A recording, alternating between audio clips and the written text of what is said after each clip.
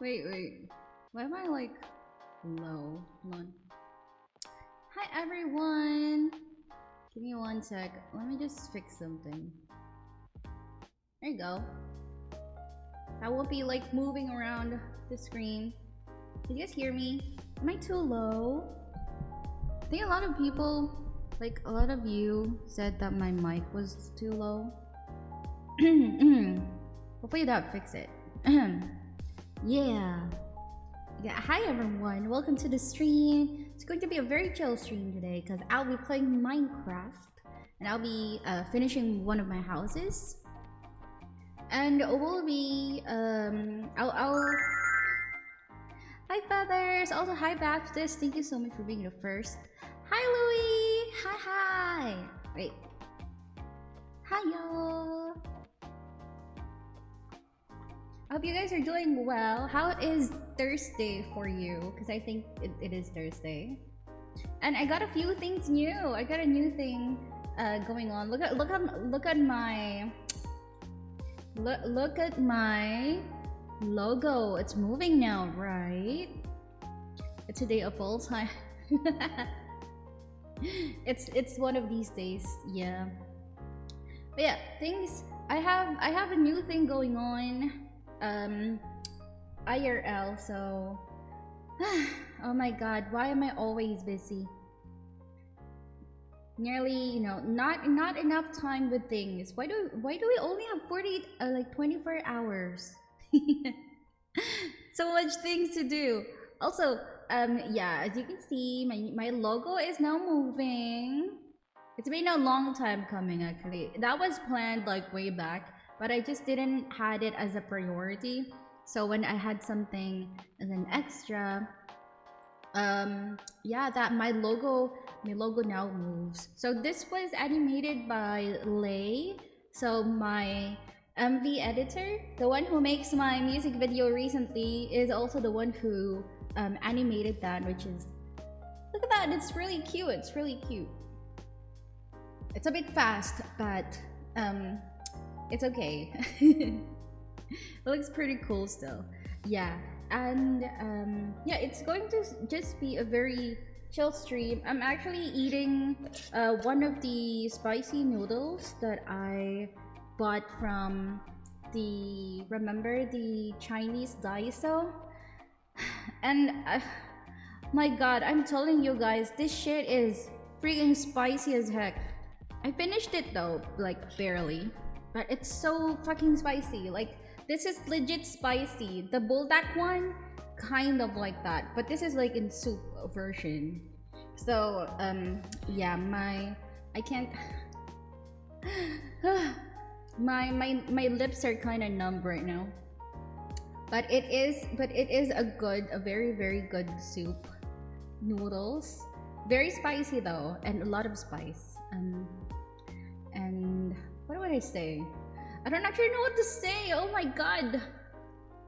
But yeah, I hope you guys are doing well today. I hope nothing is wrong. I hope you guys are keeping yourself safe, especially here in the Philippines. Everyone here is just experiencing rain all day. So I hope you guys are safe. I hope you are not flooded and whatever it is. And yeah, what are we going to do? Nothing really. We're just gonna do MC. I'm just gonna be playing here until morning, until later. I will have my work by around 7 p.m. later on, so that'll be like 7 a.m. 7 a.m. EST. So I am on morning shift on my work. So wait, is the music too loud there? So yeah, I hope my schedule's changed though. Technically the time is fine, it's just the off. My off just sucks, like for real. It just fucking sucks. Yee. But we'll make it through, hopefully. I'm checking on new schedules, and I've been speaking to our managers as well in terms of like having a new schedule, because this one really sucks and there's a lot of things going on. Yo, oh my god, wait, I was just scrolling Twitter, and V Shoujo actually has a statement now. Oh my god, wait. Let me just read it real quick. Oh my god, we need tea. Okay, I'm reading the tea. So it says here, the shoujo has failed and I've mismanaged the company into the situation you're all witnessing. So today I am sharing the difficult news. The V Shoujo is shutting down and I take full responsibility for the decisions that led us to this point. I've been doing everything I can to fundraise and right the ship these past few months, but despite my efforts, we are in a worse position and those I care about are now paying the price. Over the past few years, we raised around $11 million to pursue a bold, talent-first approach in VTubing, prioritizing creators and community over short-term profits to achieve long-term sustainability. Our funding went directly to our creators through generous splits, debut investments, infrastructure, concerts, events, and staffing, all designed to support them. We also wanted talent to own their IP, which we knew was a unique creator-first approach for an agency. However, despite all our efforts, the business failed to generate the revenue we needed to sustain that model, and eventually we ran out of money.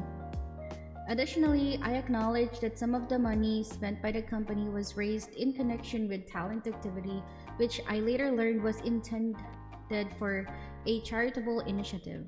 All the time, we were working hard to raise additional investment capital to cover our costs, and I firmly believe, based on the information available to us, that we would be able to do so and cover all expenses.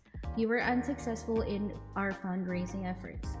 I made a decision to pursue funding, and I own its consequences. I'm deeply sorry to all the talent, staff, friends, and community members who believed in our brand. You did not deserve this.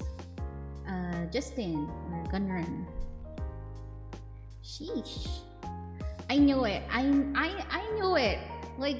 Like business wise, the money that they raised before was most likely reinvested.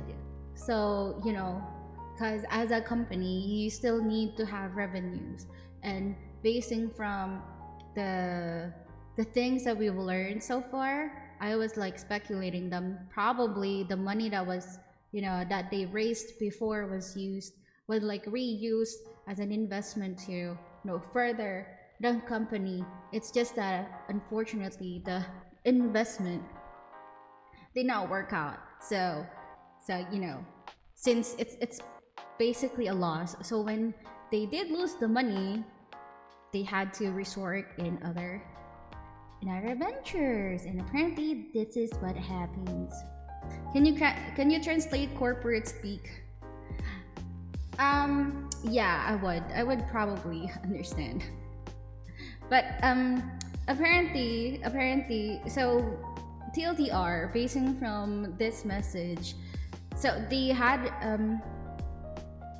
yeah, when you don't pay talent for an average 6 months, I believe that I think like business wise they were really trying.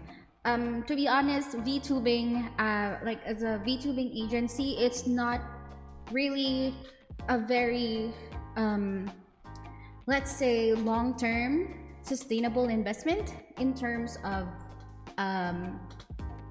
money, because as things come and go here, and not every time your talent will have the same amount of revenue that they will be getting every month. So it is very like dependent to what they're doing, to what the fans are giving out.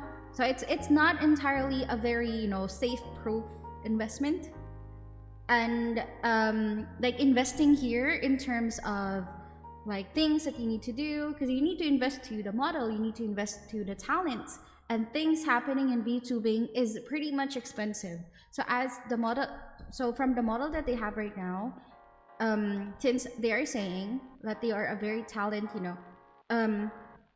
talent first approach, and they did say that they were prioritizing creators and community over short-term profits. So most likely than not, even though the creators are being successful, they're not really fully generating the revenue needed to sustain the company.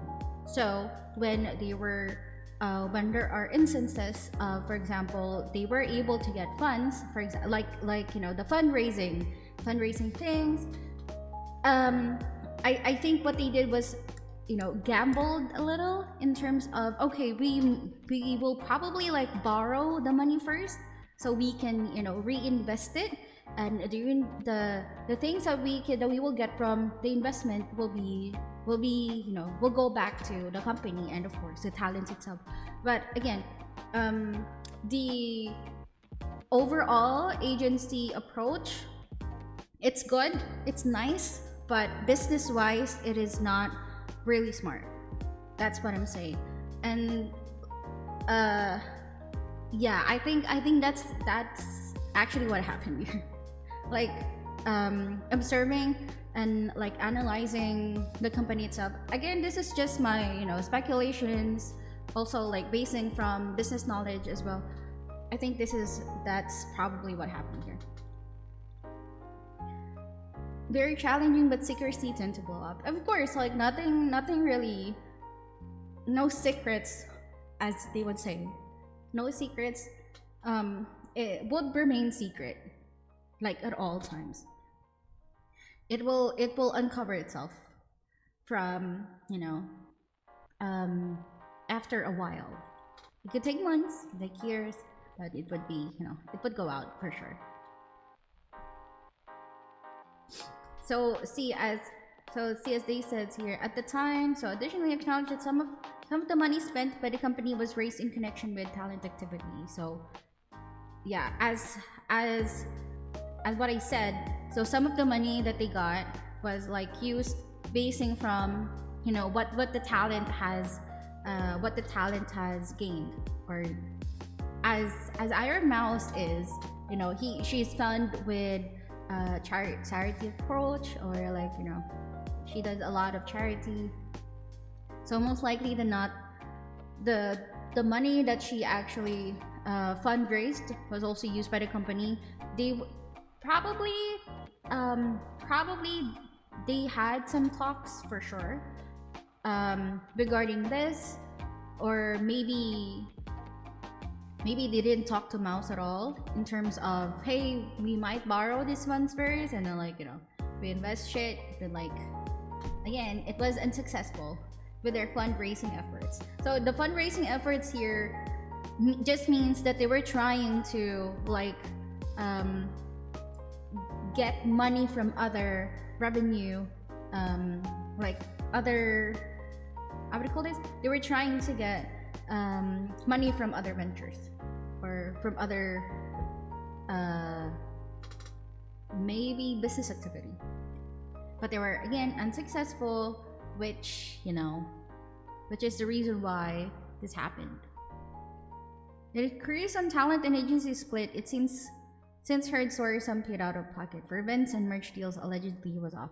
Okay, so coming from an agency as well, as you guys know, I was with Kyun before, right? And I technically know a bunch of let's say just business stuff.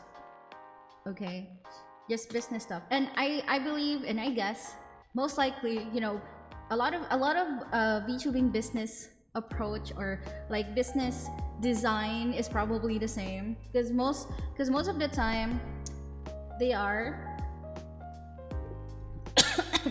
would be the same as like VG Sanji or whoever is first in VTubing, the VTubing agency. The talent split most likely, most of the time, is going to be dependent on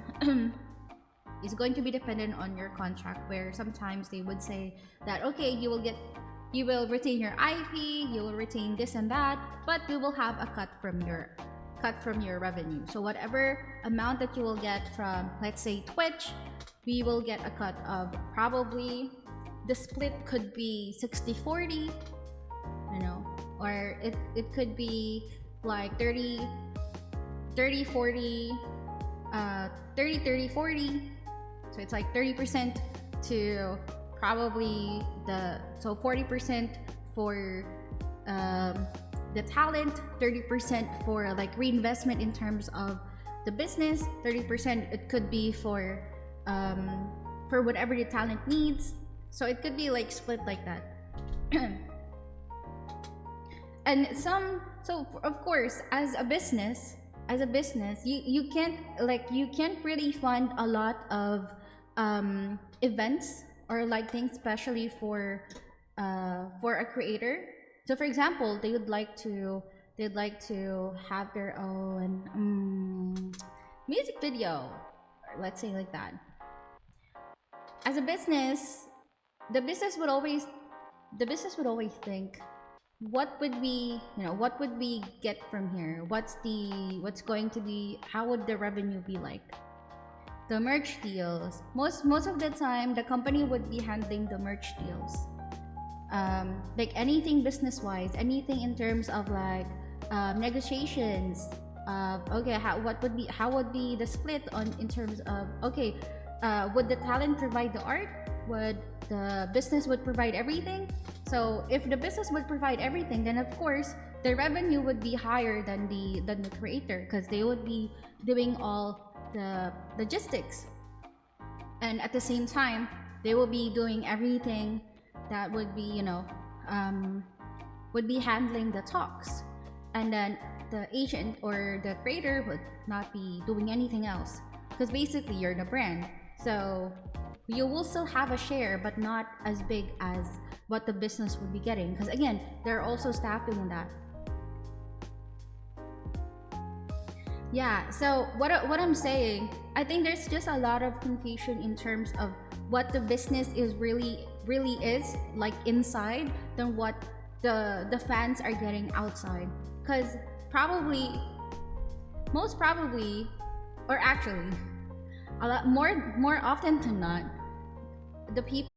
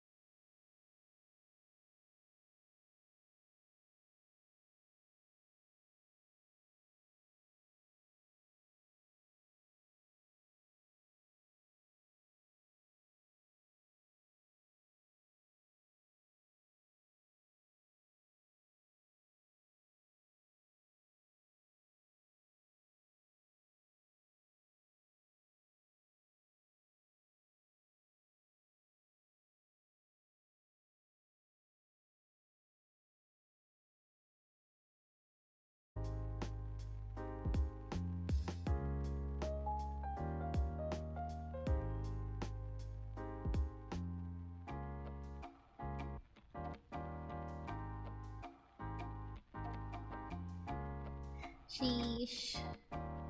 Okay, like, okay, another thing here. It says, okay, the CEO or Gunrun Justin said here that he didn't know that it was for charitable initiative. Oh my god, bruh. Many things that would take time to sort. Yeah, so apparently they did say, or he did say that he didn't know that the money. So of course they would have a bank account for that. He didn't know that the money was from a charitable initiative, and he just used it. Unbelievable. Oh my god. Okay, there's a lot of things happening here, but it is very much clearly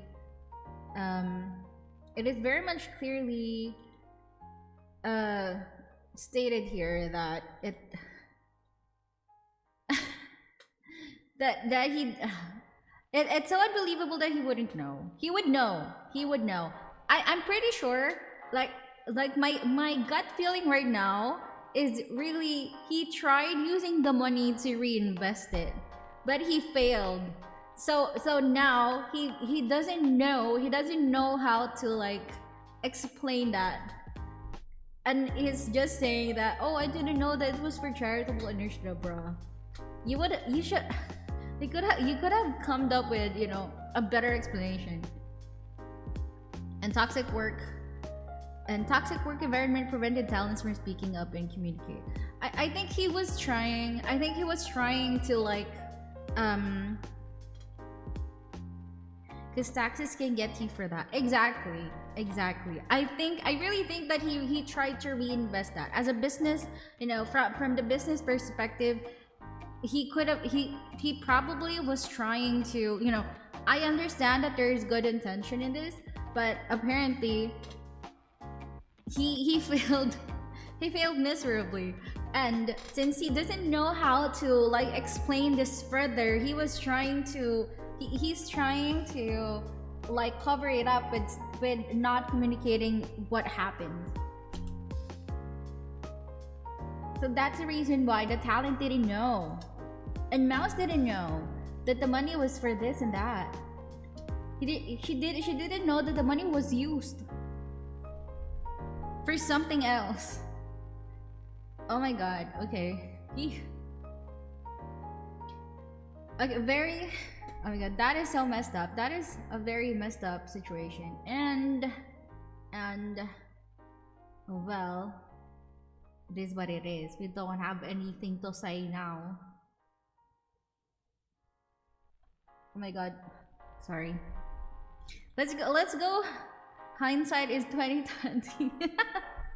They trusted them too much, which it happens. I feel like the talent, like, you know, they had trust with Justin or their CEO, because probably they didn't really have any idea that he would do that, and the CEO probably was trying to, you know, like make their company better.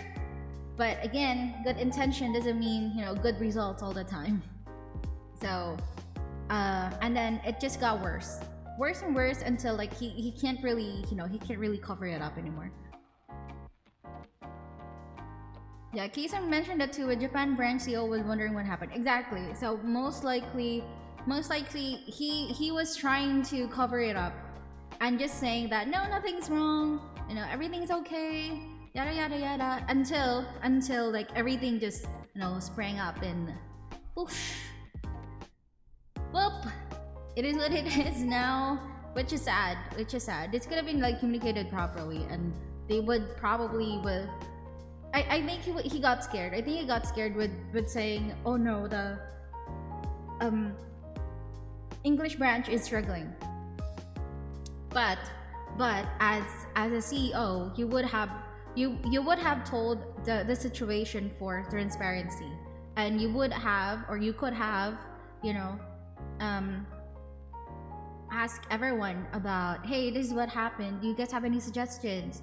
You know, there should always be like a suggestion box, or like suggestions of like things okay, can we try this strategy? Can we try this and that? Because, you know, the talent would not leave you right away if they trust you enough, if they know that you can handle things. If he would have been just, if he would have been just transparent and like just honest with the situation, probably this could have been prevented. Like things would have been solved internally, and things would have been, you know, they could have had an arrangement. That's what I'm saying. Lawyers involved, discovery would happen, and we'll see if anything from there, and hopefully Tams gets their dreams. Exactly. But it's just an unfortunate. I guess it's just a very unfortunate situation.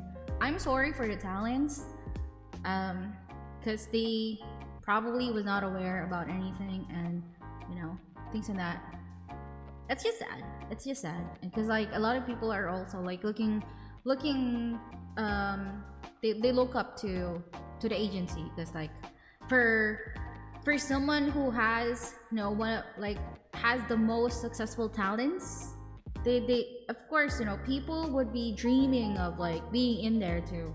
But well, things can be like my phone battery is gonna get, I need to charge it. So we are going to go to play now, and so that I can go to using my PNG.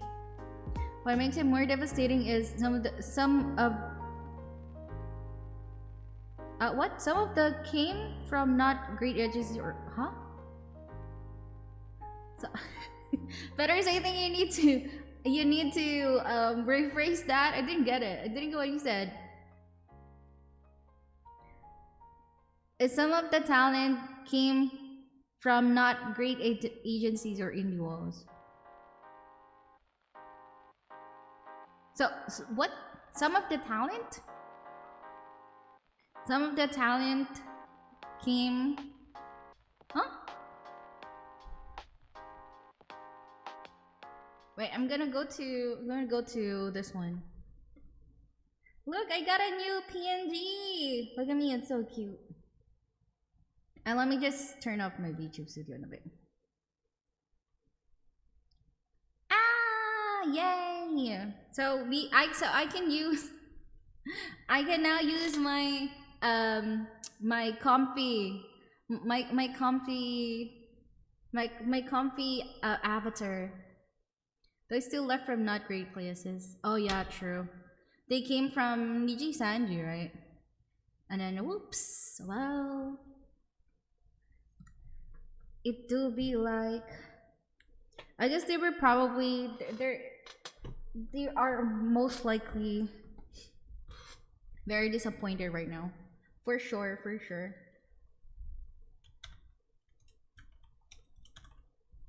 Minecraft.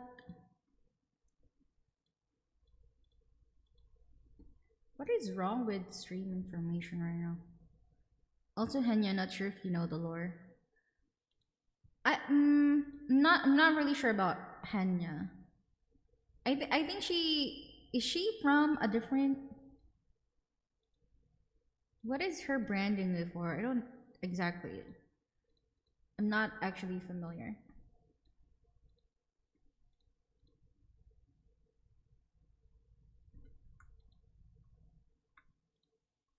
Let me also just lurk.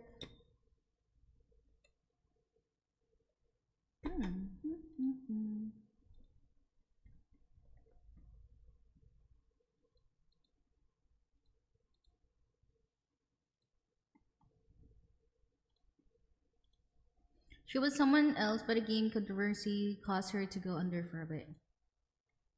Oh, I don't know. I don't know it. I am not aware.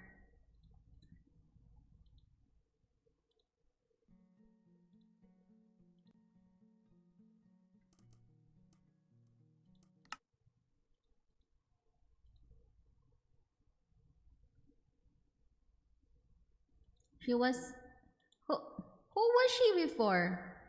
A bit of a long story. Oh wait, is she a what do you call this? Was she a different VTuber before? Or is it the same? Pikami? Mm, not really familiar. Mm, can you guys hear the game?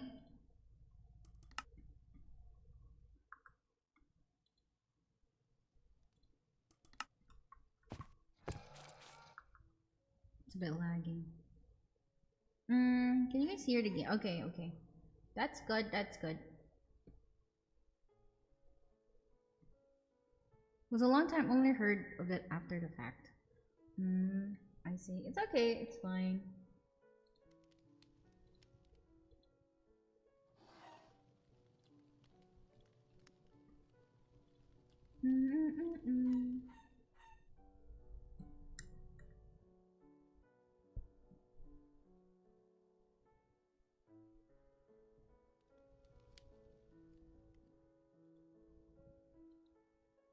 Give me 1 second.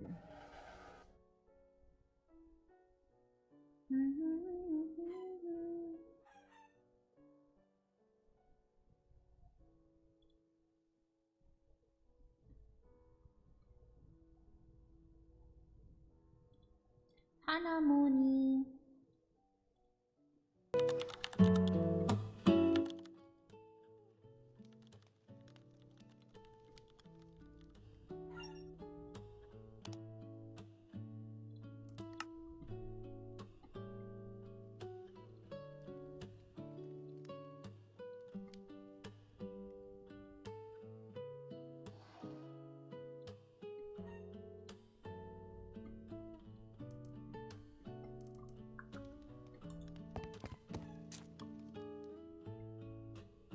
Okay.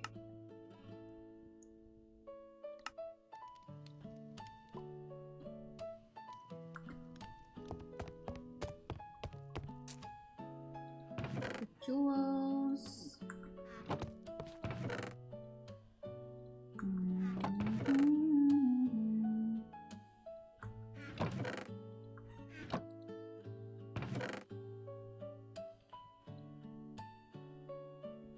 Oh my god, can you guys hear the game? Is the game there? Harry Potter game? Ah! Okay, okay, I get it. I think I remember now. Okay, I think I remember now, Feathers.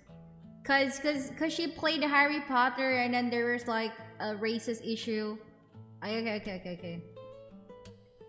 Got you, got you, got you. I think I remember now. Is that? Is that it? Is that it? Because I remember there was some backlash when you play what do you call it? When you play that game before, right? Yeah. Bro, that was so stupid. The game was not the game was not made for her.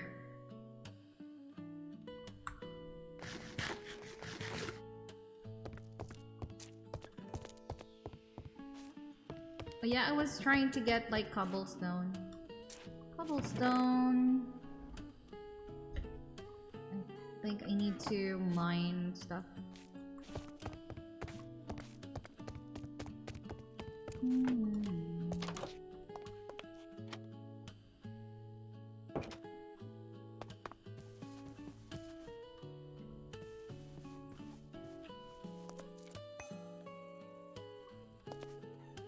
Come on, Sparky. Creator apparently had nothing to do with making that game. Exactly, exactly. The one who made the game isn't exactly with the developers or the creators of the game. And apparently like people just had some backlash over it. Crazy. Crazy if you ask me. It was just, I don't know.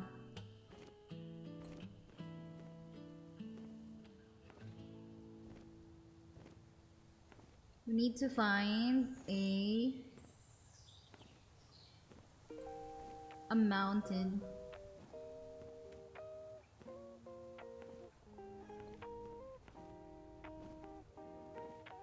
with stones. I guess I can get these. Are these stones?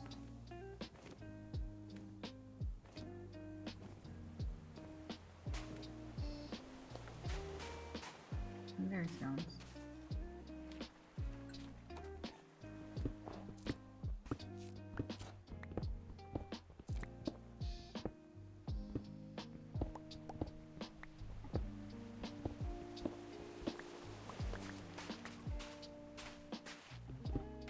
Stupid people being stupid. Yeah, like what they did with what do you call what is that game? Hell Divers, bruh. That was just stupid.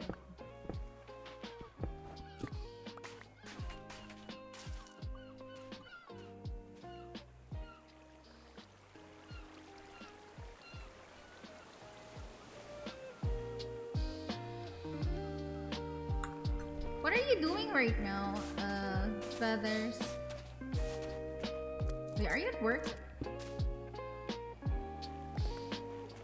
Are you at work right now?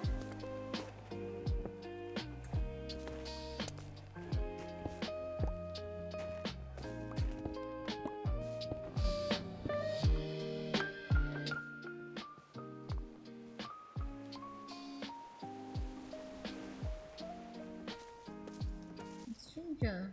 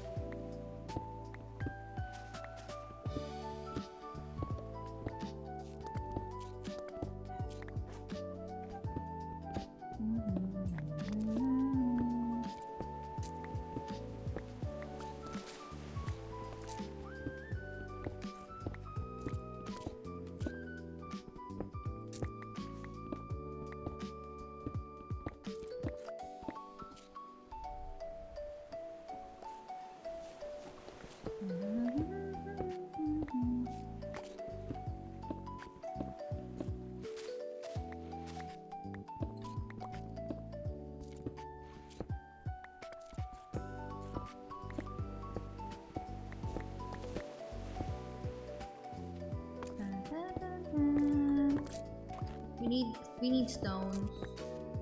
Or no? Or mobs.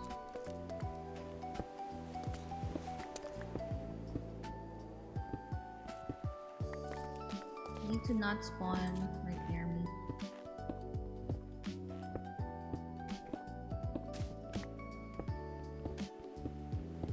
I just need stones, y'all.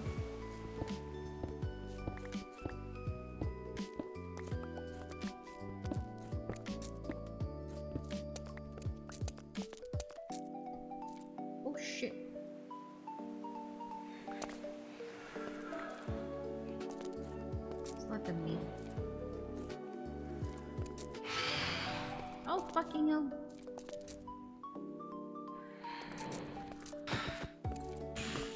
Come here, bitch. I should have slept first. I guess we go home.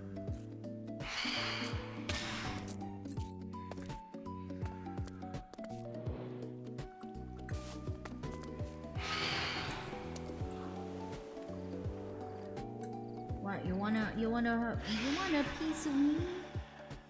Where is it? Ah, bitch.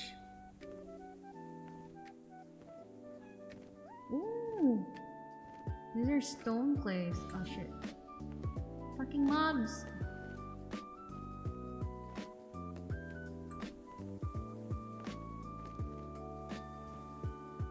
Let's go find. Look at that asteroid right there. Sheesh.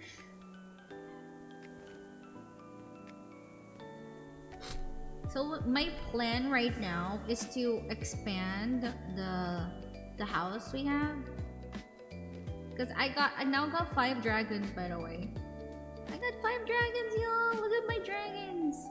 I'm gonna be the matter of dragons here. We need to just stay here, Sparky. Sit there. Look, I got some baby dragons. Oh no, they're not baby anymore. Hey!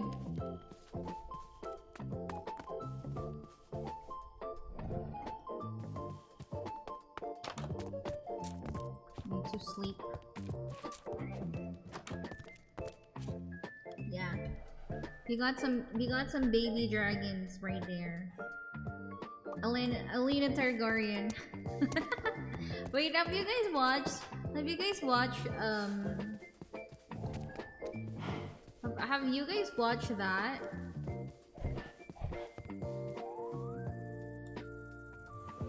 Game of Thrones? Honestly, Game of Thrones was really great. Except for the last fucking 3 seasons.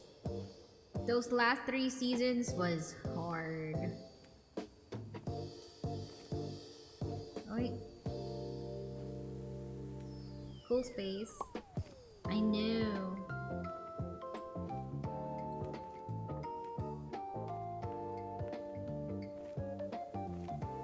Never watched? What?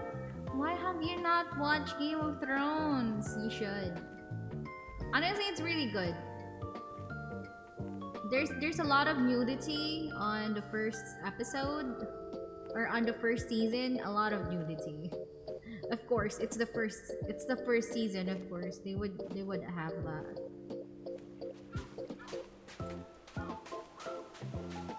But it's honestly a really good. It's a good series. They just did it bad, honestly, on like the last parts. I don't know. I think they were trying to like fasten it up, but it didn't work. My interest in TV shows are fickle. Did watch those scenes, but honestly, it's a good series. It's a good series. Like it's a good binge. Not gonna lie, it's a good binge. I just hate what I did on the last part. Like last 3 seasons, it wasn't as good as the previous ones, which sucks. But it's really good. I remember waking up so early just for me to watch the seasons, like in the morning, cause UK time, right? And they would release that like freaking early in the morning. So I'm like, ugh. Bruh.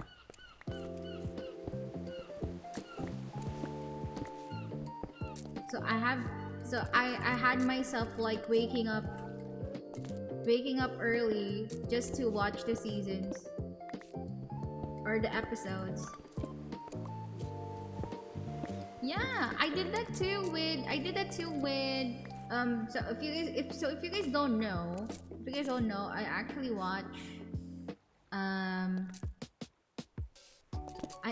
watch Sherlock from BBC. The Sherlock with Benedict Cumberbatch. Yeah, that Sherlock. Hi Storm, hello, welcome to the stream. Thank you so much for checking in. But yeah, so going back, so I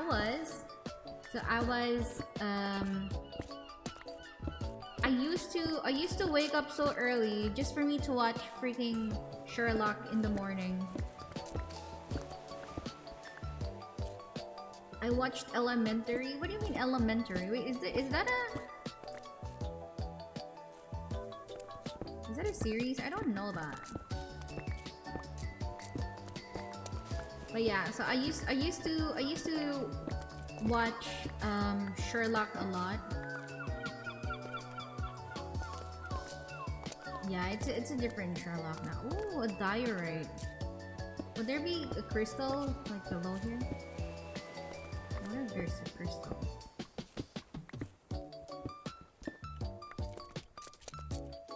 This is just water. Oh! Oh my god! Ellie! The cold mother has arrived! Oh my god! Hiya, Ellie girl! Thank you so much for the raid! How are you? How are you today? Wait, let me turn off let me turn off my music. Hi everyone, welcome to the stream. This is Alina May, your HRV tuber. Where the heck? Okay, I go down. Oh, I go Genshin. down. I mean, I'll go down. I'll go down if that's what's needed. I definitely will go down. Oh my god, Ellie. You're Okay. going down. Here goes. I'm here. No, I did karaoke yesterday night. Not right now. I'm doing MC. Oh my god, Ellie's gonna go down. Gonna get down. Oh yeah. Did you arrive? All this time, You Feathers. arrived too early. God dang it! You've been here all this time. You didn't tell me I'm on still reverb, bruh. Name a time and place. Okay, back to lurk. All this time, Feathers. Please. I've been yapping. I've been yapping since earlier. I was even talking about V-Shoujo. And then all this time I was on reverb. God damn it. Oh my god. But your voice is good either way. Still. Oh my god. Now they thought I was on now they thought I'm gonna go karaoke. I mean I don't mind. I can do MC and karaoke if you guys don't mind. I don't mind singing while I'm building. Remember I used to do that with truck. What do you call that? Euro truck, there you go. I used to do that with Euro truck. But anywho, welcome everyone. Welcome to the stream. Thank you so much, Ali, for bringing your community over. I hope you had a good stream. I'm actually lurking on your stream with Zero. I think you guys were doing Tekken, right? Yeah. I hope you guys had a good training.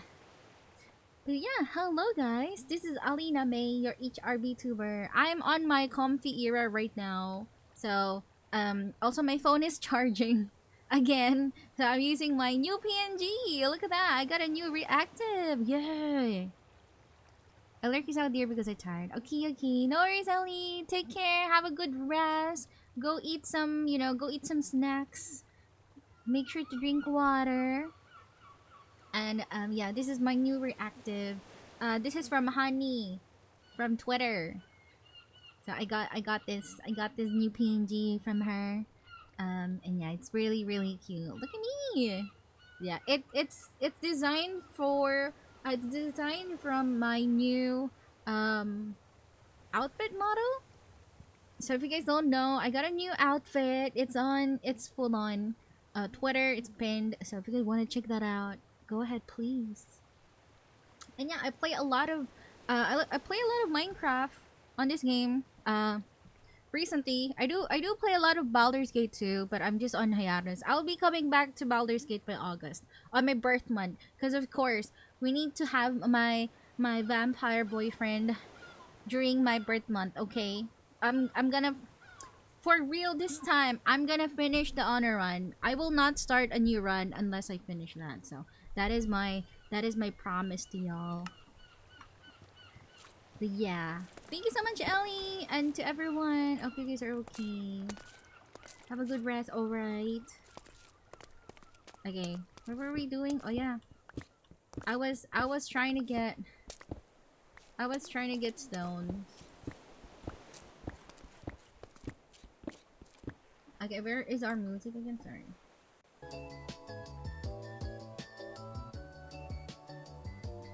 So yeah. Where were we earlier? What was I talking about? Oh yeah, there you go. I said that I used to binge Sherlock a lot before. And I actually like Sherlock a lot. Sherlock is a really, really good series. It's just sad that I don't know.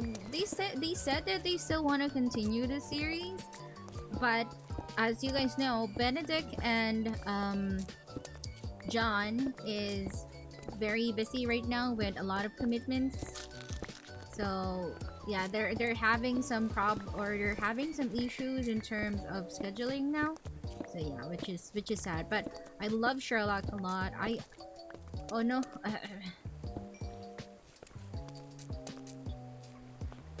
I enjoy watching it.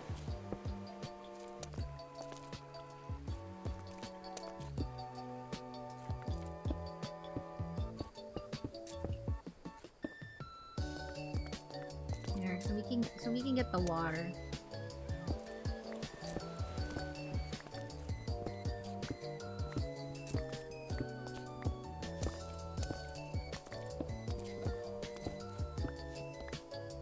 Yeah, they both big time actors. True. But they really did a really awesome job with that series, I'm gonna lie. I love it. Ooh.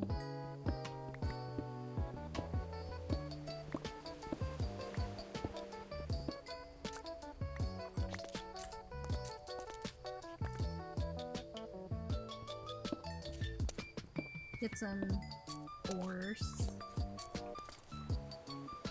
I would probably like just get every stone right here. We're gonna get some.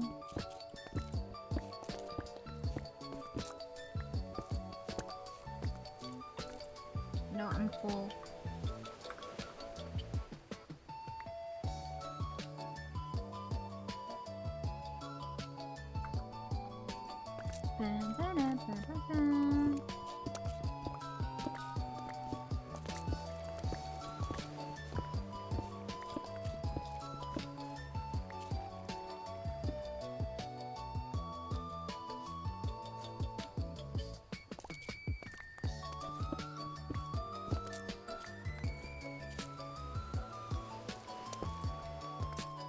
There you go. So there's no more water.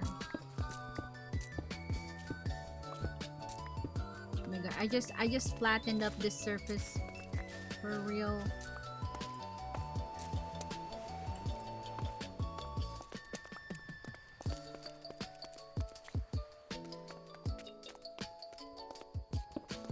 Let's get this diorite as well. Why not? For white blocks.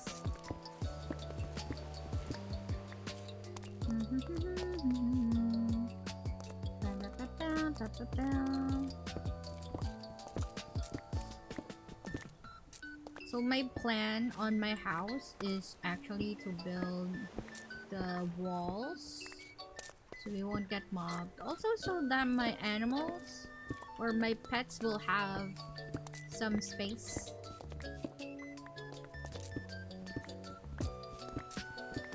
Because right now they're pretty cramped.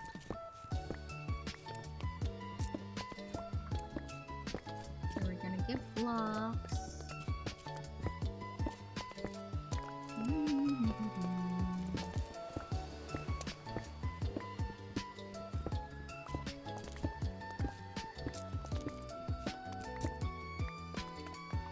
How many? Okay. I think we have enough. We'll just come back when we need more. More. Oh, what's that? Yeah, let's go back home. There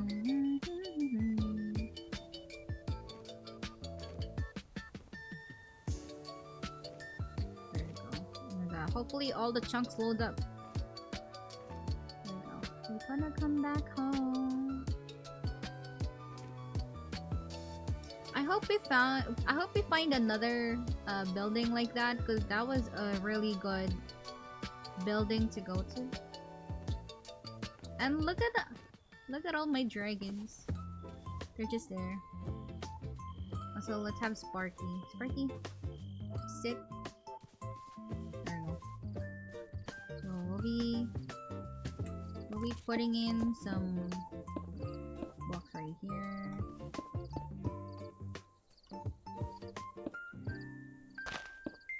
Gotcha.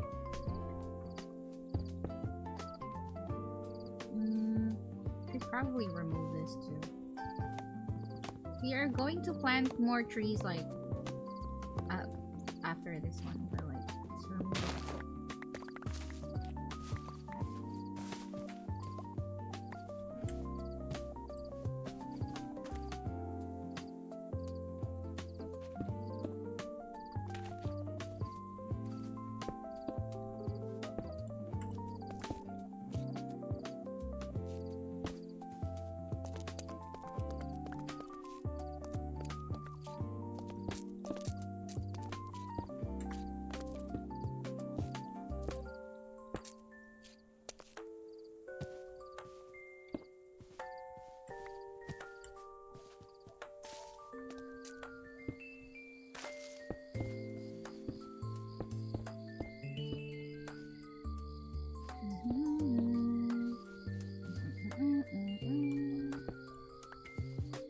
Back there.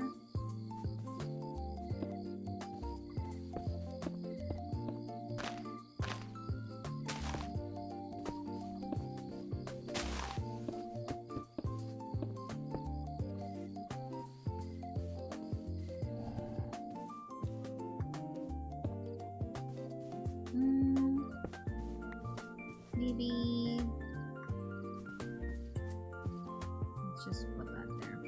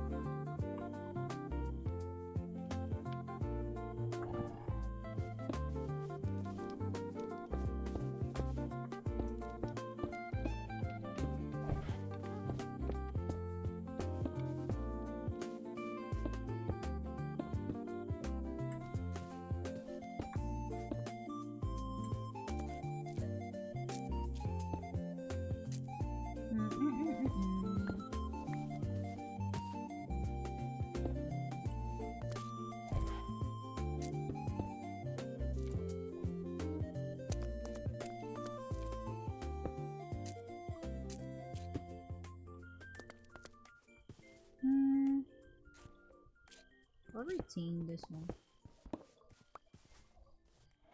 We need to.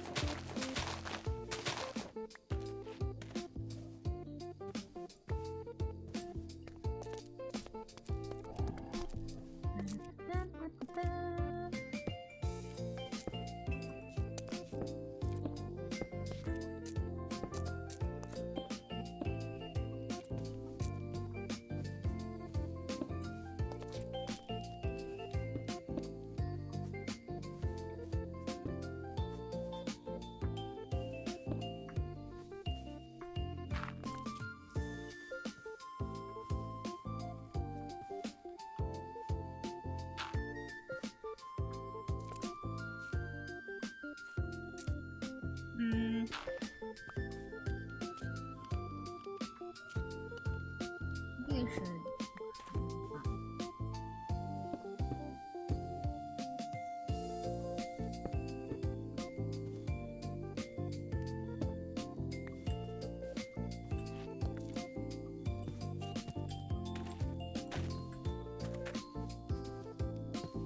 Hey.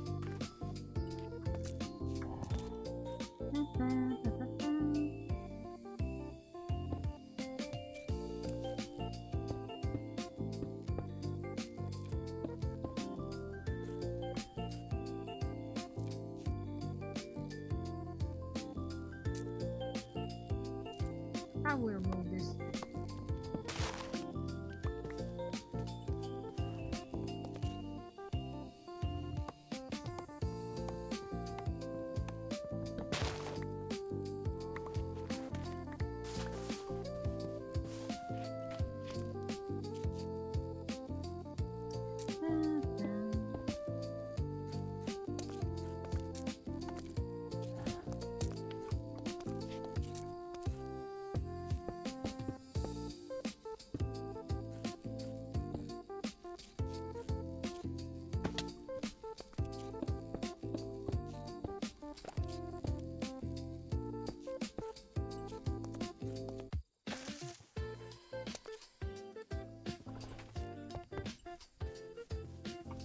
Where's the other cobblestones? Guess we need to remove the blocks here. Yep.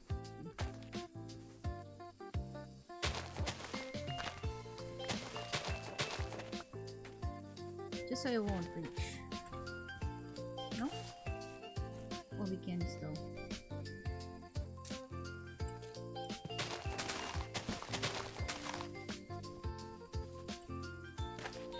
There you go.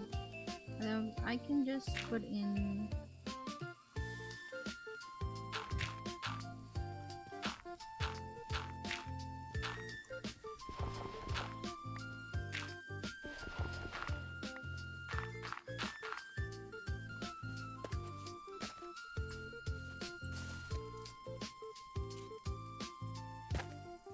To make this wall higher.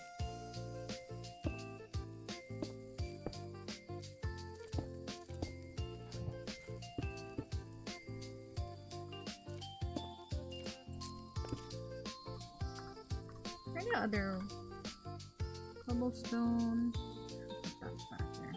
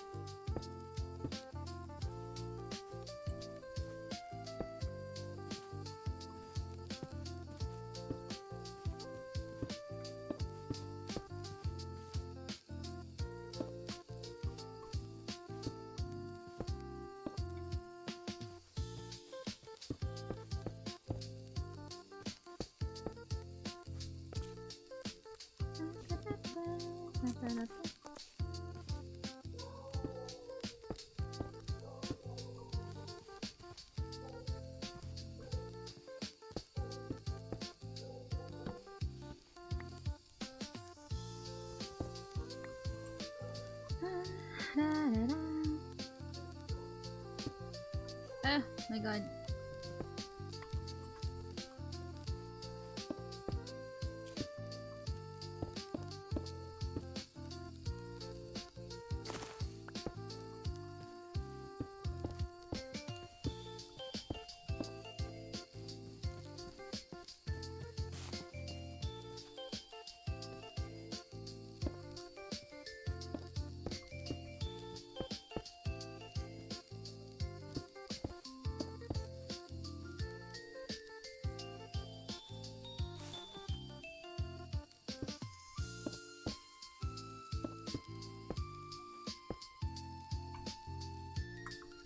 God, I think we need more.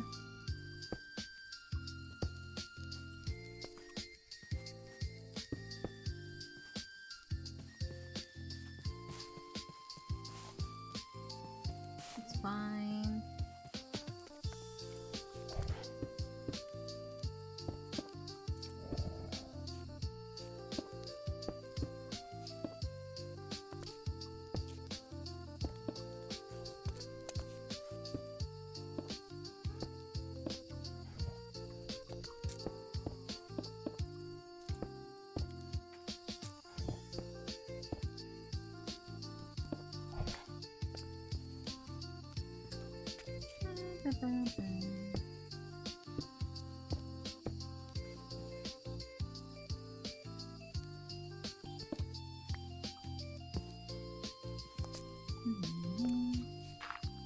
Ah.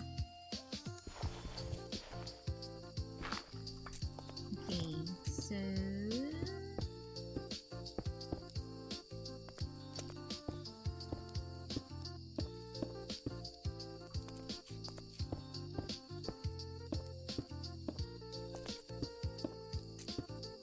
oh, I like 3 rows.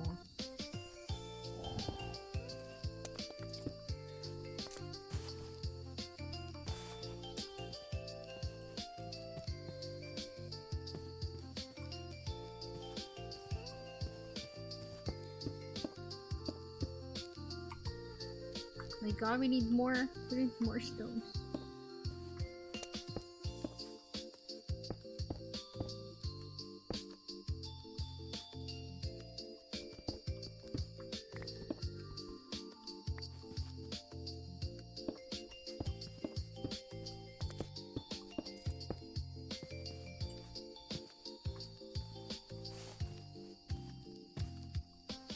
Hi, Cringy. Welcome.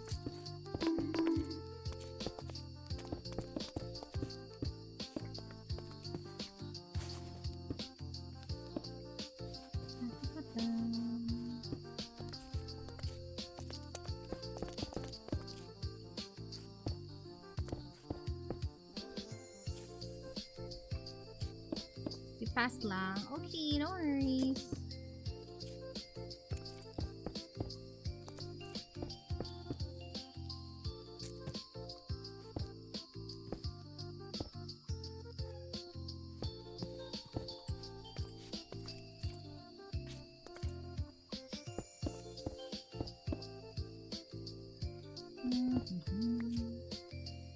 There's like 3 layers is okay. Yay! Let me get these.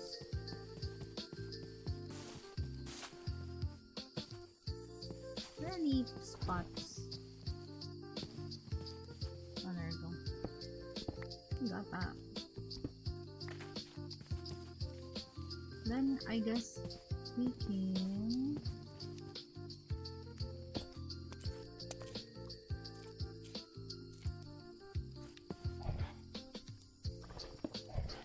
remove these.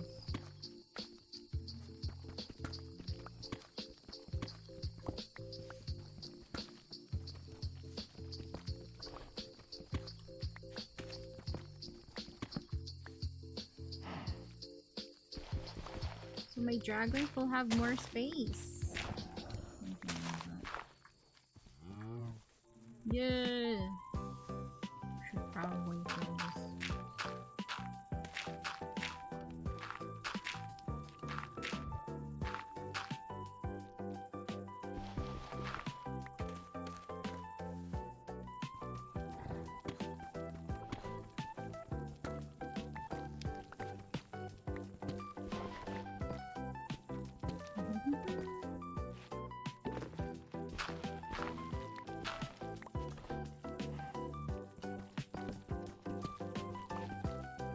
Hi Thor! Hi Tom! Hello!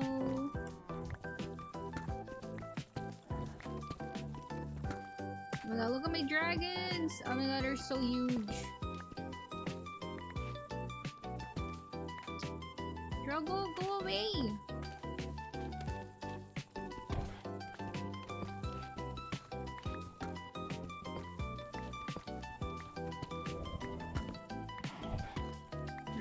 There we go. So they can roam around. We'll probably fill all the spaces.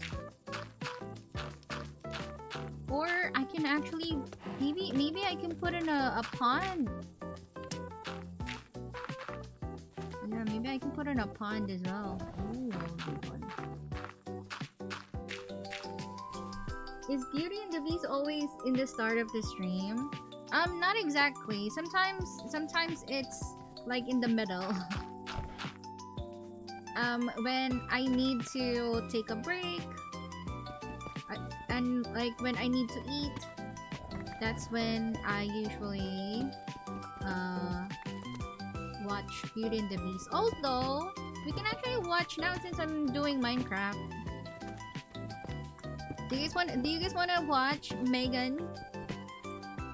Do you guys want to watch some horror documentaries again?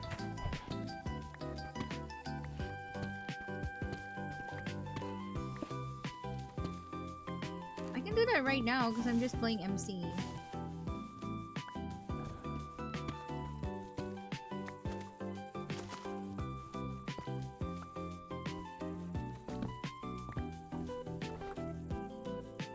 Please not now, I'm about to I thought you want to because you were asking.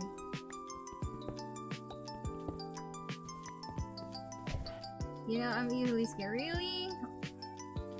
It's okay. I'm the same. I'm a scaredy cat. I'm easily scared too.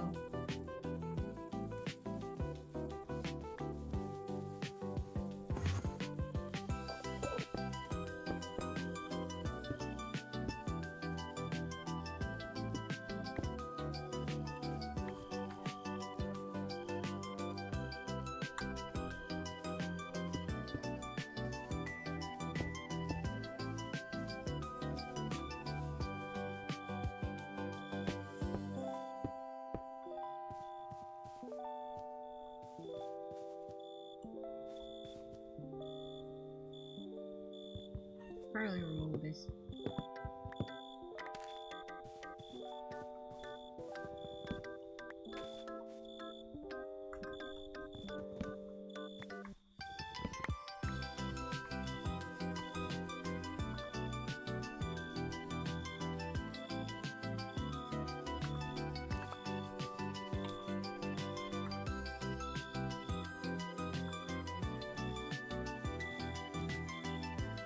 Well, I have like, where is my dirt? There we go. Dirt.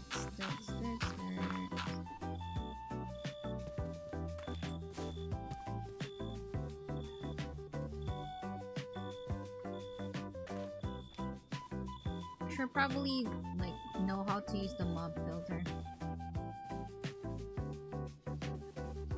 See, now I can have.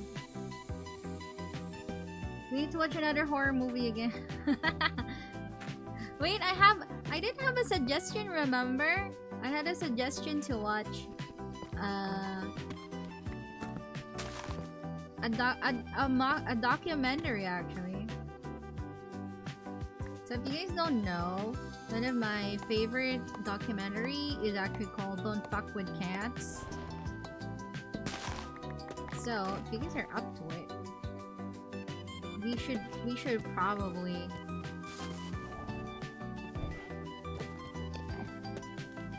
I should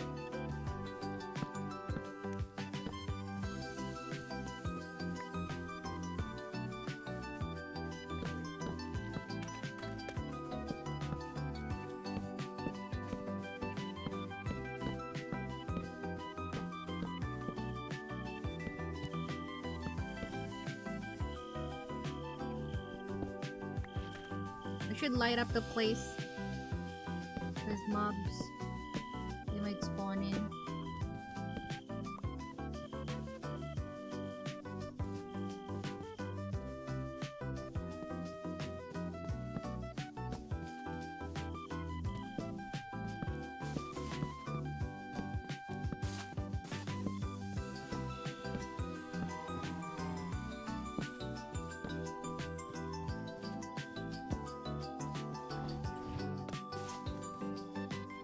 Can you watch it tomorrow, please? I also want to watch, but I can't right now.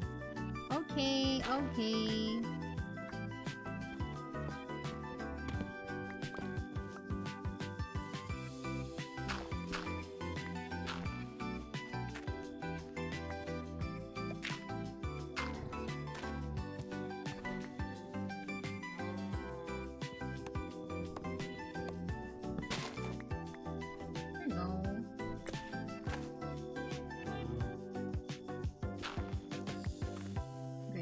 To remove this.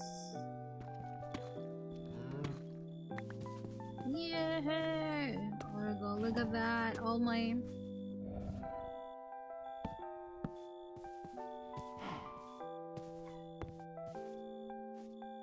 to remove this.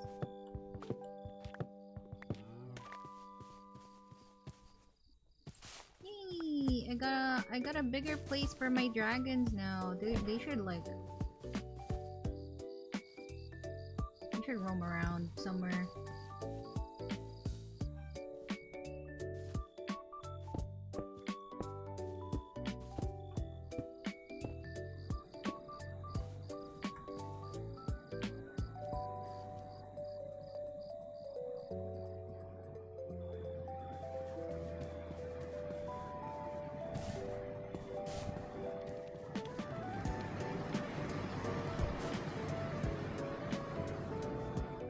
then we can put some.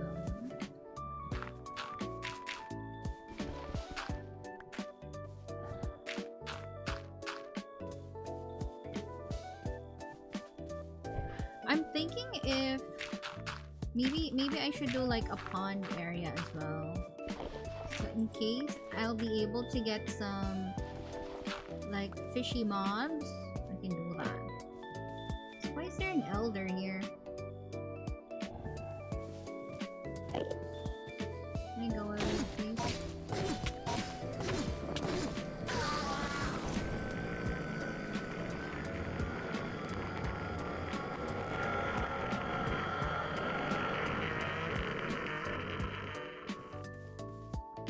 Okay, they're gone.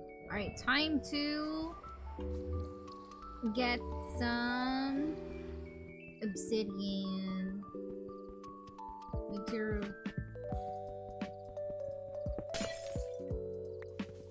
We're gonna move the nether.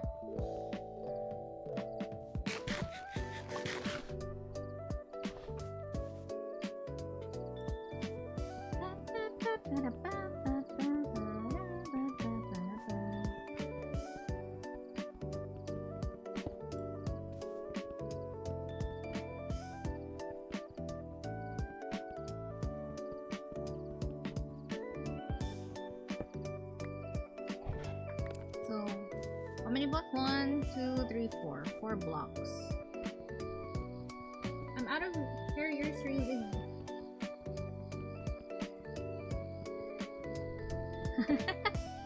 You wanna watch more? I mean, if you don't wanna sleep yet, we can watch it now.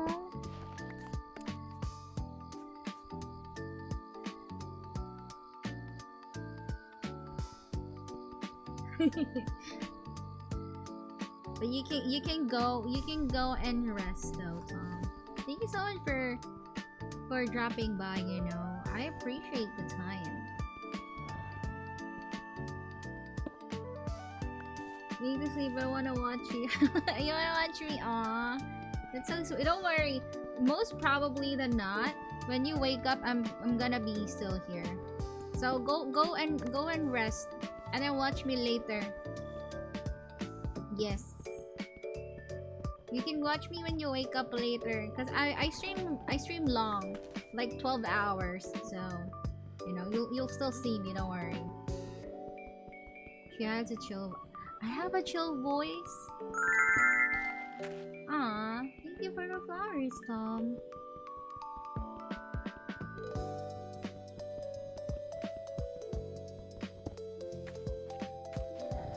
Pretty lady.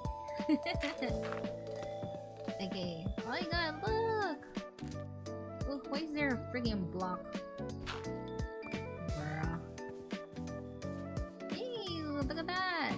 All my dragons are gonna be wandering around here for sure. Okay, see you, Tom! Thank you again! You take care, alright? Have a good sleep.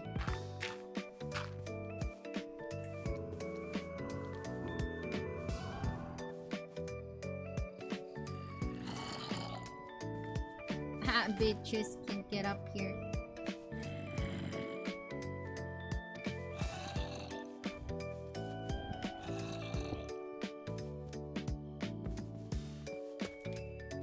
Okay, where should I put the nether portal? Maybe I can put it here.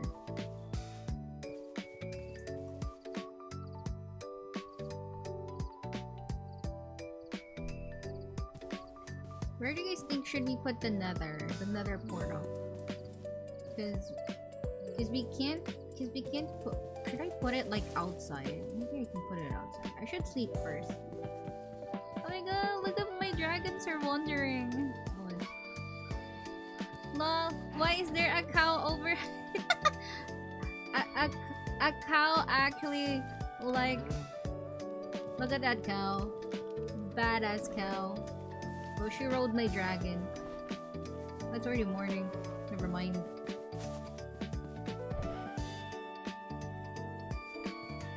Okay. Where should we... Where should we put the nether portal? Because it should be outside. And I need to put some stairs over here. Alright, stairs there. Yay! Oh, put them in dirt.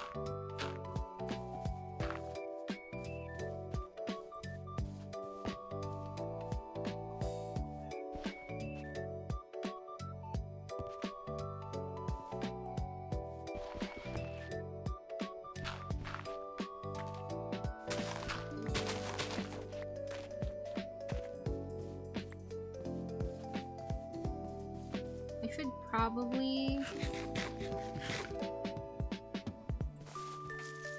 trim down this place. Or actually, put on.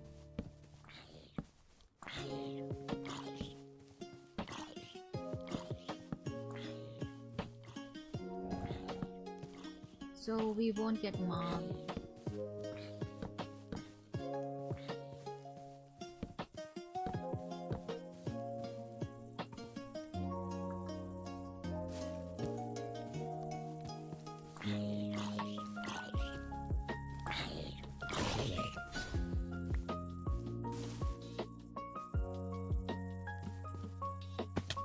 Ow.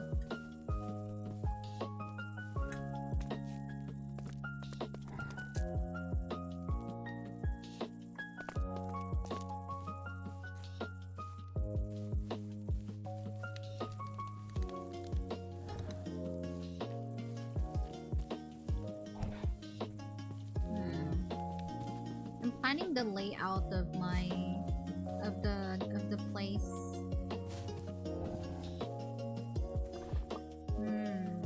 Where should we put stuff? I'm thinking.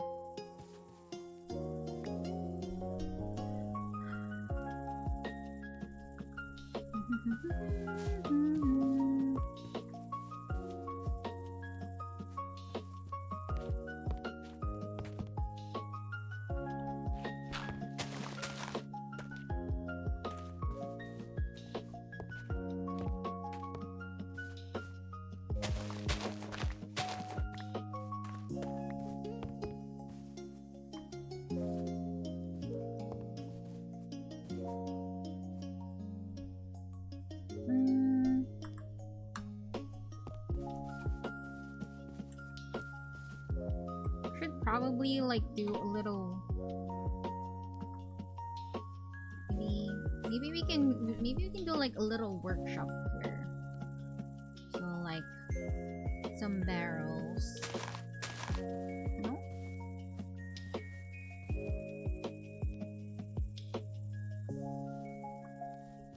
Maybe we should do it here.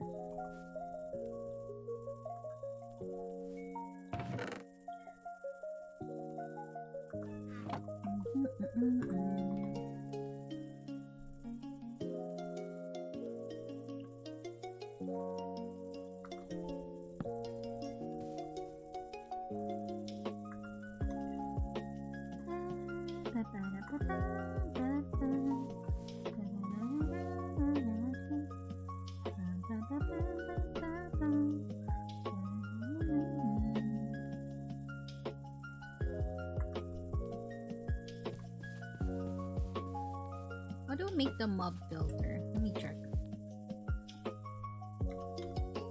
Mob builder. Ah, we need a gold axe. Okay, so stone gates and pickaxe. Okay.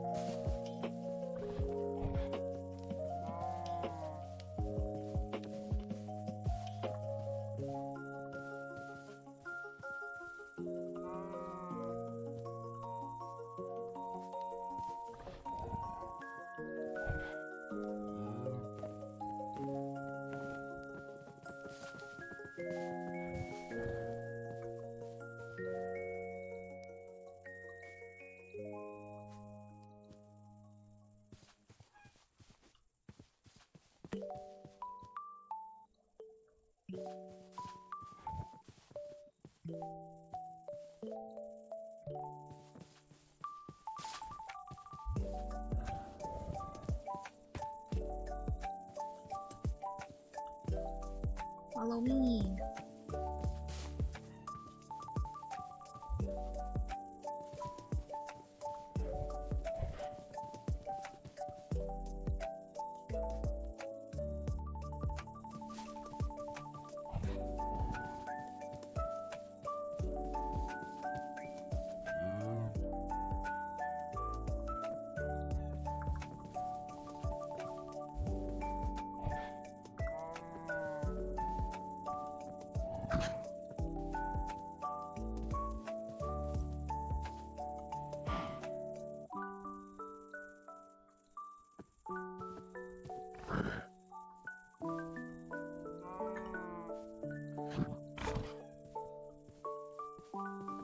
Let me get the moon.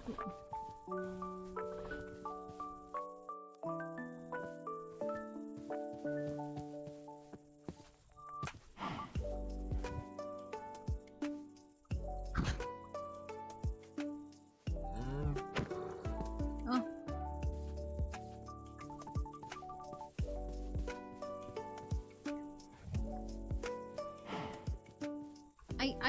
I can't remove the freaking.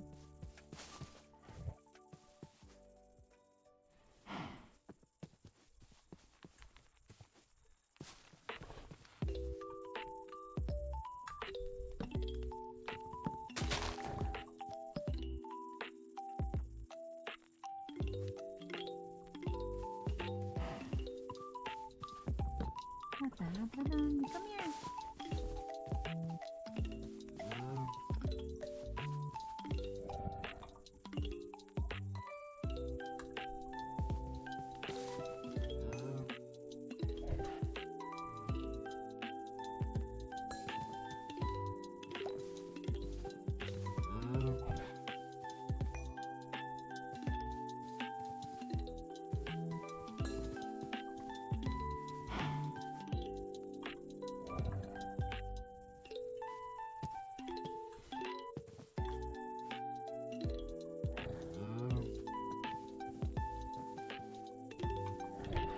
Oh my god, how can I put a saddle on that thing?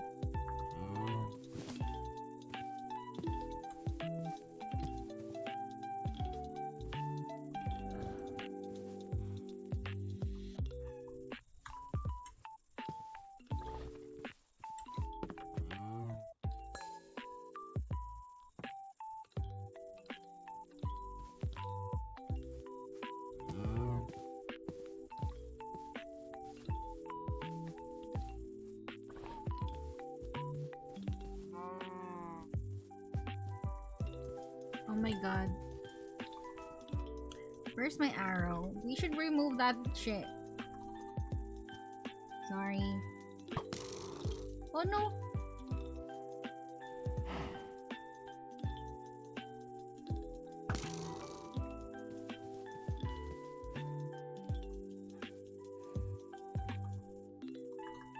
Okay, never mind. How can we get that? How can we get that cow off of it?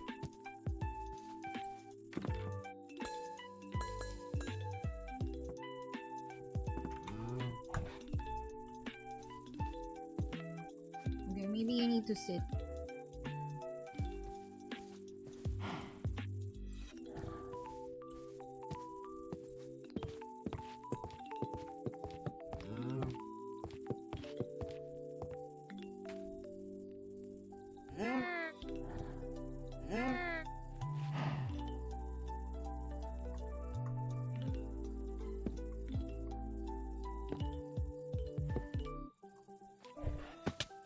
Fuck.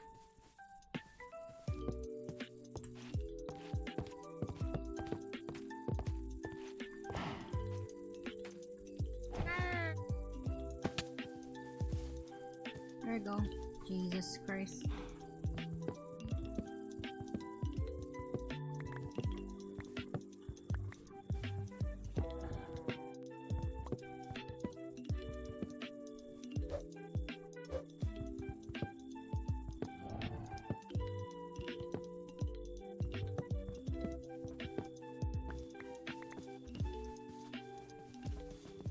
There you go. You can just sit. Just sit.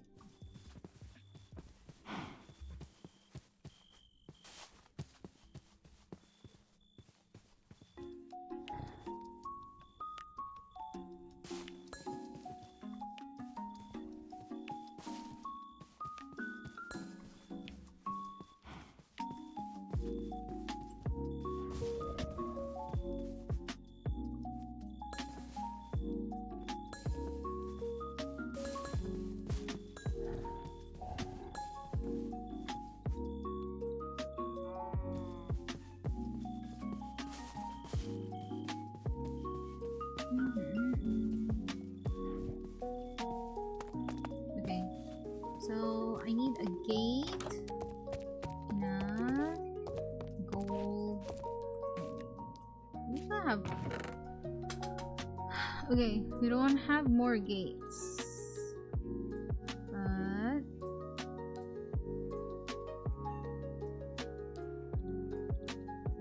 we can have a gate.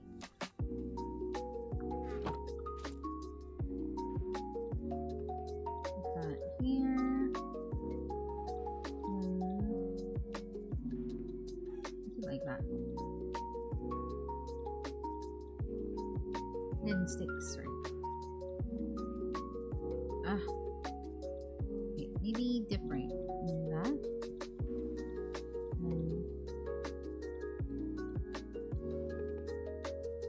There you go. And more sticks.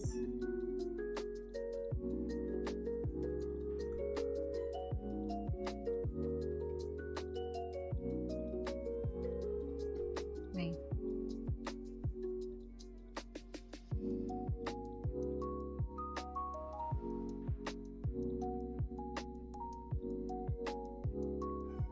Okay, 2, 3, 4. 4. There we go. 4.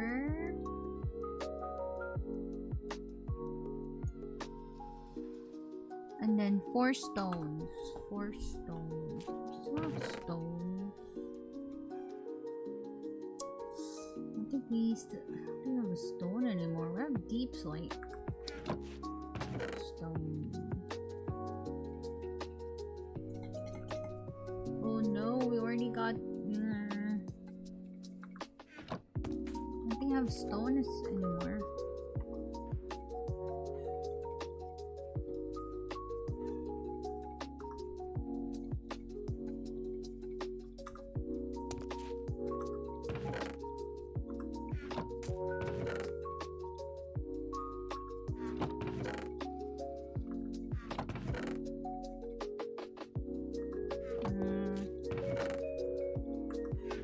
Okay.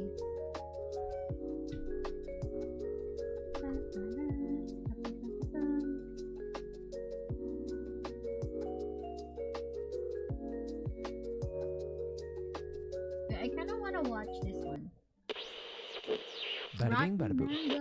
Mina was shuffling through the children's clothing racks and she feels this little tug on her skirt. And she's asking her son, "Okay, yeah, what is it, sweetie? Do you need something?" There's no response. So Mina pulls her eyes away from the clothes and she looks at her son. He's like 6 years old at this point, and his eyes are bulging out of his head. He looks petrified. And she's like, "What's wrong?" And this little kid, he's Korean, he says, "Oma, we've got to go home right now." "Why? What's wrong? Do you have to go potty? Like, I'll be done in 10 minutes. Can you hold it?" "No, the ajashi said that we need to leave right now." Mina looks around. There's definitely nobody near them, and there's definitely not a middle-aged man. All of the employees at this children's clothing store, they're young women. So she's confused. "What ajashi are you talking about? Like, I just need to grab a few more things." And Ajashi is a old man. Old middle-aged man. Yeah. And he looks up at her again and says, "That ajashi right there told me to leave." And he's pointing into the air. Mina looks, and there is nobody. She says, "Are you sure you saw an ajashi? What did he look like?" He keeps saying he was bleeding. He keeps trying to hug the nice cashier lady. Mina didn't leave because she's in this very fancy luxury shopping mall, and maybe kids just make up some things. Maybe he wanted to go to a toy store instead. Maybe he was bored. Maybe he wanted to go home and watch TV. It just didn't make any sense why there would be a bleeding man in the middle of this store. I mean, this mall is known for, you walk in, very normal to see coats going for $1,000 a coat. Table tea sets going for $8,000, $9,000. People dressed up to go shopping at this establishment. There certainly weren't any middle-aged bleeding ajashis trying to hug cashiers. It's just not that type of place. But these were the rumors that would float around Korea even to this day. Children dragging their parents out of this mall, talking about how they saw a bloody man telling them to get out. Ooh, how they saw creepy. bloody people climbing onto workers' backs, trying to almost get on their back like a piggyback ride. There were rumors that children were being warned to stay away from this mall, because very soon, over 502 people would be dead and 30 people would go missing inside of these very walls.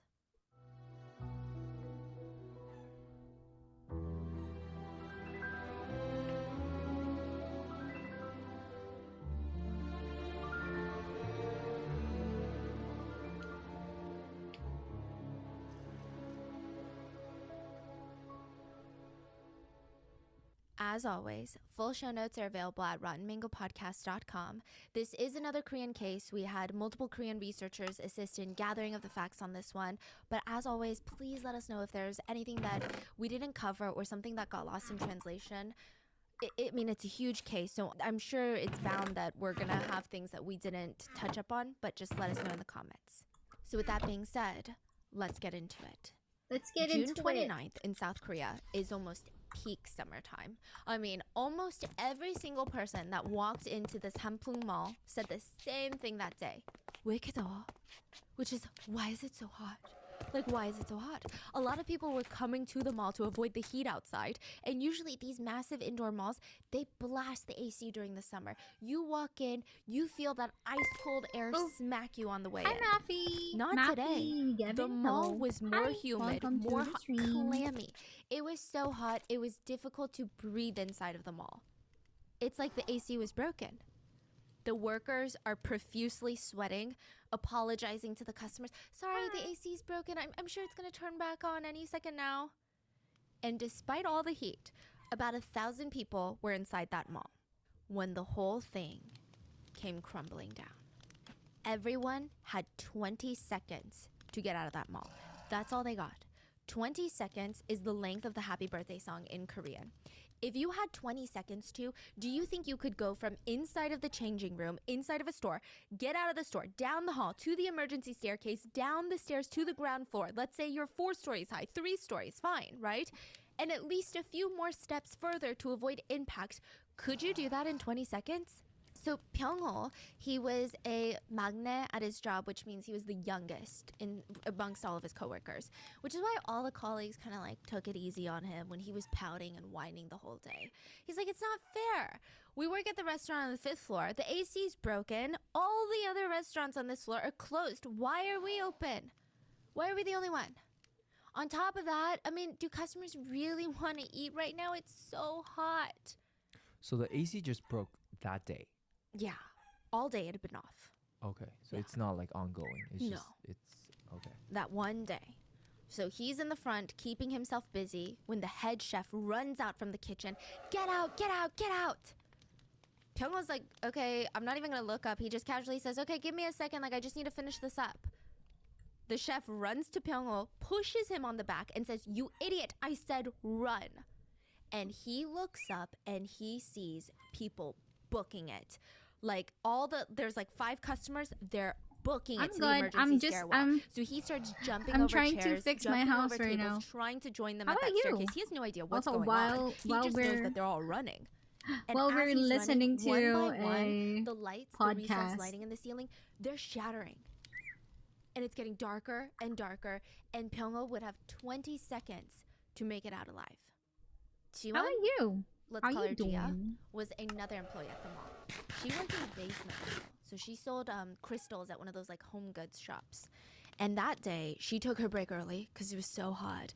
I mean, she felt like all day, if she even moved fast, if she even thought fast, she would break out into a full-blown sweat. So she tried to move slowly, reserve this energy. She had to fight every intrusive thought that she had to not just walk out of that store, quit, and never look back. That's how hot it was. She takes her break early, and as she's walking back into the store, the manager, Unni, which is like an older sister, right, starts running towards her, screaming, turn around, run, run. The Oh my last thing God. Gia remembers were these little broken shards of crystal flying at her, and she didn't understand what was happening. Just that all the crystals in the shop looked like they had exploded. Gia would have 20 seconds to make it out alive. That's so scary. 19-year-old, let's call her Sarah. Sarah had just graduated from high school, and now she's working at one of these high-end children's clothing shops, basement level of the mall. She wasn't even supposed to be working that day. Her colleague called her and was like, hey, can you switch shifts with me? So she did. God. She was coming back from her lunch break when she felt something really strange. There was a cold wind. And it felt really nice because she had been sweating in this hot, humid, dank basement floor all day without the AC. But did you just catch on? Well, yeah, why is there a cold wind, right? Exactly. She works on level B1, the basement floor. There's no exterior doors that could be opened to let in a breeze. It was a strong breeze, too. And the AC wasn't back on. That's so weird. Sarah would have 20 seconds to make it out alive. There is a man, 21. His name is Oh my God, Chen there's so Young-suk, many but we're gonna people call who him were Michael. like stuck there. He actually Jeez. started working at the shoe store in this Hampung department store. He was studying architecture, but he just needed to make some extra money on the side.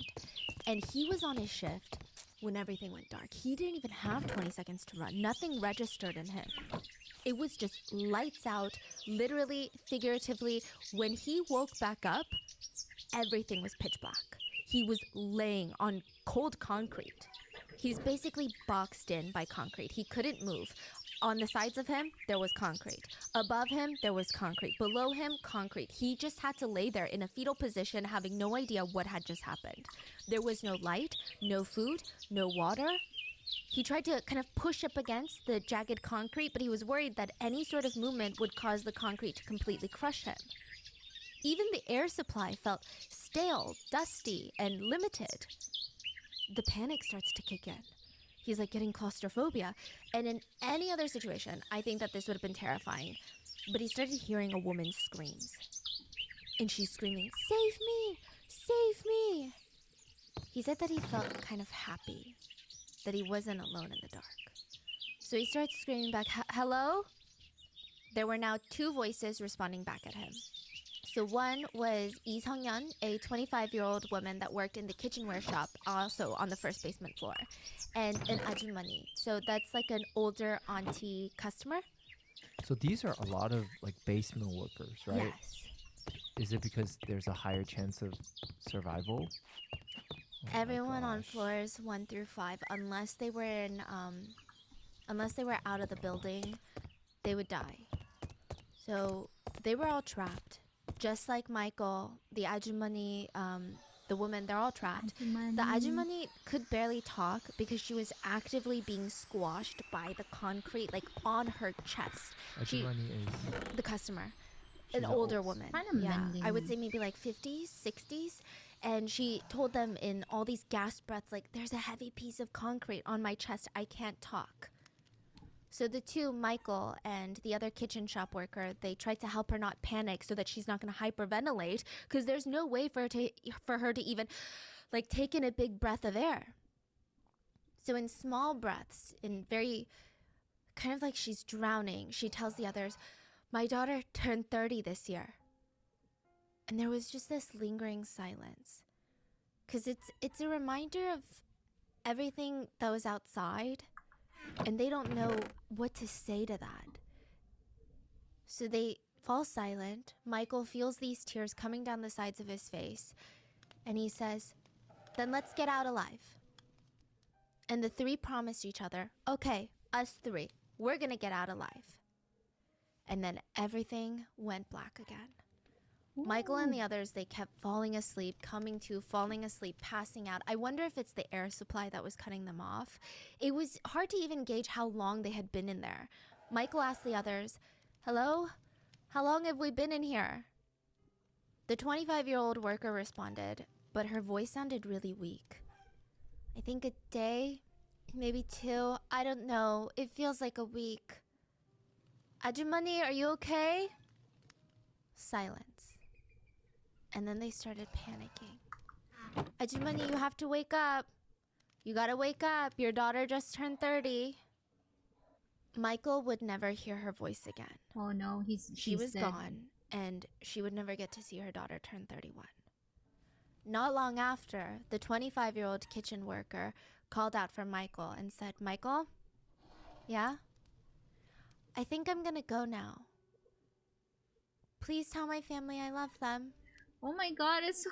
Michael said that after that, the fear of death had never been so strong. Like, he could almost taste it. It gripped his entire being. He said it's very hard to explain. He had never felt anything like that. He was all alone. The two others that had, quote, survived, they were now dead. He felt like it was only a matter of time until he died, but it's a slow, agonizing wait. He started feeling delusional from the anxiety, the hunger, and then all of a sudden, he just felt so thirsty. He didn't even feel scared anymore. It was all he could think about was water, thirst. It's like he was going crazy.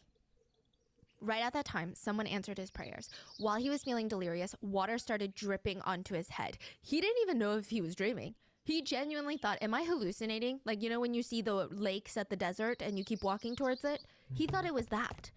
But he scooted so that the water would drip directly into his mouth instead of his forehead. And he started drinking the disgusting water that was dripping into his mouth.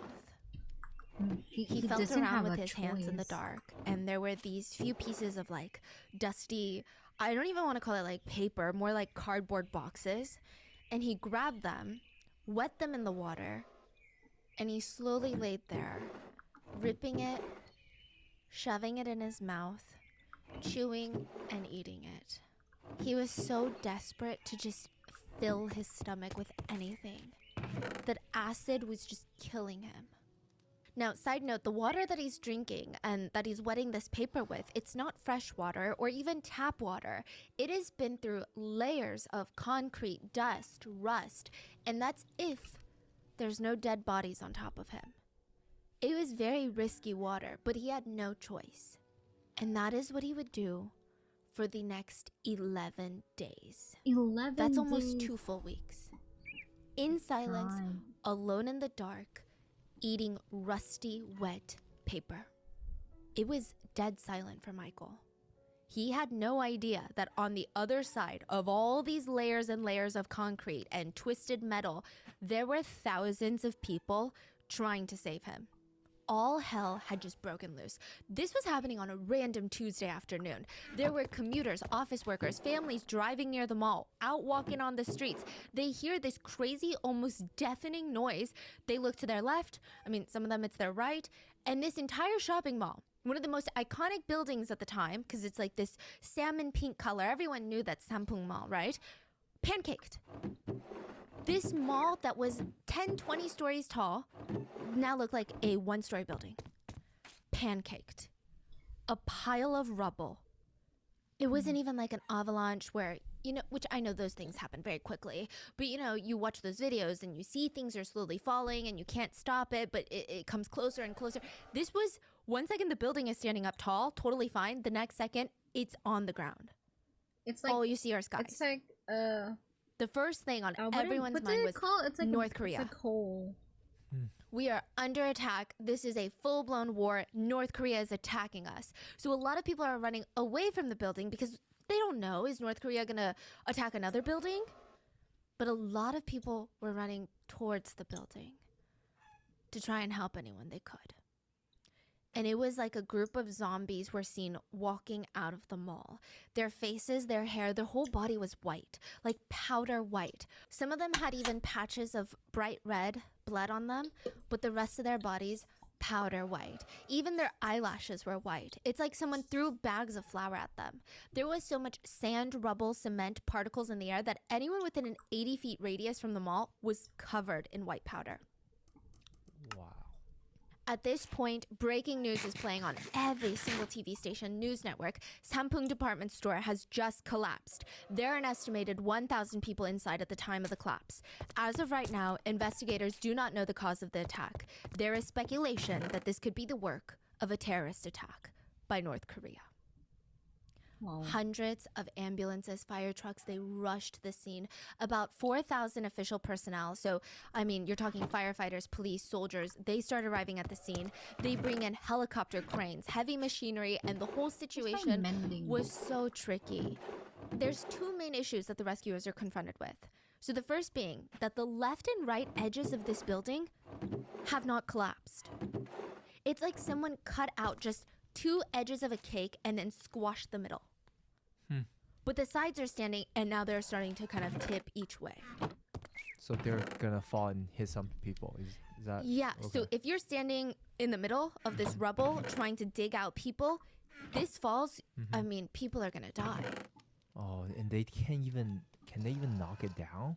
No. Because that will fall on Yeah, more people. more people. So at any moment, it's at the risk of collapsing. I mean, it's like a domino waiting to topple over. It looks like a strong gust of wind could take it down.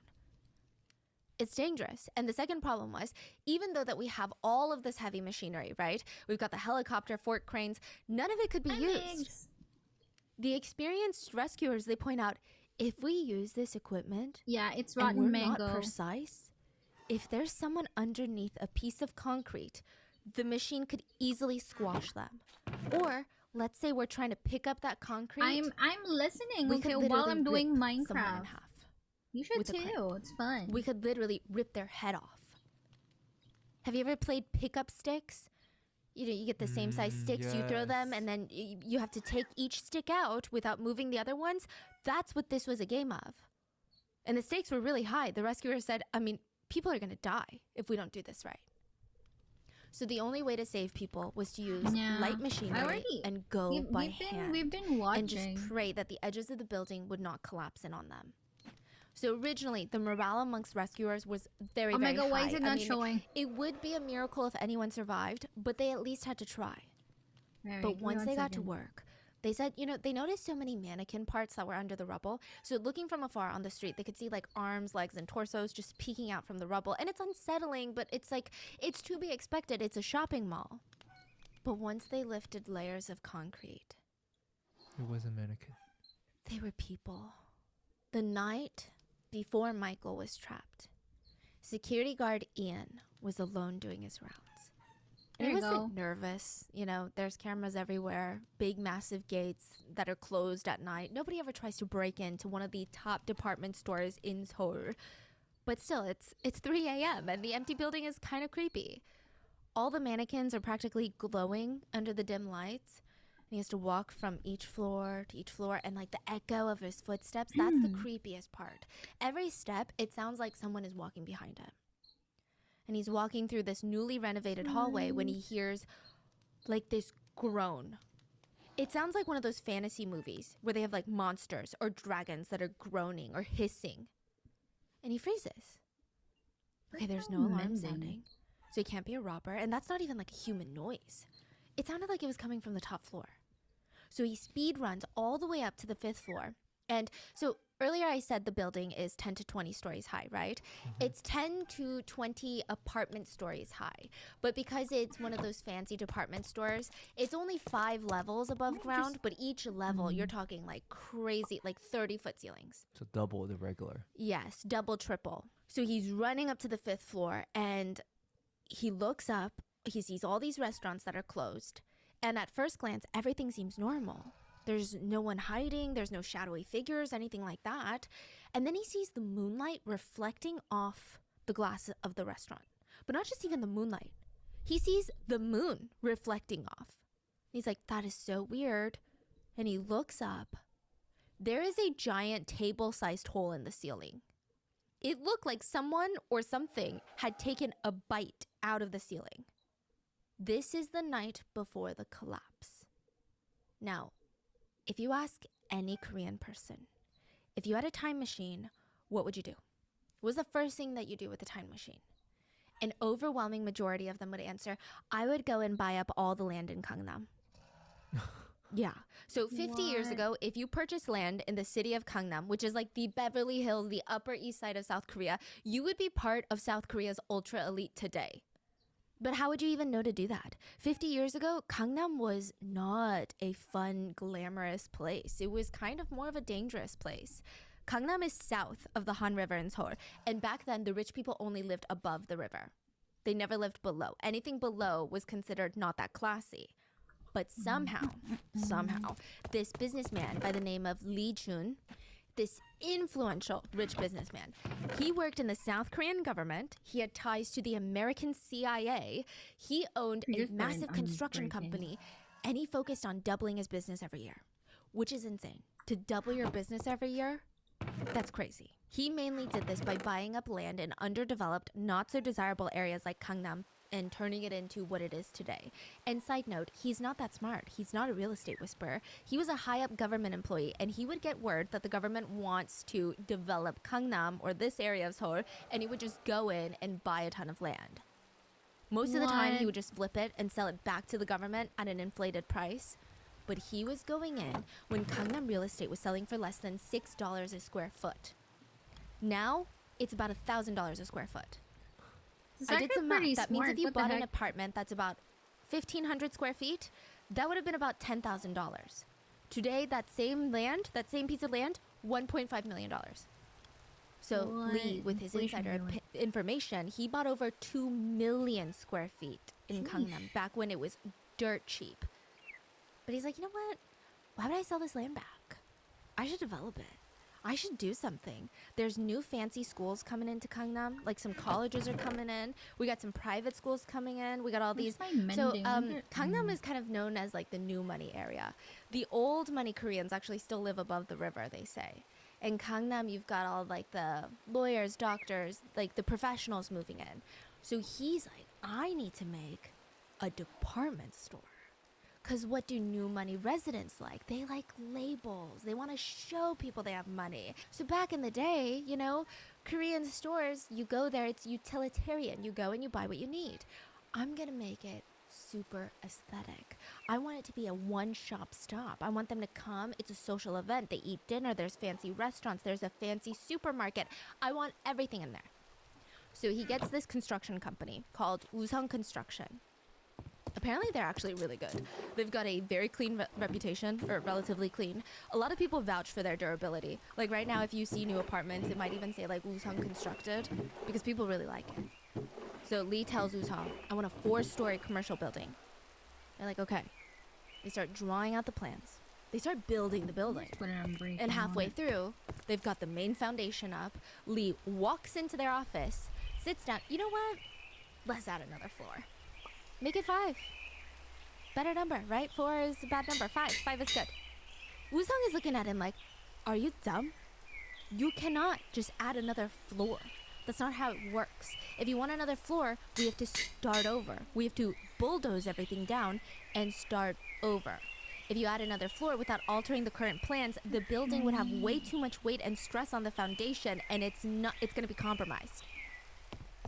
So Lee gets up and says, okay, well then you're fired. What? He goes and he hires a new construction team, one that has a very hard time saying no to him. His own construction team. He acts like he is the construction engineer, the architect. If you say no to him, you're fired and potentially blacklisted from the industry. And so they Wow. made What his ultimate power dream is come that, true. bro? His team built the Sampung department store. It would be the second biggest department store in the nation at the time. And it would bring in insane amounts of money. The first year course. they were open, they were projected to do about 150 million in revenue. That's calculated with inflation. The second year, they doubled. 300 million a year in revenue. What? Sampung department store was built with the intention that you don't have to go anywhere else, okay? Everything's in these 2 buildings. So there's building A and building B, and they're connected on each floor by these long hallways.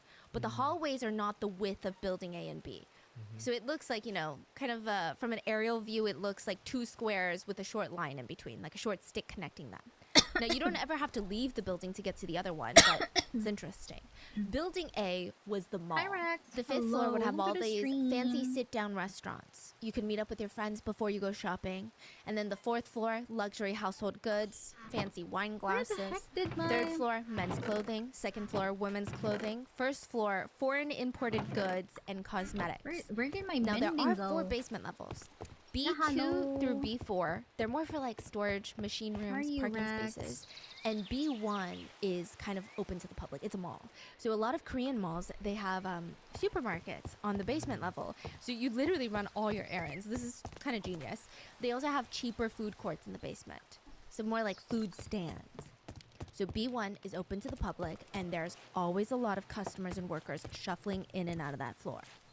Oh. Now, building B is more commercial real estate. So you got office buildings, you have Hi, a gym, but that's about it. Not a lot of Welcome to foot the traffic, not a lot of stream. aesthetics. Hi. It looks like just your... Wait, let me pause because I'm. Oh, she's God Raid. Goddamn, God Raid.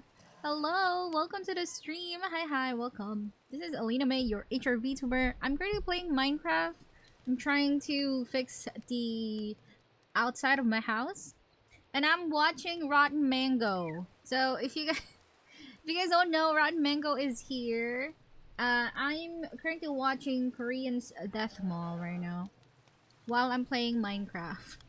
If you guys wanna like just check in and just chill, you're welcome. You're very welcome here. This stream is very lurker friendly, and I don't mind if you guys don't lurk. You know, if you guys lurk, that's fine. I lurk as well.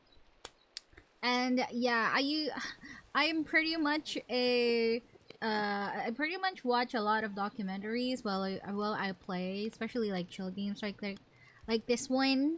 So yeah, I hope that if you guys wanna just chill around, if you want me to be your background, you know, white noise while you do something else, yeah, feel free to do so. And thank you again, Timo, for rating. Thank you for bringing your community over here. Mwah. And if you need to, you know, rest up, you can go do that. Eat up, hydrate, and take care of yourself. Let me SOU real quick, and let's see what clip you will be getting. Oh my god. Yeah, it is my white noise up out of the moment.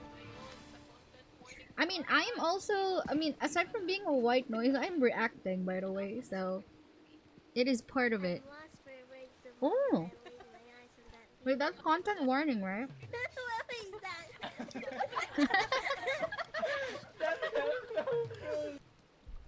Hey, they're so cute. Your model's really good. I love white-haired people. Look, Poopy, come. I have a CD. Come. Ooh. Rest well, Timo. Let me also follow you, so in case you're still Oh, there. you're streaming and I'm streaming and No. I can raid you back. Fuck! What? Why am I not holding? I'm not gonna trust anyone next time, bro. Oh my god, Lockdown Protocol is fun. I played it with friends.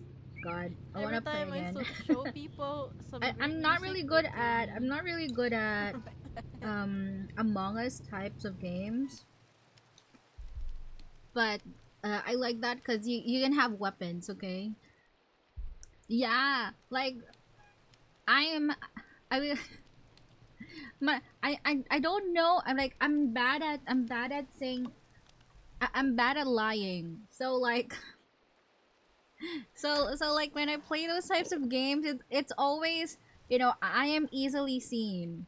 So that's why I'm not that good at it, but I enjoy playing it sometimes with friends. You prefer that Among Us? For sure. Also, that one has weapons, and you can revive people. It's actually pretty fun.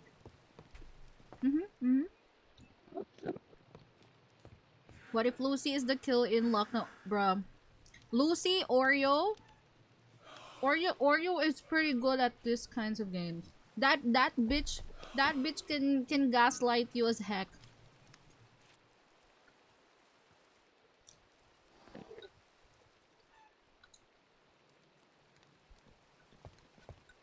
But yeah. It's a pretty fun game. If ever I'll be playing it again, I might ask like other people to join in. It'll be pretty fun. Why can't I sleep? Oh, what the fuck?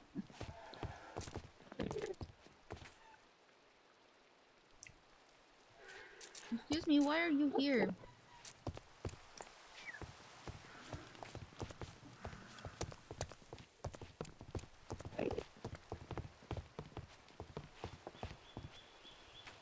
Look at this guy. This guy is just parading in my house. Here we go. Bye. Give me your flower.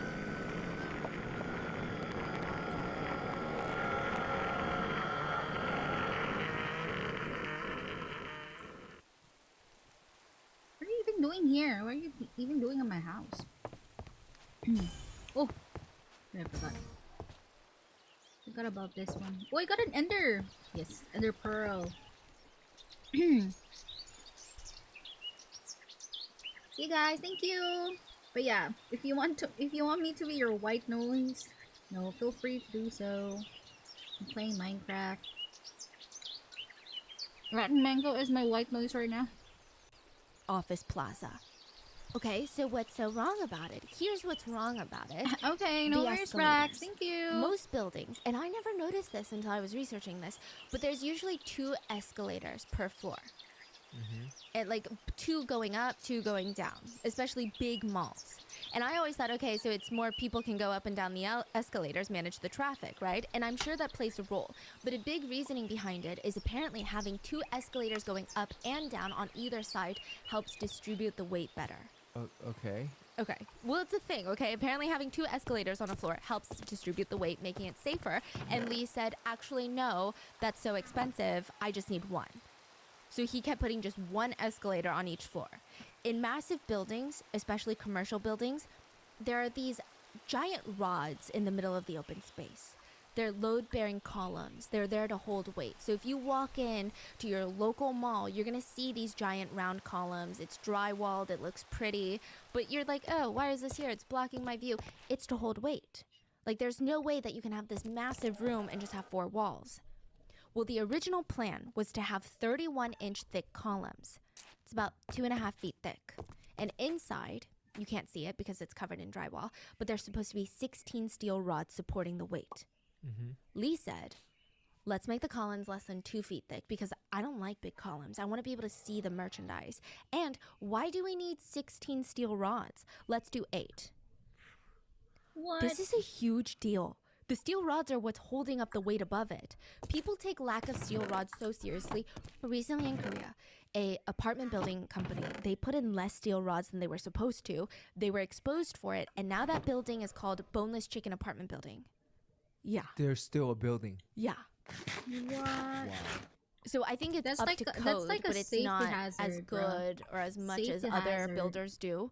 So they're called Boneless Chicken Apartment Building. Because why are you not, like, steel rods, seriously? Lee said that he hated the idea of thick columns, so let's cut it down. But that's not the only thing that he skimped out on cost. So this is going to get really complicated, but just Oh my like bear God. with me, it's so He's important. just cost When you have cutting a with- flat ceiling I mean, and a there's column not there's right not, up against there's it, not wrong it's with called cost flat cutting, slab but like cost construction. cut with Or at like least in things Korean, that that's what you it's called. don't, you know, It looks that's modern, not a safety it's faster hazard. to build, it's cheaper, but it's definitely not safer. It can cause something called a punching phenomenon. Imagine you've got a piece of paper and you're holding it down on a pencil. The pencil could easily punch through into the piece of paper. Yeah. Now, if you were to stick another circular piece of paper on the point of the pencil and then stick another paper on top, it's much harder for you to stick through, even though it's just paper. It's very hard to punch through 2 layers. That's the drop panel. That's what it's called. So think of it as instead of walking through the mud with sneakers, you're walking through with heels. The difference is massive. Yeah. Your heels are going to poke into the soil. Yeah. But Lee, rich businessman, owner of a crazy lucrative construction company, says, should be okay. He knew that this was a bad idea. He knew this was dangerous, but it saved him money. So he was all aboard. He said, you know what, My it's fine. God. Columns are strong. But they're not, especially when you take out half the steel rods, like half the skeleton of the column is now gone. But the worst, the biggest hazard of this whole building My was God, the everything was 5th just a floor. It hazard. should not have existed. The building was not designed to hold the weight of another floor. It sounds like, it's just another floor, but that is an additional 25% of the overall weight added, if not more. That is huge. At first, he told his team, it's going to be for a roller skating rink, which honestly would have been a lot safer. Less traffic, not as much furniture, but instead, he said, you know what makes more money? Restaurants. Restaurants Oh my are God. insanely heavy. Commercial ovens, commercial walk-in freezers, industrial-sized refrigerators, lots of water. Lots of water is heavy. Since there's going to be multiple kitchens on that floor, I mean, you're talking AC up there is going to be intense. Restaurants are also more densely packed than a roller skating rink. The entire weight distribution and calculations were going off the walls. You Oh know those God. big Amazon delivery trucks? Uh-huh. Well, the weight of the 5th floor was about 100 of those delivery trucks. Oh my god. Imagine parking 100 of those on the roof where it should not be. That's just the 5th floor. That's not... Oh, and he wanted to do heated floors for the 5th floor, which added 2,415 tons of weight. Just for heated floors. And on top of that, there was even more. So the roof of the 5th floor on Building A were these giant AC cooling towers. They weighed 87 tons each. There's 3 of them, so the total of that, to visualize, imagine sticking 2 houses on top of the roof of a mall that is already unstable. My god, everything is This just is, I mean, this is waiting crazy. to be... Just on top of the roof. The Now, here's building where is things go technically really just wrong on the waiting roof. to be... So firstly, the I AC don't know, towers on this specific roof just is to a go death wish. down. The vibrations that the AC Crazy. creates, it only further destabilizes the building's foundation. That's what causes cracks, vibration, movement. And so since the get-go, like opening day of this mall, they could see the red flags. The vibrations and the weight of the heavy AC cooling towers, they were causing water leaks onto the 5th floor.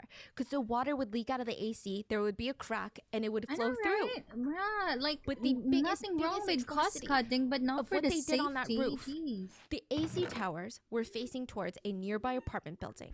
All the residents of that apartment building were like, the AC towers are so loud. We're filing complaints. You got to do something about it. So they had to move the AC towers to the other side of the roof.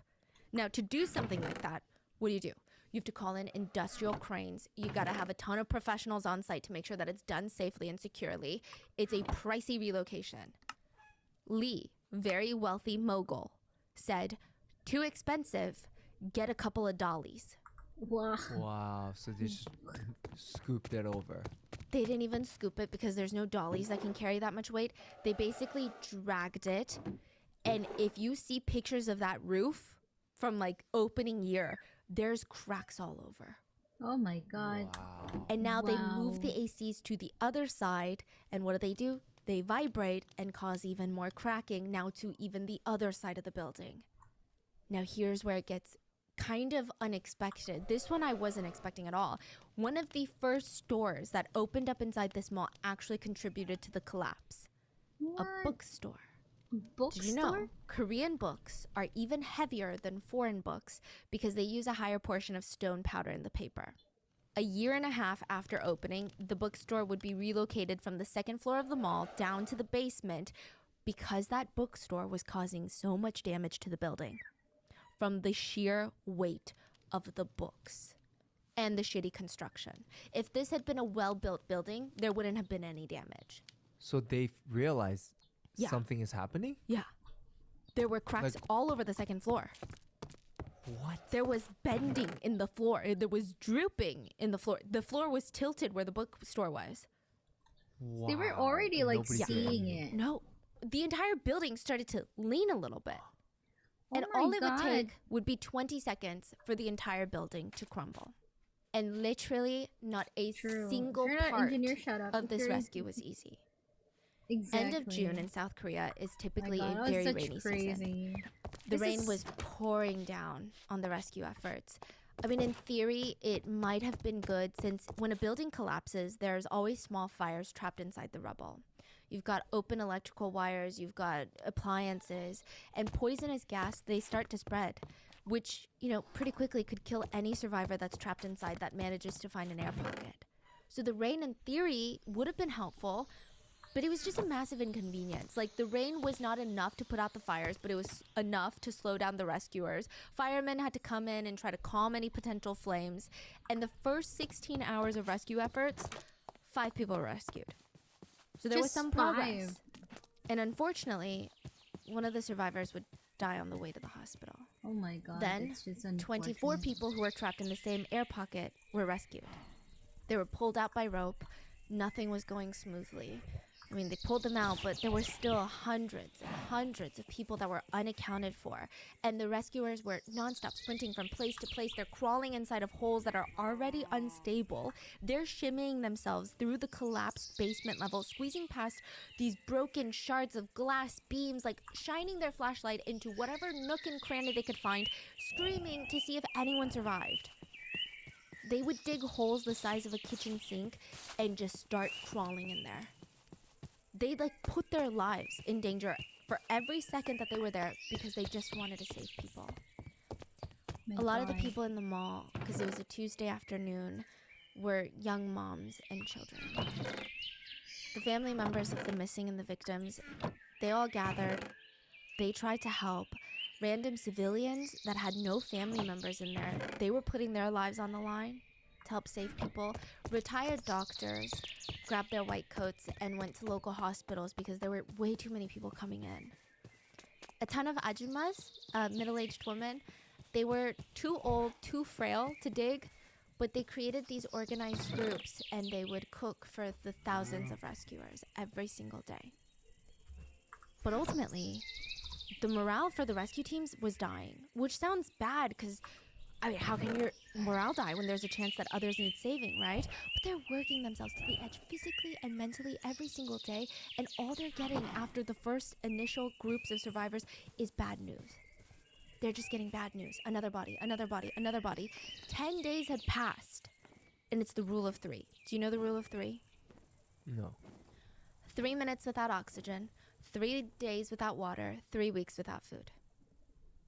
And you'll die. So It had been 10 days. So No food, no water, limited oxygen, and potentially injuries on top of all of that. The rescuers thought, okay, maybe it's time to go from rescue to recovery. The faster the better. July is peak monsoon season. It's only gonna get worse. We gotta go. People said you could smell rotting corpses even if you were blocks away from the site. They started bringing in the heavy machinery. The chief of police asked all the family members who are still present at that site, come on, we gotta do one last go before we bring in the machines. Call your loved ones. We can't hear anyone. Maybe we can hear their phone. And so all of them are standing around with their phone, calling their missing loved ones. And they're just trying to listen, but they can't hear a single thing. The US actually would donate these sound detectors to help rescuers find the phones underneath. The Korean government was already equipped with heat sensors, which is typically used to locate bodies. But the heat sensors, they work with infrared light. And when it rains, the raindrops scatter the infrared. And it becomes wildly inaccurate. 11 days had passed, and now rescuers were like, okay, no one survived. So let's bring in the machinery. Michael thought that he was gonna die in there. But on the 11th day of rescue, a rescuer stopped, he blinked, he scrambled, grabbed his flashlight from his back pocket, and flashed it into the hole. Hello? Is anyone there? And he put his ear up against the hole, and this tiny little voice says, I'm here. The other rescuers, they don't even believe him. So he's like, come, come, come. And they all make him say, I'm here again. And everyone starts swarming. I mean, 11 days in, they had to penetrate an extra 4 feet of thick reinforced concrete to get him out. He was out at 8:30 a.m., 230 hours after the collapse. He was carried out on a stretcher, and he weighed. oh fuck! What the frick? So many.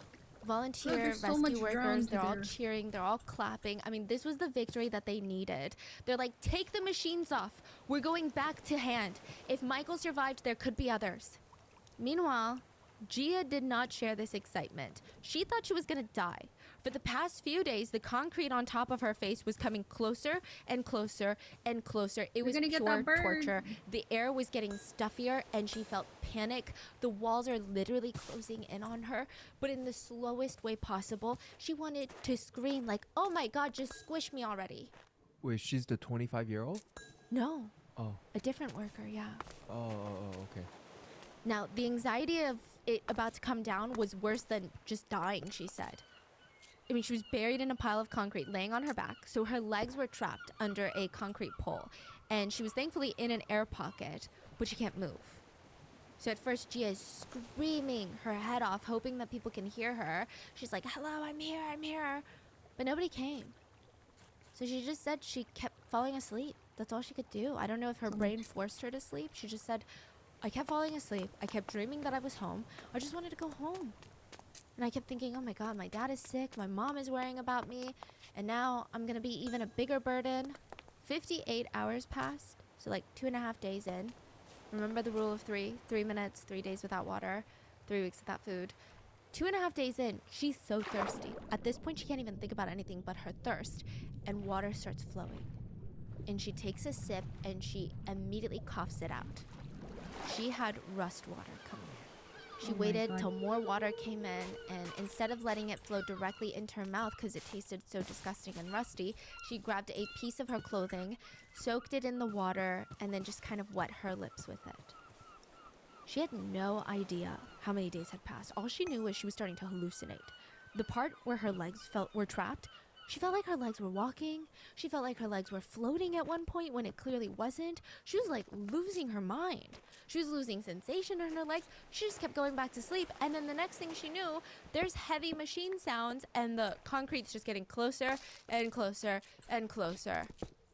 Would they push the concrete until it completely suffocated her? Would they push the concrete till it squished her? Like, what's gonna happen? Would the excavator just come down and rip her up? Her bottom legs are stuck, so she'd be ripped in half. Gia felt terror. Oh my God, it's so Sheer scary. terror. She only had like 10 inches left when all of a sudden she hears a voice. Stop! Stop! Do you hear something? At around 2 p.m. on the 13th day, Wow. a rescuer saw her foot. And they yelled, "If you're alive, move your feet!" Gia tried to wiggle her toes, but she didn't even know if it was wiggling because she lost sensation a long time ago.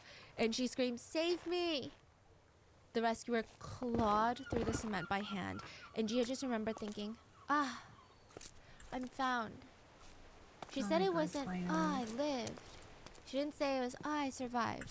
She just thought, "I'm found. Good. I don't care if I die right now. Because at least they found my body so my mom will know."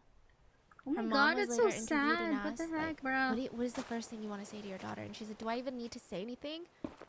And they were trying to ask, like, "Did you think your daughter was dead? Because it had been 13 days. I mean, like, And they said, for "Did you sure. think she had?" And her mom stops the journalist and says, "No, I didn't think that. I'll never think that because the day she dies is the day I die." 혹시 주거들이 형태를 안 했어요? 안 했어요. 안 했어요. 진짜. Bro, that's so insensitive. What the fuck? That is After such an insensitive thing to 285 ask, hours, bro. Gia was rescued. And at that point, the ceiling was so low it was touching her nose. She was not even inches, but centimeters away from death. And everyone was like, "Okay, that's crazy, right? But there's no way there's going to be more survivors. There's only so many miracles that the universe can give us." On the 15th day, another woman is rescued. Let's call her Sammy. She was trapped in a small pocket of air in the children's clothing section. She heard the voice of her colleague screaming, "Help me!" And she just kept screaming, panicking, "Help me, there's this concrete pinning my waist down."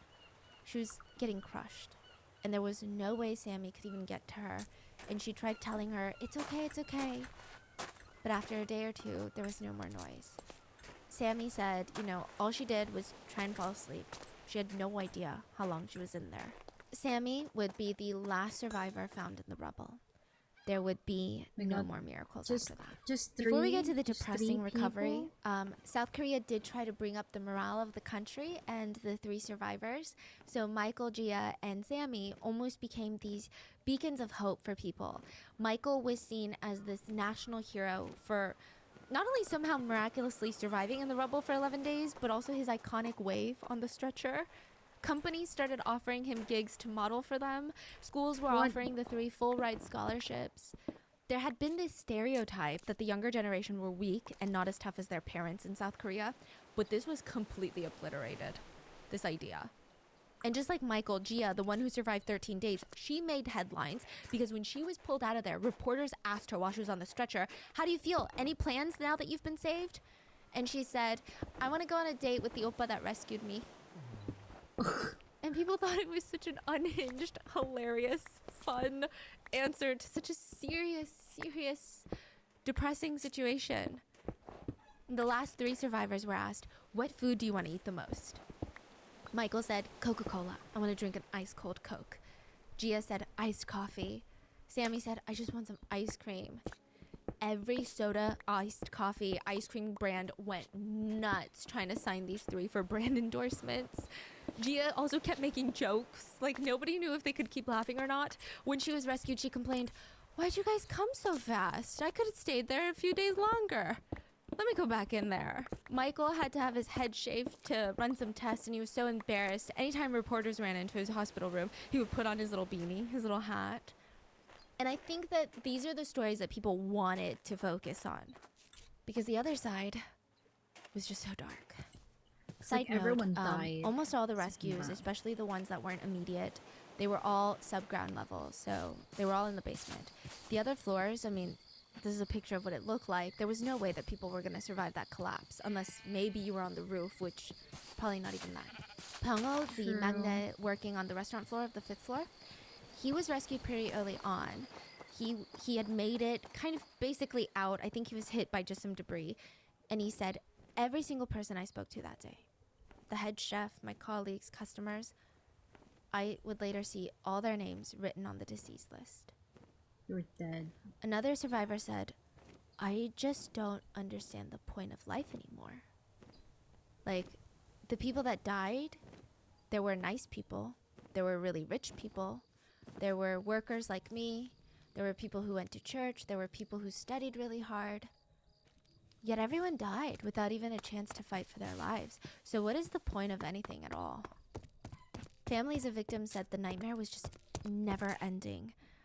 I do want to say that the rescue efforts were admirable. The rescuers, they did everything. But the system itself was flawed. Korea didn't have a strong system to respond to these types of crises, which, like, I don't know if they still do with after Itaewon and Seoul, but at the time, it was so disorganized. Family had no idea if loved ones were alive, survived, deceased, at a hospital, which hospital.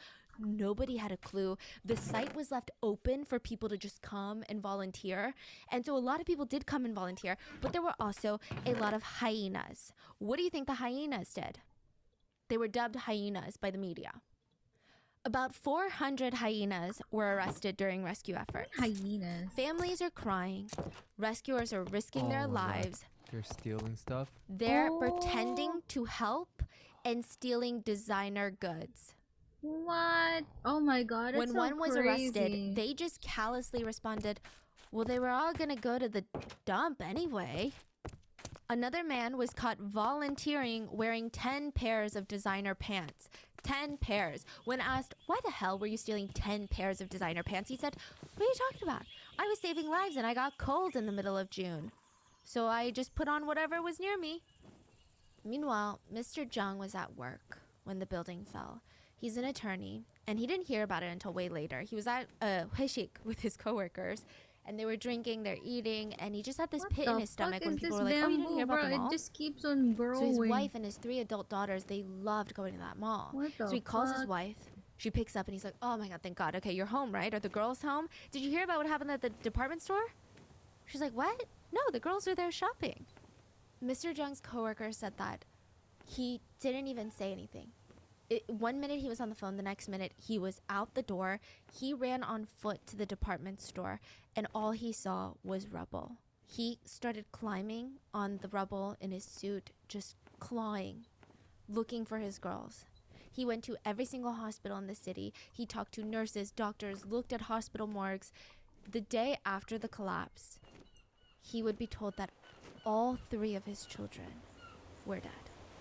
And he said, after what my wife and I went through that day, I just hoped that the sky would fall and the earth would give out and we would just all die. And of course, he feels for every single daughter, but he really felt for his eldest, because she had fought and beaten all odds. His eldest daughter went blind when she was 12 years old. She worked harder than anyone he knew. Harder than all of his adult coworker colleagues, attorneys combined. She ended up getting her master's in special education at UC Berkeley in the United States. She came back to teach special education at Seoulde, which is the best school in the entire country. And her dad said she couldn't see in front of her, but she just always had a vision. And she fought all these odds to be here, and now she's gone. There was another family, the Lee family, and Mom Lee, Mrs. Lee, she was telling her daughter for months, like, give up the dreams of the department store. And her daughter told her, no, if I'm gonna be a fashion designer, I can't just rent a small shop anywhere. I have to make a big statement. I'm gonna get foot traffic. I know it's a lot of money, but I've saved up my entire life savings. I'm gonna rent this tiny little shop. "It's my dream." And she signed the lease 2 months before the collapse. Oh my god, And it's so Mrs. Lee said unfortunate. all that nagging she did, completely forgot about it. Because the minute that she saw her daughter in that shop, just how much passion she had for what she was doing, how could she not support her? She was at her shop when the building went down. And this part is so dark, but it feels really raw. A lot of families reported feeling shame and guilt afterwards because they were all there, and when survivors were being found, they would see survivors reunite with their families, and they said they would feel intense jealousy because it's only human. And then immediately they would feel so ashamed for feeling so jealous, and it made them feel so gross. But they had this like, ugh, that should be me. So after the last remaining survivors were rescued, the government decided they needed to start clearing out the debris. They said it was dangerous to just have it out in the open, so they just started moving the rubble to dump sites. And a lot of victims have not been found yet. So families were at dump sites by themselves, no Dump rescue site? workers, digging through the rubble. At that point, some of them only found bones. And if there was any flesh, they were unrecognizable. This mall had been built 6 years ago. It wasn't even around for, I mean, you go and you look at houses in LA, there's houses from like 1920s still up for sale. So for it to collapse, injuring over 900 people, killing 502 people, and resulting in 40 people that are still considered missing to this day, it doesn't make sense. The public is like, we want answers. It was revealed that the building was not attacked by North Korea or a group of terrorists. There was no earthquake, no natural disaster. The building went down on its own, so obviously there's some sort of human error. So they found the owner, the Lee family, and journalists start hounding him with questions. And look, the way that this man answers questions does not help him in the eyes of the public. They Oh my said, god. "Did you do a safety inspection on the building?" Mr. Lee said, "Look here. We've got many people coming in and out of this building. Do you really, think about it. Do you really think if we knew that the building was going to go down, we would keep it open? Of course we did safety checks. It was received by the president of the building. I am the owner. I only attend meetings once a week. So you'd have to ask management to clear up those answers." In other words, we have Oh no my motive to God. keep the mall open if we knew it was going to collapse. But as a company, it's not just about injury to customers. It's about company property. He's comparing 502 people dying to losing a mall. Company property. I think it's clear what he's What trying to say. what an Of course, ungrateful everything bitch. was great and we knew nothing about this, because think about it. From our standpoint, would it be logical to ignore such a big safety My concern goal if it would is ruin I'm our going to company? this- But the delivery was disgusting and Oh my nobody God. believed him. He would also try to argue that if the building was so dangerous, why was he in building B when it collapsed? Bruh, This he was not Building B on. did not collapse because Building B had sturdier columns because it wasn't a mall, so they didn't need to display merchandise. They didn't have all this heavy machinery. There was like no one in there also. They didn't even have the massive AC units on the roof.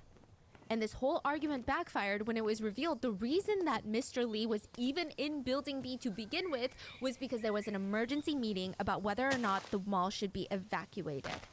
That's what they were doing, debating whether or not to close the mall when the mall collapsed. The meeting lasts for hours and executives were arguing. So Lee and his son, who is the president of the mall, they were arguing that it's going to be bad for business. The board of executives were arguing it doesn't matter because if the building collapses or even if a ceiling falls through and a customer gets injured, that's going to be bad for business. A few my executives God. left mid-meeting because they got calls of complaints by store owners that ceilings were crumbling.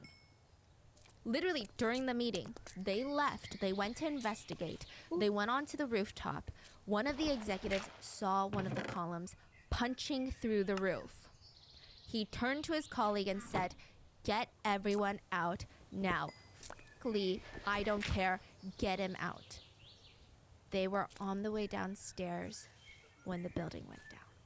The other executives and the Lee family were still arguing when all hell broke loose. Oh my god. People are sprinting towards exits. People were being pushed into clothing racks because now you could hear the groaning. Once that groaning hit, you had 20 seconds to get out. Some people were in their underwear just making a run for it. They my had been God, caught in the middle of defenders changing. water. Now they're booking it. If Lee hadn't cut even more costs, and had there been more escalators, more stairwells, more emergency exits, more people could have been saved. Because now there was almost a crowd crush situation on top of the collapse. A domino effect took over.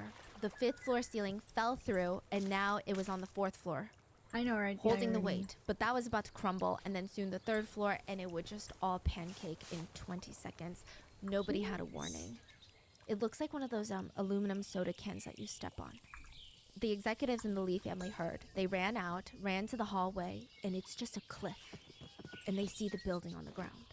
But still, Chairman Lee acts like he knew nothing. Okay, whenever he was interviewed by journalists, he would make it about himself. One journalist asked if he had anything he wanted to say to the victims' families, and he just said, "Do you think I wanted this to happen?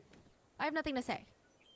What's crazy about all of this What the and this fuck? whole family is that Lee's daughter-in-law, so the president of the mall, his son's wife, was in the building when it was collapsed. She was rescued early on. She refused to give her name to rescuers, and people thought that was weird. The rescuers were like, what? Like, you don't want your family to know that you're okay? Everyone that could talk was giving their name so that your family can course. find you. So that they But will the not very be next fucking day, blamed. They saw that same woman they rescued on the news, standing next to her husband and her father-in-law, showing her full support. Oh my god, wow. So a full investigation on The the cause of the fuck, collapse was man? ordered by the government, and it revealed a lot. I mean, obviously it revealed all of the things that I've mentioned before, but on top of that, Chairman Lee was known to constantly change the interior of the mall, like he was just changing clothes. He would rip out perfectly acceptable lighter wood floors and put in super heavy marble flooring. He did not care about durability. He wanted it to look expensive because more people would come and they would shop and he would make more money. That's all he wanted, more money. He would knock down interior walls to like make more space for merchandise. And with all the new renovations, there were more customers. And it's not like the building crumbled out of nowhere. There were literal bright red warning signs that the Lee family and the executives, they were made aware of. 2 months before the collapse, a thin line emerged on the ceiling of the 5th floor. It was more of an eyesore than anything, but every now and then, tinkle tinkle, there'd be dust landing on people's faces coming from that crack. Like, that's kind of crazy.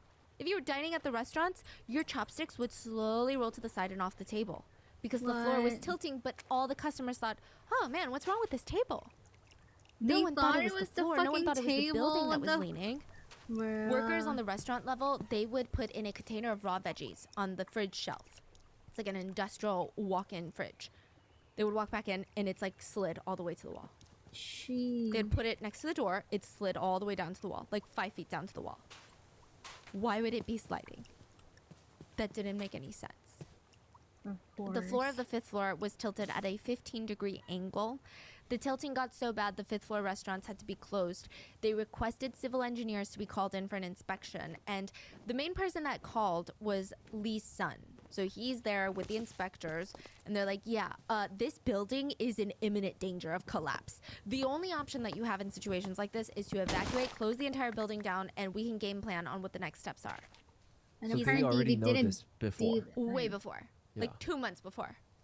And he's like, okay, let me think about it. He didn't think about it. Instead, he hired workers to just hide the cracks by adding more grout and plaster. He was like, as long as the customers don't see. Because this month was crucial for them. June and July were the summer sale months. This is What another the- illegal thing that they're What doing. a- In South exactly, Korea, you what can a only have a fucking sale for 2 jackass. weeks. I don't know why. I guess it's so that stores can't like try to manipulate you into like buying things, right? 2 weeks. The sale is scheduled for July when everybody else has the sale. But the Lees were like, we can be smart. We're going to get our VIP clients early access. So we're going to sell them the product since they're our VIPs, we know them, and we're only going to run their card at the sale prices in July. But they can come during June. And they had a lot of VIPs. So June was a very busy, high traffic month for them. Crazy busy. Crazy. 10 days before the collapse, a customer was sitting at their table I'm on a the 5th pee. floor to eat, and the whole thing started shaking. She said it was so strange, she thought it was an earthquake or something, but when she told her friends that we're not the mall, they were like, what are you talking about? There was no earthquake. There was nothing on the news. 5 days before the collapse, another customer was on the 5th floor eating when it felt like someone doused a bucket of water on their head. And she's like, what the hell? Looks up, there is like a droopy hole. It's not even just a hole, but like a part of the ceiling that's drooping down at the end, there's a hole. The employees were made aware of it. They tell upper management, and they're like, it's just Sampung's shitty construction. They did not think that water leaks were even in the same possibility as a building collapsing. The night before the collapse, the security guard noticed the sinkhole in the roof, and he called Lee's son and was like, sir, there's a literal sinkhole on the roof. And apparently the son went himself to check it out, and while he's standing there, staring at this giant hole, one of the managers of the restaurant comes out and is like, hey, I've been trying to call you for ages now. Look at this shit. Look, can I show you something? They walk over to one of the columns on the 5th floor near his restaurant. There's an 8-inch long crack that's knuckle deep. But that's not even all. The manager is like, I've been waiting for this, okay? I'm paying all this money, and look at that ceiling. Look at that ceiling above the kitchen. It's droopy. And look. He puts his phone on the counter, like the cash register of the restaurant. It slides off. He's like, I know it's not my counter, so what's going on? Lee's son checks his watch. He's like, shoot.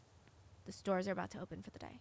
Okay, just why don't we close down all the restaurants on this floor? I guess if you want to stay open, you can stay open, but it's fine. Close down. We're going to figure it out. We'll send up maintenance or something.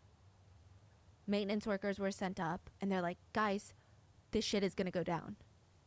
Like, under no circumstances can we put plaster on anything anymore. Like, it's going to go down. Lee's son left the building for about 30 minutes before he was called back in, this time to the 4th floor. A shop owner said, I just heard these like really crazy like tuck, tuck, tuck noises, and then the whole floor shook for like 3 minutes. They're like, isn't that right, Susie? Like 3 minutes. And Susie's like, yeah, 3 full minutes. Lee's son is like, okay, let me investigate, right? Before he could even figure it out, water starts pouring down the walls of the 5th floor. That's why they turned off the AC units. He said, you know what? Don't close them all. Turn off the AC units and drain the water inside of them because that's what's leaking. And then 4 hours before the collapse, evacuation orders were given. Lee's son said, let's focus on what matters. Don't tell the customers, but let's take out all the priceless goods. Paintings, artwork, jewelry, ancient pottery, super expensive bags. Let's take it out just in case. We don't know. It could flood. It could do something. Customers, employees, they were not evacuated. They had no idea they were in a compromised building. This is unbelievable. It's like the guy's doing everything in his power to kill people. Why did they not evacuate? Because the mall was bringing in about $400,000 a day. And they said, we can't lose out on that. Many of the victims died on impact. Others suffocated to death. Others bled out. Some starved to death. And a lot of them drowned to death. When firefighters were trying to put out the fires inside the rubble, the water came in and filled their air pockets. Some of the other survivors could hear them drowning, and the firefighters that worked that scene, I don't think it's their fault. I think they did their best considering the information and tools they were given, but they still have PTSD. They have nightmares about it. They said they will carry around the guilt for the rest of their lives. In the end, the court sentenced Lee Jun, the chairman, to 7.5 years in prison, and his son got 7. You look so shocked, right? But this was actually a big deal. This is what's even crazier about this case, okay? Is the fact that, to me, I'm like, 7 years, that's nothing, right? In Korea, this was landmark. This was crazy that they got 7 years. I mean, people, don't get me wrong, people were still upset it wasn't enough, but a lot of people being very cynical, skeptical, and just realistic, they weren't expecting the Lee family to get any jail time. Not saying that they didn't deserve it, but that was the track record for the government. The reason why they got a lengthy jail time, lengthy quote, is really dark. It's a high-end department store. A lot of the victims were wives of influential businessmen. To just name a few, and not saying that these people's lives hold more value, but to give context on whose families were fighting for these offenders to get jail time, wife of Samsung Electronics president, wife of Daewoo Motors president. Wife of the Samsung division, electronics division. Oh, okay. Yeah, advisor to Samsung Motors and former head of Korea's Customs Service. advisor to Samsung Engineering and Construction, executive for Hyundai Engineering and Construction, wives of high-powered attorneys, judges, and doctors, a judge's mother. I mean, these were just a few to name. Many of these were the upper echelon of society. These were the elites. And they still only got 7 years. Yes, and the worst part is netizens speculate, had this been a middle-class mall or a lower-class mall, they But- probably would have gotten no jail time. But why though? What how is that? Yeah. How, like, I guess it was a blame shifting game. So Lee's family would actually shift the blame on government workers that they bribed. So they would say, hey, we didn't pass our safety inspection, but just say we did. And about 30 government workers were fired and arrested as well. So because there were so many people to blame, it became this game of like, who's really at fault? Was it the gatekeeper, the government workers that didn't make sure that the safety inspections were up to date? Was it the I don't send I all know. of them to jail. Yeah. 500 people died. I agree. Lee was 72 when he got out. He died a year later, so we're not too sad about that. Meanwhile, Lee's son, Jun, is one of the very few families in South Korea, many we've talked about, that are basically socially exiled. They're legally allowed to be in Korea, but he is said to have been spotted living in Russia. We don't know for What? sure, but like the minute he steps foot in South Korea, I mean, nothing's So gonna happen. he's still to him. around right now. Yeah. But he's What? free. Yes, but I And- think that he has no money. I don't Really? know if he had a lot of hidden money, but the family's fortune was completely liquidated and given to the survivors and victims' families. Oh my god, as they It's should. estimated that each family received around 250,000. Because there's a lot of people, which honestly is nothing compared to the life of a loved one. But trust me, this is not a story where victims' families get closure. 500 plus people died. Like, that's a tragedy that is going to be felt nationwide. I mean, think about the spider web of people that are either directly or indirectly impacted by this level of loss. Well, the president of South Korea was asked to say something to the victims. And he said, the collapse of this Hampung department store today was 21 days ago. I wish for peace for those who lost their precious lives. I pray for the speedy recovery and for those who were injured, and I express my condolences to the families who suffered an unexpected Ow. accident. Thank you. He's at his podium, okay? He stands still for maybe 2 seconds, and he thinks that the camera is off now. And he turns to his aide and says, that should be enough, right? 감사합니다. What? 그럼 되겠지. It wasn't even in the tone of like, oh, do you think I should say more? Like, was that, did I convey my emotions correctly? It was like a, 됐지? Like, I did it. Happy? Let's go. Bruh, they probably are like A involved. lot of the victims' families were upset at the government and even the rescue operations, not the rescue workers, but the operation. They felt like the government wanted to throw some money at the victims' families, start cleaning up the rubble, and make use of the land again. The victims' families requested a memorial. Not to give a comparison, but later on this comparison does come up a lot in Korean media sources, but like 9/11 in the US, I mean, that is crazy real estate if you think about it. That is prime real estate. But out of respect for the tragedy, there is a memorial there. You go there to, you remember these families, you remember these victims, everyone that lost their lives. But the government said, this is such a good area of Gangnam. What the? It's like center. Oh my god. Like they every just- time someone drives through here, they're gonna have to be reminded of that. And like, what about the real estate prices of all the people who spent so much money on condos nearby? It's gonna go down if we have a memorial here. So they said, we'll give you a memorial. Oh my god. It's, So the are family they said, okay, serious? then can you give it to us at this park? That's a very famous park that people love to go to, and it's a beautiful park. We can go there and spend time with our loved ones. But that park is so pretty. People will be so depressed if they go there and they see 500 something names. What about in the woods? They literally gave them a memorial in the middle of nowhere. Like, just in the mountains. And they built a luxury apartment building where that, yeah. Sampo department store? One of the What the victims' fuck? families was interviewed, and the mom said, "It's money, money, money. Building costs this money. Cleanup costs that money. Compensation costs money. Let's give money to the victims. Everything is about money, and nothing is about my child." Remember Mr. Zhang? That is so Speaking of money, unfortunate, bro. he lost 3 daughters in the collapse, and his eldest daughter was the blind professor at Seouldae. He was compensated over $600,000 for the loss of all of his children, which is nothing. And he gave it all to this whole national school for the blind. Over the course of his life, he would donate more than $1.3 million to churches, schools, and charities that his daughter liked. And he would say, "Money to me is nothing that I can have. My daughters all had dreams to make the world a better place, and I just have to fulfill those dreams before I go." And Gia, the one that survived 13 days, she said, "I just hope people can learn from this. That no one should ever have it won't happen to me. It doesn't concern me attitude. Because tragedy doesn't really pick people to happen to. It can happen to anyone.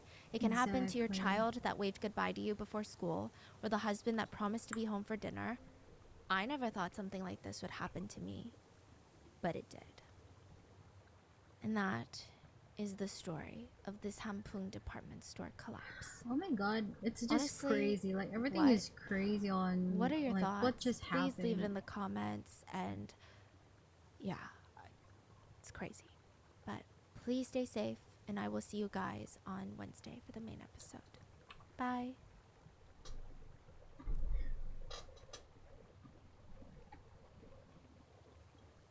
That was crazy.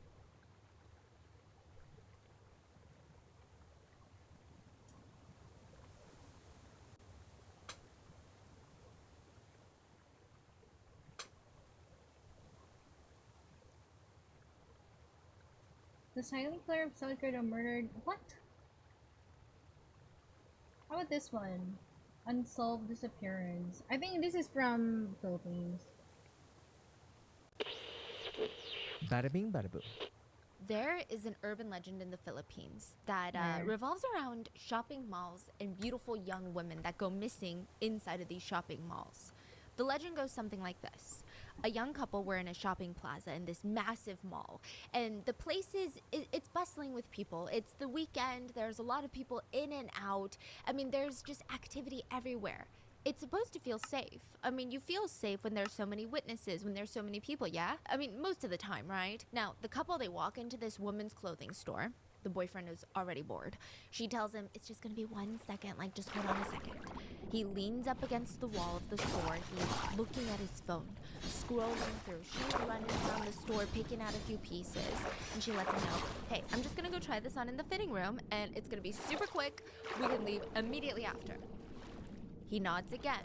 He does not look up from his phone. It is not until about 10 minutes passes he realizes, wow, she's taking an extra long time right now. What's going on?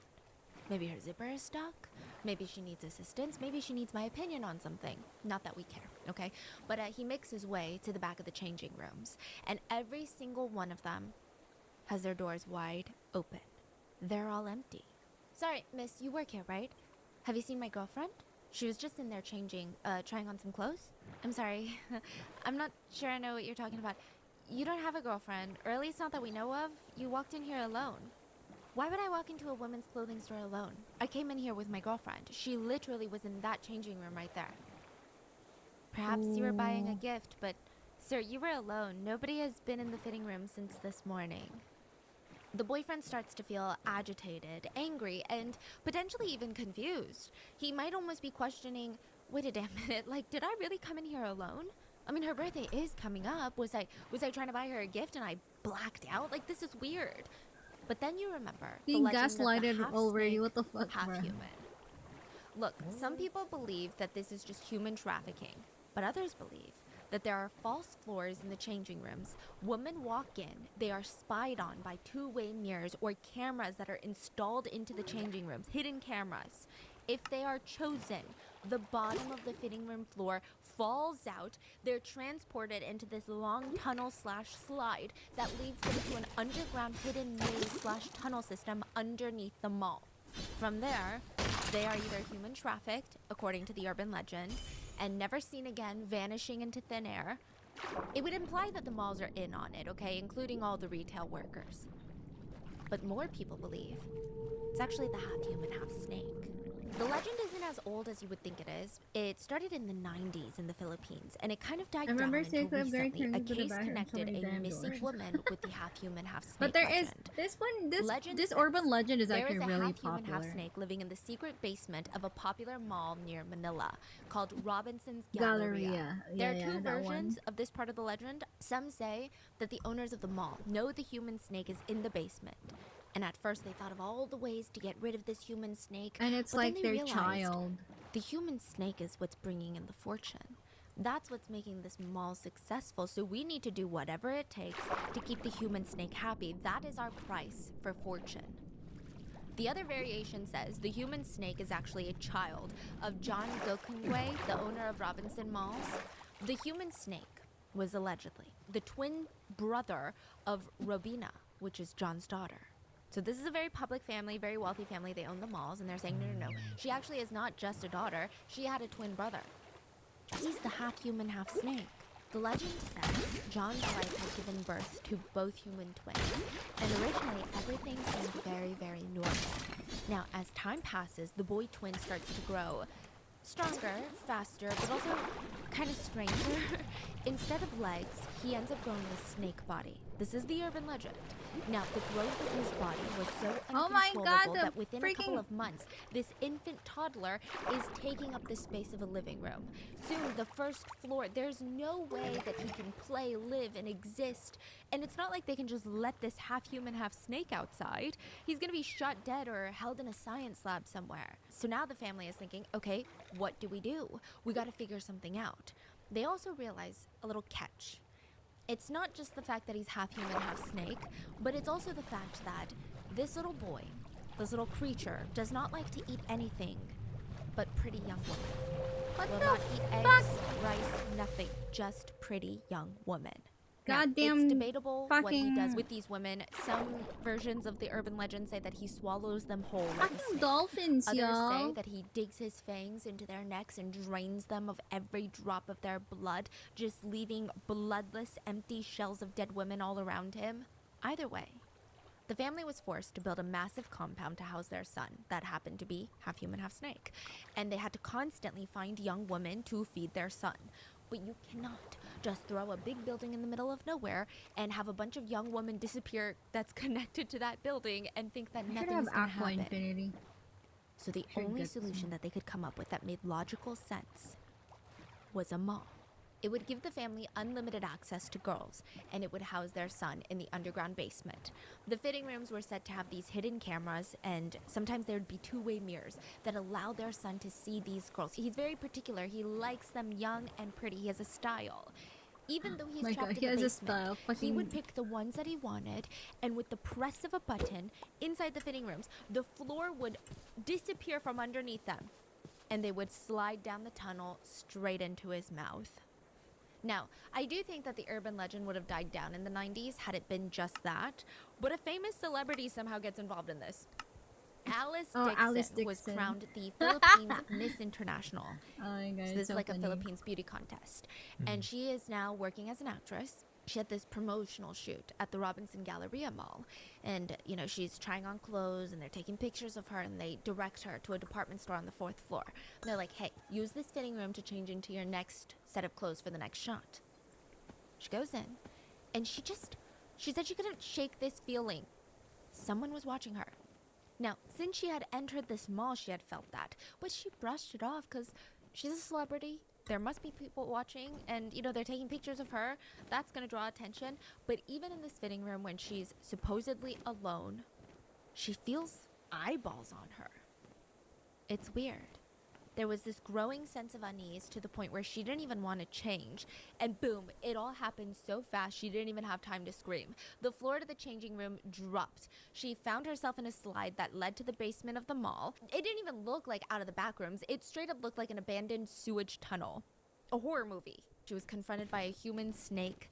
The human snake was astonished by her beauty for a split second, and it froze. It was just soaking in her beauty. So she ran.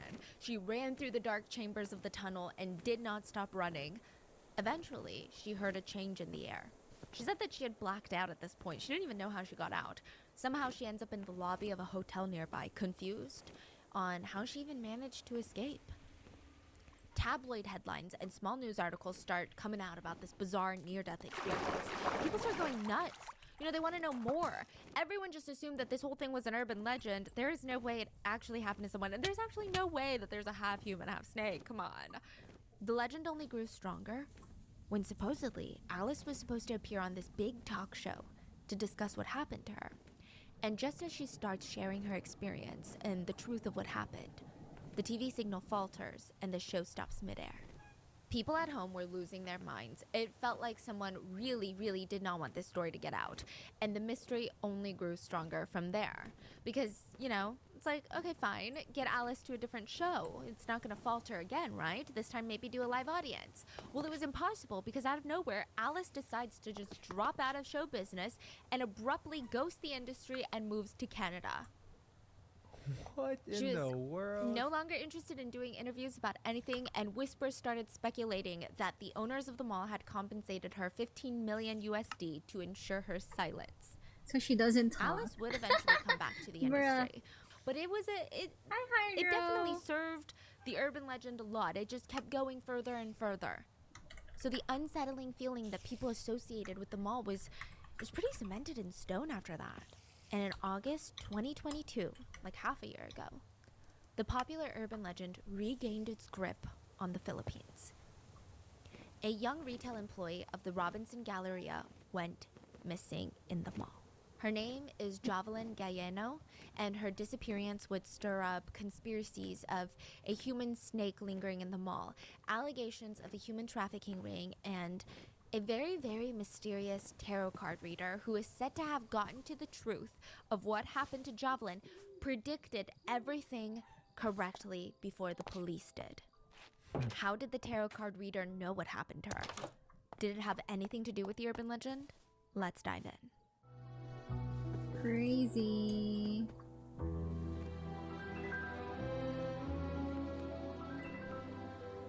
What's this new model? I need to be sleeping right now because I need to wake up. Why are you not? What do you mean? It's already 6:30. Oh wait, what time is As it there? always, full show notes are available at rottenmangopodcast.com. Since we are covering another Filipino case today, we had our wonderful Filipino researcher help with gathering of the What facts, story is this? understanding It's the an public's urban response, legend in the and even just trying to Philippines grasp about the like complexity surrounding a this giant case. snake, She a actually half resides human, in the half Philippines, so I snake think that she had a really good understanding of guy just who- generally how people who gets felt, pretty girls what this in the urban legend mall. was about. And I hope that this will be a comprehensive deep dive on this very, very frustrating and very puzzling case of Jovelyn. But as always with international cases, let us know if there's anything that was missed or anything lost in translation. So with that being said, let's get into it. Have you ever used or gotten a tarot card reading? When I was in middle school, it was trendy in China. Oh. Really? Yeah, all the girls has a stack and Don't worry, I don't go out often. What did they tell you? I think they predicted everything. Don't worry, I yeah. don't go they're out like, often. you're gonna meet a Korean girl, Yep. and she's never gonna stop talking. So a lot of people refer to tarot cards as a soul map. You have a stack of cards that all mean something, whether it's about your love Oh, life, really? work What life, did or she family. say? And actually researching about tarot cards makes me want to get into tarot cards. So you pull randomly from a deck of these very specific cards, and you think about the questions in life that you want answered. Then you start interpreting these cards. And this is oversimplifying the beauty of tarot cards. I clearly don't read tarot cards. I do find it fascinating. Now, Same. I will I do say, find it typically, and I've been fascinating. vocal about this, I hate when tarot cards or psychics are involved in true crime cases. I just think that it's a lot more pain than it is productive. But this case is particularly interesting because the tarot card reader is spot on with practically everything. Now, obviously, it could have gone the complete opposite way, but it was interesting. So I did go on Reddit and I did It was look up one tarot bad and two cards, and good a lot of people who cards. regularly use tarot Oh, cards what was the say good that cards? it's just a way to meditate. You're not trying to base life decisions off the cards. You're not trying to figure out your future. It's not really something that tells you what's going to happen to you. In fact, it lets you have a deeper understanding of oneself. So you're asking a question, there's almost this gut feeling of what you want the cards to read. Or it pulls out a card that makes you self-reflect in a different perspective that you might not have done before. Yeah, I can see that. And that makes me want to get into tarot cards. Yeah, so it's just a medium for you to think or let your mind wander. And people say that it's not really about talking to a spirit like Like people peace in make it out to be, relationship, or basically. predicting the Okay, future, or and even what's like the trying to bad get you to card? do a life decision What's off the of bad it. card It's like? genuinely just meditation, they said. Instead of journaling, you're just asking yourself these questions. That And makes a lot of sense. Yeah, and I kind of like it. Yeah, and I feel like there's actually science behind that. Yes, because Yeah. it might be a fresh perspective to these problems or obstacles you're Yeah. facing. And the cards are vague enough that it applies to a lot of things, so you start wandering with your mind. In that sense, very cool. But when the news broke that a young, beautiful 22-year-old mall employee went missing in the Robinson Galleria, social media was all over this case. A concerned citizen took it upon herself to seek the guidance of a renowned tarot card reader in the Philippines, Jay Costura. Now, she is very famous. She is very well beloved. She is on YouTube. Yeah, she does a lot of these tarot card readings for big cases and just things in general. So the tarot card readings of what happened to Javelin, the missing woman, were posted on YouTube. I know, very controversial, all of the above. But the readings were fascinating. Jay Costura went into detail about what the cards revealed. This is like literally right after the 22-year-old goes missing.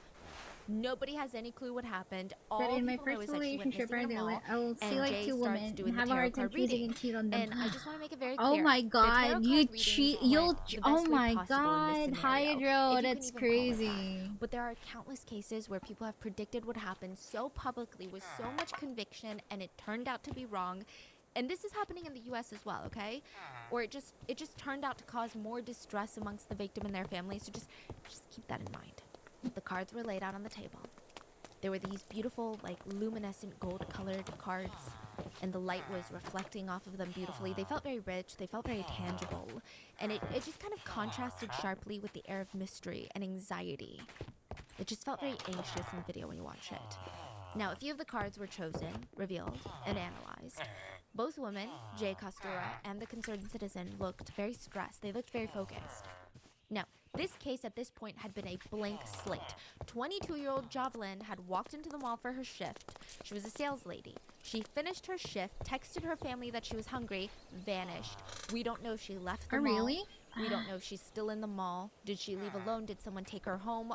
Did they say that I'll they do would drive everything her to home? make Did sure she that get on a doesn't bus like she happen. normally does? Yes, Nobody please. knew anything. Make sure I'm that talking you blank stay. slate. She You just vanished. stay faithful. And of okay? course, there's more pressing questions like, is she still alive?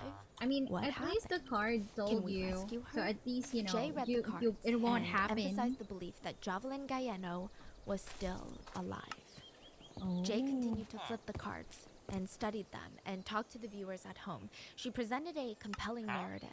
She stated that the cards suggested that Javelin was still alive, being held captive by powerful individuals or individuals who had power over her. They were authority figures of some sort. She looks at the cards my and God. says, see, this is what I was afraid of. Here I see a substantial amount of money, which can mean that her captors may have profited off of her. Jay went on to continue. And this part is interesting. But she states that the abundance of red cards compared to black cards suggests to her that there was a surprising sense of lack of envy or jealousy in Javelin's life, meaning that Javelin had a very tranquil energy that emanated off of her, suggesting to Jay that Javelin's disappearance was not due to an angry friend or partner. It was not a crime of passion where someone just hated her, despised her, was jealous of her, or someone was upset with her or had something against her. It seemed almost random. Or maybe they just genuinely wanted her because of the way she looked, or her age. Jay also noted that there was no card that features the Ace of Flowers, which Jay associates with water and a change of location. She believes strongly that Javelin was still in the confines of the island. Now, this was the very first session that was posted online. These are the details that she reads from that's her tarot cool. cards. Another secondary session was posted with the No, same I'm concerned citizen exploring and right the now. tarot card reader, and this time they had a new Also, deck of this is cards. in the The new deck still indicated to Jay this that this Jovelyn is was alive, this is and in new the cards clouds. suggested I'm a on a sense of floating betrayal island right in now. Jovelyn's case. A deal or agreement appears to have been made, potentially involving Jovelyn. She is being held against her will by someone or a group of people, and despite being held captive, the cards suggest that she is being very well taken care of. Jay stated the cards suggest that Jovelyn possesses the strength to escape if she can just discover a way. Jay continued to state that she senses the captors, or at least some of the captors, are considering releasing Jovelyn, but the heightened attention surrounding her case complicates their decision. Jay reiterates that although Jovelyn's disappearance in her belief is premeditated, it's not driven by anger, animosity, or jealousy or revenge. It is unrelated to romantic relationships or personal attachments. She believed Jovelyn to be in close proximity to her home. She states that the captors wanted to take Jovelyn somewhere else, but unseen obstacles prevented them. She stated that she saw Jovelyn entering a car willingly, and that she had left the mall willingly. She left the concludes her mall session by saying, willingly. the individuals holding Jovelyn captive are likely part of a syndicate or possess significant influence and power over her. She also states that there are more things that the cards have revealed to her, but because of the ongoing investigation, she doesn't want to release that information. Now, I believe in the Philippines, tarot card reading is generally more accepted and believed. So there was some pushback of, oh, I don't think we should be doing this. But most people who were listening, I don't think that they took it so seriously that they were like, oh my God, the syndicate, we got to bring down the syndicate. It was more of, they listen to this and they feel more connected to the case. They feel more passionate about this case, which I think ultimately did lead to positive things. So the public starts putting pressure on the police to do something, find something, take action. So let's start with what we do. The night of August 5th, 2022, Jovelyn's mom was home with Jovelyn's two sisters, Jonalyn and Jocelyn. So Jonalyn, Jovelyn, and Jocelyn, okay? They're all hanging out downstairs, waiting for Jovelyn to get home from her shift at the mall so that they could cook up some dinner. Jonalyn, her sister, was scrolling through her phone when it buzzed. Jovelyn. Hey, what are we eating for dinner? Mom, Jovelyn wants to know what's for dinner. Mom's confused. Wait, I thought she was bringing home food. Or at least that's what she said this morning, but... okay, maybe she's tired. Forget it. Just tell her to come home. We'll have something. So the mom gives the sister some money and sends her out to buy some takeout. She goes out and she texts Jovelyn on the way saying, hey, I'm grabbing food. Is there anything particular you want to eat? Oh my God, I died from my eyes. The sister brings back the food and the family waits around the table. Like, the food is waiting, it's hot, it's steaming, they're sitting I around was and so they're like, close okay, to any the minute now, fucking she's gonna be water. bursting God through the damn door, it. and we're all gonna feast on some dinner. Maybe she's working overtime? No, but usually when she's working overtime at the store, she texts us to let us know that she's gonna be running late. Either way, they decide to eat without her. But even when they were done, Jovelyn was still not home. They kept trying to message her throughout the entirety of the dinner and no response. Can you see that? And finally they called her. Oh my which God, it's a I imagine giant... that they were avoiding calling her in case that she was working. It's a giant and the lizard. phone rings. Someone the giant picks it up. lizard is Hello? speaking to me. Hello? The giant lizard. Whoever was on the other line did not say Maybe I should anything. bring him home. It was How silent. far am I? There wasn't How a far single am I at word, home? A single noise, Oh, fucking nothing. so far away. It was really unsettling. Maybe it's in her Maybe pocket I can and bring she a accidentally giant picked it up and lizard. she's busy. They couldn't hear clothes rustling or inventory being put away, so they didn't really Oh my know God, he's what just to make waiting of for it. me right there. That night, it was really hard Also, for where's any my of them to bird? get sleep without Jovelyn being home. It just wasn't like her. The Frankie, next come morning, on. they wake up, and Jovelyn is still not home. So Jovelyn's mom and her two sisters, they rush to the mall and wait for it to open, hoping that Jovelyn is there. Maybe something happened and she had to sleep overnight. Maybe, I don't know, okay? They're coming up with all these reasons in their head because that's the best case scenario. But when she's not there, they ask any of her colleagues, do you know where she's gone? Like, this doesn't make sense. They have no clue. In fact, they turned that store upside down. There was no sign of Jovelyn anywhere. There was no signs of struggle. There was no signs that block of anything emerald. happened last night. That morning, she would officially be registered a missing person. At just 22 years old, Jovelyn Galleno had vanished. The police are going to try and convince us that she didn't just vanish, she ran away, or she willingly got into a strange man's car because she was just crazy like that. Even if that were true, you should still be looking for her. But in the case of Jovelyn, it just didn't make sense. Jovelyn was working as a sales girl at the Robinson Mall, and her boss had only great things to say about her. She was consistently on time, she delivered great performance, the customers loved her, she was polite, eager, literally what is there not to love? When she wasn't working, she was studying criminology at the local college. Her dream, her ultimate dream, was to become a police officer. And I imagine that if she became an officer, she would not oh fail my the God. families Hi, of victims Cody. like the police would fail her family. Hello. Everyone who knew Jovelyn said her whole life could be summed up into two things. She had this very strong, unbreakable sense of familial unity. Like she was the type that would do anything for her family. As the eldest sister, she would take on odd jobs while she's studying in college. She wanted to make sure that her sisters never had to work for food or were eating well. It's like she had more hours in a day, more days in a week than most people. On Sundays, she never missed church service. Everyone described her to be just so utterly wholesome. But I'm hooking She's the this type door. of student or daughter that other parents would be like, I know, "Why can't right? you be more like Jovelyn? Please."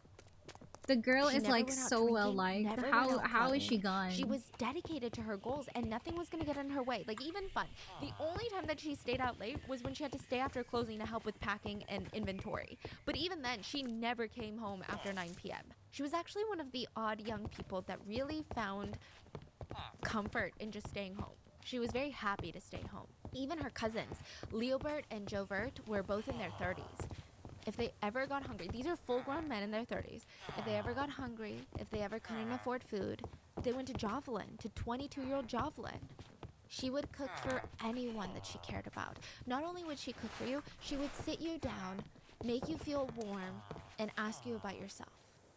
Is everything Why okay? is she so? She Why is she like loved, a the good, typical? Oh heartfelt my God, she's an conversation. MC. And now she was just gone. She just vanished. And this whole Bruh. family, they're like, we have a giant hole in our hearts. Like, what are you talking She about? seems so. The I know, cousins are right? Like begging for people her are return. saying Her she is sisters are nice. distraught. Her mom is beside herself. What is going on?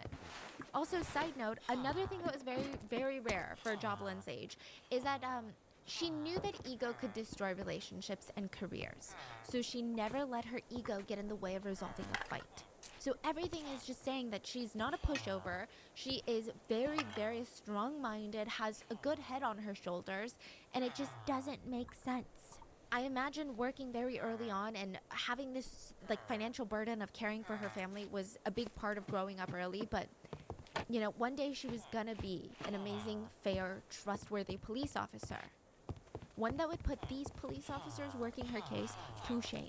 It felt like they had genuinely no idea Oh my what the hell God, they were people doing. are breeding. Jovelyn Look is at this. reported missing, and the police start their investigation Oh my God, at people are breeding. the mall, Where are the they watching Robinson right Mall, now? because that is Jovelyn's last known location. Isn't this how You know, their people plan makes breed a lot of sense. here? They would go through the CCTV footage, hoping to catch a Why, glimpse of her why are you guys movements. all? At least that way they could figure out what exit she took. Maybe she ran into a Oh friend. my God, you're Maybe she ran unemployed. into someone in the Shame. mall. Or maybe she was taken in the mall. Like, we don't know. We gotta go through the CCTV Are they footage. all? Oh my God, they're But both when the police boys. arrive at the mall, Who's the Ron? owners are That's like, Ron, right? well, we don't want to help. We don't want to give you the They're a CCTV gay footage. fucking couple. Now, this Sorry. is where the urban legend comes into play. I don't think that the public were coming into this guns a-blazing at the mall, like, oh my God, remember the urban legend of the mall? Like, it's the mall. They just had the same reaction as the police. Okay, she probably left the mall and then ran into foul play after she left, right? Because the mall is so public, it's so bright. What's gonna happen in there? We gotta get the CCTV footage. See if she left with someone. Who did she leave with? What exit did she take? At least that gives us a direction that she might have been going. But then suddenly, the mall doesn't want to give CCTV? That's weird. Why would they not want to help unless they had something to hide? Ooh, The shady. urban legend now started getting brought up with this case. Now, the urban legend is what threw this case into social media spotlight. People could not stop talking about how creepy the mall was, how her disappearance must be connected to the human snake. Others argued there was never a human snake, it's human trafficking. Regardless of what you thought, public enemy number one right now was the police and the mall. You know, a lot of people were saying, what do you mean, officer, that the mall said no? Like, since when do you guys take no for an answer? As a regular civilian, you ask me to do something, I take no, bad things happen to me, but this big, fancy mall, they can say no to you all the time? People commented, a life is at stake and this is how much effort you're putting into it. Someone said no, so now you're done investigating. Oh, I'm sorry, is the mall more powerful than the police? This is kind of crazy, guys. Now, side note, Jovelyn disappeared in Puerto Princesa which is a beautiful tourist island, like a tiny little island that attracts a lot of local and foreign tourists. So news of her disappearance made a lot of people adverse to vacationing there, and that is what made police get more involved in the case. So originally the police were like, sorry, we can't get them all CCTV footage, so like, case is over, bye, everybody go home, right? Now, the public attention is what made the police get more invested in this case. They realized that the public was not just going to forget about her disappearance or her vanishing. Hooray and for if they people didn't solve who's- it, nobody was going to go to the mall. Who's into Nobody was even teas? gonna Let's come visit go. the island that relied heavily on tourist economy, on tourist money. So the government bosses, all of the officials, the people that are basically the bosses of the police, they're like, you need to figure this Oh my out. god, I found And with Jay Mjolnir. Costora, the tarot card reader, along with other high-profile names getting involved, this case was getting bigger by the second, not even by the day. Oh my god, I by got the Thor's hammer. second. Now, side note, there were a lot of theories forming. Many people believed that yes, indeed, it had something to do with the mall. Something very strange happened in that mall, and since the owners are wealthy, they're able to stand up against the police and refuse to give CCTV footage. Other small theories started to emerge. There were rumors that Jovelyn was having an affair with her boss's husband. Listen, I don't even know where this came from, and Bruh. I don't even know how it started. But her manager's name is Karen, and people said that Karen had found out that her husband was hanging out a lot with Jovelyn, and instead of leaving him, Karen became overwhelmed with jealousy and emotion. She channeled all that hatred, all that anger towards Jovelyn instead of her own husband. And Bruh, she that's- thought, that's as long bullshit. as she That's bullshit. disappears, I can have my husband all to myself. People on social media went so crazy with this theory that news stations wanted to interview Karen, the manager. She came out and she denied having any resentment towards Jovelyn. She said, in fact, I've only ever spoken highly of her. Like, you can see all of my other interviews. You can ask anybody. We had a good relationship. She has a great work ethic. She's dedicated to the job. She was one of my best employees. But people overanalyzed this interview and stated that she was way too emotionless. If a manager genuinely liked your employee, wouldn't you be emotional? Jovelyn's sister chimed in and said, well, I was able to log into my sister's Facebook account after she vanished, and I actually did see messages pertaining to the boss's husband. Jovelyn was talking to a friend of hers on Facebook about how she wanted to quit her job. Jovelyn said, I don't like it anymore, and the friend asked her why.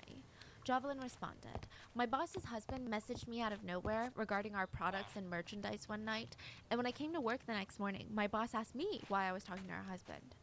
So I clarified what was going on, but honestly, that was that. Like, nothing happened, nothing went on, and it just, like, the whole thing, it just seemed like it threw off Jovelyn. She felt very uncomfortable, but there was nothing to indicate that Karen or her husband felt any type of way about it. So again, a lot of confusing rumors that aren't really propelling the case forward or helping in finding Jovelyn. Now, around this time, Rafi Tulfo, this massive TV Welcome back. personality No and worries, journalist, nothing and now a important. senator in the Philippines, They're he just starts saying getting that involved. they're just saying He that starts maybe putting she was pressure on the involved officials. with He even had the the major the of the police manager's force boss. on his show where he just grilled him for answers. Meron screen grab from the CCTV. The victim Oh, si Tulfo. going This is Tulfo. inside Robinson's Mall, pero palabas niya ng Robinson's Mall, wala. So Yung yun po siguro susi. Would that be the reason? Yung sabi ng PNP, meron na silang bagong nakita na lead. The major just kept repeating the same responses over and over. It sounded like he was given a list of answers that were PR friendly, that were appropriate, and he just kept repeating No, those. the I don't the wanna mall hinder the didn't want to give the investigation. We're CCTV. still keeping that in mind. We're still investigating the leads. We're still trying to figure it out. Rafi wasn't having any of it. He kept pushing, and since Rafi was this high-powered senator slash journalist, the major was actually terrified of him. He was in kind of a pickle. He had to try and not hinder the investigation or make himself or the police force look bad, but also respond in a way that Rafi would be satisfied with. It was not a good position to But be she in. was not. Every He answer was just not made it seem like the satisfied. major and the police were hiding something, or that they just were the most incompetent people running this case.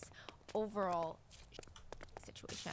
Rafi Tolfo kept pushing the major to tell them if they were able to get the CCTV footage from the mall and what was seen on there.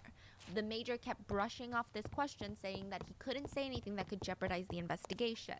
But Rafi kept pushing and kept pushing and kept pushing, and with enough pressure, the major stated, you know what?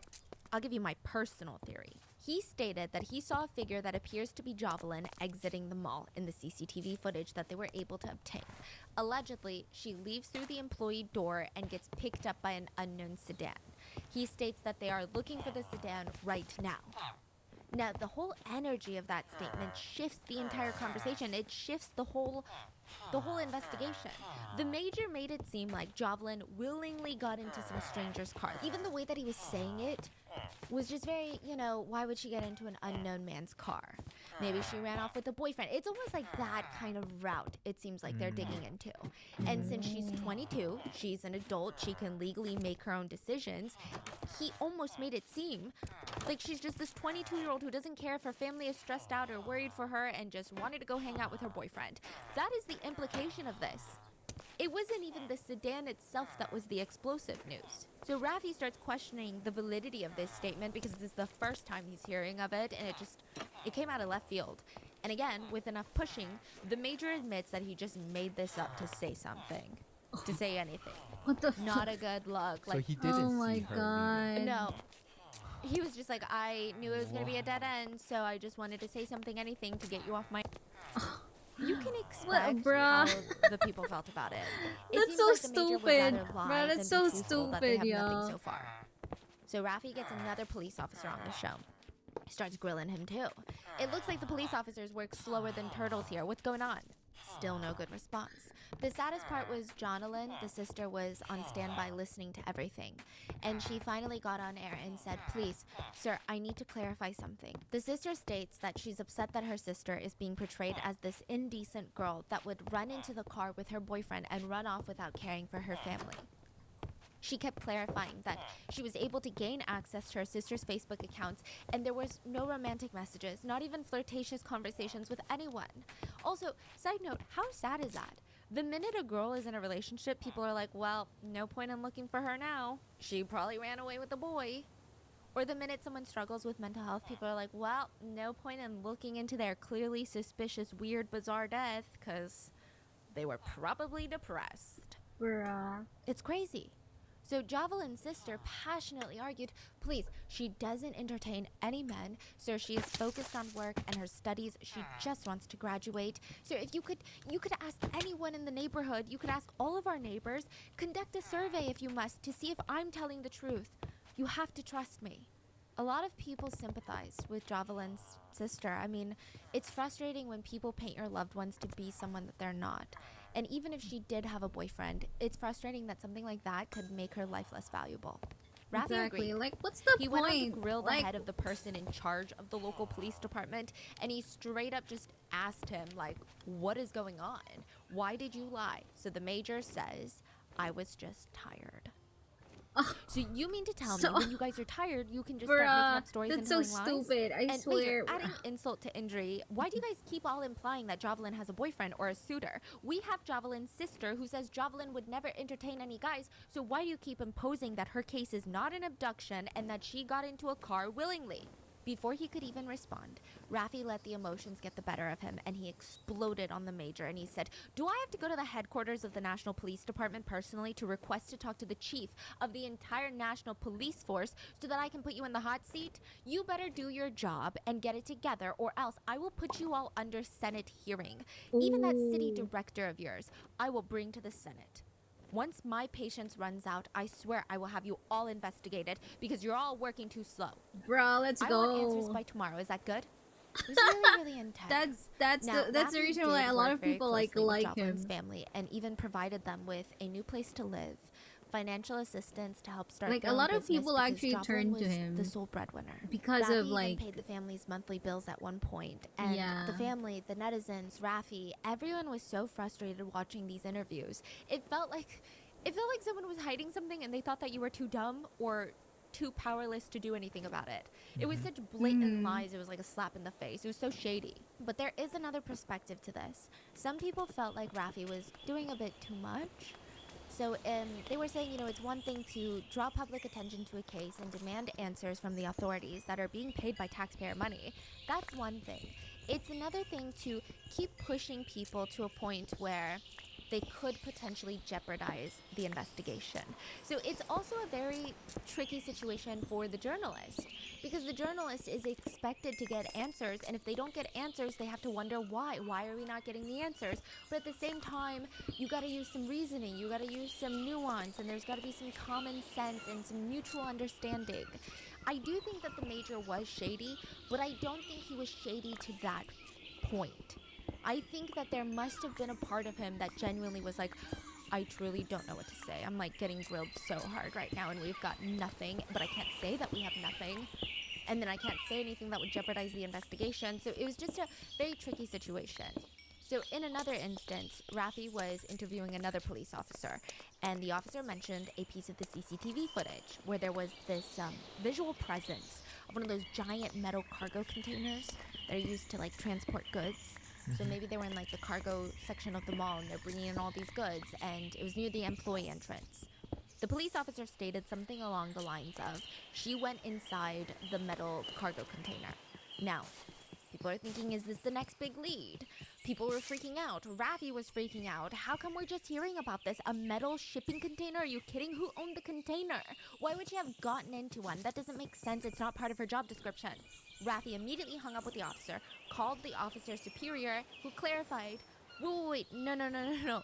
She went around the metal cargo container. To which Rafi responded, one of your men said that she went inside the container. That's why I'm asking you, what is inside? And if anyone has already checked who owns the cargo container, good grief, like that's what I'm asking you. Now, viewers at home, there is some nuance to this. Viewers at home were feeling a little bit frustrated because this one wasn't purely police incompetence or secrecy. The officer in question that mentioned the metal container, he spoke a different dialect. So he said went. But the way that he used the word in Tagalog made it seem like she went in, but it could have easily meant if she went around. But instead of clarifying, because it was clear that he didn't speak the same dialect, instead of Rafi being like, wait, can you clarify, did she go in or around? He just kind of like hung up and was like, okay, let me call the superior and make it a whole big thing. And everyone was like, that didn't need to be a big thing, you know? And then, he's calling out police incompetency and secrecy, but then people were like, this one just feels like you made something really big for an explosive news segment, but it wasn't that big of a deal. People weren't happy about it, but as social media discourse was ramping up, so was the investigation, believe it or not. The investigators were able to get through the security footage of the mall, and they found Jovelyn. There was clear evidence that she made it to work that day, so okay, good. But there was no evidence that she left the establishment at the end of her shift. Why does it not show that? The mall stated there was a local power outage, so all of their lights and power and cameras shut off. Locals disputed this and said, we did not have a power outage that night. So what are you saying? And coincidentally, it happened the same time that Jovelyn was leaving the mall for her shift. It felt really, really, really sinister. So people kept bringing up the human snake. People kept bringing up human trafficking. There were just rumors that the mall owners had to deal with the police to ignore cases like this so that they can feed their human snake or do some sort of underground activities. I mean, people also wondered, what if this was news planted by the mall's competition, SM Super Malls? They're like the biggest competitors of Robinson Malls. What if they wanted Robinsons to go down? So they keep pushing this mall narrative. This is like the Chinese school kid. Yes. It's like once someone go missing, I feel like school or the mall, they should be the number one people on top of this. Yeah, this not is, the police. Yeah, this should be hurting them the most. Exactly. I do think it's weird when the establishment that's getting hurt the most, that is known for being super capitalistic, is suddenly not capitalistic. Because capitalism would mean that you want to distance yourself from this. No, they think distance is the way to go. Like suppress it. Let's just get rid of the story. But instead, that only fuels more online discussion and more conspiracies. It's so weird. Wouldn't you rather just want to show the footage like, hey, she left the mall. We got nothing to do with it. Bye. Release that to everyone. Have fun, everyone. Yeah, so now it's like, what's going on with the security, the cameras, and it just sounds more and more and more fishy. They should come out and provide everything they have. Yeah, they should be working with the investigators excitedly, like aggressively hunting down investigators. Unless they are doing something. Exactly. So people are going back to the tarot card readings and trying to connect the dots. Jay, the tarot card reader, said that there was a deal made even before Jovelyn had disappeared. So maybe the mall and the police had a deal. Maybe the mall had a deal with the human snake or some sort of shady organization or syndicate like Jay had alleged. Now, on top of that, Jay had stated that the people holding her captive were authority figures that had power. The mall owners have power. The police have power. Government officials have power. Nobody could understand how there was no footage of her leaving the mall. But they did provide, the mall does come out and provide some records. This is like an employee login and logout records where you log out at that time and you sign. And it showed Jovelyn logging out of her shift and out of the mall, but this could have easily been, someone could have signed for her. It did nothing to calm the public. It just felt very shady. Like, how is this good enough? Like, you really think we're gonna be okay with this piece of paper? All these coincidences were making people feel very nervous about ever going shopping or even trusting the police. And then out of nowhere, a store outside the mall said that they had footage of Jovelyn outside of the mall after her shift at work. They said the CCTV footage showed Jovelyn outside waiting for a bus home. Police state that they studied this footage and believed it to be Jovelyn, and they showed it to Jovelyn's family, and they were all confirmed that it was Jovelyn. Everyone, except for Jonalyn, this is a sister that has been outspoken and has been kind of the family representative in the news. So it's not like she's going against her family. I would say that the family is kind of more behind her. She said that she was skeptical about this video. She said that the only reason that her family originally confirmed that it was Jovelyn was because they felt pressured by the police. But the more that they watched this footage over and over and over again, they felt like they could not confidently say that that was their sister. But as she's voicing her concerns, police stated, nope, it's her sister. She's mistaken. It's her sister, because there were witnesses who saw her on the bus. This stopped people dead in their tracks. What do you mean, saw her? So all of a sudden, this grainy footage of her outside the mall shows up because there's no other evidence that she left the mall. Suddenly, we have footage. And then you suddenly have people that came forward and said that, you know what, actually, I did see her. Why did they not come forward prior to this when everyone on social media was still talking about it? It's not like the case just exploded. So I don't know. The whole thing seems very, very fishy. But this was the strongest lead that the family was given. So they try everything. The public was able to find the driver of the bus, and he gave very wishy-washy answers. He said he had no clue if Jovelyn ever got on his bus because he focuses on driving rather than the passengers. Everything about it just felt weird. Like, all of a sudden, people saw her on the bus. All of a sudden, she's on a bus. And then another family tragedy struck. Two of Jovelyn's cousins, do you remember Leobert and Jovert? Both in their mid-30s were involved in an accidental stabbing involving each other. Trust me, it gets weirder. The stabbing would result in both of them being jailed for Jovelyn's kidnapping and murder. Wait, slow down. They stab each other? Yeah. And it would result in them going to the hospital and then later to prison for Jovelyn's disappearance. Let me explain, okay? Let me explain. Leobert and Jovert had gotten drunk one night. This is like after Jovelyn disappears. And somehow they enter into this super heated argument, allegedly about Jovelyn.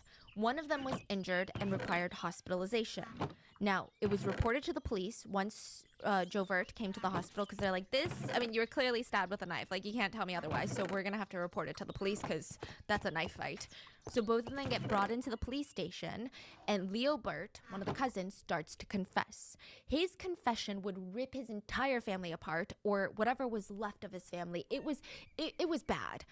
Leobert stated that he and Jovert planned to kidnap, assault, and kill Jovelyn. Their own cousin, their own flesh and blood that they grew up around. They said they planned it for weeks and that they finally did it. The reason that the accidental stabbing occurred was because Leobert felt so guilty about what he did. It was eating him up on the inside. He just wanted to turn himself in, clear his guilty conscience, give Jovelyn's mom some peace of mind. He wanted to stop living his life looking over his shoulder constantly for the police. Oh my god, that's he so tried to tell bold. Jovert one drunken night, hey buddy, I want to tell the cops. Jovert was pissed. He's like, we agreed to do this together. You can't just turn yourself in because then I gotta turn myself in. I'm not ready to go to jail. You can go to jail by yourself. Why should I have to go to jail? So he grabs a knife and threatens to kill Leobert. Leobert pushes him and attempts to defend himself, and it resulted in Jovert accidentally stabbing himself with the knife. They had been brought in, Jovert had been subdued, and Leobert felt like now that he was no longer around Jovert, he was no longer scared for his life, he could confess. He stated that he was overcome with remorse and guilt. This freaked out a lot of people for a number of reasons. The small one being, Jay's tarot card reading stated that the people who took Jovelyn were authority figures. In the Philippines, it's much like the rest of Asia. You are grown up to show cousins, especially that are 10 years older than you. You have to show them respect. They are also your authority figures. No one had thought of it like that. People are like, wow, we kept thinking about government officials and police officers when it could really be the person closest to you. Mainly everyone was freaked out though because these were her cousins. What motive would they have in kidnapping her? Leobert was asked that, and he said it all started a few months before she vanished. He and Jovert kept talking about how Jovelyn was so pretty, how beautiful she was. And at first it started as like a fun family banter, like, oh my God, our cousin is so pretty. But they said that they became fascinated by her looks. And they said that they were even more intrigued by her contrasting tomboyish manner. I don't know what they're trying to say with that. Something about her was irresistible, Leobert said. Now, at first, it starts off as a simple joke. They were joking, I don't know how this is a joke or how it's funny, how they would kidnap her and what they would do to her if they could kidnap her. And for about a month or so, this is how they planned it. The more they talked about it, the less of a joke it seemed, and the more feasible, the more excited they got for this plan. And then one evening, they put their plan into action.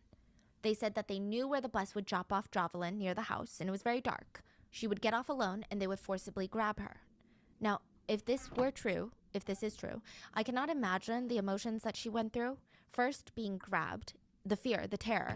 And then when you look and you see it's your cousins, maybe you have this moment of like a release of tension because you probably assume that they're playing a joke on you. And then that fear comes rushing back and you realize good girl you they're are not. for me. Oh my This is God, not a Jesus joke. Christ. They stated that they grabbed and restrained Jovelyn, causing her to lose consciousness. Leobert said they dragged her to a grassy area in their hometown, subjected her to rounds of horrific essay by her own two cousins, her own family members, and Leobert stated that she never gained consciousness ever again. They realized that she was dead, which was kind of their plan because there's no way that they could do this to their cousin, of all people, and expect her to not say anything to anyone. Leobert said they dragged her lifeless body to an area with even taller grass and less foot traffic. They dug a shallow grave, buried her. They said that they scattered her belongings through the field as an attempt to hide the evidence. Well, and apparently your this was fault. their You scared a masterful lot of plan that people took right them now. over a month to come up with. The confession of the crime Sorry, Hydro. is strange, and it doesn't sit right with a lot of people. But either way, August 23rd, 2022, just 18 days after Jovelyn vanished, Leobert led the police to the locations where he and Jovert allegedly hid Jovelyn's body. This is where things get puzzling because at this point people are thinking, is she I don't really dead? believe this confession. Maybe the guy's on drugs. Maybe he's drunk. Maybe he's like having a mental breakdown because this doesn't make sense. Who can really do this to their cousin? Jovelyn had been missing for 18 days, and he pointed out where her body was buried. The level of decomposition on her body was extremely severe. She was completely skeletal at this point. There were no remaining soft tissues, nothing. It was nearly impossible to do a comprehensive autopsy. There was no way to even prove that she had been essayed before her death because of how advanced the decomp was at this state. A lot of forensic experts who saw the crime scene photos also stated that the bones almost looked a little too clean. I mean, yeah, you could argue that being in a humid tropical environment could lead to faster decomposition, but something about the scene felt oddly staged. That's how the public felt. That's how experts felt. Another puzzling revelation was just how close to home Jovelyn was. Even her things that were scattered about, like her ID, her bag, her sunblock, gum, wallet, all of it was discarded so close to her home. Even her body was found so close to her home, it didn't make sense. A lot of neighbors wondered how her neighbors, Jovelyn's neighbors, the same ones that were searching high and low for her, how they never smelled or spotted her remains when she was found 1,000 feet away from her own home. And she wasn't found in like an abandoned field. One neighbor said that the grassy area that she was found, it had some foot traffic because people would walk through it as a shortcut. It's not like a jungle, it's like just a grassy area. And since it wasn't being put to use, some of the neighbors even planted herbs and veggies. Kids would play in that little yard area. Sometimes dogs would play fetch. Even if a stray dog had died there, which has happened before, everyone would have known because of how badly it smelled. I would imagine it's worse with a human. There's even a store from where Jovelyn was found that's 300 feet away. And you're telling me no one smelled anything? No one saw anything? That is so sus. I mean, the everyone body in would the have area is looking for Jovelyn. maybe those and guys no were one like paid. smelled something so strange, like a decomposing body, and thought, it's probably got nothing to do with the missing girl. Like, that doesn't make sense. The family did confirm some of the items found nearby were Jovelyn's, but not all of it. The underwear that was supposedly hers were not hers according to the family, but the wallet, ID, and some of the other things were. Now, there was no way for them to ID her based on appearance because of how her remains were found, but Jovelyn's mom said, "In my heart, I genuinely believe that she's still alive, that she is somewhere out there because I don't know if someone harmed her. In my mind, she's still alive. When I saw those bones, I didn't feel anything. It's as if they didn't belong to Jovelyn." So this further fueled the online theory that whoever was found was not Jovelyn. Netizens suspected that the police planted the bones there so that they could stop investigating this case. Yeah, that it was some sort that's of big most cover-up. likely what happened. But the like, police kept bro. going with this. 2 days later, on August 25th, 2022, they instructed Leo Burt to guide them to where he allegedly buried Jovelyn's jewelry and phone. So this is another odd thing. The jewelry and phone were separated from the rest of her belongings, and they were buried super close to Leo Burt's house. So either he's a super confident criminal, dumb, or this just felt strange. It felt weird. Like, if you That's think of just it from a criminal's weird. perspective, especially if you were related to the victim, wouldn't you want to get as far away from their items as possible? Exactly. Soon after, what the police believed to be a shut and done case, because, we can have all the theories in the world, but only the killers would know the location of Jovelyn's remains and her belongings, right? Mm-hmm. And Leo Burt led them there, so it must be him, right? Well, Leo Burt's attorney came out to say that whenever Leo Burt was talking and guiding officers to the evidence, Leo Burt would look at the officer, waiting for some kind of sign or go ahead or some sort of signal. At this point in the case, people didn't really know what to believe. Netizens were even questioning if they had gone too deep down into the conspiracy rabbit hole and they were just trying to create the most insane narrative of things now. People didn't know. Are we crazy? Is the police crazy? Or is this real? Because, sometimes things happen that are so sick and twisted, it almost feels like a conspiracy when you start thinking about it. People wanted answers, or at least some clarity. Another person that could have that is Joe Vert, the other person involved in the crime, the other cousin. Now, he hadn't been as involved in this investigation thus far because he was hospitalized for accidentally stabbing himself. A radio show tracked him down in the hospital Oh my and God, asked it's for an an interview. elevator. Their aim was to just get to the bottom of the mystery, answer all the unrelenting questions, tell us why did you do it, what happened, tell us the truth. But in reality, all this interview did was muddy the waters even more. Joe Vert was so emotional during his interview, he stated that none of it was true, none of it. Even the accidental stabbing, none of it had to do with Jovelyn. Di ko kaya yung See, di ko like, alam kung anong nararamdaman ko sa kanya. I probably, most probably, they were paid to to just have the investigation go haywire, so that people will, will stop speculating and just Sorry, what? overall stop Then everything. Why did you accidentally stab yourself? I confronted Leo Burt about the rumors that he was trying to hit on my wife. I was drunk, I confronted him, and he looked me in the eye, and you know what he said? He got defensive. He said, "Hey, you better be careful about making accusations like that." And I started getting angry. I got into a fit of anger, and I was drunk. I grabbed the knife. I pointed at him. I demanded he take me seriously. Just answer the question. That's all I wanted from him. And then I end up in the hospital and charged with the murder of my cousin. I mean, I have no involvement in my cousin's disappearance. I loved her. I can't comprehend why I'm even being connected to the case. He talks about how he has a criminal history, and yeah, he might have been involved in some shady things in the past, like drugs, but this, he swore up and down. I truly had no part in this. I cannot fathom what's being thrust on me right now. This is the honest truth. When Jovelyn went missing, I was at work with my managers. I can confirm that. They can confirm that. Never in my wildest dreams did I ever imagine taking a person's life or even committing such a despicable act of assault. Please, you have to believe me. August 30th, 2022, a few days after Jovelyn's supposed remains were found, a DNA test was released by the police to the public, stating that the remains did indeed belong to Jovelyn. With this, the police formally charged Leo Burt and Joe Vert of homicide. Now, most of the charges did rely on Leo Burt's confession and narrative. The police completely brushed off Joe Vert's claims of innocence and stated that thing that he said about work, it's just him trying to create an alibi. What do you mean? That even raised eyebrows. Exactly what you said. Either he lied about his alibi or he didn't. Like, what does it mean when you say it's an attempt at him creating an alibi? Was he or was he not at work? Like, it just felt like the police were being roundabout for no reason. You could literally just say, he lied, he wasn't at work.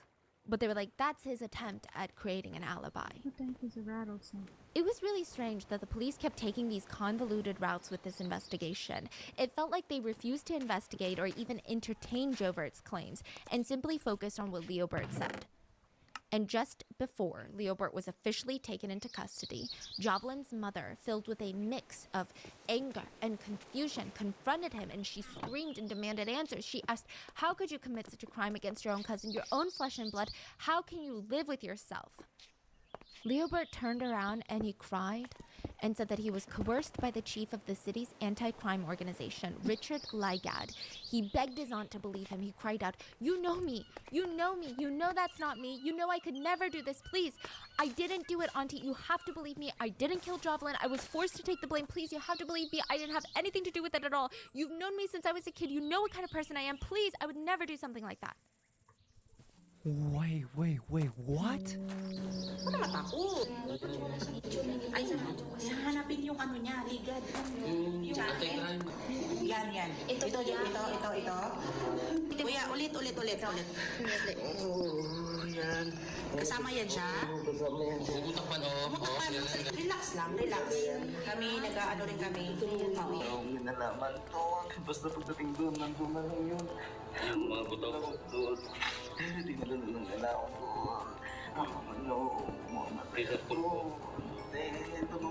She was so taken aback by his words. She was torn between her desire to believe him because she doesn't want to believe that someone she trusted, her own flesh and blood as well, could do something like this to her child.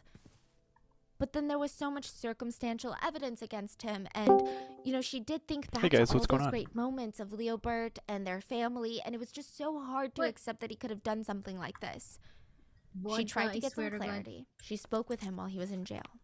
And later, Jovelyn's two sisters, Jocelyn and Jonalyn, would even go on air with Raffi Tolfo to talk about what was going on with their cousin Leobert.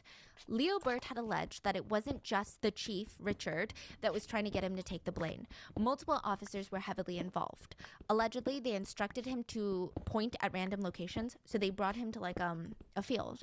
They were like, point in that direction. And then he would point in that direction, creating the illusion that he was the one that told them where the body was and where the belongings were. So they were just like using random clips of him. Mm-hmm. But they just took him to a predetermined spot and told him to point. So he did. And sure enough, her body and belongings were found. And he said that he was gutted and shocked, but also terrified because that just made him look like the guiltiest man alive. Allegedly, Leobert only complied with Richard and the police because they kept threatening his family. The sisters were able to record a conversation with Leobert, and he does in fact seem terrified for his life. He stated how Richard told him exactly how to respond to the questions he would ask, but he also alleged that Richard physically abused him when he didn't do what was asked of him. He sent the sisters pictures of scars and bruises all over his body. Now, pakipaliwanag sa amin, doon nababanggit yung pangalan ni Ligad at meron pang pinakitang picture. Saan ang galing yung picture? Pwede pakipaliwanag sa amin? Bakit nabanggit yung pangalan ni Ligad doon, ma'am? Yun nga po, ang sabi niya nga daw po, si Richard Ligad nga daw po yung nagdidikta sa kanya. Kaya po sinecha agad namin kung anong mukha at pinakita namin sa kanya. At sabi niya, yan nga daw po yun. Simula unang gabing pagpasok niya sa kulungan, yun na daw nagdidikta sa kanya at nananakip sa kanya. So, kasama ho ba sa inyong responsibility na kapag meron pong mga suspect na naaresto, kailangan kayo po ay present doon at kailangan kayo kasama sa mag-iimbestiga? In this case, inamin niyo po noong August 22, nandoon po kayo, present kayo, nung ito pong si Leonard ay nasa kustodiya ng mga pulis at kayo mismo nagsabi na nandun si Major Manalo at nandun ka rin. Ano po yung important significance po ng inyong presence doon? Po, sama rin po sa ano ko yon dahil same time ako rin po yung director ng Anti-Crime Task Force po. Were you called or you were there voluntarily? Yung doon po sa pag-ano ng cellphone, bali, tinawagan po ko ni Sir Manalo na yun nga raw po, ituturo daw po ni Leobert kung saan yung cellphone. Sir, noong pong August 22, yung the day na natagpuan po yung bangkay at ito po, si Leobert po ay nasa custody ng mga pulis. Yun po yung tinatanong ko, bakit po kayo nandoon?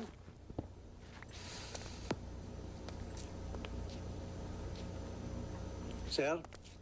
Apa? Bakit po kayo nandoon noong August 22? Kayo po ay civilian, hindi po kayo miyembro ng PNP, tama? Sir Rapi, ako po yung Public Order and Safety Officer din po ng lungsod ng Puerto Princesa, sir. So kayo ho ay may tie-up o meron ba kayo memorandum, City Hall and PNP na para makialam po sa investigation involving criminal activities? Oh my God, she can say shit. Meron ho bang memo between the City Hall and the PNP? O yung PNP ho ba, kayo po ay ni-request o kayo po ay dinetail ng City Hall sa PNP na pwede makialam, pwede mag-imbestiga, pwede magbigay ng information sa ginagawang crime investigation ng ating kapulisan? Sir? Hello, sir? Yes? Oh my God, you can say shit. Bro. Kayo po ay isang civilian employee. Hindi po kayo member ng PNP, tama?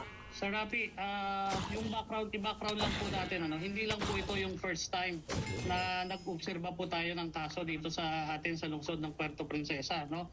Nagtatay up din po tayo sa PNP sa iba pang mga kaso. Okay. Dito lang po, gusto lang po natin tingnan kasi naging sensation po ito eh. So kayo po ay kusang bumalik ng Puerto from vacation kung saan man kayo galing nung sabi mo kanina para tumulong po sa investigation. At yan po ay kasama sa inyong responsibility na ibinigay po sa inyo ng City Hall. Tama? Apo, tama po. Parang critic lang po, no? Tinitingnan po kasi natin Filipinos are used to sensational speaking ito. a mixture of English and Kasi Spanish. mabigyan tayo ng Well, maling we suspect. speak Pero, English sir, a lot, meron ho ba kayong even though sapat na we're training like some people are na not para like tumulong officially sa pag-iimbestiga educated in para speaking the yung language. ginagawang It's investigation just a ng norm. police sa anumang klaseng krimen sa kanilang lugar. Were you trained on that aspect in terms of investigation, in gathering information, crime investigation ng PNP? Yun lang po ang tanong ko. Sir, hindi po. Actually, hindi po ako. Parang nag-observe lang din po ako doon, sir. The police responded to Leobert's change in attitude by stating, "We have his confession where he admitted to committing the crime with Jovert. That is the information we currently have, and we're going to rely on it. If there are claims of additional individuals involved in the crime, we will conduct a thorough investigation into that matter." Wow, this is so shady. I don't think Holy. anyone was satisfied with that response. It felt like the entire case and the entire investigation, the police just kept taking the scenic, easy route. They didn't even care to investigate. They just wanted to say, oh, well, that's what we have. So even if it's not true, that's what we have. So we're going to stick with it. The lack of transparency, the inconsistencies throughout the investigation made it difficult to even have faith in the authorities. The family ended up reaching out to the National Bureau of Investigations, the NBI, to help assist with the police and getting justice. Honestly, they just wanted another DNA test. I think they just wanted to make sure the police weren't lying and that indeed was Jovelyn's body. I don't think any family could live on comfortably knowing that they were skeptical of something like this, and I think it would just drive people crazy. The NBI started their own investigation parallel to the police, and in the end, the NBI's results were the same as the police. They confirmed it was Jovelyn's remains. It said Jovelyn's family was feeling a mix of relief and sorrow. The NBI experts did what the police failed at doing, which was giving the family a reason on how that happened. They said the weather conditions played a big role. Additionally, they stated the presence of crocodiles in the area could have accelerated her soft tissue decomp. It seems like Jovelyn's family were satisfied with the response. Many people in the public were not. They brought up a few things that didn't track. For example, if there were crocodiles, how come there was no bloodstains in the grass? If you're saying the crocodiles came to consume her remains, there must be traces of either bodily fluids or even tissue left behind, because a lot of the times they'll take remains to a secondary location to consume. But the entire area seemed pretty clean. Another reporter, Tommy Abal, stated, "There is a recurring phenomenon where authorities attempt to conceal the truth by targeting vulnerable individuals and forcing them to shoulder the blame for crimes they didn't commit. Exactly. They employ There's a tactics lot of of that. intimidation, issue death threats, instill fear by involving family members if they refuse to cooperate and confess." So a Yep, lot of there's people actually a agreed lot with of that, him. yeah. They stated, none of it makes sense. Even Jovelyn's remains or belongings that were found, they looked very dry, like her wallet, her ID. If her body decomposed at that rate, her belongings just looked so fine. Just didn't make sense. It looked like they had been tossed in the grass that morning. There was another moment that stood out, and allegedly during an interaction between an officer and Leobert that was caught on tape. The officer asked Leobert, "Where's Jovelyn's necklace?" Leobert seemed genuinely confused, but not confused in the sense of like, "Oh shoot, I forgot to hide her necklace," but confused in like a, "Wait, what there was a necklace? Almost as in like, nobody told me about the necklace. Like, I don't know about a necklace. People took it as maybe this guy has no idea what's going on. Maybe he's being fed information to repeat, but he has no insider information.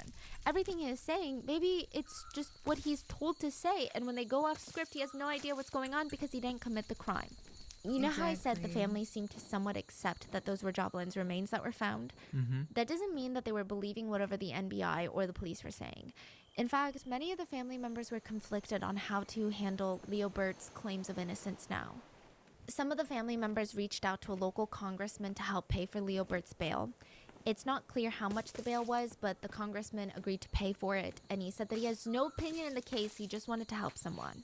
Meanwhile, Jovert took a polygraph on Rafi's show, and he passed with flying colors. Leobert did not. So it was kind of a show. Yeah, wow, so that fuels the conspiracy even more. Yes, of like, okay, now there's a conspiracy that only Leobert was involved.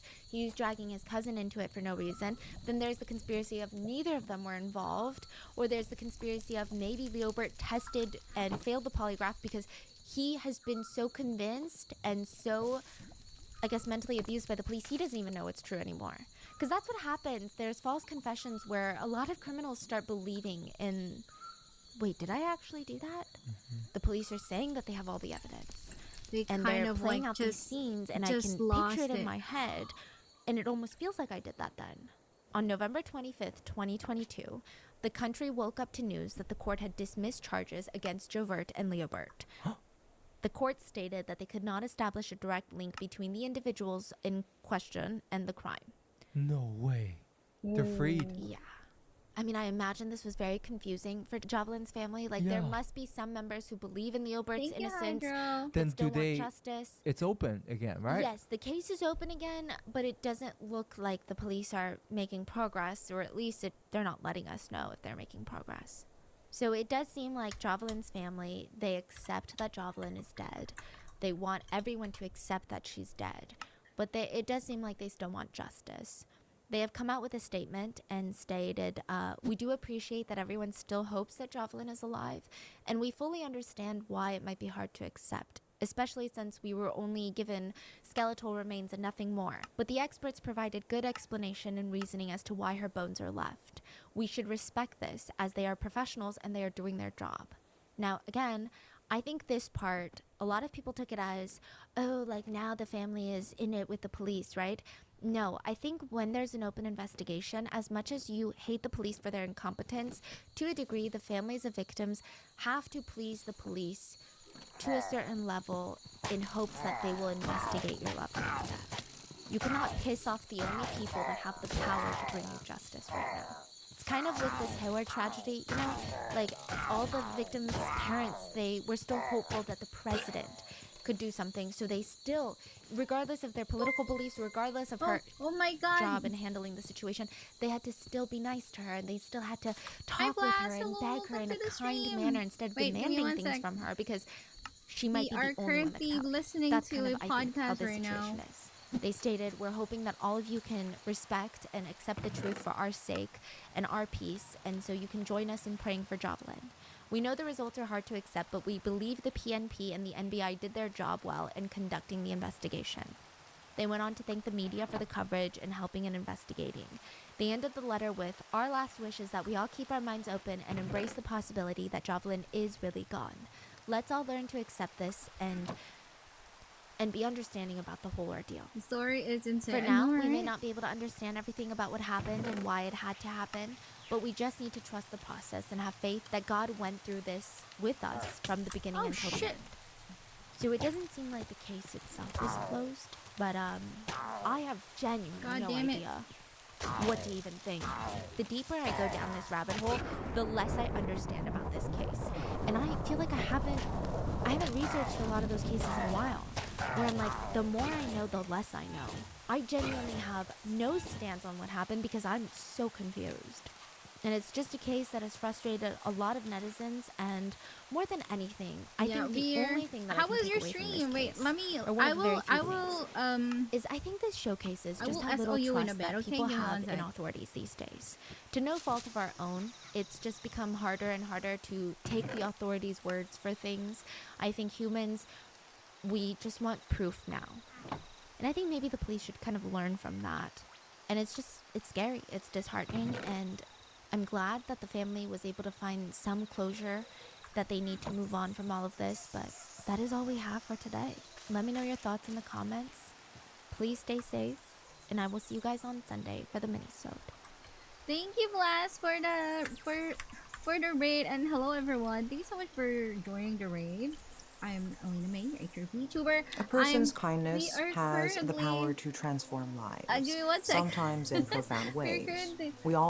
We are currently listening to podcasts while I do my MC. So this is a very lurker-friendly stream. If you want me to be your what do you call this? If you want me to be your white noise, feel free to do so. That is what I usually do as well. So, and thank you so much for joining. I hope you guys have a good day. Also, Blast, if you need to rest, if you need to, take care of whatever you need to do, please go ahead. And yeah, thank you so much for joining.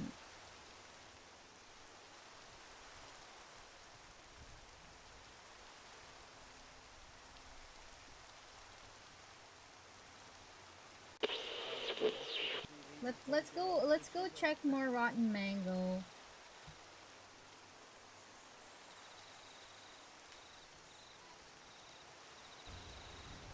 Well, let's do this. The anime girl. Anime girl goes viral. Oh my fucking Christ, how did I Bada bing, bada boo.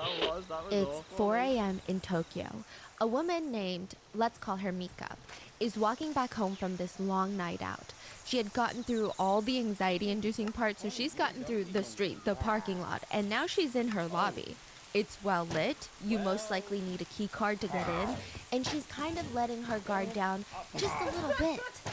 She turns the corner and she lets out a blood-curdling scream. 4 a.m. in an apartment building lobby. She just wasn't expecting to see this sight on the floor. Tonight, like smack dab in the middle of the apartment lobby's cold floor, there was a pretty 21-year-old woman just sitting. That's a weird sight, just like in the middle of the floor. She's just wearing a t-shirt as a dress. It's not covering much. She's sitting in the middle of the ground, smoking a cigarette, and having a casual phone call with a friend. Her demeanor was so calm and chill. It's as if she was sitting in her own private living room talking to her friend on the phone. But she's not. There's an owl. She's sitting in the middle of the apartment lobby floor, and there is a half-naked, bloody man dying behind her. They were both covered in blood, his blood. It's like she was guarding his body. The girl covered in blood would later explain, "That's the love of my life, and I was waiting for him to die." Mika didn't know what to do, because she doesn't know if this girl is armed and dangerous still. She has no idea. I mean, this is just all she's gathering in like 2 seconds. She calls the police, and then she snaps a quick picture of this scene, because it's just so unbelievable. This photo would later go viral, and men from all over Japan would start messaging Mika, asking her, "Do you personally know the bloody girl in the picture? Because if you do you know she's single now? Because I want her to date me. And honestly, I'd let her stab me." What the fuck? This is the story in Japan of a girl that was deemed too beautiful to kill. What the heck?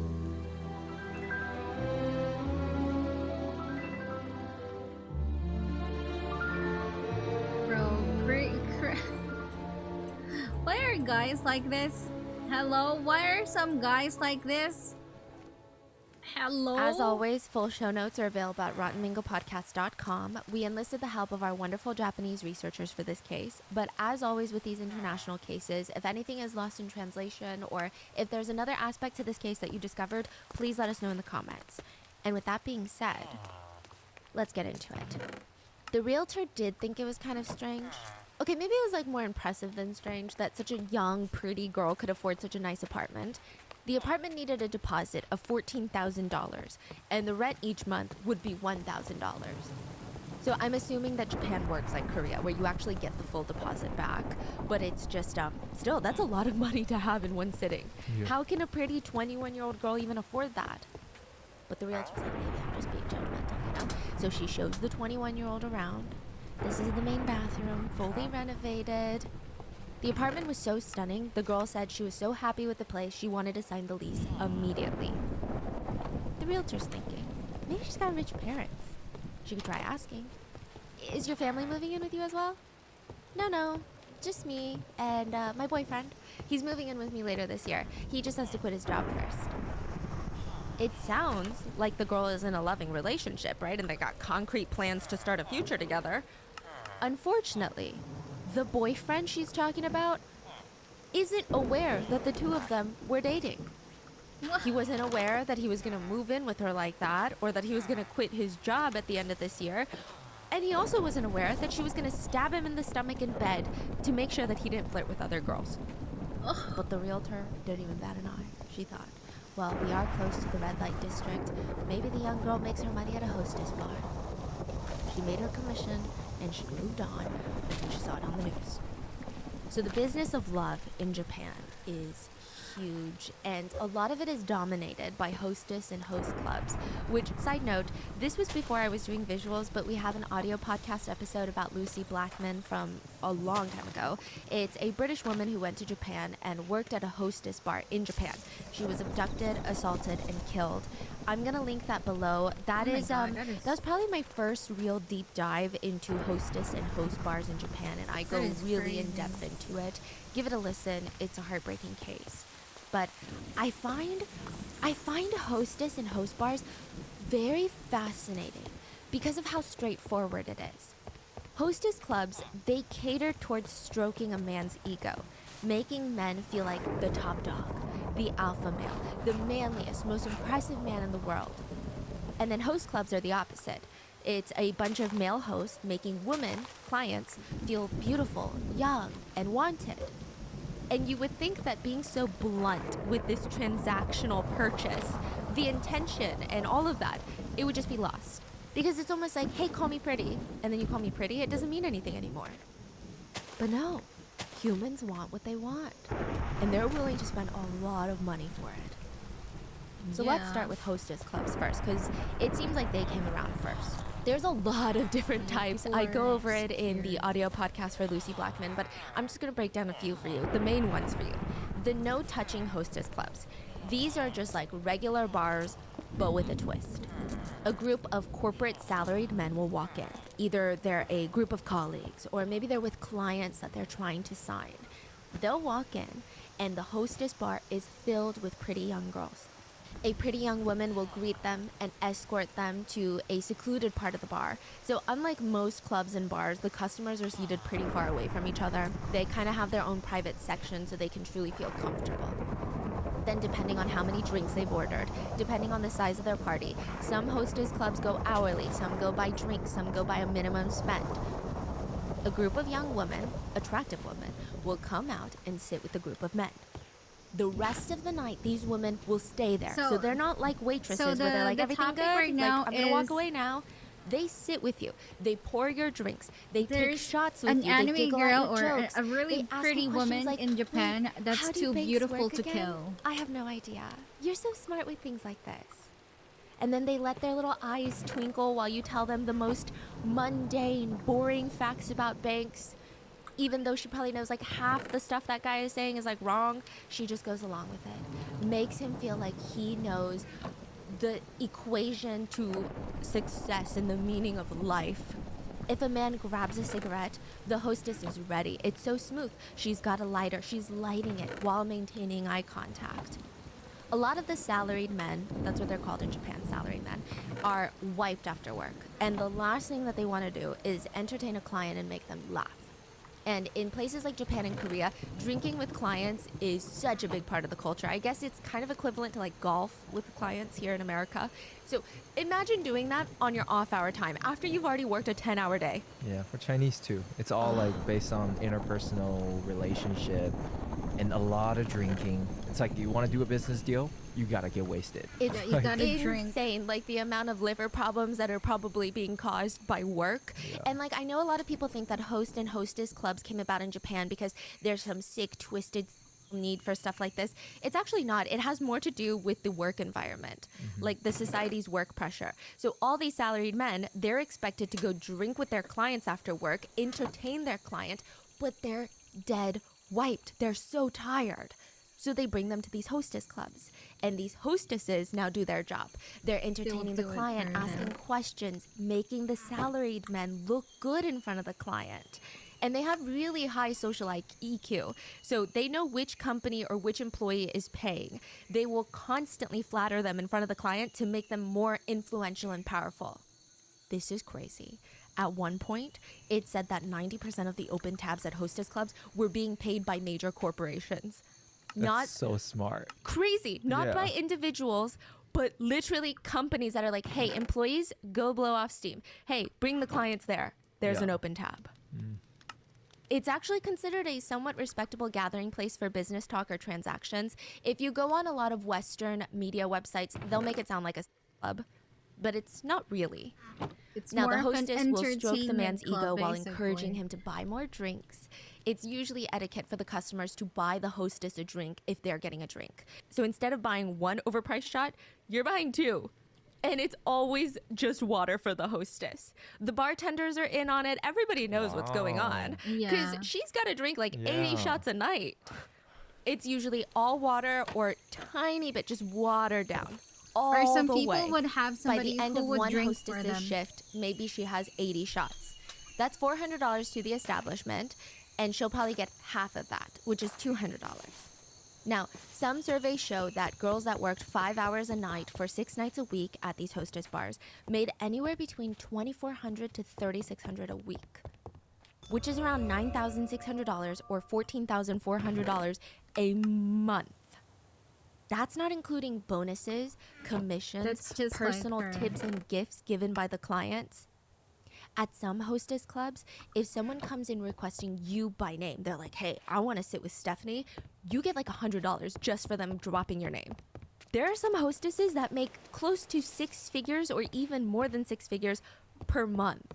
Now, there are different levels to hostess clubs. You've got gentlemen's clubs, and these are the ones where a lot of nakedness is involved. There's dancing. This is kind of more on par with the Western strip club.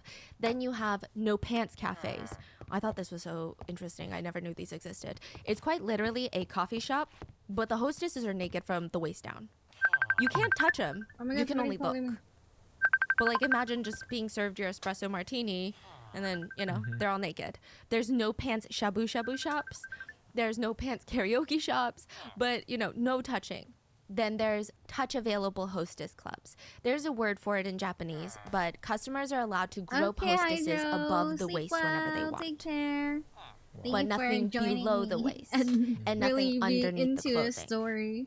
Then the most common is the no touching hostess clubs. If you try to touch the hostess or proposition her for anything, you'll be thrown out. Now, how much do the managers actually enforce these rules? It just depends on the class of the hostess club. The more expensive a club, the more strict they are in no touching, no groping, no conversations. At the end of the day, it's like Disneyland. That's how they call it. That's what the hostesses say. It's a fantasy that's being sold. So is Disney. The customer is the most important man in the world, and you can't wait to jump in his Wait, I'll bed one BRB day, but 'cause you somebody is- can't 'cause I'm because in the a stars call. aren't aligned for that, and you would get fired. But you love him so much. It's a fantasy. You get paid, the client gets an ego boost, and everybody wins. And interestingly enough, okay, before people are like, oh, that's crazy that they do this in Japan. Interestingly enough, coffee, yes. Japanese men are the I want most coffee. observant of the rules, and they're the most transactional, meaning they get what they pay for and they're very Okay, content. I'll It's just answer a said call one. it's usually the Western or foreign travelers, the passport bros, that will start screaming and yelling when a hostess does not let him touch her. Yeah. Okay? Crazy. But once a customer becomes a bit more of a regular, how do you keep bringing them into this hostess club? There's something called dohans, and just everything that I say for a hostess club, there's almost an exact equivalent for a host club, just the male to female version, right? Now, this is another chance for hostesses to make more money. It said dohans can bring in an extra few $1,000s, up to like $10,000 per month additionally to the payment that they're already receiving. So they can make like $20,000 a month. Some clubs don't give you the option of not doing tohans, but tohans are private dates with top clients. You go on a dinner date with a client, then you say, well, I have to go in for work, but I don't want to leave you. You should come back to the club with me. Call your friends. So they come back to the club, and usually the men spend more and more money at the club if they're going to these tohans with the girls. He gets to enjoy an evening out with an attractive young woman. He feels like he's getting looks by passerbys of like, how did he get such a young, pretty woman? He must be rich. He must be special. It looks good for him. He becomes more attached to not even the girl necessarily, but to that feeling. He becomes attached to that ego boost. How he feels about himself. So he keeps going to the club, keeps going to tohans. The hostesses, they win because technically they make more money and they get free meals. But the reality of it is, I'm sure, is terrifying. I'm sure it's scary what clients try to do when managers and bouncers aren't around. And speaking of managers, managers at these types of clubs are a different breed. And this is kind of pertinent because one of the people in today's story is a manager at a hostess club. Okay? Managers. They watch over the girls like a gambler with a hand of cards. That's how they're best described. Every girl in a club has their own strengths and weaknesses, and the manager has to utilize them like little weapons. She has to do it carefully. Hostesses are in and out of each table, constantly swapping, but it's done in a way where the customers, they don't feel weird about it. It feels natural, like a river flowing around, trickling down. A lot of the hostess clubs will operate by the hour. So get this, there's a science to it. Right upon entering, customers are seated with the most attractive girls. They sit down with the girls, they start drinking. If they're not connecting, the girls are seamlessly swapped with new girls. But it doesn't seem like, oh, they're not connecting, let's swap them. It's more like, oh, I gotta go real quick. And then new girls come over very naturally. But if all goes well, the top girls, they stay. And the main goal is to get to the customer for that second hour mark. Because even if you pass the 1 hour mark by a minute, they have to pay for that full second hour. And then the manager will immediately take away the pretty girls that they just spent an hour connecting to, swap them with new, less attractive girls. Now, if the clients want the original girls back, the manager will either say, ooh, sorry, you have to specifically pay for her, which is an additional couple $100s for an hour. Okay, or they'll be told, I'm so sorry, she has a reservation with the top client right now, but she'll be back in half an hour. Make them sit around for 30 minutes. She comes back, they're happy, they're excited, and then they push into the third hour. The managers are able to watch the clients like a hawk without even making it obvious. They always say, if a man walks to the bathroom and he even glances at his wrist where his watch is, or takes out his phone, he's thinking about leaving. If he just rushes to the bathroom, rushes out, that's fine. But if he even takes a side second to look at his watch, that's it. So when he gets back at his table, what do you know? The prettiest girls are all there waiting for him. Or sometimes they're standing outside the restroom asking him, where'd you go for so long? And they'll take his hand and escort him back to the table while giggling. And now that beautiful girl is begging for a bottle of champagne that she's never tasted because it's so expensive. And she's thirsty. Usually a bottle of champagne at high-end establishments like this easily go for $500. So before they know it, the wealthy businessman is spending upwards of a few $1,000s in a single night. And it's all about picking the right hostesses. Typically, the most successful hostesses across the board are considered naive and innocent by men. They are perceived, keyword, perceived, by the clients to be less intelligent than them. So they're not intimidating. Then eventually, came the emergence of host clubs, which are basically the same concept, but now it's male host catering to female customers. And it's fascinating. There was a gender studies professor who took a deep dive into the host clubs of Japan. Because, you know, there's always that sentiment when men are attracted to work, it's like, oh, men are men. But then when girls are attracted to, they're like, why would a girl spend money on such a dumb thing, right?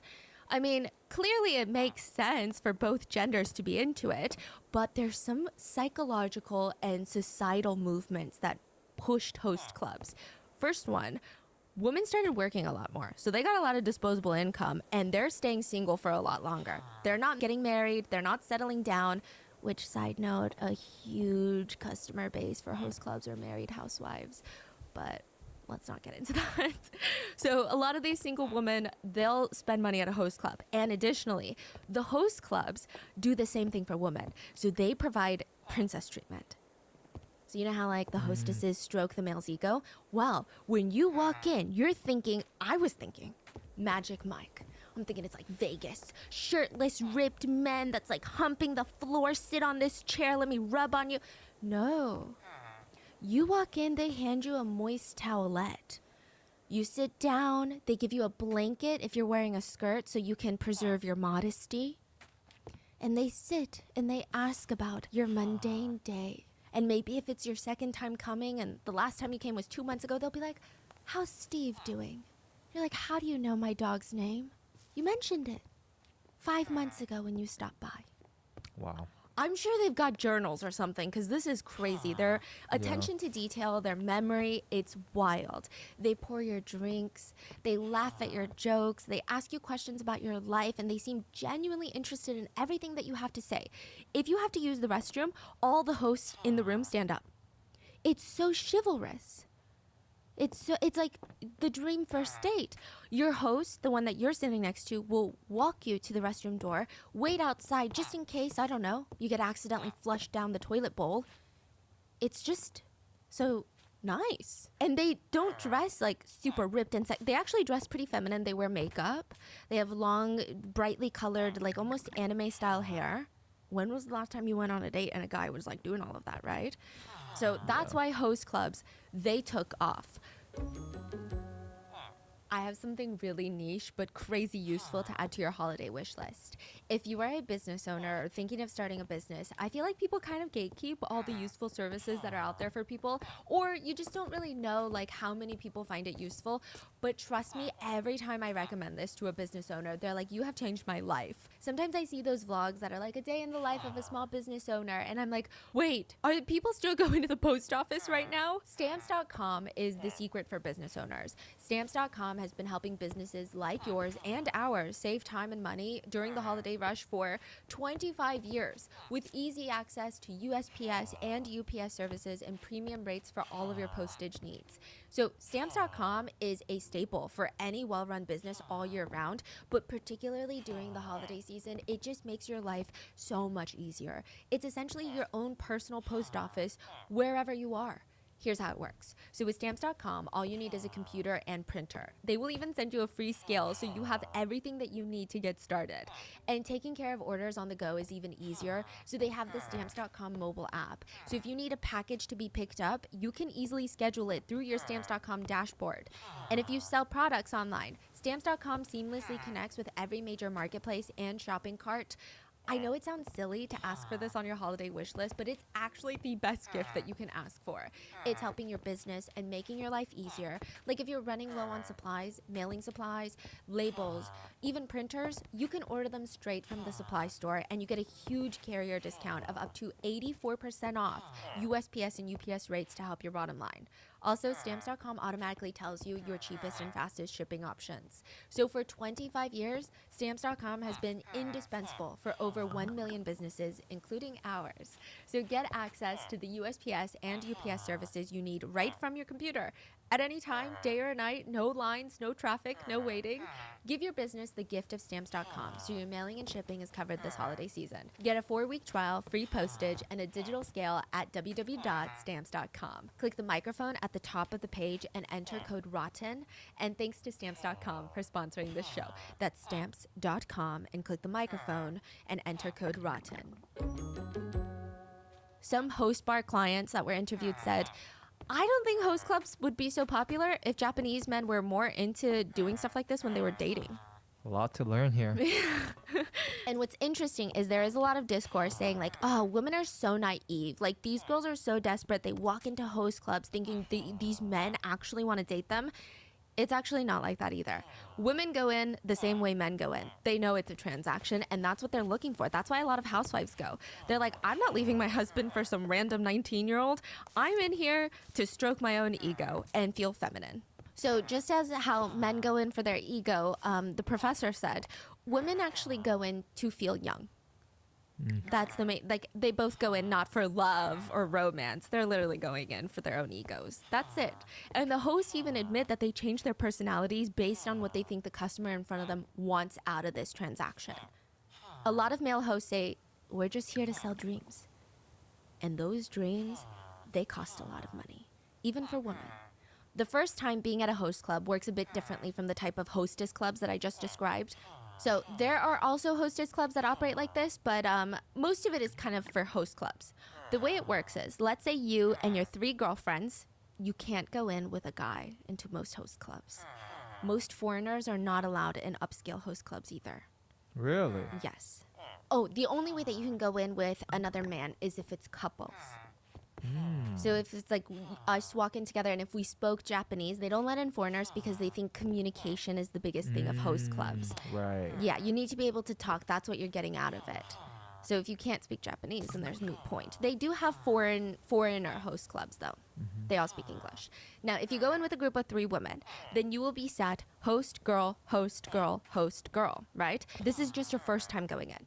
Every 5 to 10 minutes, the host club manager will ring a bell that everyone can hear, and the host will rotate. But not amongst friends. So the 3 hosts in the room will get up, leave a business card, and 3 new hosts will walk in.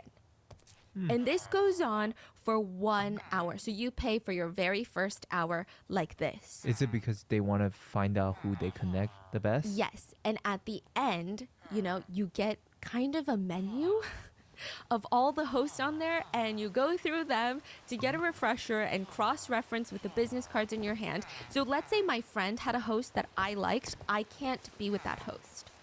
Really? They're really crazy about not creating like these tense environments. And so I only get to choose the host that I've spoken to, and they will make you choose. I read a lot of blogs of people that went for the first time. They make you choose. They're like, pick your favorite. You're like, hee, I can't. They're all so nice. They're like, no, just pick one. Just pick a random one then. So you pick one. They basically force you to exchange line details with them, which is like Kakao Talk or WeChat, WhatsApp.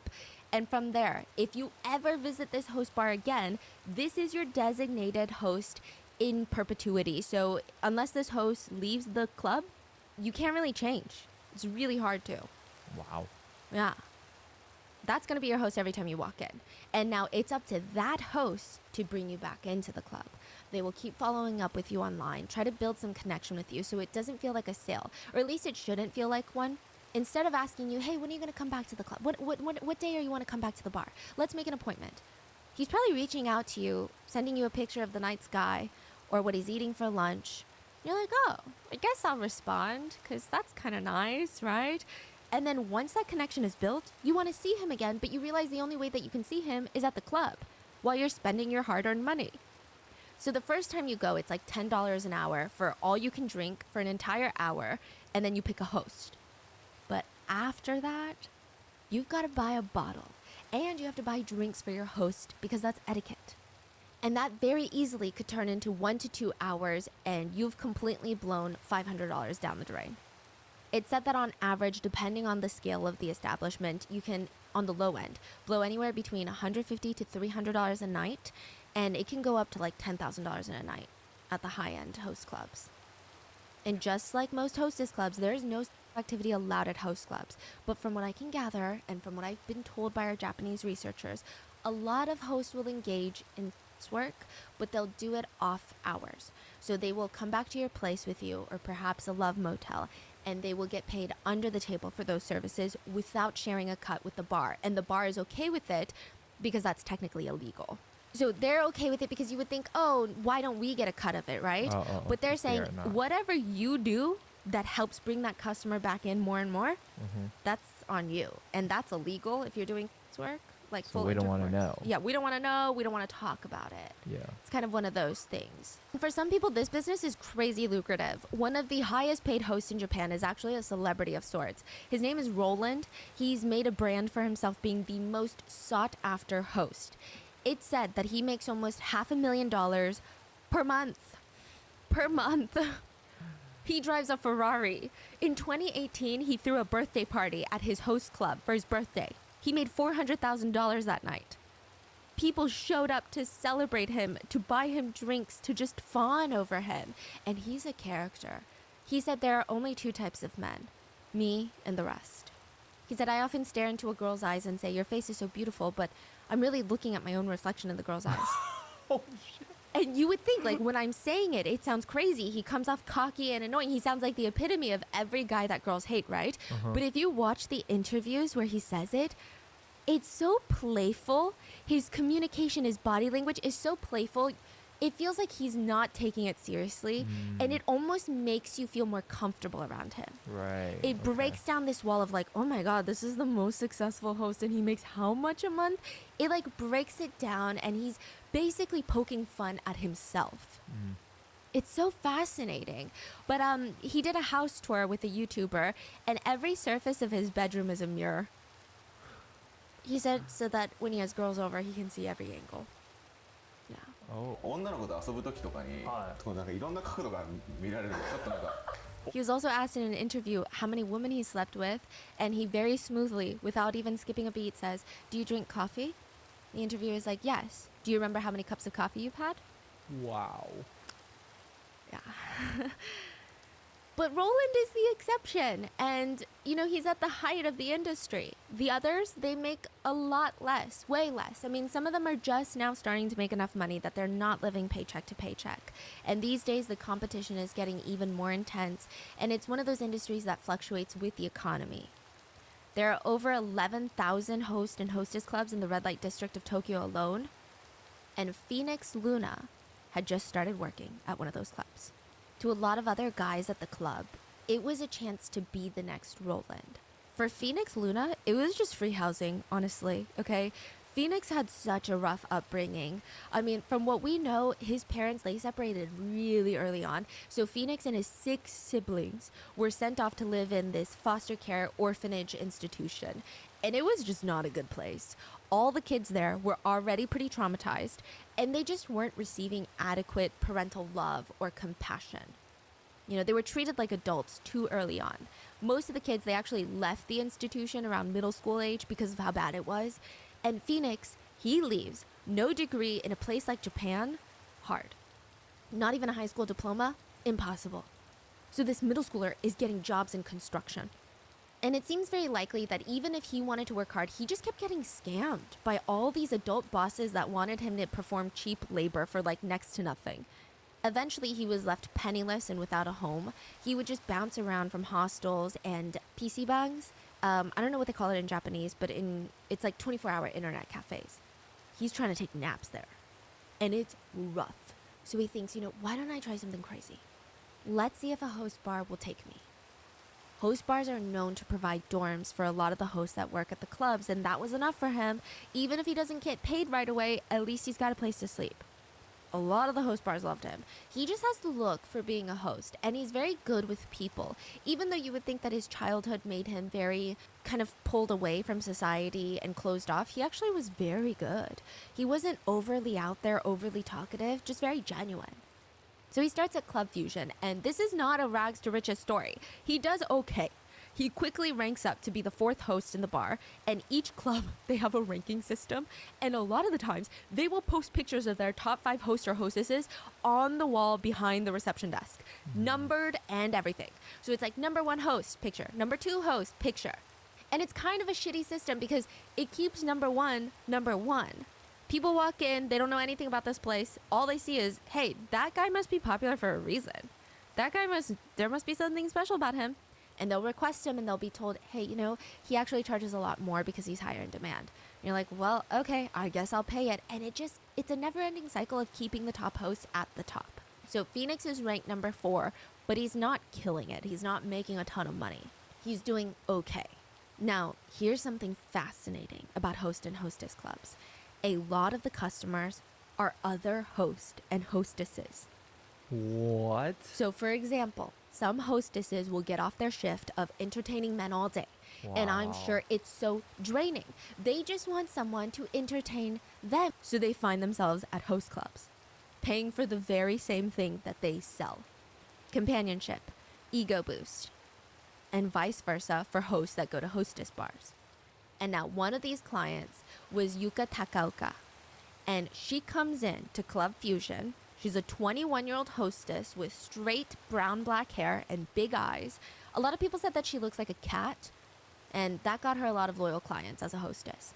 But now, she's at a host bar specifically looking for Phoenix Luna. That's his host name, by the way. His legal name is protected by Japanese courts. She said that Phoenix had come into her hostess bar like a year ago.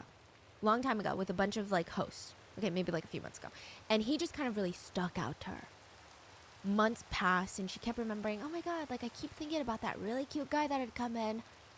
She finds him on Twitter, starts DMing him. And he's like, well, you can always visit me at my club. So she does. Starting from March 2019, this is important, Yuka starts going to see Phoenix at a club 2 to 3 times a week. And she's like, you're ranked number 4. We should change that. I can help you to get to number 1. I'll order 2 more bottles tonight. Wow. And she's reassuring him, like, no, it's fine. Like, I have the money. Don't worry. She would go as far to spend $6,000 in one night to help him raise ranks. Every single club has a high earner song. A lot of host clubs adopted this thing where every single night, the host who makes the most money that night will start singing on stage when it's time to start closing up. And this song is not like everybody's cleaning and the custodians have come out and they're just singing and nobody is listening. It's more like a concert, like an idol concert, and they're being fawned over, and the host club makes it seem like this grand gesture for the host to have this honor of singing for the patrons. They kind of make it like that. So these clients, they feel pride if they helped their host get to that spot by the end of the Wow. night. Yes.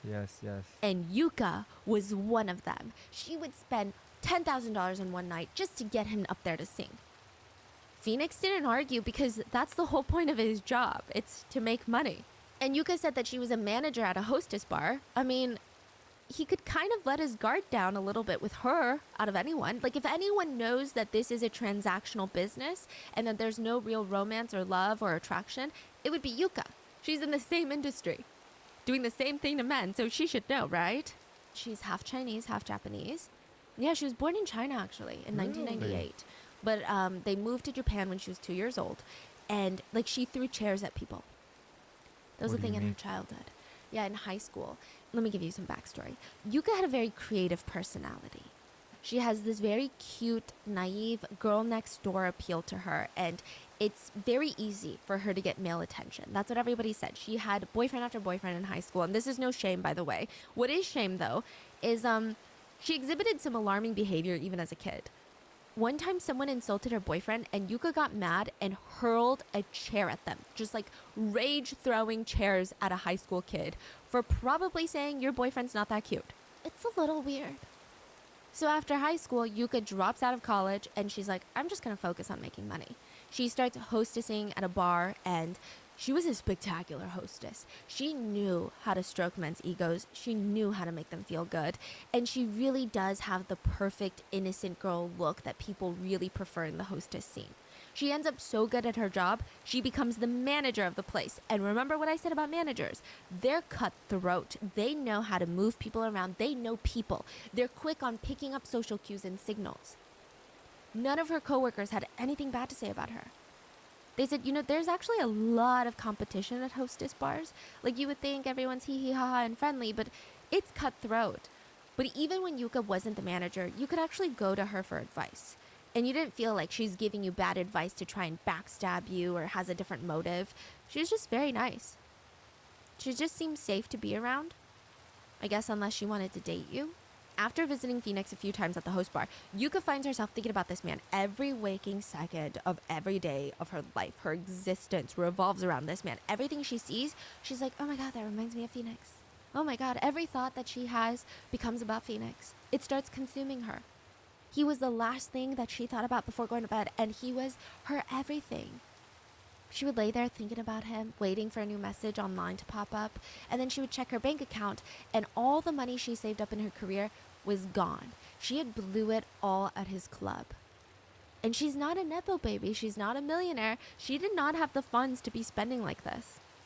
But she felt like there's just no other way to see him, unless I go to his bar, unless I spend money on him. So she feels like, well, it's fine though. This is an investment. He likes me and I like him, and we can't be together right now because of his job at the host club, but eventually we'll be together. To ensure that, she would even pay close to $9,000 a month to exclusively reserve him as her host. So remember how I said you can spend hundreds of dollars an hour, like your second or third time at a host club? You don't get your host for a full hour. They're in and out of tables because they've got other clients coming in. So you probably maybe get them for like max 20 minutes. So $9,000 a month, and anytime Yuka comes in, she still has to spend money, but he cannot go to any other client. Even if another client comes in, he cannot go. But if she's not there, he's free to see all his clients that he wants. He just has to drop everyone to go with her if she's there. And that $9,000 is not unlimited. That's just the base pay. She still has to pay what every client does when they come in and buy drinks. So in just 2 months, Phoenix goes from being ranked number 4 to ranked number 1 at the club, all thanks to Yuka. But she didn't have the funds to keep paying for all of this, so she had to join a delivery health company to make some extra money. Delivery health is exactly what you think. They deliver 24-hour dispatch-style services straight to your door. If you're feeling a little bit sick or a little bit under the weather, they will dispatch a sexy nurse to show up at your door and have sex with you. Yeah, they call it delivery health. I found it very fascinating. They also have hotel health, which are hotels that also have sex workers on call. So you like book in, and instead of getting room service, you get other services. It's fascinating, yeah. And the nurse, side note, they're not actually dressed like nurses because you have to pay extra for costume play, but they will usually have a chaperone that's waiting outside your house to make sure that they make it out okay with no issues. There's even delivery health pickup. A lot of guys actually like this. So instead of having the girl come straight to their apartment door, they'll actually meet up at like in front of a convenience store. And they said there's a thrill of walking her back to your home. And these light conversations, that's where there's a lot of tension building.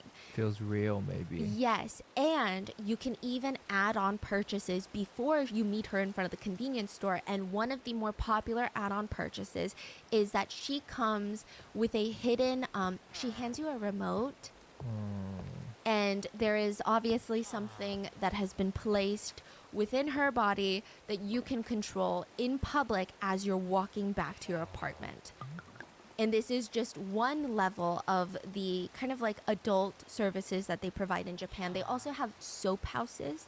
I went down a rabbit hole. Soap houses are fascinating. So they're bath houses turned into sex work. You go in and you book a bath. So each room has a private bath, and it's all about like a very sensual bath experience. And then afterwards, there's payment for other activities.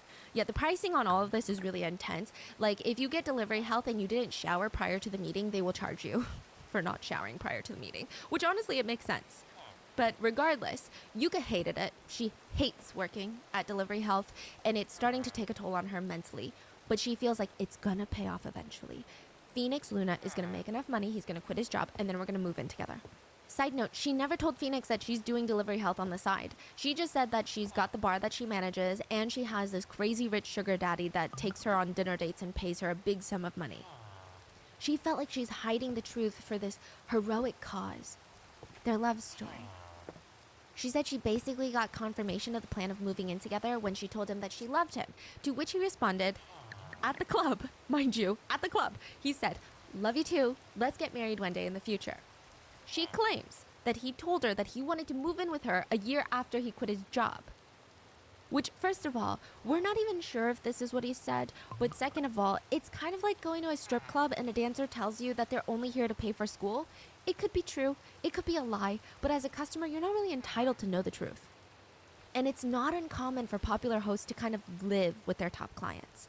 So top clients will have their apartment if they're single, or if they're married, they'll have a secondary apartment if they're really loaded. And then that host will come stay like every Wednesdays and Thursdays. It's still very transactional, but it is kind of like, oh, partly we move in together part-time. It's definitely not in the traditional sense. And if anyone should have known that, it would have been Yuka, but she's in too deep. April of 2019, they had intimate relations at a love motel, and this only drove Yuka further into this delusion that they were Romeo and Juliet. That's how she saw this situation. They desperately want to be together, but because of life circumstances, they can't. But her hardship, her engaging in sex work, it's all part of a big story that she's doing this for love. At this rate, Yuka was dangerously headed into yandere territory. So yandere is a type of character, typically in shows and movies, but I mean, she can technically exist in real life too. It's usually a girl that is obsessed with one guy. And it's usually girl to guy. She's obsessive, jealous, full on toxic, unhealthy, illegal levels of attachment, foaming at the mouth for him, addicted to him, his scent, his everything. She is ready to be violent. She's ready to commit crimes and potentially even murder people just to be with this guy. If I'm a yandere for you and I see another girl look at you, I could punch her in the face. Like, just toxic levels. It's not even like she's flirting with you. She just looks in your general direction, I'll kill her. Like, that's the vibe.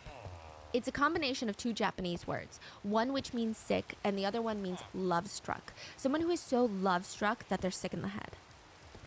I fell down a rabbit hole again on this one, and I'm going to be honest with you. There is a yandere subreddit with 73,000 members. There's even a video game that you can get called Yandere Simulator. And I don't know if it's still available because it was really controversial. But you play a girl in school, high school, that's infatuated with a boy in your class. He doesn't even really know you like that. Like, he really doesn't know you. You guys are not dating. So it's like full-on stalker vibe. Yeah, it's just a stalker. But it's like a hot stalker. The yandere are always, like, conventionally very attractive.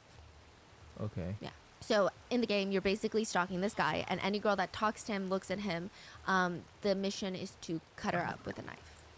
And then for some reason, you have to drag and hide their bodies and then take pictures of their skirt. It's a pretty unsavory game. That's why it's controversial, but it's popular. Now back to the subreddit, a lot of the posts they have up are depicting women being so infatuated with a man, they're basically forcing themselves on them sexually, like tying them up and forcing them to get her pregnant. And usually the women in question are really, really conventionally attractive, like with double Ds. And the people who really like this subgenre typically are men.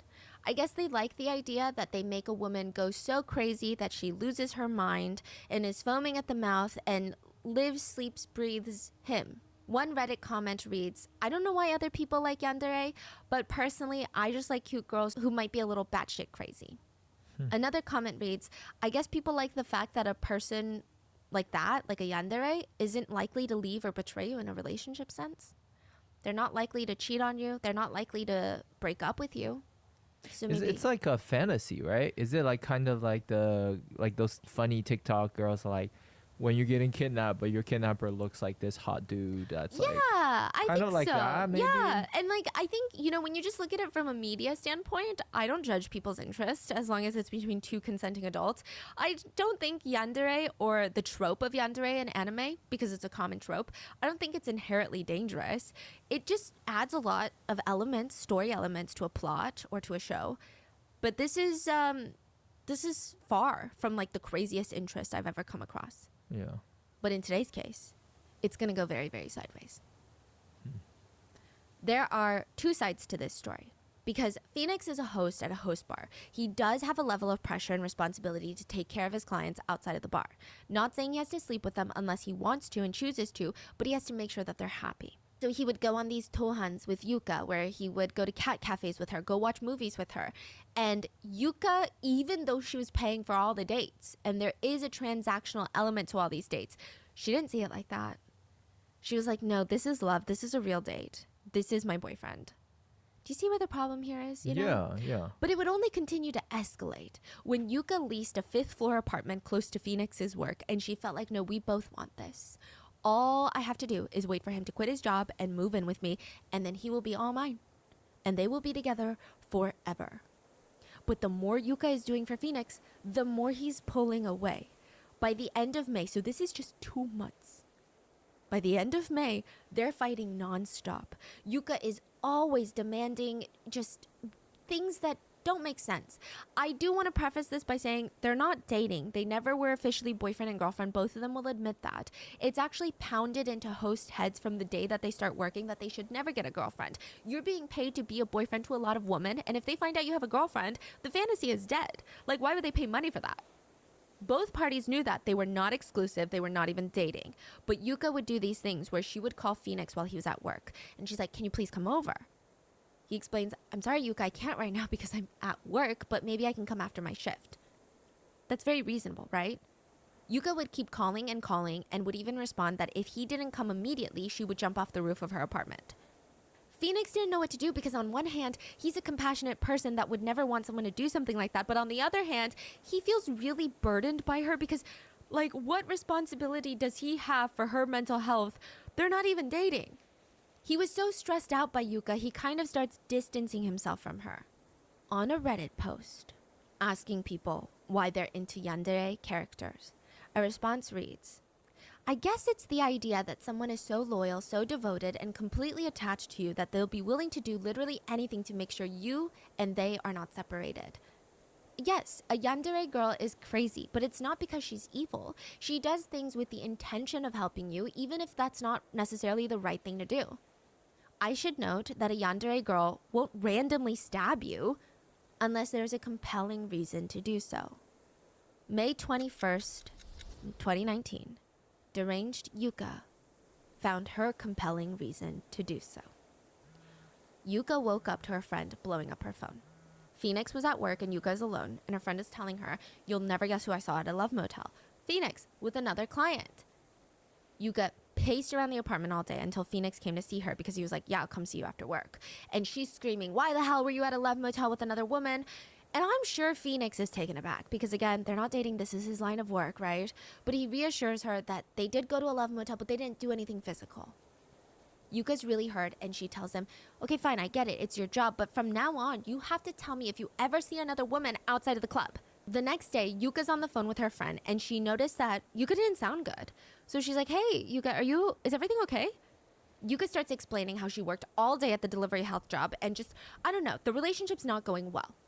Her friend listened, and I presume she also is in the industry because she tells Yuka, look, if you want to be with Phoenix and he's a host, you've got to put up with this stuff. That's the job. That's what comes with dating a host. Yuka gets off the phone and calls Phoenix. And he's like, hey, I just want to let you know, after work today, I'm going to go get drinks with a female client. Like, I have to. He's fulfilling his promise to her that he would tell her if he went anywhere with another woman. Even though, again, he doesn't have to. Yuka was so mad, she took to journaling. She wrote down her feelings. She wrote about how the only way to ease the pain of this relationship was to kill Phoenix. She said that she was going to kill him and then die, like Romeo and Juliet, so that they could be together forever. She wrote, I apologize to everyone involved with me. I've always had a bad habit of telling lies, and I wanted to be the heroine of a tragedy. Something beautiful, something fleeting, and I don't know what happened and what didn't. Sorry for being a bad daughter. I'm sorry for being a stupid daughter. I have a tendency to tell lies, and I don't know what's a lie or the truth. And when I found someone I love, I didn't want him to look at anyone else, so I thought it'd be best to kill him. The me that has nothing knows nothing. I didn't like calling him Luna-kun. So this was his stage name before the stabbing. Later, it's Phoenix. It just made me feel like money. But to me, he's real name redacted. The one that I love. I love you from the bottom of my heart, and even when you only see me as money and you only feed me lies because you're a host, if you die, all of our words become true. So I'm going to take care of you now. Don't worry, because I'll do anything to be with you. According to our Japanese translator, Yuka uses the word aishiteru instead of daisuki, which is much stronger of a phase of saying I love you. Most couples, especially young couples who haven't been dating long, like example 2 months, will only use the more Like love ya, I imagine, is kind of like that, right? Versus I love you. But she uses the very strong emotional word for love. It's very interesting. Now, another message reads, I want to be a tragic heroine. How is it possible for him to look at other women than me? I know killing him is for the best. If I kill him, it'll be eternal, and there will be no pain afterwards. I don't need anything other than him. Yuka had officially spiraled. After drinking with a female client, Phoenix came to visit Yuka. It said that she asked him to come over and help clean her apartment, and I believe that he was going to be compensated for his time. So he helps her hang curtains, they talk, they have... And after all of that, Phoenix is like, hey, can I please just take a bath? It's been such a long day. He draws a bath, gets in, ends up falling asleep in the tub. And he's thinking, oh my God, this is so dangerous. I can't fall asleep in a tub. So he gets up, dries himself off, puts on a pair of boxers, and runs into Yuka's bed and starts napping. While he was asleep, though, Yuka had gone through his phone and found pictures of Phoenix and another woman at the bar. Now, these pictures are said to not have been in any context in any way. So they're not kissing, they're not groping each other. But Yuka felt like, why? Why are you taking pictures together? Why would you need to keep these pictures? Why would you have them on your phone? At 3:50 a.m., Yuka walks over to her kitchen and picks out the sharpest knife. She had bought it at the store recently.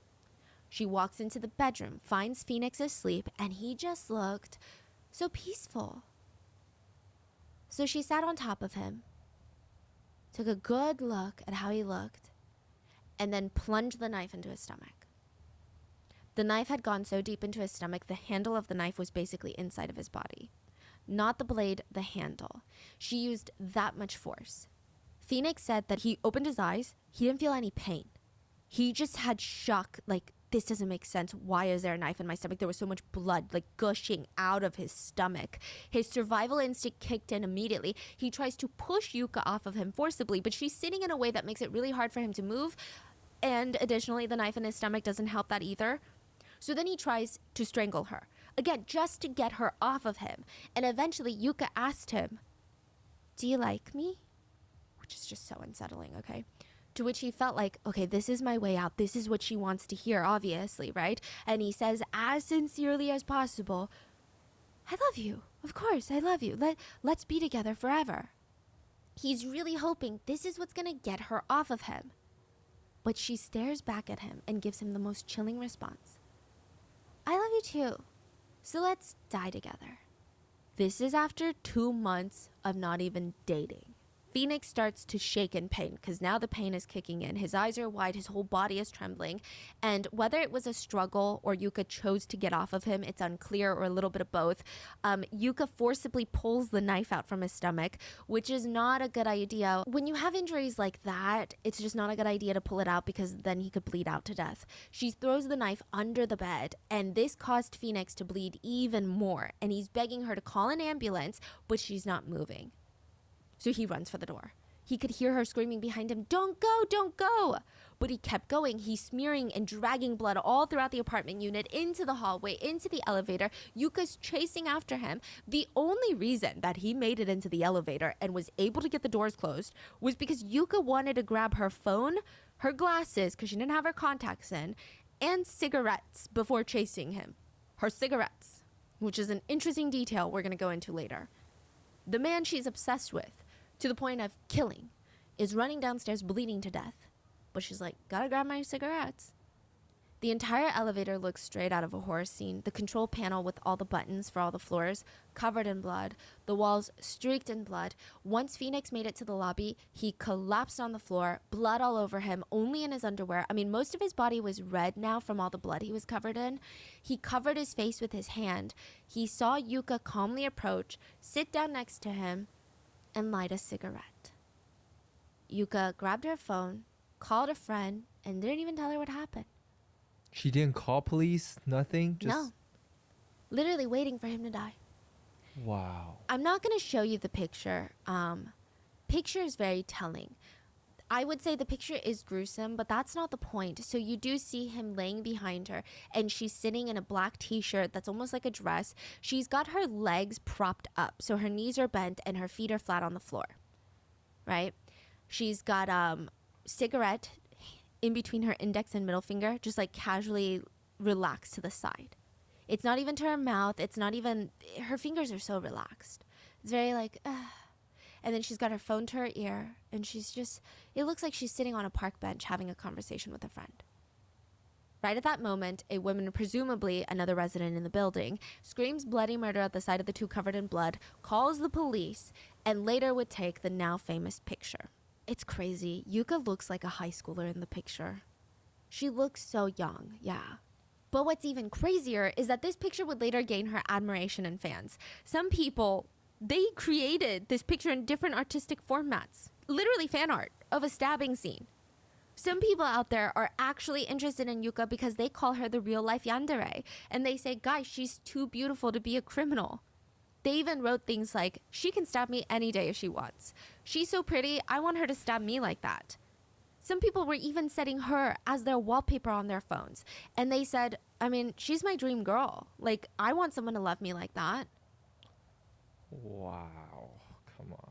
Thankfully, this is a small portion of the netizens reacting like this, but still, it's so dumb. I don't know what else to say. So when the police arrive at the scene, they approach Yuka like she's got a bomb strapped to her chest, which she doesn't, but they don't know. I mean, I don't blame them. This is such an unhinged scene. I would imagine that Yuka is not above doing anything crazy. Who knows what else this girl has got planned? So they're trying to be gentle with her. And all of this is evidenced in the now viral photo, because in the photo, there's actually a cop squatting down next to Yuka trying to talk to her. I guess in an attempt to get her handcuffed. It's not like he's pouncing on her, slamming her to the ground and arresting her. But she goes without a fight. She was even seen creepily smiling at people in the cop car. She said, I had to do this because I loved Phoenix so much and I wanted to be with him so badly that I had no other choice. I thought him saying things like, I like you and I want to be with you. All those things would become a reality if we both died. Which the cops and netizens were like, I don't know, because we saw the viral picture and it doesn't look like you cared if he lived or died, honestly. You're smoking a cigarette without a care in the world. Yuka was asked about those cigarettes and why she just looked so relaxed. And she said, oh, well, I mean, I'm addicted. I'm super addicted. I smoke like 4 boxes a day. That's the equivalent to 80 cigarettes a day, guys. But as for how she was able to just callously smoke while he lay dying behind her, she said she has no answer on why she felt compelled to smoke. She said that she just wanted to smoke because she was waiting for him to die so that she could die and they could be together forever. I do want to preface this by saying I didn't see any reports that she brought down any weapons into the lobby. So from what we gather, she left the knife in the bedroom. So if that's the case, how was she planning on exiting? I would imagine she would want to be physically next to him when she did it. So even that's a question of like, are we sure that this was her plan? Meanwhile, Phoenix was given 20%. 20% chance to live. Doctors said the knife had punctured his liver. He was immediately operated on. They tried their best, but they really didn't have high hopes. He was in a coma for 5 days. And then he woke up. He survived. And actually, his stage name, Phoenix Luna, was created after the stabbing because he was a survivor. He wanted his name to be symbolic of everything that he went through and how he still rose above the ashes like a phoenix. And that makes it sound easy, but it wasn't. He was hospitalized for over a month, and he said, at first I couldn't speak because I had no voice. I was bedridden. I had to relearn how to walk once they allowed me out of bed. I couldn't eat after the incident, so I lost a lot of weight. And then came the nightmares. He would wake up drenched in sweat, and he had this reoccurring nightmare that Yuka was contorting her body to crawl through the small hospital window to find him, and he requested nonstop to be in a windowless hospital room, even if that meant never seeing the sun. Phoenix stated the only thing that got him through this time was his coworkers would come to see him to cheer him on, and because they thought that he was going to die, the police worked really hard tracking down any of his relatives.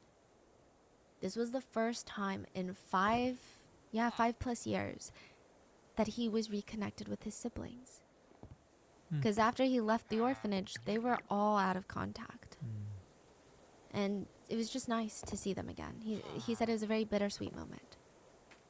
This is what Phoenix is going through. And the court is like, okay, Yuka, you can get out on bail. They even let her train to be a nurse caretaker. She went to training 3 times a week while she's out on bail. I'm sorry. If you're like Stephanie, name one nurse you wouldn't want when you're sick. Yuka Tako Aka and Lucy Letby. But like, are you kidding me? A nurse? Yuka said that she was inspired by this incident, inspired by attempting murder, that she wanted to help others from now on. She actually obtained her qualification while out on bail. The trial started December 3rd, 2019, and reporters did notice something very strange. When Yuka was brought in for the trial, Phoenix looked over at her and gave her a warm smile. It wasn't a smirk, it wasn't a weird, creepy smile, it was a genuine, nice smile, and the reporters are like, what is going on? This girl tried to stab you and kill you. Phoenix would state to the courts that he already forgave Yuka. Before the trial, Yuka had sent him a long letter that read, "Sorry for the sudden letter," and she just apologizes. I mean, I can read part of it, but it's just the most basic apologies. Like, I understand you must feel anger, pain, and frustration, and suffering will only increase towards me, and I should disappear. I'm sorry, it must have been more painful than I can. It's like those words. It's a really long letter, and just, "I'm sorry" is like every other sentence. A lot of netizens felt like the amount of time she said "I'm sorry" became so repetitive that it almost lost all meaning towards the end of the letter. And I feel like with this letter, I didn't particularly feel genuine remorse. And nobody would have blamed Phoenix if he didn't either. Most people in his shoes would have just ripped up the letter and not even think about it. But Phoenix, he thought long and hard and decided to tell the judge that he didn't want to push for harsh punishment. He wanted her to take her own apologies and words to heart and to change. Live a normal life, of course without him in it. Wow. Phoenix did settle a civil suit with Yuka where he was awarded $40,000 for his injuries, but that all went to medical bills, and it's honestly nothing considering all the physical therapy that he had to undergo, the mental trauma. So even though he was compensated, he doesn't need to tell the court to be lenient with Yuka. But Phoenix continued, "I feel partly at fault for what happened." He said he had no idea Yuka was engaging in work to pay for the bottles at the bar. He said had he known, he would have treated her very differently because of the mental toll that can take on someone. He said this was partly his fault and he just wants her to be happy. There are mixed feelings about whether or not Yuka feels genuine remorse and if she should have a second chance back in society. This debate is not including the people that are sexualizing and romanticizing her. Side note, her fans started a GoFundMe to bail her out of jail. They raised $4,000 in 2 days. The donation link was mass reported and eventually taken down, but it's just crazy. It's crazy. Yeah, I mean, she's being praised for being basically pretty. This is pretty privilege at its finest, and for her resembling some sort of real life anime character trope. Crazy. Yeah. But sane-minded people were wondering, okay, is she genuinely going to change? Or should she allow to have a second chance? Or not? Is she dangerous? Taking all those things into consideration, the judge sentenced Yuka to 3.5 years for attempted murder. Yuka burst into tears at her sentencing. She was sobbing so hard her whole body was shaking. And Phoenix's request to not harshly punish her probably played a huge role in the sentencing, which sounds really light to me. Thankfully, the courts made it so that Yuka is no longer allowed in the red light district of Tokyo. So at least Phoenix will have some peace of mind if he continues to work in the industry. He was already having nightmares at the hospital. The last thing he needs is to be at work and have this looming fear that Yuka's just going to show up one day at his workplace acting like nothing happened. Like, hey, babe. But Yuka should be out in a few months, February of 2024. From what we know, she has been well behaved in prison and plans to pay her parents back for the settlement that they paid Phoenix. She said that she's also willing to face all the social consequences when she gets out. Meanwhile, Phoenix is doing well physically and can finally eat and talk normally like before, but because his liver was damaged in the attack, he can no longer drink alcohol. And for that reason, there was always this looming threat that Phoenix wouldn't have a job because, drinking is such a big part of being a host. But his work family pulled through. Now at work, the other hosts take all of his drinks for him. And I don't think any of his new or old clients care that he's not drinking. They're actually all fascinated by his story. It's definitely a strange situation. Phoenix was almost murdered. He has a scar on his stomach to prove it, but his popularity in the clubs was skyrocketing afterwards. It's kind of dark, but everyone wants to know what's so special about Phoenix that a pretty young girl would throw her life away to try and kill him, to become so obsessed with him. It's dark, but Phoenix just kind of embraces it. He survived, and he's making the best out of it. He even said he's kind of thankful that people are interested in his story because it's helping pay his bills. He said, "I don't hold a grudge. I think there was a reason for her to stab me. It's also kind of thanks to her that I'm able to achieve sales that I did in less than a year since I became a host." Wow. I mean, this guy really knows how to see the silver lining of things. Yeah. I mean, Phoenix was later interviewed at his new club, The Servant of Eve. He told the story of how he was stabbed, which we already went over, but it's just really interesting to see him in his element. I'm sure it was thrilling for journalists to go there and interview him and seeing all the women around him. Phoenix looks really relaxed. He has silvery, like a silvery hue to his hair, and he just looks straight out of a boy band. He's telling the story of his stabbing, and every once in a while, a woman would lean in and get a strand of hair out of his eyes. Yeah, it's just very fascinating. You would not be able to tell that just a few years ago, he had been nearly murdered. So he's doing great. What are your thoughts on this case? Let me know in the comments. Have you heard of yandere before this? Have you heard of hostess clubs? Let me know. And I hope you guys enjoyed. Please stay safe, and I will see you guys on Wednesday.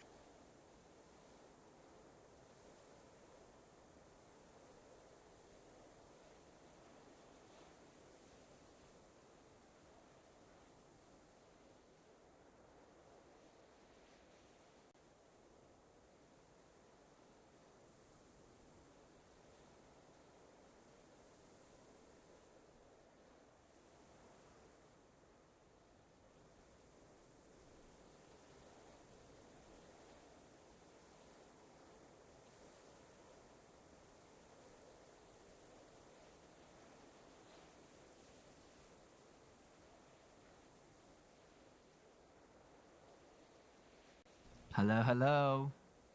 Welcome back. You can't just you don't have free autonomy over what to do with this intro. You gotta stick with one line. Come on. Quack, quack. There we go. Welcome back to another Midnight Mango. Okay, here's one thing about me. I love a woman in her comeback era. Like, there is nothing that can stop me from being obsessed with a woman in her comeback era. Like, there is just something so powerful about it. A woman that rises through the ashes and is like, I'm back. I was Okay, muted can't all get this enough. time, bruh. I eat it up every single time. I don't even care who's on the other side of this. I will always love this woman. I mean, and that woman today is Song Hye-kyo. I'm so nervous. She is one of the most popular actresses in all of South Korea. She, I believe, is either #1 or #2 top paid actresses as of right now, and has consistently been like one of the top paid actresses. And she was recently in the K-drama The Glory, which was a super intense K-drama about school bullying that I had an unhealthy fascination with the whole show. It got me back into my K-drama era. And she played the victim that used the rest of her life to plot her revenge on the high school bullies that literally mutilated her. She played that character to a T. But did you know? I need to watch She that. did because her life might have depended on it. Her career might have depended on it. Did you know there's actually a deep story behind this drama? Okay, well, like, not the drama, but Song Hye-kyo's performance in the drama. So real quick, I just want to say that none of this is confirmed. And Korean news media outlets, Korean YouTubers, Korean netizens have been sued from hell and back by even just covering this, even talking about this. They've been slammed left and right. And on top of that, that's just the legalities. On top of that, there are two crazy strong fan bases for both of the parties involved in today's episode. So, we got parties today?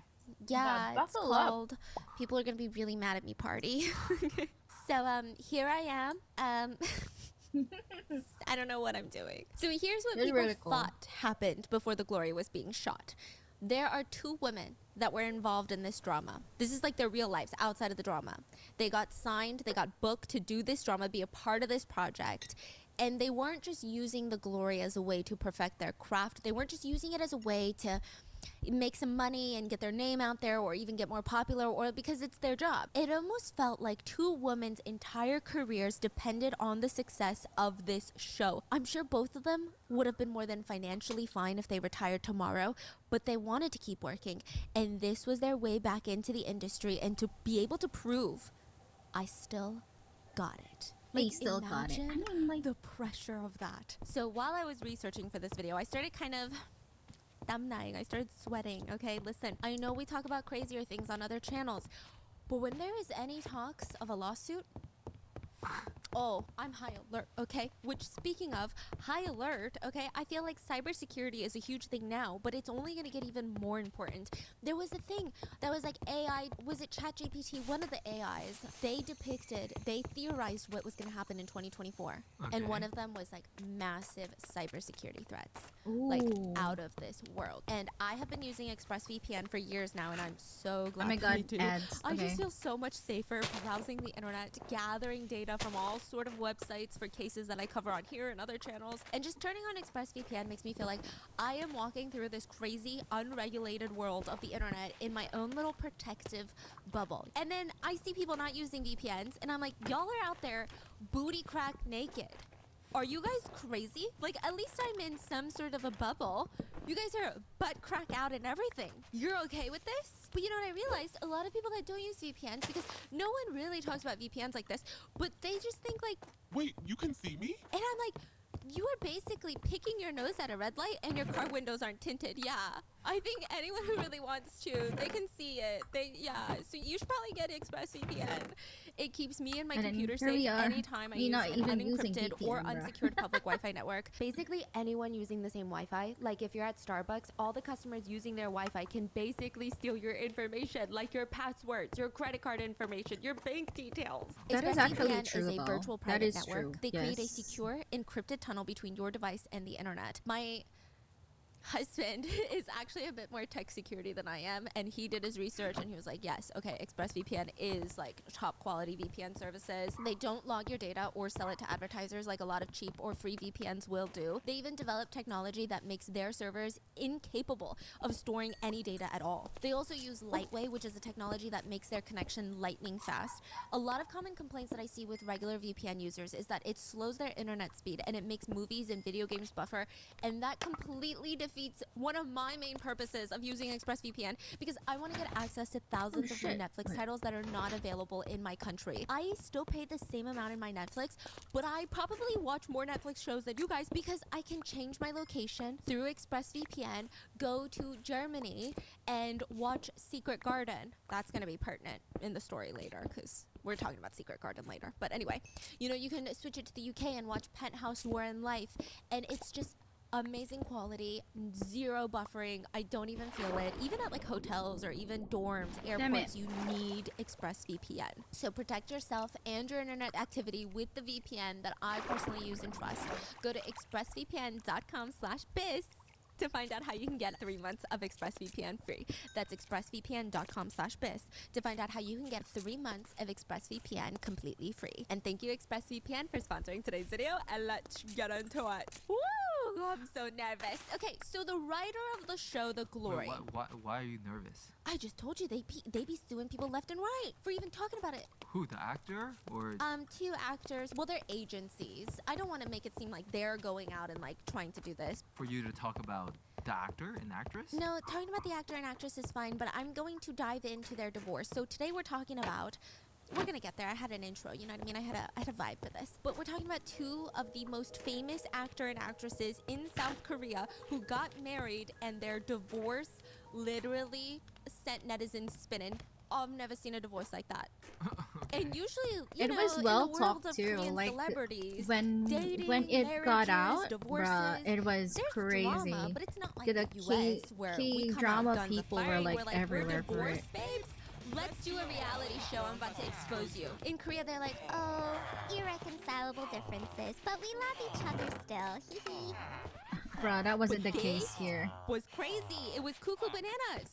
But first, the writer of the show The Glory is actually a very famous writer. Her name is Kim Eun-suk, and even if you don't really recognize her name, which I didn't until like recently, but you still recognize all the work that she's done. If you've ever even been slightly like dipped your toe into the world of K-dramas, The Secret Garden, The Heirs, Descendants of the Sun, Where are all the The people Glory, here? these are only just a few of her titles. She is one of the most famous show writers in all of Korea. She is the queen of K-dramas, and it's alleged that she gets paid $80,000 to write one episode. And how many episodes? $80,000 The per Glory was episode. That's 8, like but some usually of like these had a lot 24, more. 12. Yeah, and a lot of people have thoughts, you know? So she did Descendants of the Sun. It's like what, 2016, 2017, okay? And then people were like, everything she's been kind of putting out afterwards, they're good. They got ratings, but they didn't have the oomph that she used to be bringing. They weren't like the Secret Garden, they weren't the Airs. Like, she had these oomph shows, and people were either waiting for her next one, or they said, you know what, maybe she's kind of not in touch with the younger audience now as she's getting older. Maybe people are kind of getting sick of her stories, because she does have critics out there that say that some of her stories are too reliant on not realistic banter that would never happen, but like witty banter, you know what I mean? Like, she focuses too much on that, as some of her critics say that. And again, she's financially more than well off. It's not like she needs to be working, but it's like, okay, either she's writing her next big hit, or people are going to say that she's in her flop era, and her career is going to slowly kind of dissipate from there, most likely. So I'm Hi, sure that feathers. she's Welcome feeling the pressure. home. And then the lead actress that gets casted, people were kind of shocked. Song Hye-kyo. She had a more complicated situation. She had a very, very public divorce in 2019 and took a 2-year hiatus. And for 2 years, it's like the public just ripped her to shreds. They turned on her. They dragged her to hell and back through the mud for 2 years. And then she finally had a comeback, and it wasn't the glory. It was called Now We're Breaking Up, literally after her divorce. It's a very classic drama for Song Hye-kyo. Like, if you watch her stuff, I mean, she's the romantic lead. She's doing what she's always been doing. Usually she's 41 does now. that, And people liked it because they like her acting. She's undoubtedly talented. But they weren't like, oh my god, that was a masterpiece. So when people said that she was casted in The Glory, there were talks about, if she doesn't nail this, if she doesn't kill this role, again, she's made more than enough money to Probably retire, is travel the on world, live her best flop life. That's not what era, we're as they saying. would say. But Oh shit. people might be saying that she's entering her flop era. You know what I mean? Okay?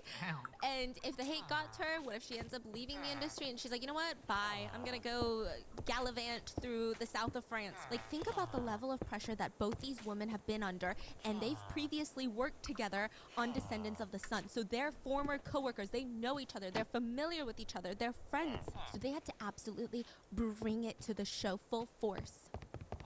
And they did it. They did it. Okay, this is the story of how Song Hye-kyo went from beloved princess, had her fall from grace for whatever reason, to hated actress, literally despised. She was actress. despised And because now of coming fucking back because as a of her queen, fucking ex, queen mother. bruh. I'm sorry. That I'm was so like biased. I just really just eat up like a fucking female crazy, main character bro. moment. You know what I mean? And this is no hate to her ex-husband. I guess I'm just not that invested on his side of the story. Like, it's not like I chose one over the other. I'm like, oh no, I hate him and love her. I hope both of them do well in all their future endeavors. But like, her story is kind of more interesting, you know? What's his name again? Song Joong-ki. That's my sister's MVP. You know what I mean? Your sister's oppa. I think she's older than him, but calling him oppa. What? Brett, my mom calls him oppa. I'm just kidding. I'm just kidding. I'm just kidding. Need to go home. Heard it. So, Song Hye-kyo, let's start with her story first. She's been a household name for as long as I can remember. Like, my Hello, mom likes her where's a my- lot. Like, a lot of people where's like my her. bird? She's got a very charismatic look to her face. And my mom said that she likes that she's not a soft face. Do you know what I mean? Because a lot of Korean actresses are more of that soft face, and that's usually what the Korean audience kind of gravitates towards. Soft, almost like a schoolgirl, innocent look. But Song Hye-kyo, there's something about her where she has a very alluring face. She almost looks a bit mature, but she still looks so young. It's confusing. It's a little bit of a contrast. People say that she has regal energy. So you know how some celebrities, you're like, oh my god, they're so pretty, oh my god, they're so hot, oh my god, they're so this, right? But the way that, even the way she looks, but also even the way that she carries herself, it's She's almost like a so- queenly energy. And I'm not saying that to use like the term queen, like my queen, right? But you know how some people just have like a royal vibe about them. Yeah. Yeah, She's people just say so that she has regal. that. And she's 41, by the way. Anyway, this is like turning into a love letter. I'm sorry. I'm gonna stop. Focus! Anyway, so she was born to two pretty young parents. Her parents were both 18 when they had her. And her story is really fascinating. So we don't know much about her family dynamic other than the fact that Song Hye-kyo turns 9. Her parents divorce, and now she's being raised by a single mom. This was huge, especially like 40 years ago, back in the day, like 30 years ago. So Well, here's the problem, I'll little go from tidbit. there. In South Korea, if your parents are divorced, your chances of getting married decrease. Is that not so freaking stupid? Is that not the stupidest thing that you've ever heard? Because same. So basically, the idea in South Korea, and I think we're moving way far away from this because women don't even want to get married in South Korea right now. They're literally like, marriage? Why would I do that? So I think we're moving far away from this. Yeah. But if one party's parents are divorced and the other partner's parents are not divorced, they look down on the party whose parents have been divorced. Because I guess the idea is like you don't have a strong family unit and you haven't seen a successful relationship, which is ironic because most married couples in Korea probably hate each other. So it's weird. Her parents get a divorce and her mom took a lot of this guilt on, it seems, that she was doing this to her child, like gonna make her future harder. And so she moves into Seoul looking for more opportunities. And from the get-go, her father-in-law did help though. So Song Hye-kyo was raised by her mom and her dad's dad. So her dad was not in her life. Yeah. Oh. But on her dad's side. Oh, okay. Yeah, so her dad's not in her life, but her grandpa on her dad's side was like the man raising her. He was the father figure. And because her parents were so young, he would go to all the school stuff and everyone would just assume that he was the dad and not the grandpa. Because they were 18 when they had Song Hye-kyo. And ever since she was young, she was like up in the kitchen, making panchan. She was up in the living room, like fixing with screwdrivers. And her childhood was so lonely. But the one thing that her mom always told her was that I don't know what's gonna happen to me, and I need you to be independent. That was like the only message that she got as a kid. Like, you need to be independent. So she's cooking, cleaning, doing everything by herself, is able to survive. She's self-sufficient. And it really seems like the single mom and daughter duo that like they don't really have a lot of people around them. So it's just them. It seems a little bit lonely and isolated, but Song Hye-kyo even said, sometimes my mom was more like my sister. Sometimes she was more like a friend. But even then and now, when I'm sad or having a hard time, I don't dare tell my mom about it. I just don't want my only mother to grieve because of me. So it sounds like she grew up pretty fast as a kid, but so like sweet. really thankful to her mom. She loves her mom. After she started making it, she bought her mom a $5 million house and was like, Wow. here you go, mom. So they have a really good relationship. But back to when she starts getting into the industry. It's actually pretty young. She won this modeling contest, like a pageant in middle school, and a bunch of agencies showed up, saw that pageant, because they're looking for people to sign, and they're like, you need to come audition. So that lands her in a couple of small roles. They translate into bigger roles, and I just felt like she was kind of like unstoppable once she got in. Like once she got her foot in the door, I mean, she played her roles really well, but also she was really pretty. So in 2016, she was ranked 18 in the most beautiful faces in the world by independent critics. Freaking So them. they've been doing this whole ranking for What the do you mean past this year? since 1990. That's not my I mean, side. South Koreans were shocked because South Koreans were Similar, never but, ranked like, that I high have on the both list. parents. It's usually Western media and Western celebrities. So Korea was like, we didn't even know about this, but like now that we do, suddenly we care. Suddenly we're like, we're 18. I mean, Song Hye-kyo is 18, but like, you know, because I look like her. People start going nuts. And they're like, tell us what it is about her so that we can replicate it. Like, we can try and look like her. Experts in traditional Chinese face reading came out after this, and they stated that Song Hye-kyo's beauty is the perfect golden ratio. So in order to, do you know this? I don't know. It sounds funny. So in order to achieve the golden ratio, your face has to be equally 3 parts. Yeah, 3x3. So your forehead has to be the same as like your eye area and then your mouth area. Yours looks about pretty even to me, yeah. Horizontally, but then vertically, this is where I might lose the game. I don't even know if I have the game horizontally, but this is where I lose the game, okay? You gotta be equal this way, symmetrical. I'm not. The inverted filter makes me want to jump off a building, okay? You know, I always find that's what they say about another like Chinese celebrity too. But I don't know. I don't know if that's. I feel like sometimes when it's too. I will not say it, but I do have like you threes. lose which one to look at, which side. It looks a little bland. I don't know. I always feel that way. Am I a little little pick me? I'm just kidding. Like I won't So, Song Hye-kyo is I won't say that almost I'm too mathematically pretty, perfect. but I will say that I Literally am facial pretty. features. Her eyes are said to be, so if her eyes are this big, this is how I like to measure things, not with a tape ruler, you know what I mean? Then the distance between her eyes was the same. So it was like 1, 1, 1. everything was perfect, literally. And they said that's what creates the most attractive eyes. A lot of plastic surgeons commented that her eyes were strikingly proportionate. Not saying that she had surgery. That's not what they were saying. But they were saying even as plastic surgeons who look at these things on a day-to-day basis, hers are like beyond golden ratio. They said hers are like incomprehensible. Like, how did that happen? They stated that when sometimes your eyes are too long, you give off too fierce of a vibe, like too strong of a vibe. When they're too short, your face looks like taptapet, like stuffy, like all concentrated in the middle. This is what they said, not me, right?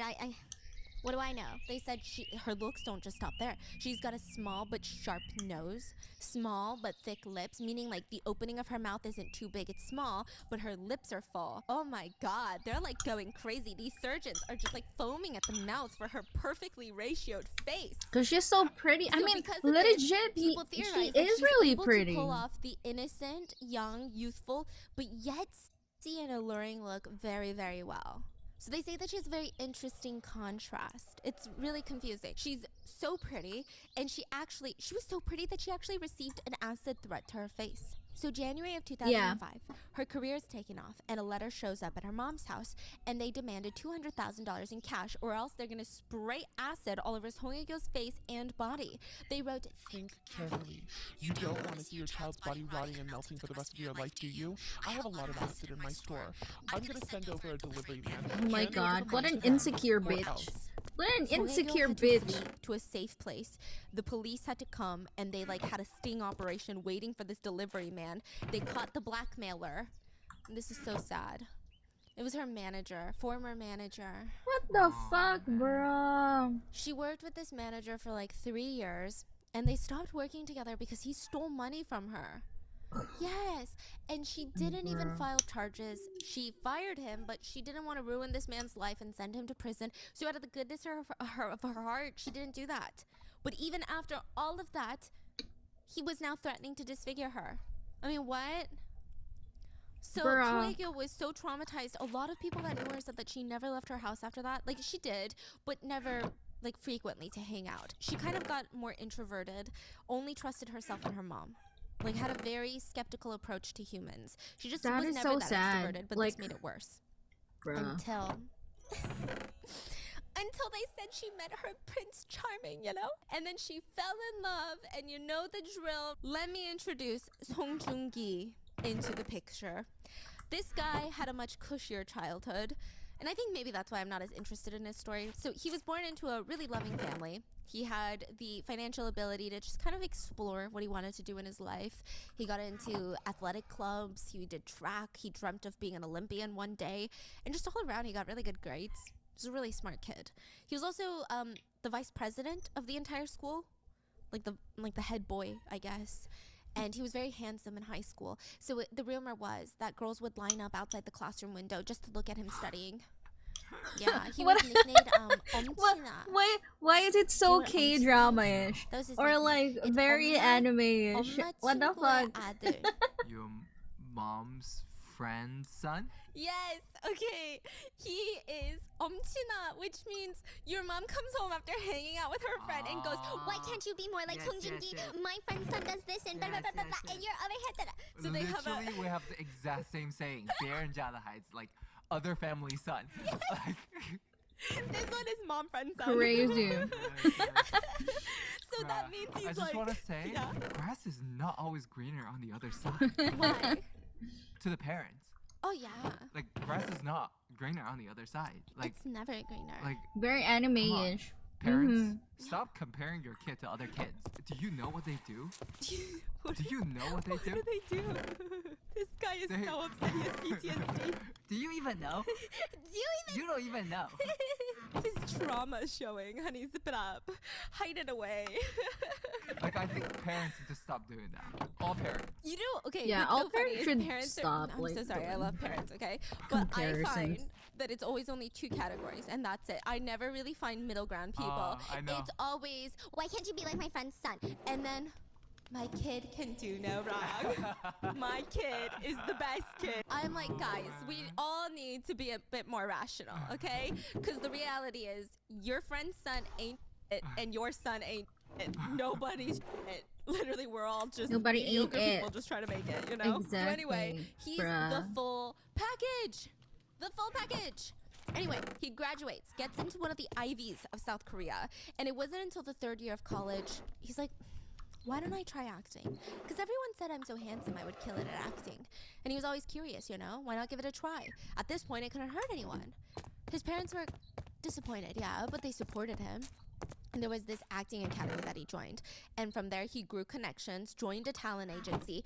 And acting is very similar to an idol, where you have a debut. But people kind of know when there's trainees because they're being pushed on like smaller platforms. So maybe they don't have a lead, but maybe they have like small supporting roles. And you know they're signed with this agency. He had a fan club before he debuted, which is kind of unheard of at the time. Like, Yeah, I know that's so these days crazy. with idols, people have fan clubs for like trainees and stuff, but back then that was not the case. What happened? How? People just thought he was so handsome. 진짜. 진짜 짜다. 진짜다. 진짜 짜다. I mean, he is, I guess, very conventionally attractive, yeah. I thought like he's definitely the type that's you have to watch a show to get the charm type of guy. Oh, no. I mean, that's my opinion. I know Song Joong-ki lovers don't come for us. Yeah, he had a lot of hype. like- He still does, but it's Yeah, very for me, it's interesting. not, But, you know, I think it's really nah. dependent on the person. I My don't really. sister's obsessed with him. I mean, like, it's I just think for he's me. I attractive, don't but I really don't have that, like, find oh my him God, he's so as attractive, like, as wow. attractive, I like just have, super I mean, he's attractive. very It's like conventionally attractive. It's oh my like God, after yeah. you watch the show. okay, like, you know. Oh, yeah. And it's like, he's okay, obviously skilled and talented and hardworking, so then it all Yeah. adds up. But I don't know if he's the person I would see one picture of and just be like, oh my God, this is like literally God's gift to earth, and like how is someone Exactly. look like that? You Like, know, I don't understand. I But would that's, I guess, would what only we're trying say to that if fucking Meanwhile, Astarium potatoes, comes to we're life. potatoes. Like Don't that, hate us. it's him. So He's both parties, they have he's these the one wildly who's like, oh successful my acting God, the careers gods before they give meet, us, oh my which God, kind the of makes them blessing the and shit. ultimate it This, couple. oh my It's not God, like one of that them is was kind of lagging how. behind the other. But like, They were both the it girl and guys of their generation. that is Sonyeol the was nicknamed the goddess of viewership ratings. She would get so much attention just by existing in a series. Before the series even came out, it would be guaranteed to get views because even her casting, even the news that she was casted in something was just, people would go crazy. And they came and they watched whatever she was in. Every producer wanted her because she's like a good luck charm, they said. Because the minute she's the lead, you're gonna get views. It's gonna be one of the top K-dramas. But also, Yeah. imagine the pressure. Exactly. Like if you don't deliver this one. Oh. Yeah, she was, and she delivered time and time again. And her career was actually taking off at a faster speed than Song Joong-ki's at the time. Okay?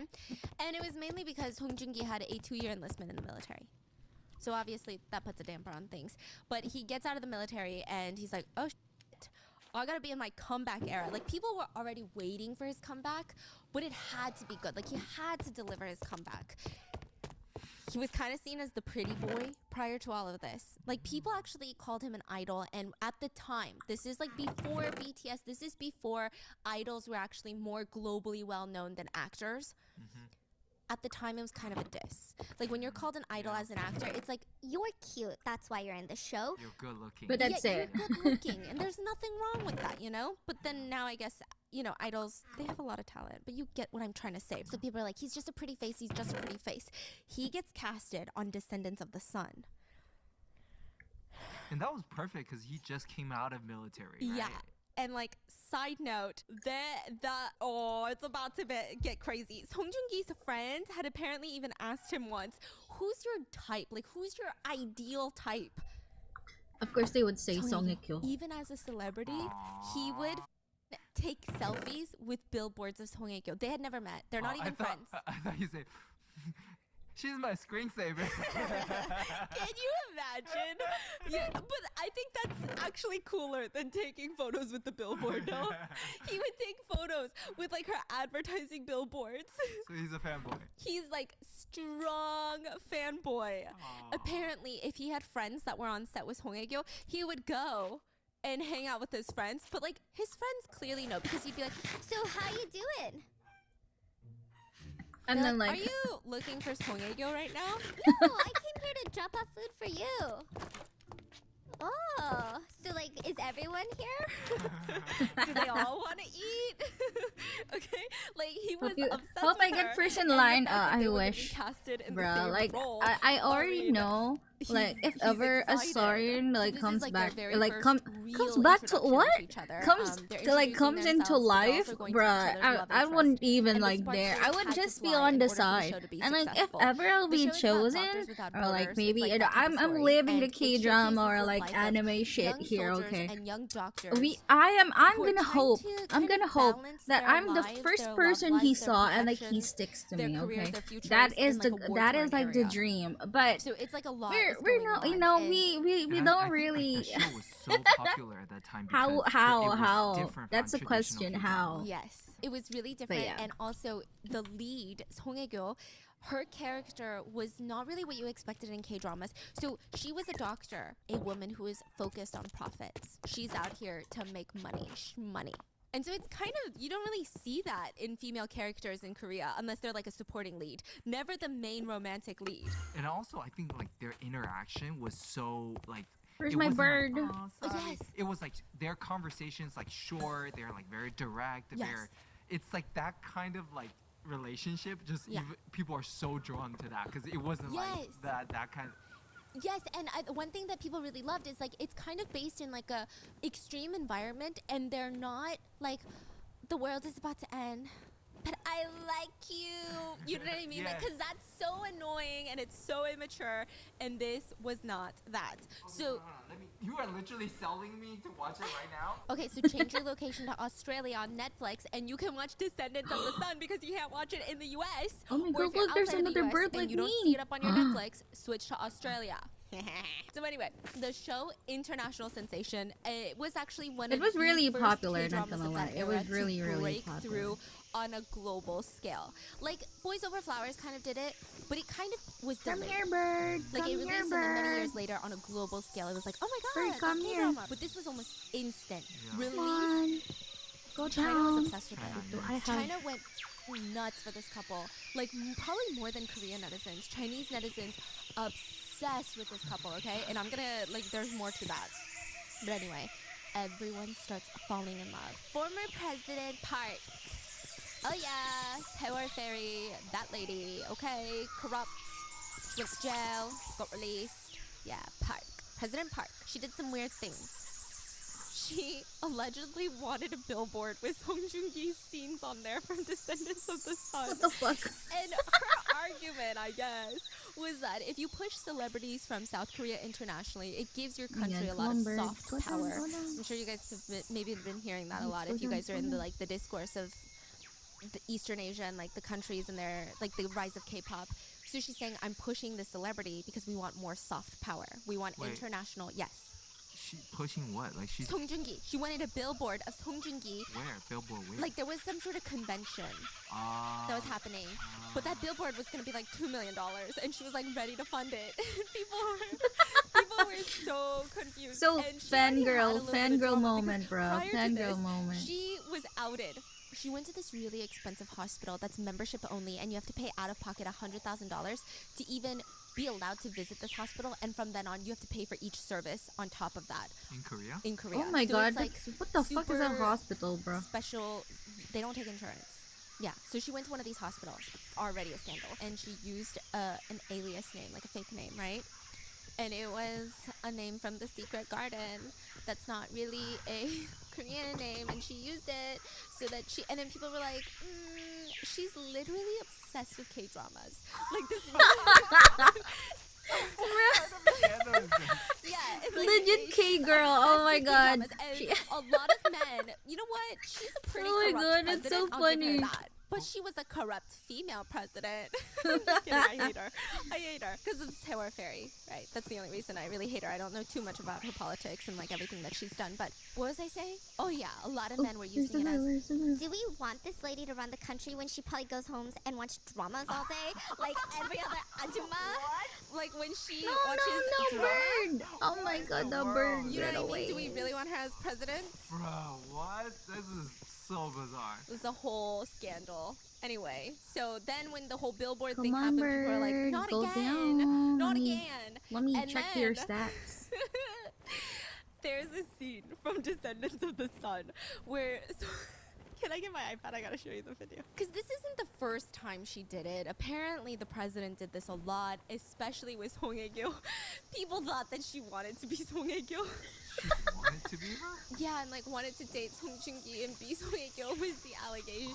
Oh my god, no shit. Really? That is so funny. The president wants to date.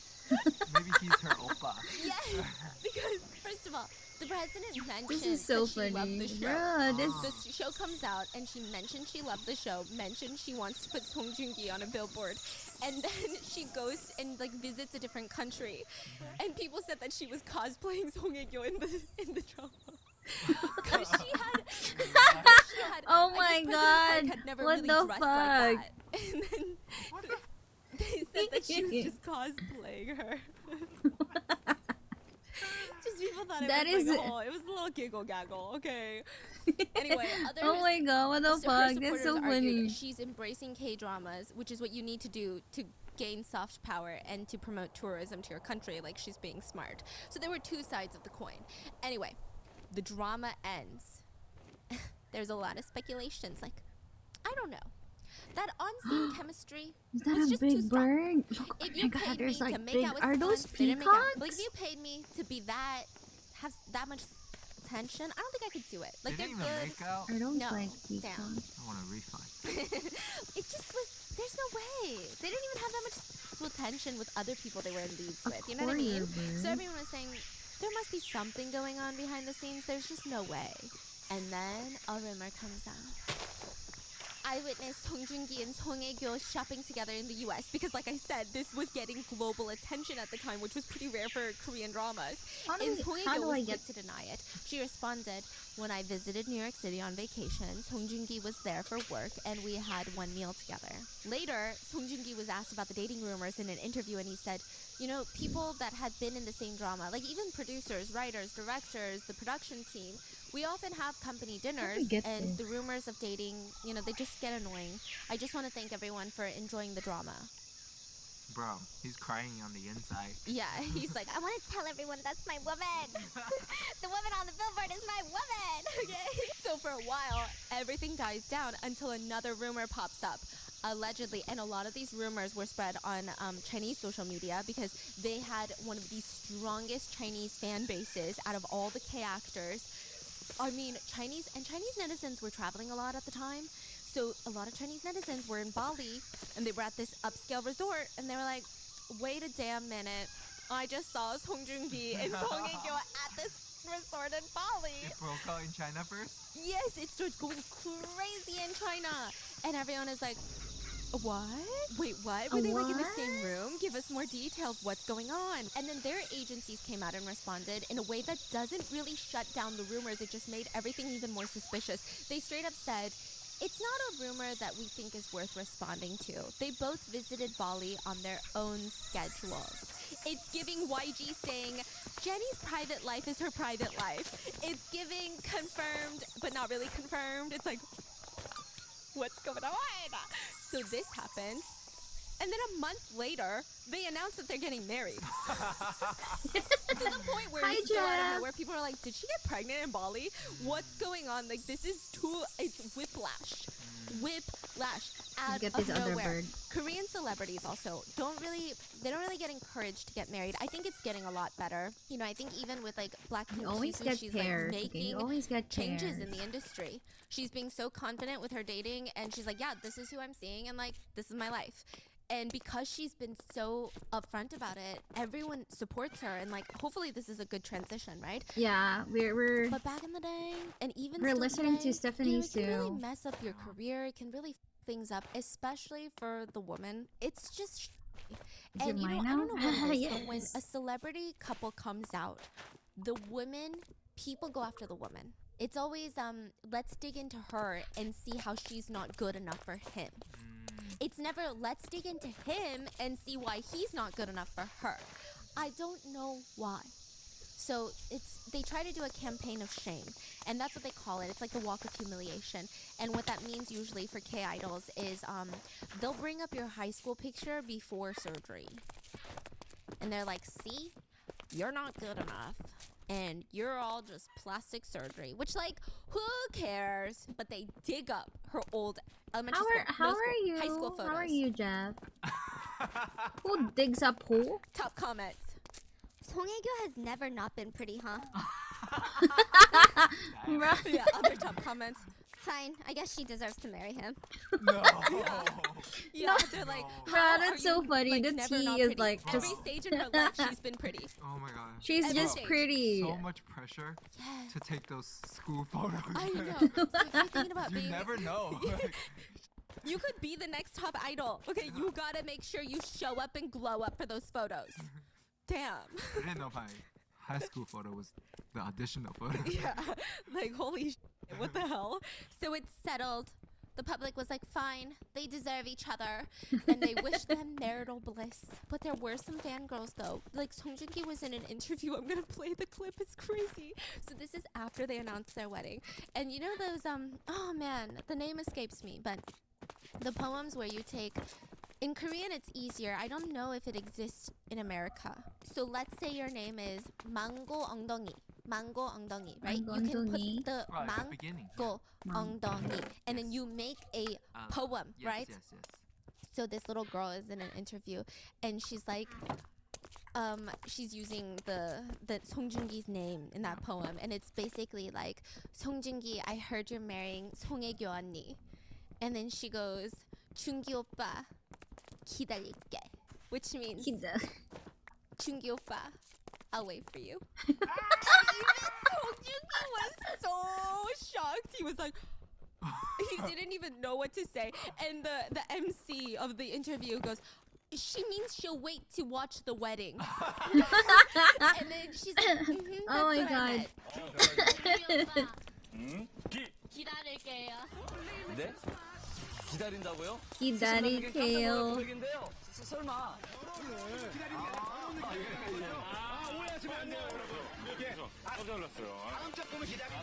And the way she's looking was, I'm confidently saying this right now. And what's crazy is after their divorce, people went back to that YouTube video and went, Damn, she used all her luck. She got what she wanted. Song Joong-ki, come get her. she'd been waiting. She- Crazy. Anyway, people were very invested. They were looking up their birth charts, going to clairvoyants to ask about their futures. Oh my They god. had the same last name. They had the same blood type A. Did you guys know?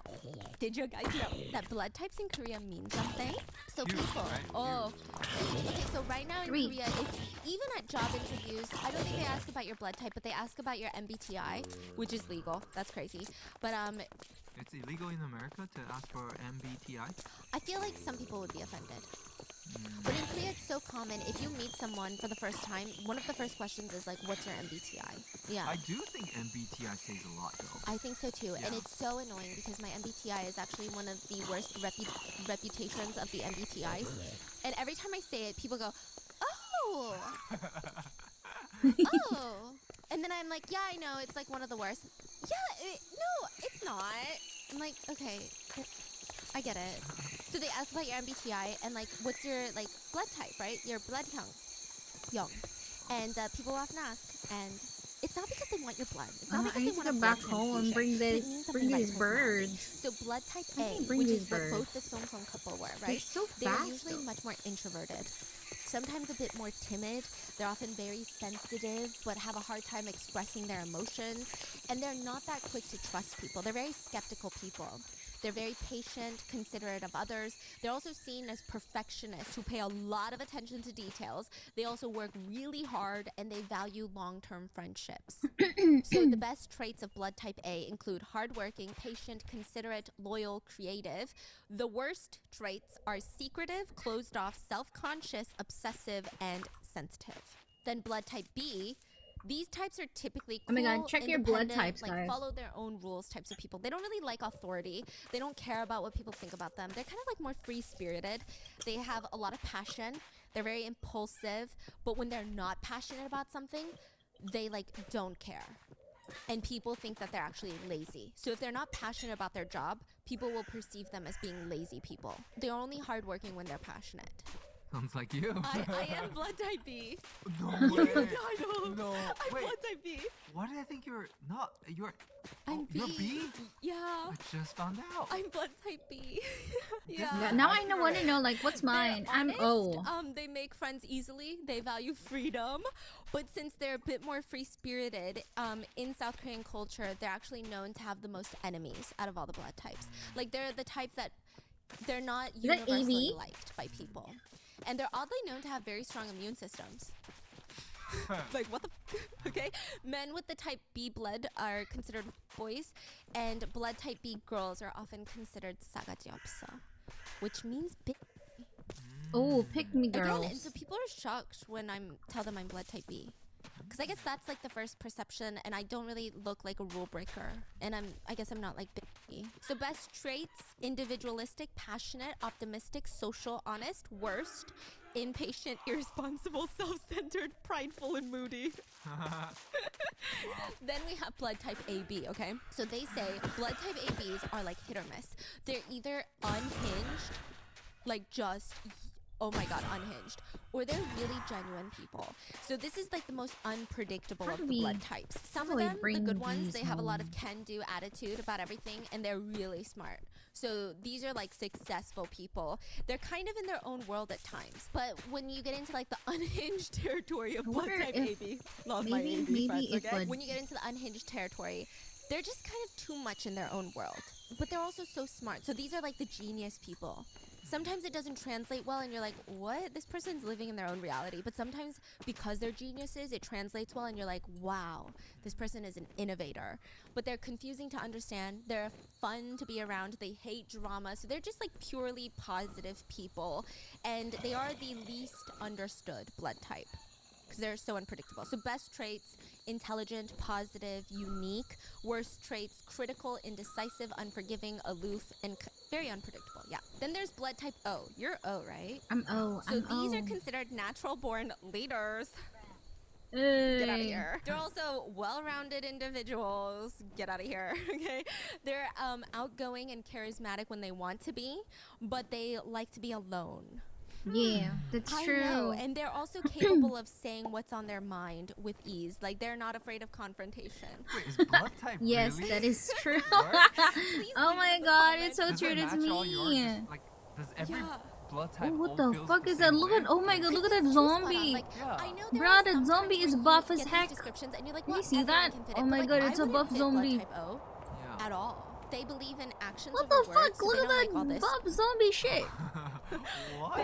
They'd rather speak through their actions. They're very ambitious individuals who like to succeed. Well, what but the fuck? sometimes Is it- their is it- honesty comes off as condescending. Bro, they also hate losing. Oh, bruh, this is. and Oh, wait, they wait. are a Let little me bit stubborn put and a they don't like to marker apologize on for it. this. Best traits is they're well-rounded, ambitious, self-confident, energetic, and charismatic when they need to be.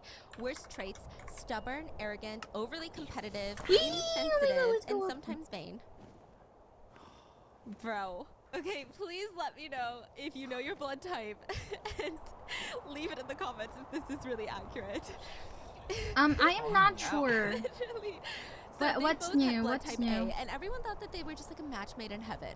They get married October 2017, and it was a beautiful, very private event at a luxury hotel. So the basic rent fees for this hotel to have your wedding there are $80,000. That's not including dress, food, everything. Just venue costs. No cameras were allowed. All the press were banned. They could have easily made it public, brought in sponsors, but they absolutely refused. There is almost no record of it on South Korean media. Why are you smiling? You know what's about to happen? Yeah, because I saw it on the news. But Was it drones or something? Chinese netizens who loved the couple hid hidden cameras in the hotel prior and flew in drones over the venue. Oh my god, bro, that's And crazy. it was, Ow. I think it was suppressed in South Korean media because of the legal implications. Mainstream media didn't want to talk about it, and that's why there's not much record of it in South Korean news.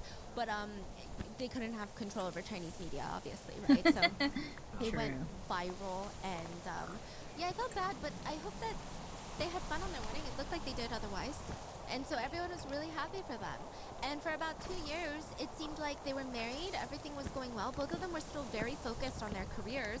And there wasn't really anything crazy until about 2019.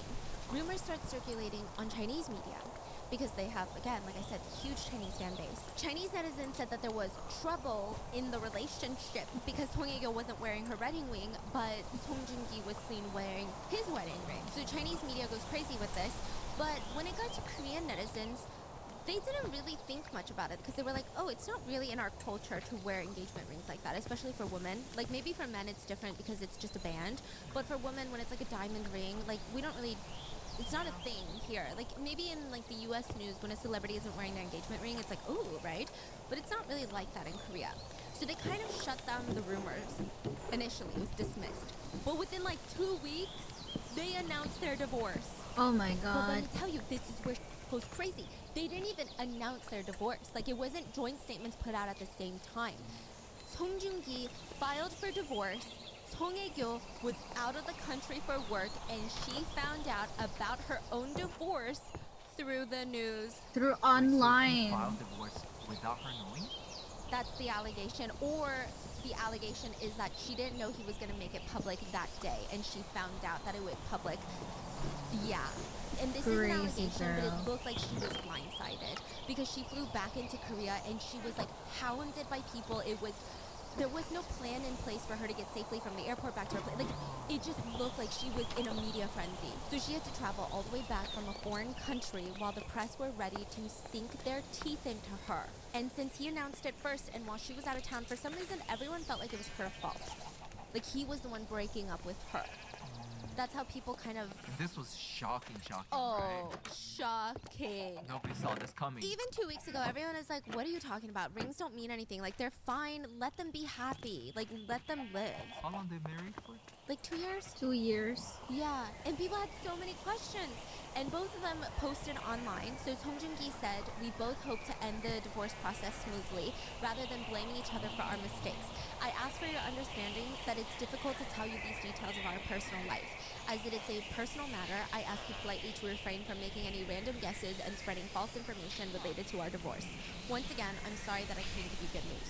Bruh. Meanwhile, Song Hye-kyo, she had a representative speak out for her because she was already getting dragged at this point. Like, Oh there my was god, nothing I she did a could say. mistake. People were like, how could you do this? They were blaming her. So there is some misogyny involved, of course. A lot of people, the first initial speculation was like she was not a good wife.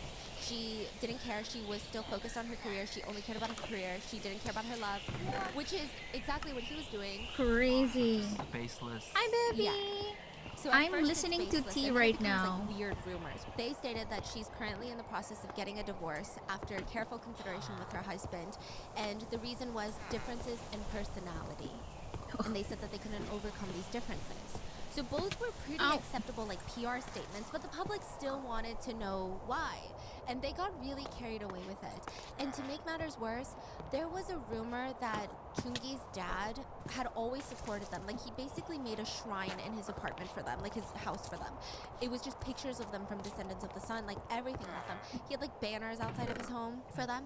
And allegedly, according to his neighbors, one day after the announcement, everything was in the trash.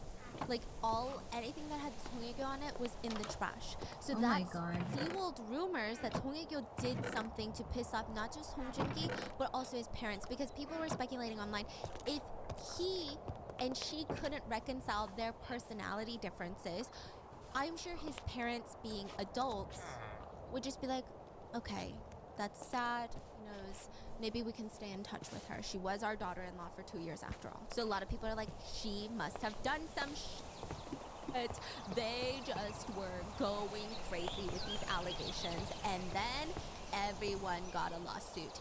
Every single person, mainstream media outlets, Korean bloggers, YouTubers, random-ass netizens, because defamation laws in South Korea are probably one of the strictest ones.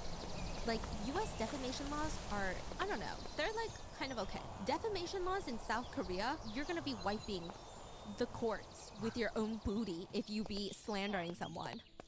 Yeah, it's pretty bad. I mean, good.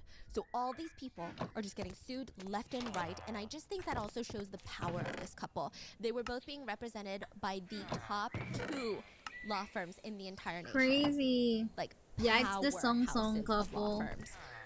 Insane. just been So like, the only information to really get from this divorce was through Chinese media, international media sources.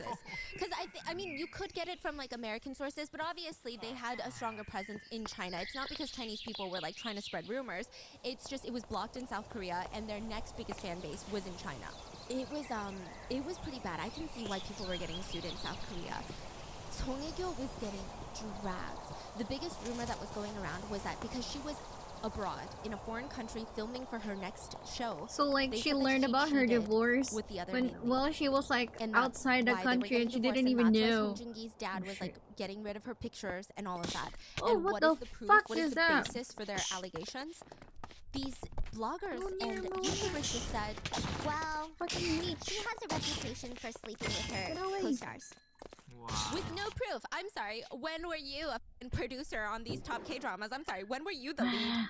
Okay, how the f*** do you know? People were just saying like, well, that's the rumor. That she loves sleeping with her co-stars or dating her close co-stars. Literally, what? Oh yeah, there was this even a meme that rumor was circulating where of her that is she so horrible. she was It was 5 allegedly men, very famous actors. 4 of them were her 4 last recent like former she co-stars that was all she had was dating getting chummy allegations. with And, Park like, you know, dating Bo-gum too, allegations don't even which is just come crazy. from suspicious things coming from the couple. It's not like, oh, they were spotted together, they were doing this together, right? It's straight up people wanting them to date and thinking they have chemistry, and then like coming up with this own little fantasy in I their remember heads. the UK So, like, Fire Love being very she had basically nothing proof to this do with these longer dating isn't true. allegations. But like here, There's like 4 in of these Korea, guys it's that much were worse. laughing, and then Song Joong-ki is crying on the sand, and they're all at a beach, and they were playing the sand game. Do you know what the sand game is? You make like a mound of sand, and you stick a stick in the middle, and everyone pulls a little bit of sand down from the sides. And if you're the last one to pull and the stick falls, you're the loser. You're caught holding the stick, and Song Joong-ki is the last one holding the stick. So it's basically the meme is so.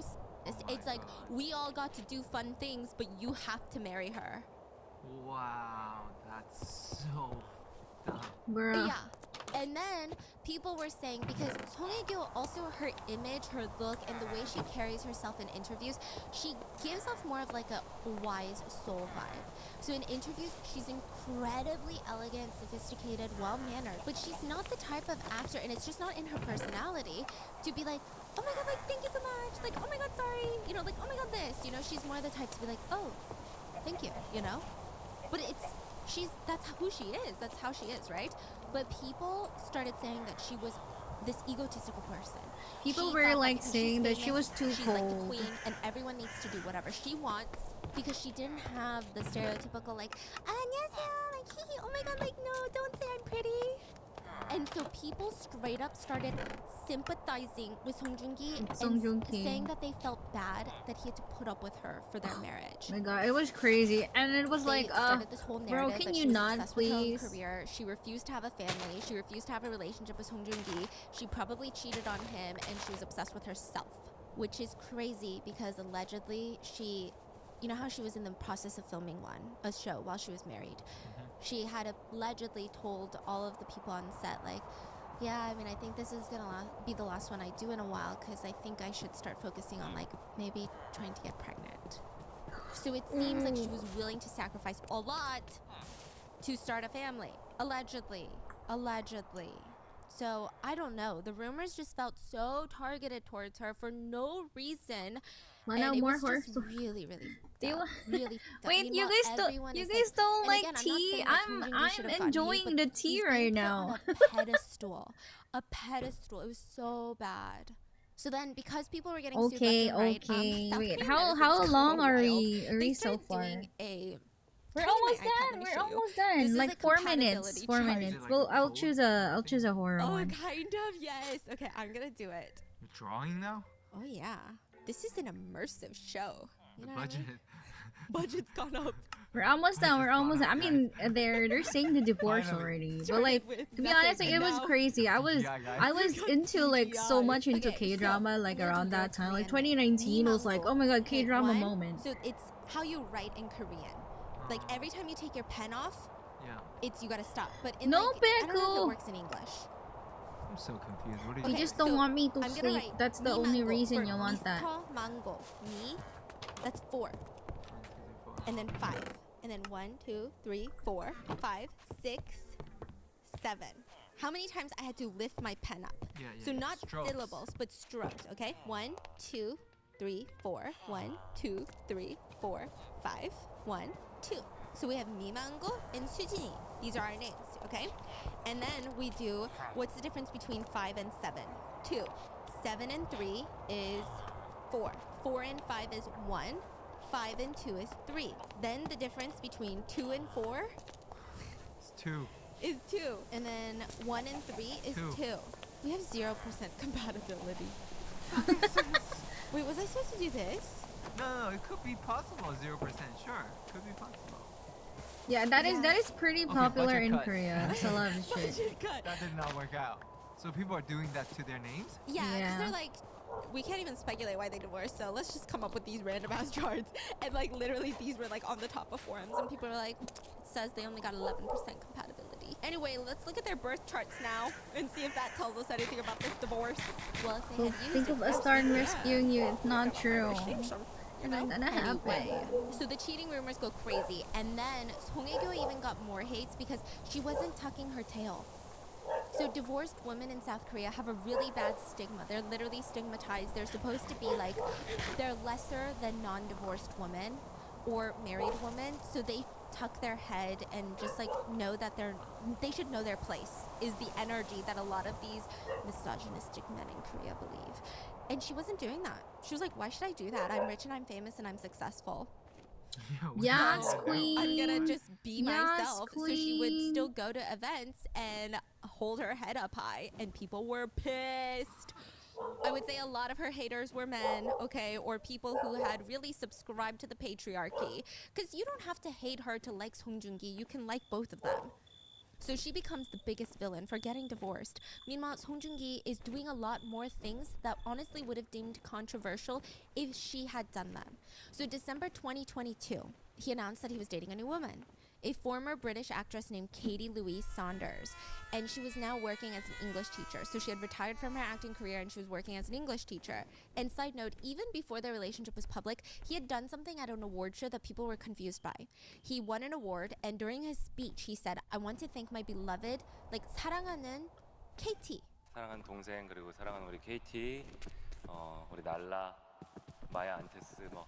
Now, KT in Korean, we don't say Katie, we say KT. But KT is like AT&T. There is a telecommunications company called KT. So people thought that he was working with KT and they like sponsored his agency or him. So they thought like 사랑하는 AT&T. It's like, oh, he's thanking his sponsors, right? Because it's like no one, Katie's not a name in Korea, you know? It's just KT Communications. So you're saying he was trying to present his girlfriend at that time? I don't Nobody know if even he knew he was gonna get away with it, so people didn't really care. Maybe it was like a secret. People like, didn't really inside thing care. between them. But now, after he announced it, people were like, Oh "Oh my my God. god, he wasn't talking about KT Telecommunications." He was talking about his girlfriend. Yeah. And people didn't catch that. No, because literally he said KT. Okay, so you think he's being smart? He's like trying to slit this. Nah, one for the I feel girlfriend. like Yeah, he otherwise he wanted would've been like, people to know KT about like Louis people just didn't Gisender. care. You know what I mean? Okay. So people were like, okay, that makes sense. And then he goes on to say, I want to thank my 사랑하는 Nala, Entes, and Maya. So again, no What one is that? What are you knows. saying, People Mala? thought these were like production crew or like something, but they were their dogs. They shared dogs, and he was thanking their dogs, okay? And then a photo goes viral not long after that of Chungi attending a friend's wedding in Korea, and she's there. And these are like not paparazzi photos because it's not like publicly announced, but like people that were there like snuck a photo or like he was in the background of posted photos. And another picture was then released, and this was like them coming forward with their relationship. Both of them were arriving at Incheon Airport together. And people speculate why he came out with the news. Because like the next month, he announces that she's pregnant. Oh, okay, so she's still pregnant right now. Oh no, she just gave birth in June. But I will say he also got a lot of haters, and their relationship, I'm sure, wasn't the easiest because she was dragged too. There were rumors that she was already a parent and a single mom to 2 kids, and just a lot of like shady stuff. people were saying about her, and Chungi has come out and said that those rumors are false. But they are starting a family together, and now they're living in a $16 million mansion in Seoul. Yeah, and it was rumored that that was the house that he had built for Song Hye-kyo, but that rumor turned out to be false. So I'm not sure if the false part was that she never lived there, or if it wasn't for her, or like what it was, but it just turned out to be false. But I mean, okay, what I will say is that I hope, well, you know what, before I get to that, because she got pregnant very quickly after their relationship status was released, people kind of put two and two together, and they believe that maybe Song Hye-kyo and Song Joong-ki got divorced because Song Hye-kyo had allegedly mentioned to people she was going to try and get pregnant, and it wasn't working. Or some people state that maybe Song Hye-kyo wasn't ready to have a kid because she's at like the prime of her career, you know? So either way, it's not her fault, not that it would ever be. I don't know, maybe it's none of their faults. Maybe they just really don't get along and everyone else blew it out of the water, but it just seems like a lot. Yeah. I will say this though, and I think this is why people started kind of realizing how bad the public had been to Song Hye-kyo, and people started going back and apologizing to her even, was think about it. If Song Hye-kyo had done this, had divorced her husband when he was overseas, and then not too long after, I mean not like immediately, but not too long after, announced another public relationship and then announced that she was starting a family with that person, she would have been destroyed. Like destroyed in the media. She would probably never be able to work another day in her life.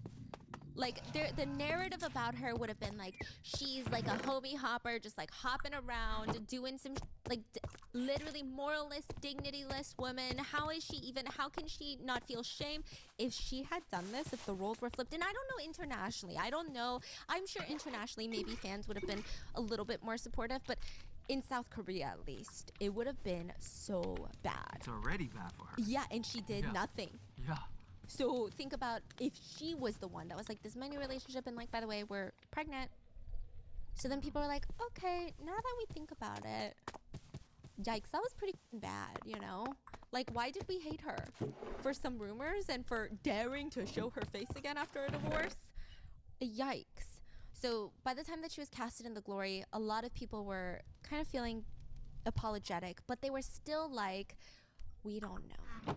If this doesn't come out, like if she's not rolling, we don't know what's gonna happen. It was said that she was paid about $200,000 per episode of The Glory, and she put in her whole back into this. She was praised by all of her co-stars.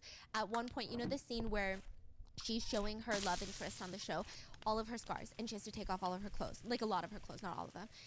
And she was on a diet of just one banana a day for multiple days straight. She didn't even drink water because she said that her vision of this character was to portray someone who was so broken that she neglected her own body, neglected her own health, and she wanted viewers to not look at her and say, oh, she's so pretty, but to have like a visceral like, oh, she does not look healthy. Like she didn't want this to be like a, oh, she's so skinny and healthy and like she's so pretty. Like she wanted it to be like a gut-wrenching moment. She said that she stopped wearing chapstick for certain scenes because she wanted to show like her lips were chapped, like all these like raw, which is pretty intense in South Korea.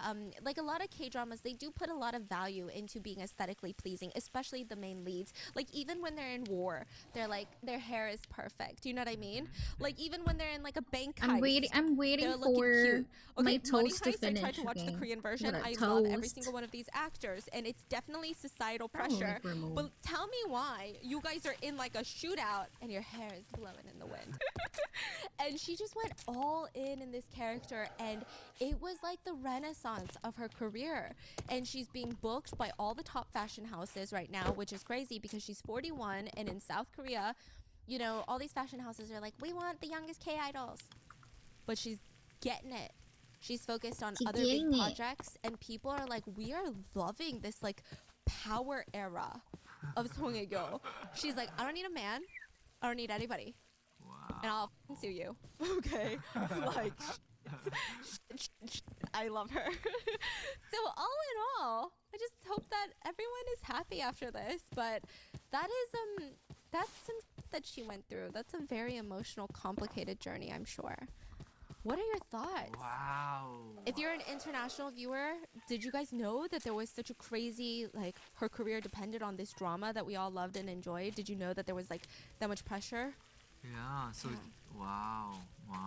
So wow, she really was like at a low. She worked it. She worked it and allegedly a lot. the writer was, people had been gossiping on forums of like, is this her flop era? And that writer is the writer of Descendants of the Sun, so this is they're reunited. And even the writer was saying Song Hye-kyo was so impressive. Like, I was so worried for her because of the harsh things she was putting her own body through to really embody this character.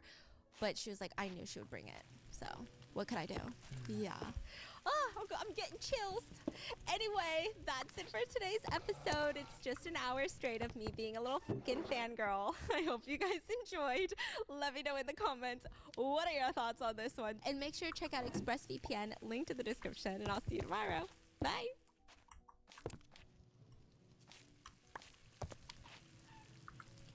Okay, time for our... Okay. Alright. Hey guys, welcome back to There you Beauty and the go. Beasts, where we do a little skincare and share a little spooky story. So Are you grab your guys favorite happy now? serum, your mask, a blanket, Horror, there you go. and settle in. Hi, Tonight yeah. we're talking haunted hospitals, boarding school warnings, and one very disturbing encounter involving something you definitely don't want to see in your bathroom stall. Whether you believe in ghosts or not, some stories have a way of making you think twice about what's real and what's just waiting. Ready? Let's get into it.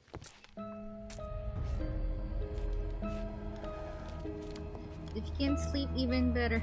What the fuck? Why would you like that, Peku? How the So have you dare? heard stories about haunted hospitals? Places like Hunjam Psychiatric Hospital in Korea. Or oh my god, others that whose one names is are really... passed down with a kind of Actually, reverence. Not because people admire them, but because people fear them. These places carry stories, and over time, those stories become legend. But those are the kinds of tales that feel distant, impersonal. But it's different when the story comes from someone close. When someone says, I know someone who went through this, or this happened to me. That's when it starts to feel real. Because I feed on fear. Today's story came from Reddit. The user didn't share his real name, so we'll call him Mike. Let's go, Mike Reddit. lived in Singapore. He never mentioned the name of his school or the neighborhood he lived in, but he described the school as fairly modern, not prestigious, just a decent institution with students who genuinely cared about learning. Mike was the social type. He got along with everyone. Among those he was close to was his physics teacher. His teacher was a middle-aged man with a rounded belly and an easy, unbothered smile. The kind of smile that just made it hard to dislike him, even if you didn't respect him. The students used to joke that he wasn't the best teacher, that they couldn't follow a thing he said, that physics with him was more about enduring the class than learning anything useful. Still, he showed up every day. He taught what he knew, and he never gave up on trying to connect with his students. Eventually, he found a way to get their attention by telling stories. Spooky stories. So when he noticed his class starting to drift, when the heat and silence started to settle in like a fog, he'd pause and casually ask, have you ever heard any ghost stories about a hospital? And it worked. The room would quiet down, heads would lift, he had their full attention. And then he would begin. This story came from someone I know, he'd say. It's not mine, but I can promise you one thing. After hearing it, you won't sleep easy tonight. Oh my god, why did I pick this? Hello? The story took place at the old KK hospital, the version that existed before the sleek, well-lit place we know now. Oh my god. The person who experienced this was someone the teacher knew Becca, this is all your personally, a fault. woman It's who not worked even as a started. It's your, I'm receptionist blaming at the you hospital. already. Her role was what you would expect. Administrative work, Indeed. managing data, greeting patients. Her days were structured, routine, and predictable. One evening, she was assigned to the night shift, a time slot many people don't particularly enjoy. Not necessarily because of the workload, but because of the atmosphere. Hospitals at night are different. Quieter, yes, but also heavier. Like the I'm air dreading. moves slower, like I'm time dreading doesn't this quite pass the already. way it should. Why did I choose Her this? station was on the same floor as the delivery rooms. It was common after birth for nurses to transport soiled sheets, bloodied linens, cloths used during delivery to a collection point for disposal. It wasn't unusual to see a cart rolling down the corridor stacked with used bedding. That night started like any other. But that day, that one particular day, something was different. The receptionist noticed that the sheets being brought out from the delivery ward were almost clean. Not spotless, of course, but strangely absent of blood. So she paused for a moment, thinking it over. Maybe it was a slow day, maybe not many births had taken place. She brushed the thought aside and returned to her paperwork. Later that night, a nurse stopped by her desk to chat. Small talk, a distraction from the monotony of the shift. As they spoke, the receptionist casually asked, "Not many births today, right?" But instead of a nod, she was met with silence. The nurse looked at her, confused. "What are you talking about?" she said with a light chuckle. "I just helped deliver a healthy baby boy this afternoon. It was chaos." The receptionist blinked. That wasn't what she expected to hear. She was sure. She had seen the linen cart. It barely had any blood on it. But maybe she'd been wrong. Maybe the delivery was easier than usual. Maybe there hadn't been as much bleeding. It happens. So she just let it go. But the same thing happened again the next night, and the night after that. Each evening, she watched nurses roll out carts of used linens with barely a stain. And each time she asked about it, the answer was always the same. "Yeah, we had a birth today. Twin girls, actually. Big delivery, lots of screaming." And still, the sheets came out clean. It So began to weird. bother her now, a quiet, steady unease. Eventually, she couldn't take it anymore. She decided to see it for herself. One night during her shift, she waited. She watched, made sure no one was nearby. And when the next cart came rolling past, stacked high with linen from a supposedly chaotic delivery, she slipped away from her desk and followed it. The nurse didn't notice. No one did. She followed at a distance, watched the cart disappear into the side corridor into one of the older parts of the building. The hallway there was darker, it was quieter, and it led to a storage room, a place where used linens were gathered before disposal. She expected to find a pile of stained sheets, maybe a nurse on duty, maybe nothing at all. Oh my god. Instead, she found something else. The room was cold, not by temperature, but by atmosphere. The kind of cold that touches your skin without needing wind or air. And there, I'm in the dreading this dim one. light, she saw her, a woman dressed in white. Not No, a nurse, but God! a What the fuck? She was tall, No, but God, pinched, please, slightly no, full. no! Her Dang it, long feathers. hair hung in uneven strands. I swear to God, like the next time I Dramatic, watch this, falling I'm over gonna her put face my and down her freaking chest. heart Her rate skin was monitor, I pale, swear. almost colorless, and her body, it wasn't fully there. From the waist down, the figure faded like smoke in a draft. There were no feet, just a hint of shape dissolving into the dark. The receptionist stood frozen in the doorway. The woman didn't move at first, but then slowly she turned her head. Oh no my clear God. face, just dark hair shifting as she moved. The woman crouched low, closer to the pile of sheets, Oh my and then God. with a slow, deliberate movement brought one to her mouth. She began to lick it. There wasn't a sound, no chewing, no slurping, just a slow drag of a tongue over blood-soaked cloth. And then she paused. Oh. Her head turned slightly, the posture shit. changed, alert now. As if she had just noticed she wasn't alone. Oh The my receptionist stood paralyzed, heart pounding in her ears. The room spun, her hands trembled, her Oh mind my fought to god, make sense of they what she was noticed it. seeing. It took everything she had to move, but when she finally could, she ran. She didn't scream, she didn't look back. She just ran down the hallway, past the nurse's station, all the way to the front where the lights were bright and the voices familiar. The receptionist later confided in the teacher, her acquaintance, that after that night, she found it increasingly difficult to return to work. Something about the hospital no longer felt the same. Oh my The god, corridors seeing that, were of course, I will colder. not feel the Even the same. fluorescent lights seemed dimmer. She never went near that side of the building again. But what's interesting is that the story didn't end in Singapore, because similar things, uncanny, quiet horrors, don't just happen in one place. So, this next one takes us far from the modern wards of the city to rural Indonesia, in central Java to be exact. The name of this village remains unknown, but in the middle of that quiet place was a religious institution, an Islamic boarding school.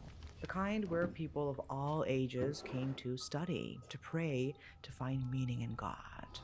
Their lives followed a rhythm: wake before sunrise, perform morning prayers, sweep the grounds, wash clothes. The children would attend school during the day, help with chores in the afternoon, and then gather to study the Quran. There are many ghost stories passed around in boarding schools like these, do's and don'ts, whispered from one student to another. Some were dismissed as superstition, others weren't spoken of twice. And this particular story follows a girl named Nina. She had just turned 17. She'd been at the school since she was 12, long enough to hear all the stories, long enough to stop believing them. Whenever someone brought them up, warnings about unclean things, forbidden corners of the dormitory, of spirits that lingered, she would just smile politely and move on. They were just stories, she thought, things meant to scare children. That day, however, Nina got her period. It was the first day, and it was heavy, painfully so. Her back ached, and her abdomen throbbed. She carried on. She swept the dormitory floor, carried water, washed clothes. Though she couldn't touch the Quran during her cycle, she still kept busy, reading books, helping the Ibu Asrama, the dormitory mother. In Indonesia, it's customary for girls to use sanitary pads. Most will wash the used pads before throwing them away. Not just for hygiene, but out of deep-rooted cultural beliefs. They make sure all visible blood is gone before disposal. And that afternoon, Nina changed her soaked pad and made her way to the shared bathroom.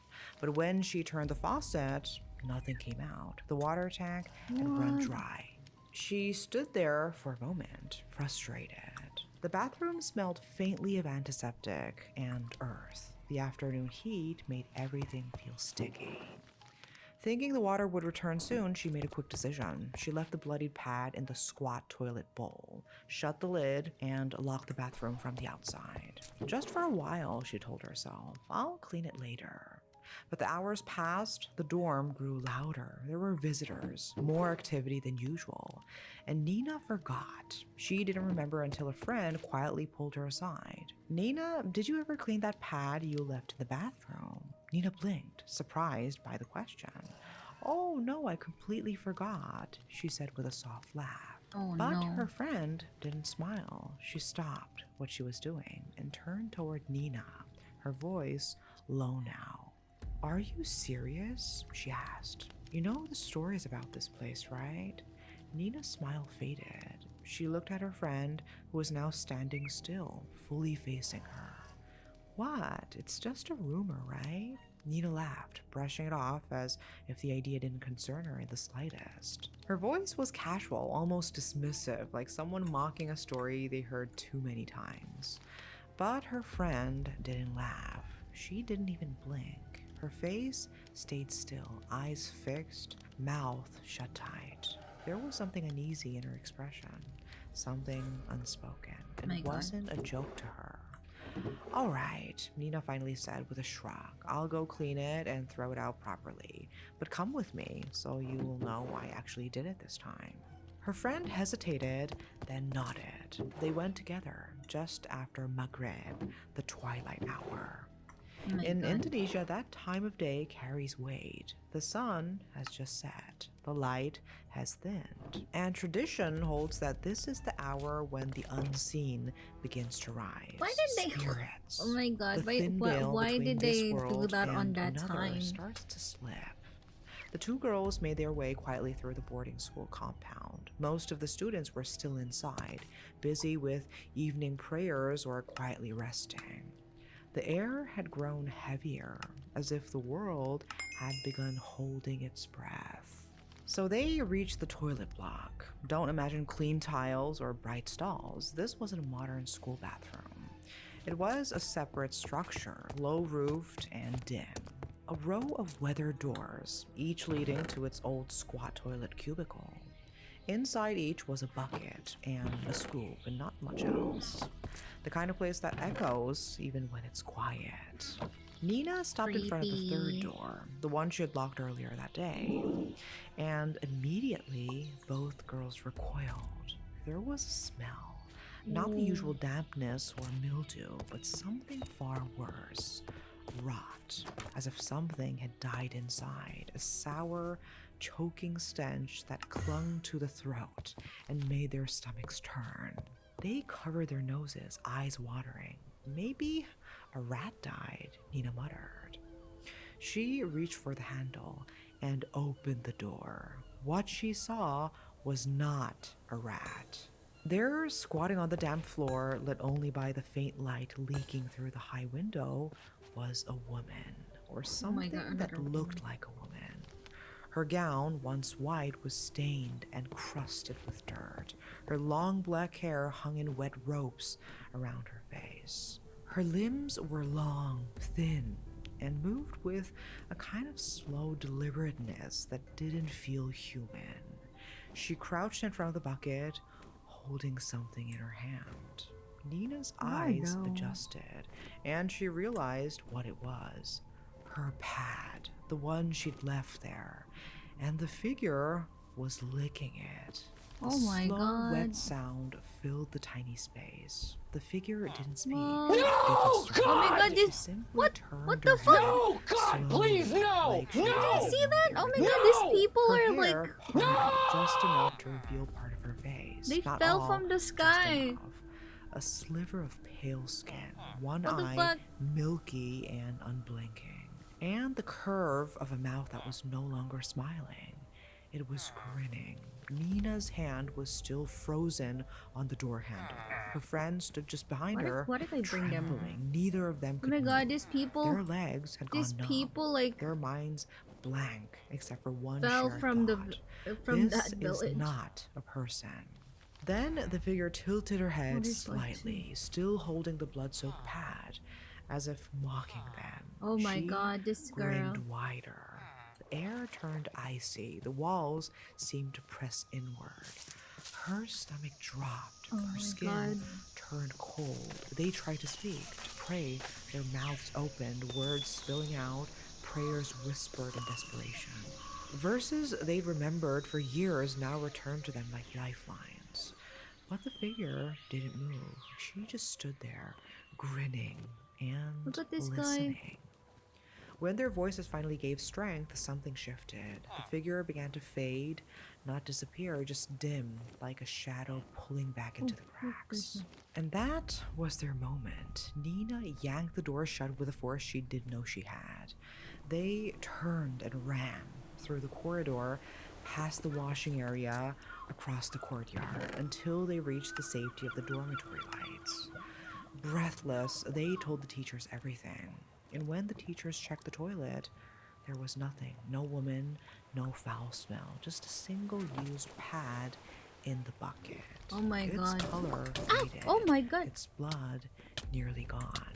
Since that day, Nina stopped brushing off those so-called silly rules. She didn't laugh at them anymore. What the because fuck? Is once there you've a... seen something that isn't supposed to exist, you start wondering what else might be real too. This story has been retold across Indonesian forums and YouTube channels over the years, each version slightly different, But one message always stays the same: never leave your blood unattended, especially in places where old rules still breathe. Because you never know who or what might come for it. Oh, look, there's a spawner. Well, someone licking your used pad, ghost or not, is nasty. But, anyways, that was one hell of a story, wasn't it? So, what about you? What stories does your town quietly talk about after dark? What rules did your elders pass down? And more importantly, which ones have you broken? Let me know in the comments, and if you've never experienced anything like this, that's okay too. Just be careful. Some things don't need belief, only an invitation. Okay, that's a wrap for today. See you in our next episode. Good night, guys.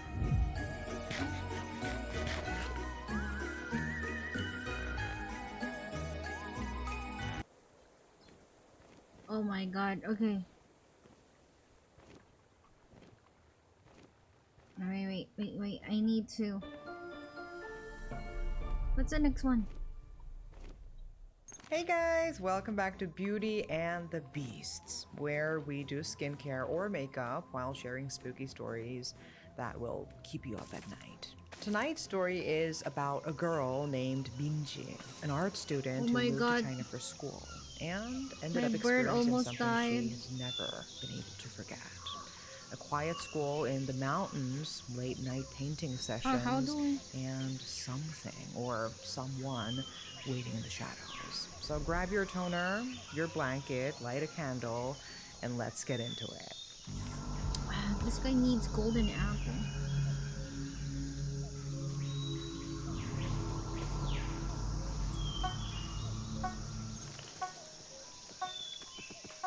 So tonight's story is actually something that really happened to someone I know. This is a story that I heard from a friend of mine who studied abroad in China. And this one stuck with me for a long time. Hi, Isa! And, well, technically it didn't happen to her, it happened to someone she knew. Welcome. A girl named Binji Kim. At the time, Binji was only 17. She was really gifted in art. Like one of those kids who could draw anything from memory and would look like a photograph. But then, because of her parents' business, she had to move to China. And even over there, her talent stood out. She ended up getting into this really prestigious arts high school. This school was actually tucked halfway up a mountain, just outside the city. But instead of finding it isolated or weird, Minji actually loved it. She thought it was the perfect place to get inspired. And the school looked amazing. Big, modern campus, great facilities, kind of looked like something out of a movie. The only weird thing was, there weren't any street lights around. And apparently this thick fog would roll in almost every night. So yeah, it got kind of creepy after dark. But Minji didn't mind. There were a lot of international students there, and no one treated her differently for being Korean. And when she moved into the dorms, she was really excited. I mean, imagine students painting outside under the sun, some pulling all-nighters in the studio, others quietly sketching in little corners. It was exactly the kind of life she had always dreamed of, and now she was living it. But even with all that beauty, there was something a little off about the school. There was this rumor going around, something about the dorm. Binji wasn't able to catch all the details. Most of the conversations were in English, and some of it didn't really translate clearly. But she could tell whatever it was, it creeped people out. Still, her day-to-day life was pretty good. Everyone was nice, classes were in English, and she adjusted pretty quickly. She would spend all her days painting in the sun, and at night, she would be in the studio until late, usually the last one to leave. But there was a reason the other students didn't stay out that late, and it wasn't just because they were tired or had assignments to finish. It was the walk back to the dorm. So there was this long, steep hill and a forest filled with these really tall old pine trees. During the day, it actually looked beautiful, like something out of a painting. The kind of spot you would want to sketch. But at night, it was a whole different vibe. It got cold, dead quiet. The kind of silence that almost felt creepy, like the kind where you start wondering if someone's watching you. No streetlights, just thick fog and the sound of leaves rustling in the wind. It unsettled people. Most students made sure to be back in their rooms by 9. But Minji, she always brushed it off. Nothing's gonna happen, she would say. So she kept staying late, walking back alone through that creepy forest. And then, one night, something did happen. She had been working on a sculpture for a class project and totally lost track of time. By the time she finally cleaned up and headed out, it was past 10. The lights along the path were dim, and the air felt weirdly cold, and her heart started beating just a little too fast. It was a path she knew well. She had walked it so many times, but something about that night felt off. She told herself she was just being paranoid. It's just dark. I'm tired. Don't be dramatic. But then she stepped under the first streetlight, and that is when it hit her. You know that feeling when your body reacts before your brain can catch up? Like that instinctive chill down your spine? She got that hard. Her skin just crawled for no reason. I would be Still, she kept scared. walking. The forest around her was dead still. No sounds, no animals, nothing. Just her footsteps crunching on the gravel and the wind barely moving the branches. She kept her eyes locked on the path ahead, trying to stay calm. And then she saw something. Way up ahead, under one of the far street lights, almost hidden in the fog, there was someone. A figure just standing there, not moving, facing toward the dorms. Oh my God. The figure was tall, dark, completely still. Minji froze for a second. Her heart just jumped. But then she thought, okay, it's probably just another student. Maybe someone else stayed late too. And that thought helped her calm down, at least enough to keep walking. But with every step she took, she started to notice something. That figure, it was taking steps too. It wasn't just standing there anymore. And as Minji got closer, she started to see more of it. Like her eyes were slowly adjusting. She saw hair, long hair, kind of swaying weirdly in the wind.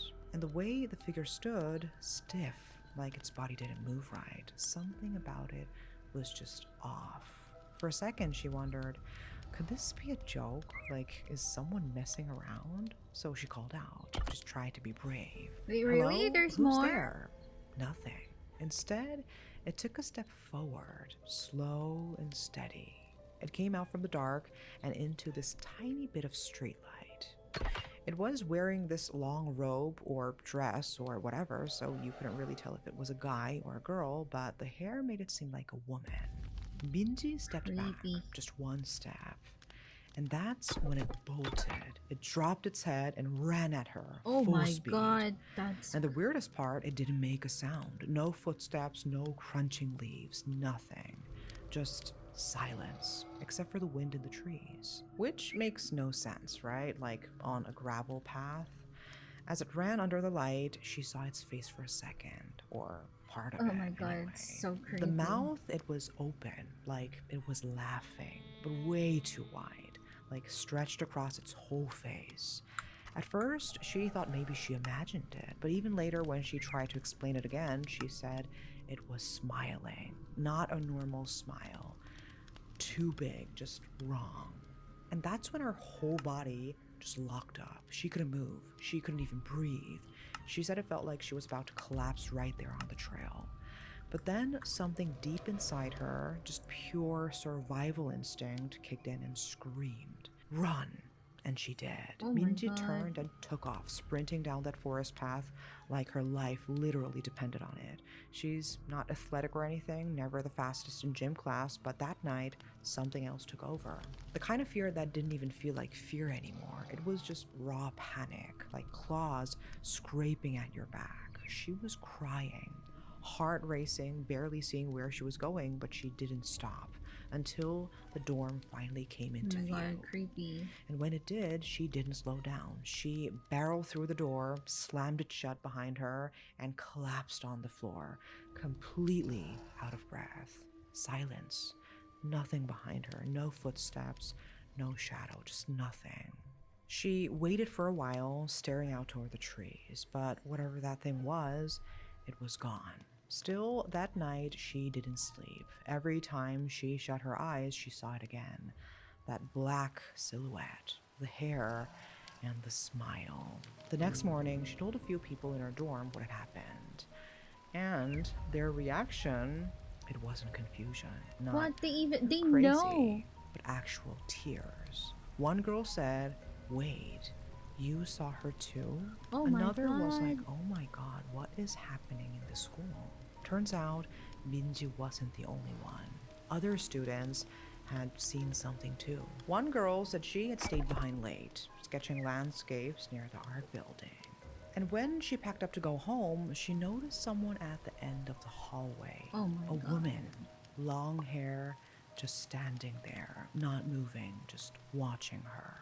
Another student was walking back from the studio after working on a sketching assignment. She was alone on the trail when she suddenly heard something.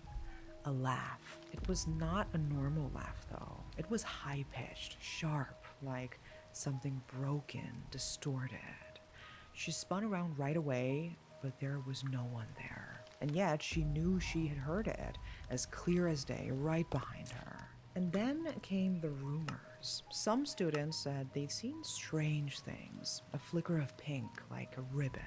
My a God. girl's hair tie just floating, hanging off a tree branch in a spot where it definitely shouldn't be. When Binji heard that, her stomach dropped. Because at that point, whatever that thing was, it didn't feel like just some creepy story anymore. It felt real, and it felt dangerous. During the day, the school looked like a dream. The campus was bright, peaceful, full of energy, so many talented students, all chasing the same passion. It was the kind of place parents bragged about, the kind of school teachers were proud to say they had graduated from themselves. But slowly, the stories began circulating. Late at night, mostly among students who stayed after hours in the studio. Eventually, Binji heard this old rumor, one that had supposedly been passed down over the years.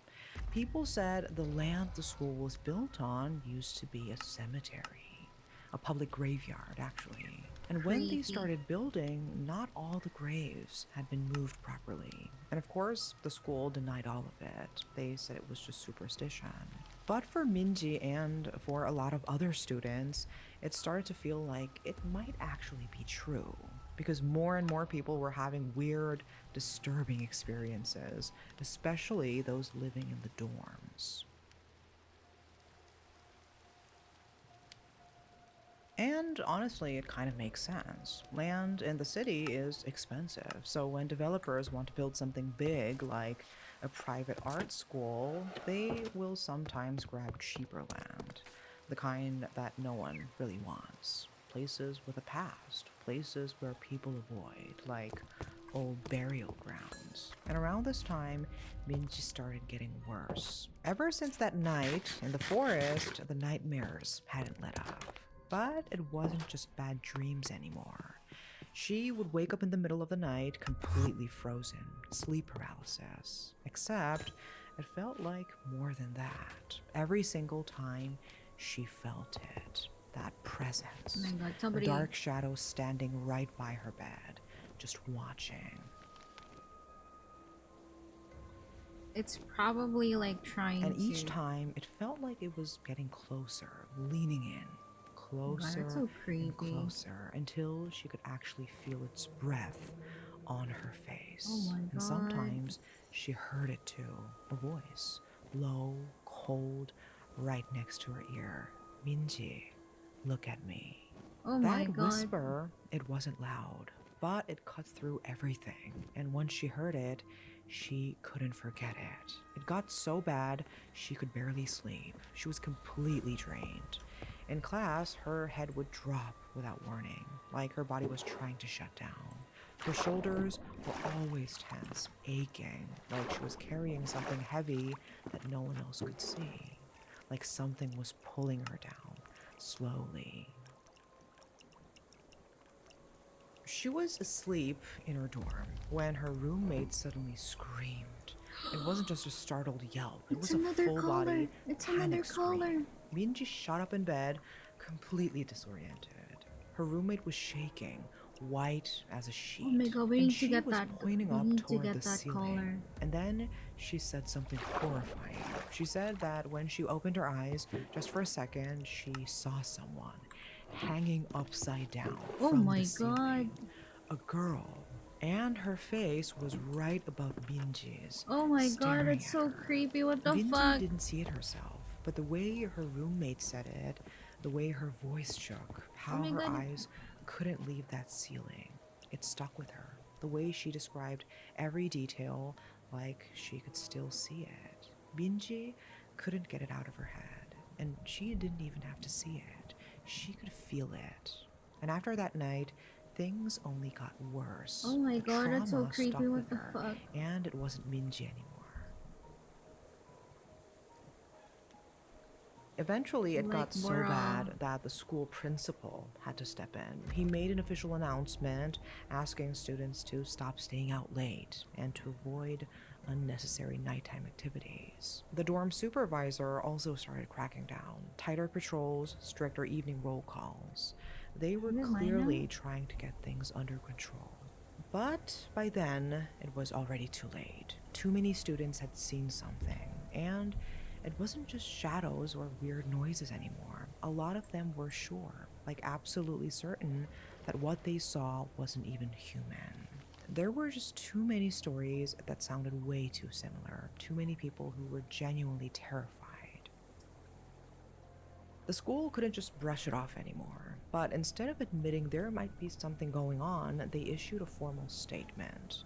They blamed it on stress, said students were likely having temporary visual hallucinations due to excessive fatigue.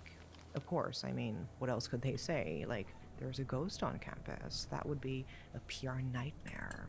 As for Binji, she kept dealing with sleep paralysis, on and off, right up until graduation.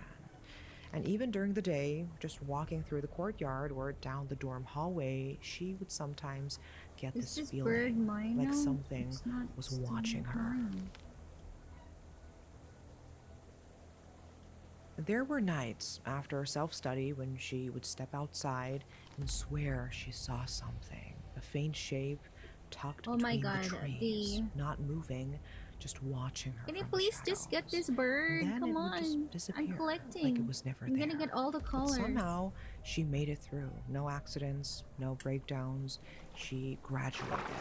To this day, she still says she doesn't know how she made it, but it honestly feels like a miracle that she did. After she came back to Korea, Minji never experienced anything like that again. Not once. My But god, maybe the it was memories just of following those there. 3 years at that school, they never really left her. To this day, the school is still running, still well known, a prestigious academy for young artists. Students from all over the world still apply, full of hope, full of talent, portfolios in hand. But ever since those Crazy. years, the school quietly changed a few rules. No more late-night painting sessions, no staying past curfew, no walking alone through the woods, and no one talks about what happened, at least not officially. But if you listen closely, especially late at night, you will still hear students whisper warnings to the newcomers. Never be the last one to leave the studio. Never take the forest path alone. And if you ever hear someone whispering your name when you know for sure no one's there, don't turn around. Just run.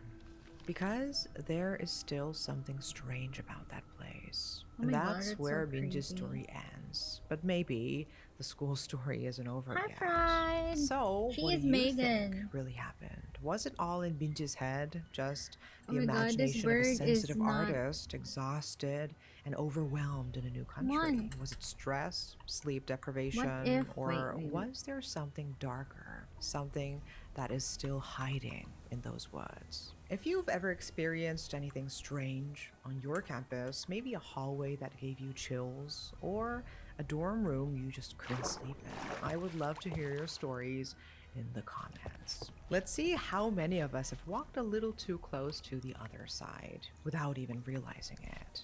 Stay safe out there, and I will see you in the next episode. Bye bye. What is the story she's telling? She's telling the story of like. So there is a ghost woman who is hunting the dorms of a prestigious art school. So yeah, of course she can't say the school because defamation be like, but yeah, that is the story that she was telling earlier.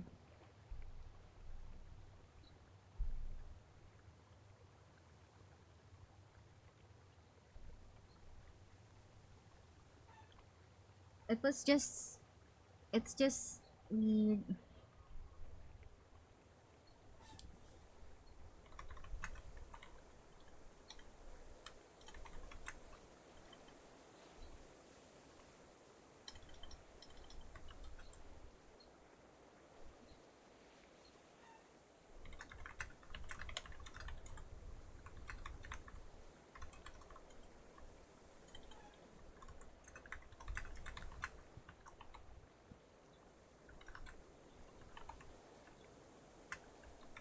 I'm just trying, like at this point I'm just trying to get this I'm trying to get this bird to come home with me. So like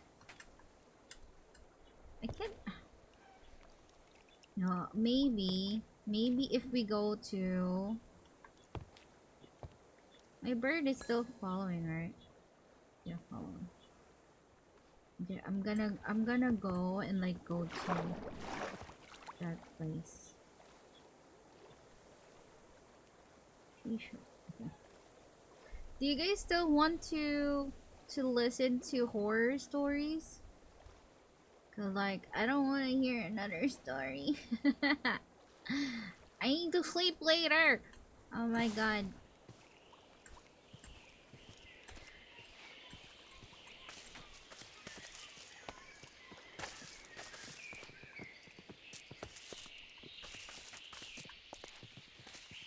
Okay, wait. Give me 1 second, cause I'm trying to.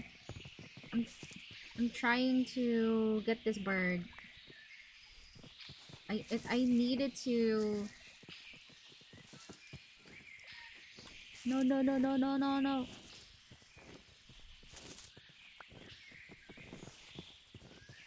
No no no no.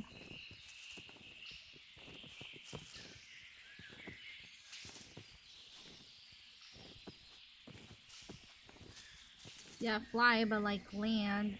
You can't go. You can't go away. Read latest tea. Apparently, it's an NBA Void deal. Ah, for wait. I'm gonna check. Let us see Twitter.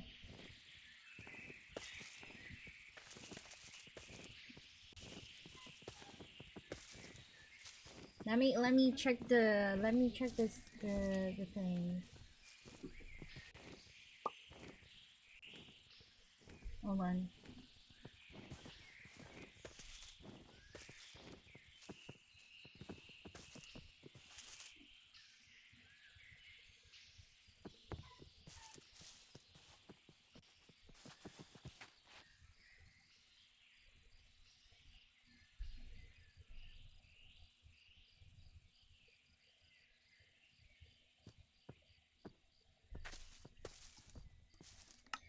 Okay.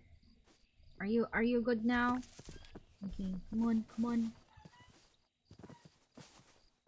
No no no no. It's still not my bird. Come on. Get owned. Get owned. I need to bring you home.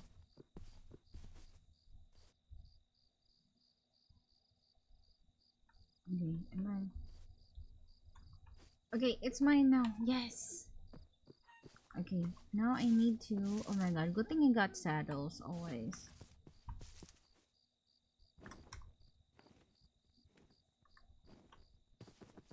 Where are you going?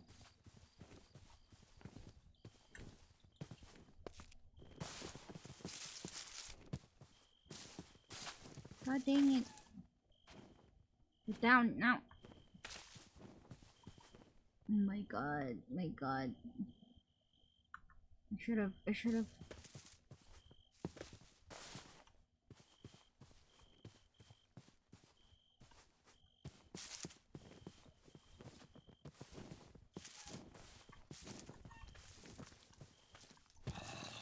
Dang it, zombie.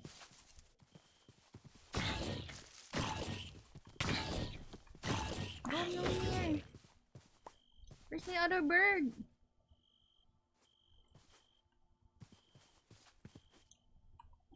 Dang it, dang it. Oh, he's there. What the fuck is it? What the fuck is it doing here? There we go. Don't sit. Go follow.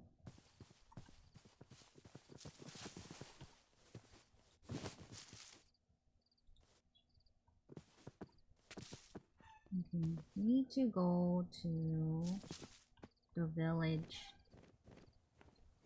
Okay. Because there's a waystone there. I will bring this. You have to bring... You have to bring this guy. Here's the waystone. There you go. Yeah. And of course my bird should be following me too.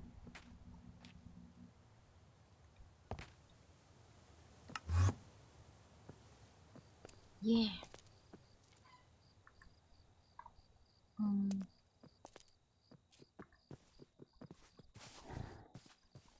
Go here.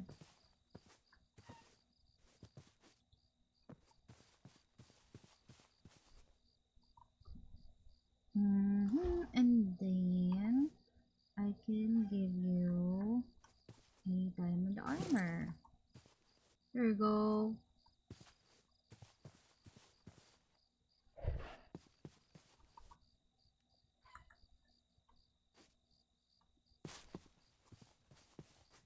I'll give you a name. Or maybe I should give you a name. Do you get...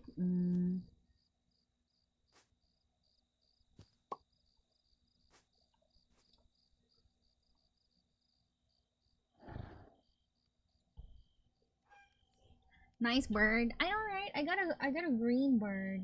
I'm not seeing any Vishojo one.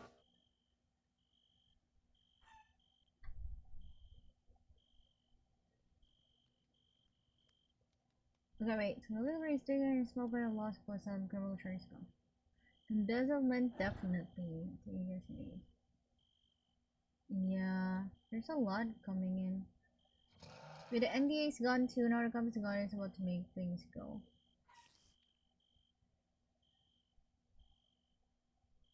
It's gonna be sick if it's... Okay, yeah, that's gonna be so sick.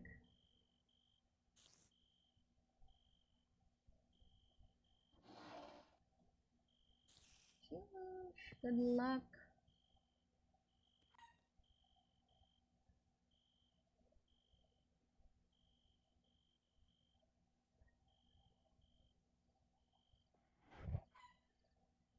My god.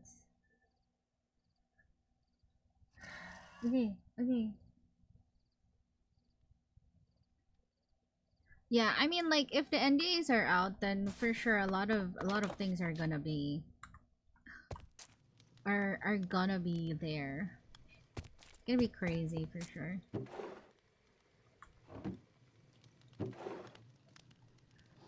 All I dream is na na na na na na na.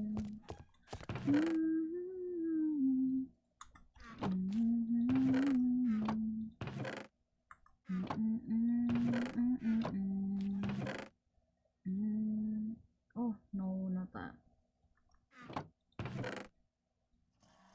What a beach ball.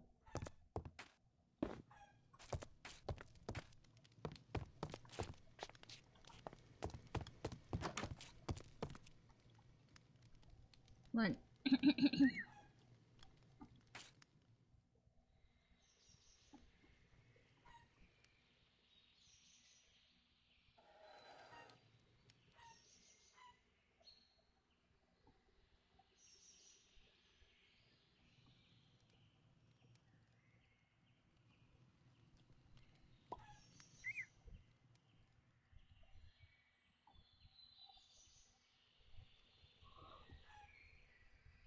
Should we continue watching or should we just listen to music at this point? What do you guys think? What should I do? Because I'm gonna keep playing, by the way. I will keep playing till like around maybe 12 p.m.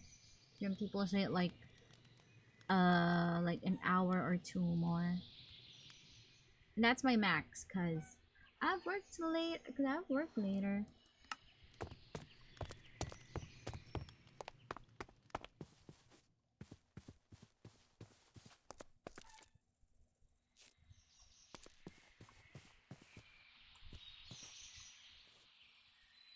Think I'll let's move this king statue to here.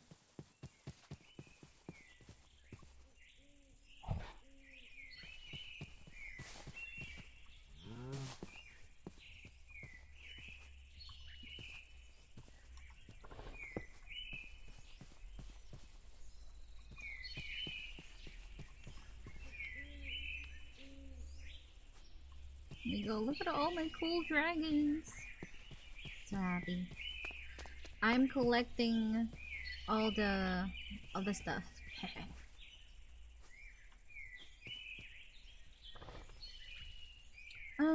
Maybe we should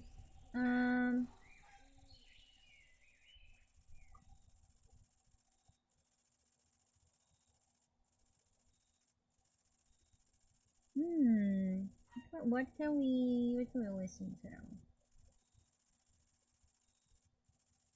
Oh, this one's cool. Dun, dun. Hey guys, welcome back to Beauty and the Beasts, the place where I do my skincare or makeup while sharing spooky stories, so you can chill with me and get the chills at the same time. And as you can probably tell, the background is a bit different tonight. That's because I just moved to Malaysia from South Korea and I'm still getting settled in. You know, my studio isn't set up yet. This is a temporary place. Oh no! Oh my god! My Oh my products and god! beauty Please products drop are on still a. on the way. So tonight, I will skip the skincare, beauty care part and just focus Jesus on Christ! Good Just for thing I tonight. dropped on water. But don't worry, I still brought the four. Oh no! Because tonight's story is super creepy. We're diving into a true tale from Indonesia about one of the most famous dangdut singing competitions on TV. And no, I'm not talking about backstage drama or petty rivalries. I'm talking about actual curses, possessions, and contestants collapsing one of on my stage birds during is live gone. broadcasts. Yeah, with spirits that might have been lurking in the studio long before the cameras ever rolled. So grab your skincare products, your tea, or just a blanket to hide under. Let's get into today's story.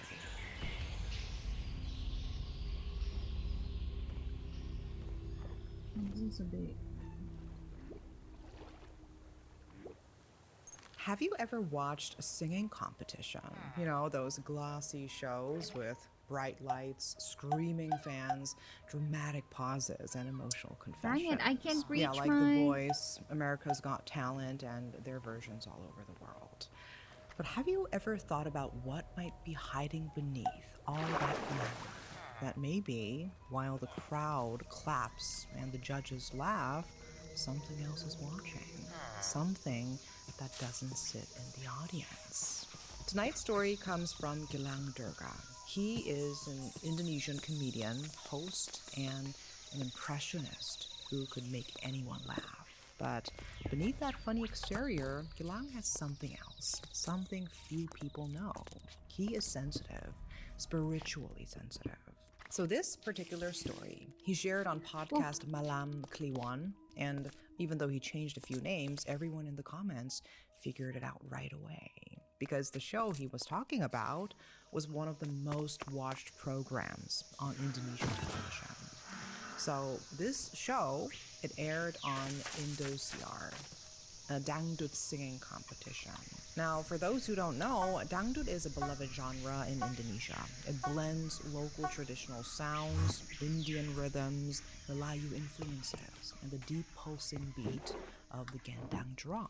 This competition was huge. People from all backgrounds tuned in every my night, bird like is gone. clockwork. 6:30 p.m., the country paused. Each episode featured around 5 to 10 contestants, but the runtime, it was nearly 6 hours long. So the show was basically packed with jokes from the hosts, skits from the judges, fan interactions, guest performances. So it had everything, like laughter, Very drama, sparky. tears, everything. But no one expected that the fame, the obsession, the fandom could lead to something darker. Oh my god, I wonder Curse. what happened. So, like many old studios, Indosiar's had its rumors, whispers, like stories passed around during late night shoots. One studio in particular had a reputation. Some crew members said they saw things during overnight tapings, shadows moving where no one stood, cold drafts in sealed rooms. And the stories, they always came back to one figure, the Kuntilanak, the infamous woman in white. She's not just any ghost, she's one of the most feared in Southeast Asia. So in Indonesia, they say she was a woman who died during childbirth or was betrayed, hurt, left to die with deep sorrow or rage in her heart. She wears a long, flowing white dress. Her hair is black, tangled, and so long it covers most of her face. She doesn't walk, she floats. And when she's near, you don't always see her, but you feel her. A sudden drop in temperature, a floral scent like jasmine or frangipani, followed by an eerie, high-pitched laugh that doesn't sound fully human. In Malaysia and Singapore, she is known as the Pontianak. But in Indonesia, everyone knows her name, and everyone knows she doesn't show herself unless she wants to be seen. And if she does, it is already too late. Oh my One God. night, before the live show started, before the fans had even entered the venue, Gilang and a few other celebrities were backstage, waiting for their cue. Everything seemed normal until he saw the floor director, usually a high-energy guy making sure everything runs like clockwork. But not this time. He wasn't moving. He wasn't checking the lights, the audience, the cues. He was just staring, like up, toward the ceiling. And Gilang followed his eyes. And there was a long lamp hanging from the rafters. And it was swinging back and forth. But this wasn't the wind. This wasn't a tremor. It moved like a playground swing, smooth, rhythmic, like someone was sitting on it. Oh my god, I'm getting goosebumps. What the fuck? Watching the crowd gathering below, watching the show, maybe even enjoying the music. Gilang knew what the floor director was probably thinking. So to ease the tension and maybe calm whatever it was that might be listening, he called out to him with a little smile. Hey, it's okay. She just wanted to play for a little. Don't bother her, and she won't bother us. The floor director nodded quietly and went back to work like nothing happened. Oh, what the mother the air in freaking the hell? studio, it stayed heavy. Now, fast forward to one of the most watched seasons of the show, Rita 1, back in 2018. There was this one girl. Her name was Selfie, and from the very first episode, people noticed her. She had this voice that made people stop whatever they were doing. Beautiful, soft, powerful.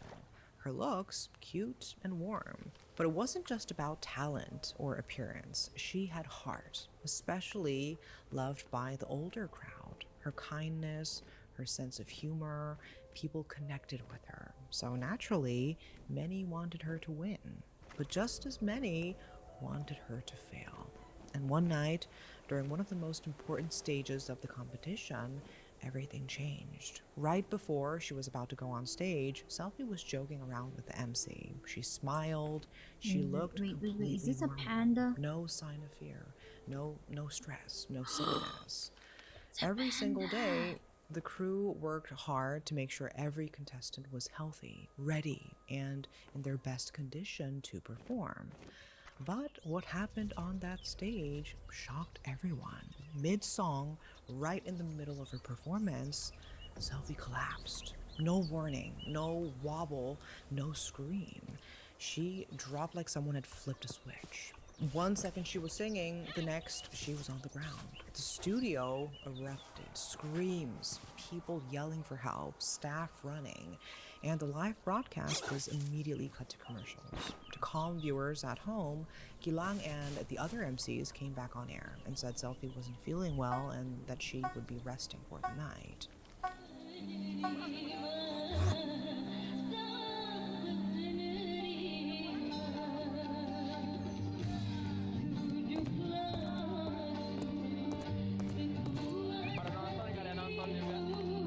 What the fuck? There's a...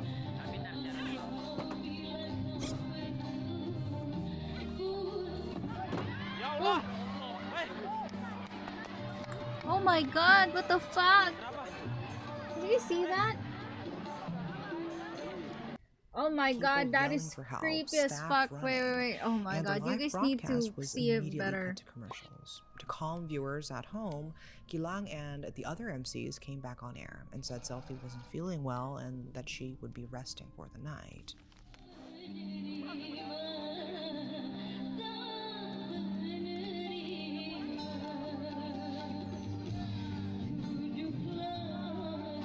Oh my god, look at her.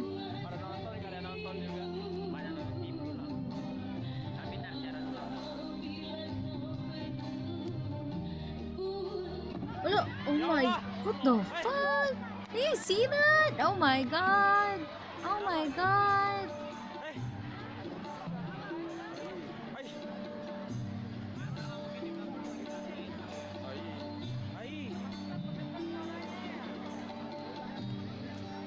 Damn. But backstage, the truth was baffling. Paramedics checked her, but her vitals were normal. No injury, no explanation. So someone on the crew did something they'd only do when things got really strange. They called a spiritualist. The man came in quietly, and he did his rituals. After a moment of silence, he said Selfie had been cursed, not necessarily by a fellow contestant, but by someone who didn't want her to win. Some rolled their eyes, thought maybe the spiritualist was just trying to add drama. Crazy. But the thing is, this wasn't the first time. It had happened before, exactly 1 year earlier. Now, most people outside Indonesia might not know dangdut, but in Southeast Asia, where the musical roots run deep across borders, many understood it and even grew to love it. So, when the demand grew, Indosiar expanded the show. It took it international and brought in contestants from all over Southeast Asia. By season 3, which aired around 2017, the stakes were higher than ever. Singers from across the region came ready to win. The energy backstage was intense. The competition was brutal. And in that kind of high-pressure environment with millions watching, who's to say what kind of energy started stirring in the background? One day, Gilang was hosting the show again, this time alongside his partner, Irfan Hakim. Like always, they waited patiently at the side of the stage while the judges gave their feedback, pros, cons, advice to each contestant. But something felt off. Like even before stepping on stage, Gilang had felt something. The strange sensation, like eyes watching him. Not from the crowd, not from the cameras, from the dark, somewhere just outside his line of sight. And the strange thing is, he didn't know it at the time, but Irfan felt it too. He just brushed it off, told himself it was just nerves, or maybe his imagination playing tricks on him. But then, while they were standing off stage, waiting, they locked eyes at the exact same time. They both said the same name, Dadang. The word came out of their mouth like someone had whispered it straight into their ears, like not a second apart. They looked at each other, stunned. They tried to shake it off. Maybe it was just coincidence. Maybe because Tadang was next in line to perform, his name had been on their minds. Maybe. But what happened next proved otherwise. It was around 9 p.m. The competition was at its peak. The studio was buzzing. People had just seen incredible performances. The energy was high, and all eyes were on the next contestant, Dadang. So this Dadang, it's not his real name by the way, was the man everyone thought would win. Before he walked on stage, Gilang and Irfan pulled him aside, just to be sure. Are you okay? They asked. Do you feel anything strange, sick? But Dadang smiled and said, no, I'm okay. So he went out onto the stage. The spotlight hit, the crowd clapped, and he sang beautifully, flawlessly. Everyone was mesmerized. And Gilang and Irfan exhaled in relief. Maybe it was just their imagination. But then came the judging session, and that's when the nightmare began. Dadang, who just moments ago looked strong and confident, suddenly froze. His face changed, his eyes wide, searching. He looked at Gilang and Irfan as if silently calling out for help. His mouth wouldn't move properly, his breathing shallow, and his body, he couldn't move it, not an inch. It was as if he had turned into a statue. He finally managed to whisper, barely, help, I can't move my joints. The MCs rushed to him, held him up, helped carry him off the stage with the crew's assistance. Backstage, they tried to explain it to the audience. They told the viewers that Dadang wasn't feeling well. But backstage, it got worse. Now he wasn't just stiff. He was struggling to breathe. Oxygen masks were brought in. Doctors checked him over thoroughly, and yet nothing was wrong. His body was working fine, no signs of injury, nothing unusual on the scans. But Dadang kept repeating it. I can't move. My joints, I can't move. The show had to go on. So during the scoring session, Dadang had to video call from backstage just to receive his results. But he wasn't the only one hit that night. Another contestant, this time a girl from another country, we will call her A. She also performed perfectly. She had presence, a beautiful voice. Everyone loved her. But when it was her turn to face the judges, she suddenly began to struggle. Her breathing turned shallow. She was rushed backstage too, and while she wasn't in as critical condition as Dadang, her nightmare wasn't over. Oh my god. This thing followed her back to the hotel. That night, she screamed in her room, kicked the air, tried to scratch her own father who had come to comfort her. Eventually, a group gathered. They started to pray, and slowly, she calmed down. But even then, it wasn't just her. Several fans who had attended the live show that night began feeling nauseous. One of the staff finally consulted a spiritualist, and according to him, that night someone had been cursed. But according to the spiritualist, that person had long devoted himself to God, so the curse hadn't fully reached him. Instead, it hit others nearby. So the spiritualist performed a cleansing after the show ended. And for several days, the entire studio held mass prayers, hoping to reset the energy to keep whatever darkness was creeping in out. Before the next night's performance, Gilang pulled Dadang aside. He told him, just keep praying, no matter what. Just keep praying. And thankfully, nothing happened. But, of course, that feeling, the whispers, the name Dadang in both their ears, that heavy, watching presence backstage, Gilang never forget it. Later, he thought maybe it was the spirit who already resided in the studio, a protective spirit, one that didn't want something darker invading her space. Maybe the whisper had been a warning, but who knows? What do you think? If you were in Gilang's shoes, Would you believe the voice, or would you just brush it off as your imagination? Maybe it was just stress. And have you ever heard stories like these? Dark secrets hiding behind your favorite TV shows. So the next time you're watching your favorite talent show, clapping along, laughing at the judges' jokes, admiring the performances, just remember, not everyone in the studio might be there to enjoy the music. Some are only watching. And not because they want to be entertained, but because they never left. They're still there, in the rafters, in the corners the cameras never catch, waiting for someone to forget a prayer or to let their guard down. Okay, that's all for tonight, and I hope you like the story. And if you've ever had a story like this, a moment that chilled you to your bones, feel free. Oh my god, I can't anymore. Okay, let's stop with let's stop with the horror shit. Okay, I'm done. I'm done with the horror shit. Creepy. Oh, wait. Connor has something. In other news, before we jump into Metal Gear, obviously you guys, I'm sure you all saw we showed you released a statement. Well, I suppose Gunn did. And that, wow. Yikes. Aware, clean your room. One thing I did want to, I think is important to note, is that I see a lot of people who are still pressuring people to like be like, look, the NDAs, the NDAs don't exist anymore. You can talk about it. And it's like, so I literally was talking, when I was talking to a lawyer before this all, I was asking him, I was like, I don't think they have money to sue. So like, surely the NDA is like unactionable. And he was like, well, fun fact about the NDA, no. You can, when the company goes into bankruptcy, I could be wrong in a little bit of the details about this. The NDA can, like, whoever the debtors are, whoever claims it, can action on the NDA to get more money.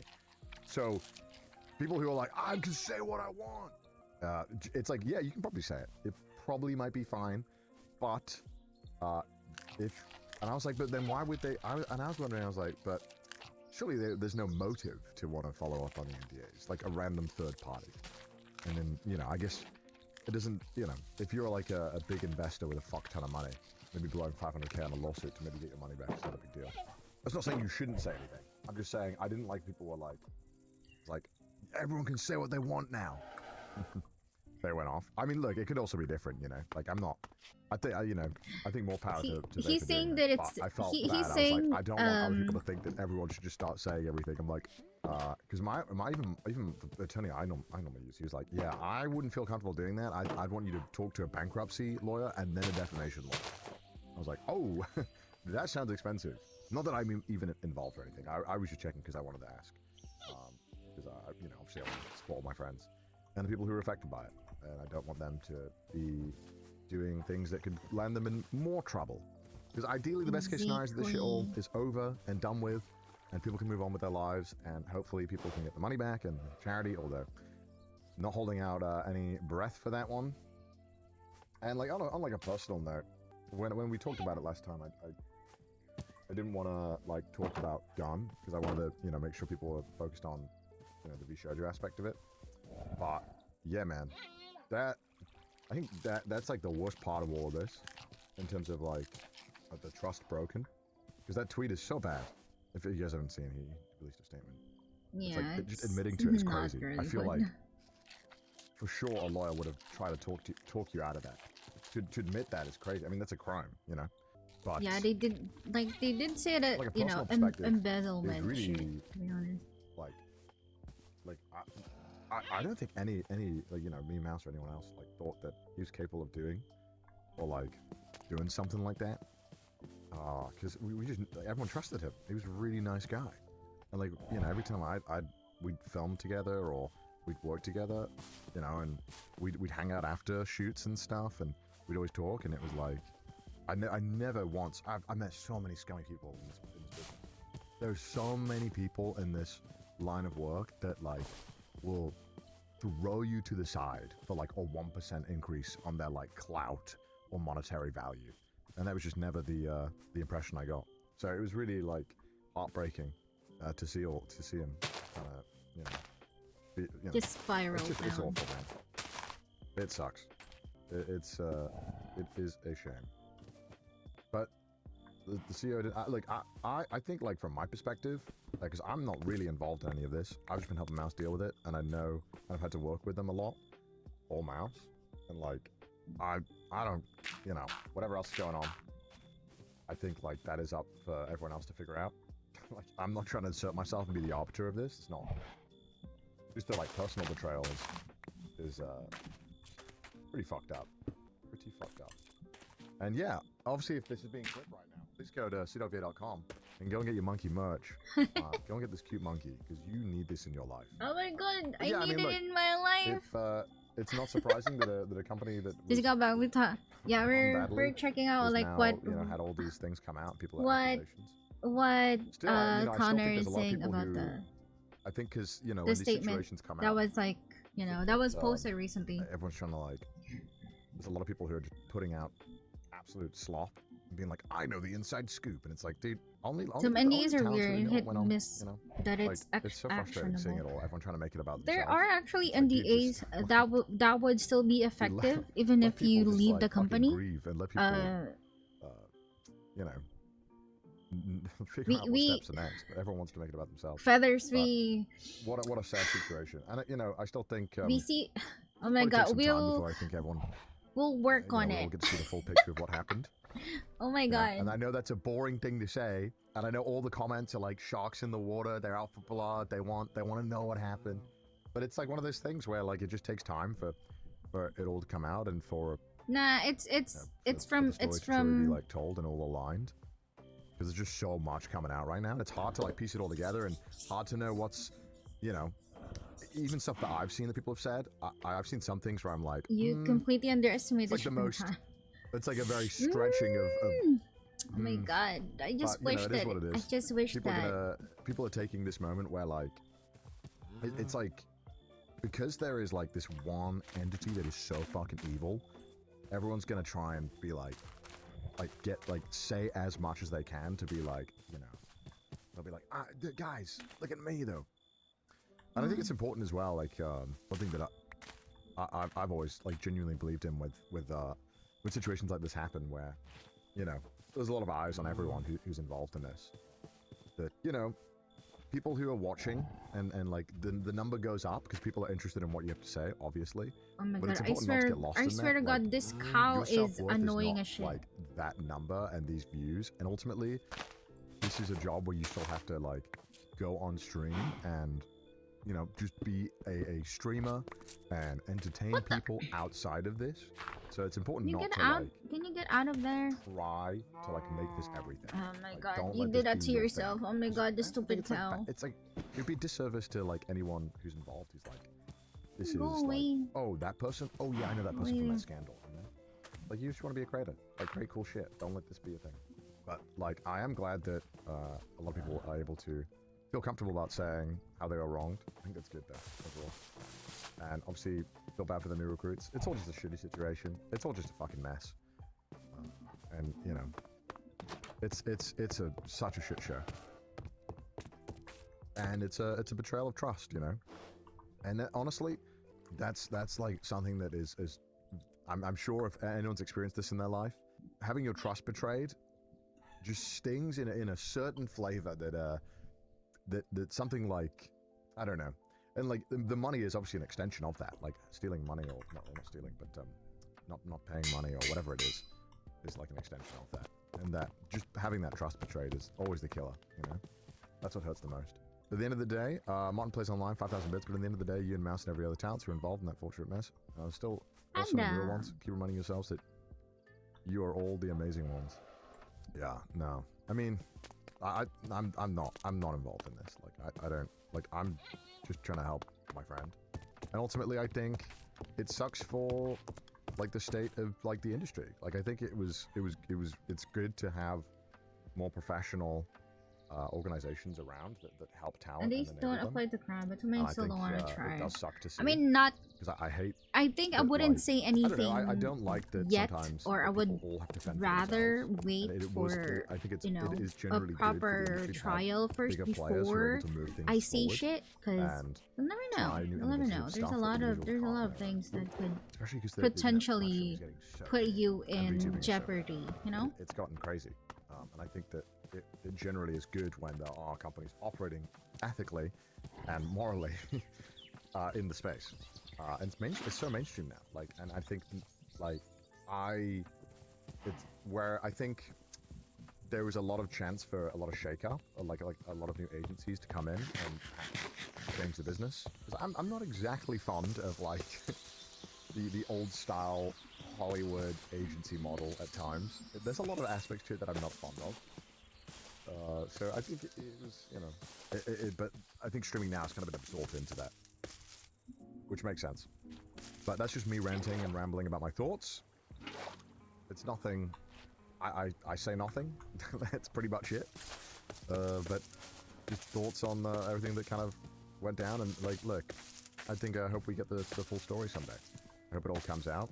I think right now it's just like, I think people are just looking for like serotonin boosts to be like, yeah, they suck. Give me more. And it's like, all right. It would be very helpful if we could all kind of piece this together as what the fuck went wrong. A lighter, more consultation method. Well, this, like, I've always, like, if creators ever want to ask me questions or, like, hit me up, because I hate when I feel so bad when I see a new creator who's absolutely crushing it, and they're just falling into pitfalls that could have been avoided if someone had, like, just spoke to them, like, hey, you might want to do this instead. So, you know, it's unfortunate. And that was kind of what was supposed to be the role of something like, you know, a Bishoujo, kind of help talent who are newer, kind of navigate some things, but it turned out no one in that company had any fucking clue what they were doing. So, you know, great. If it keeps up at this pace, then the full story's out by Sunday. Well, yeah, but like, what even is what does a full story even look like, you know? Like, I don't know. Like, it's so easy to be like, we've got everything, we can piece it together. But I'm like, that's a naive way of thinking of how all the information has come out. I really feel like there's so much more to this. We've got a lot of what's happened, but like, me personally, I'm so much more interested what the fuck was going on internally. Not with like talent, but like management. Like, I'd love to know what the hell was going on day by day. Like, that's where I'm curious about. Because I feel like that's where the story is. The time of the story Oh my will be God, many years long. Yeah, why absolutely. are my freaking dragons in this moon room crazy?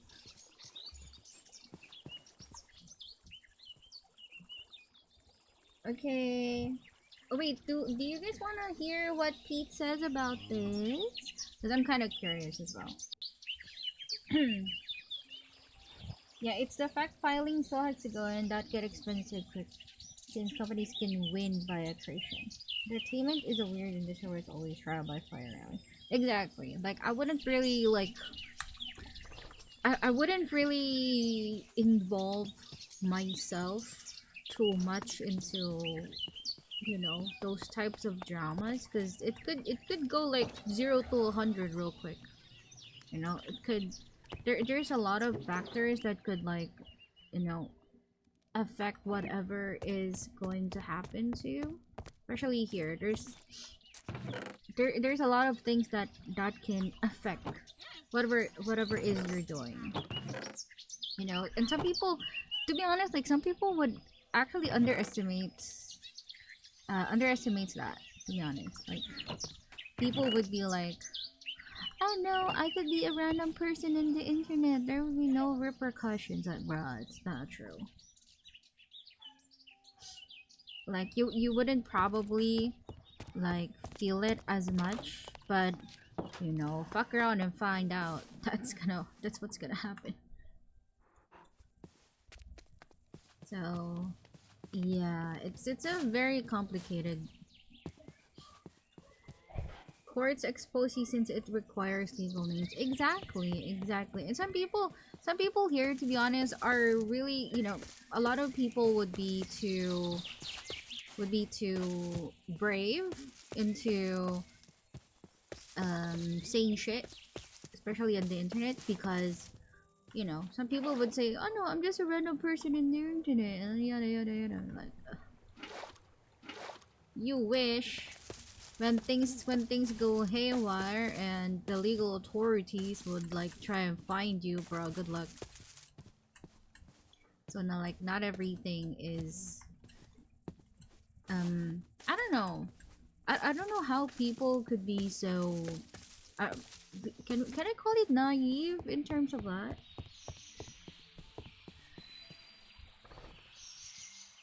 Maybe class action, but that takes over a decade on average. Yeah, like court cases like takes so much time. Ignorance is bliss, exactly. But like,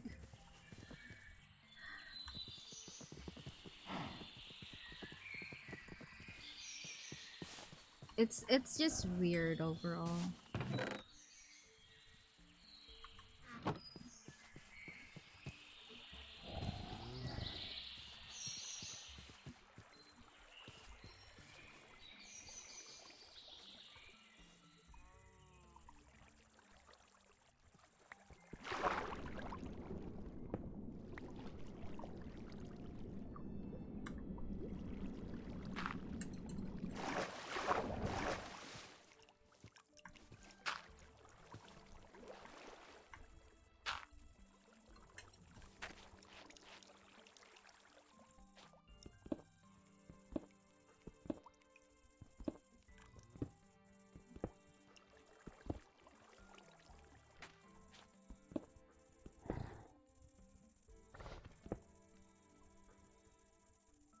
He was probably done holding it in after seeing posts of it being shut down. To be honest, I don't know what to say on it. Like everything we have is, to be honest, just, you know, speculations. And we need to wait for things to unfold, really. This is going to be interesting though. How would how would the others like fight back? Ah, goddamn.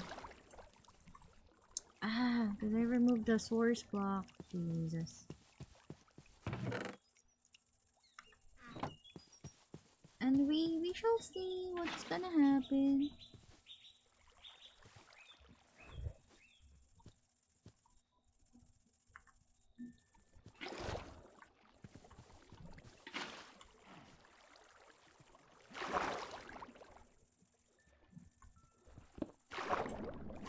What's this? Why? Ah? I think I dropped stuff again.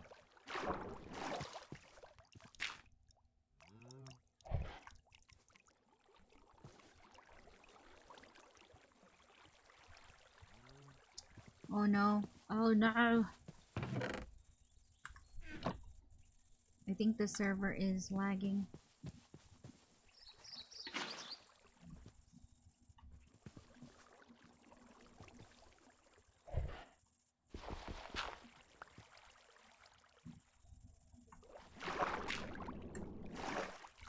There you go. Okay. We're good. We're fine. Okay, now I need to get more water. I know I broke the water. Now I need to get more. Good thing there's like a near water source. So annoying though. What the heck is this cloud?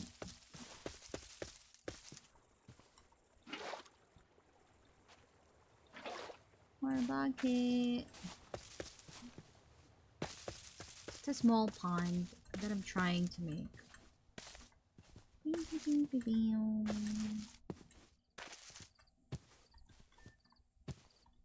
my god, I'm kidding.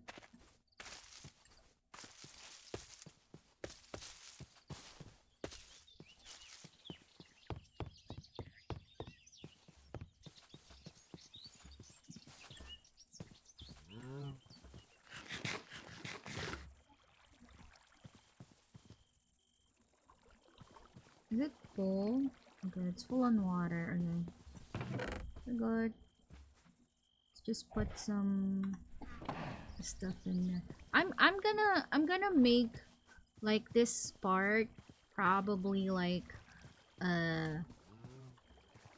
for the panda. Maybe like this whole thing. Do I still have dirt? Yep, I do. That's so much dirt. What the fuck?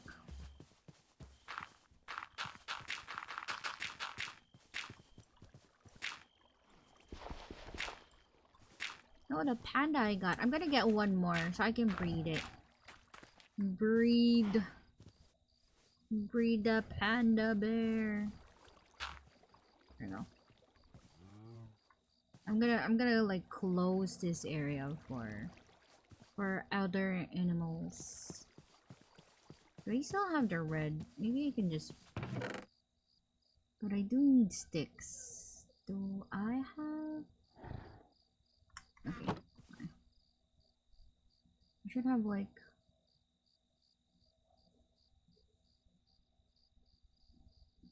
Wait. Yep. Wait. I think. Wait. I think I still have fences.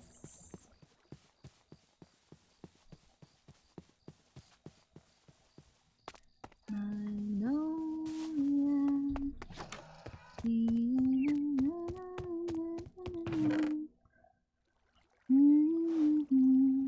Oh my god, I need to pee. Wait, I'll let you guys hear some really good, some good music. Okay, and I'm gonna pee. Okay.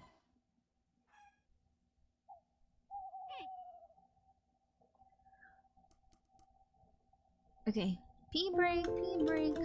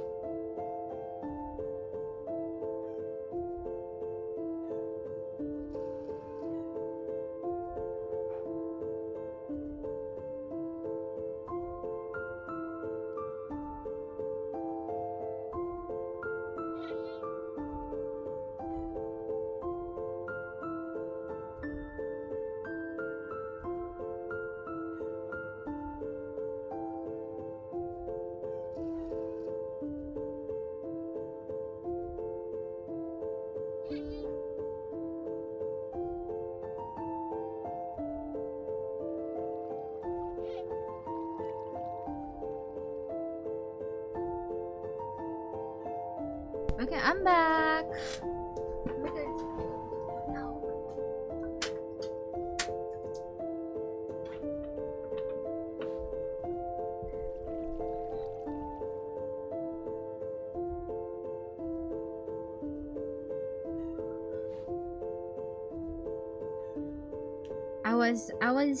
I was in a rush, okay? I was in a rush. Okay.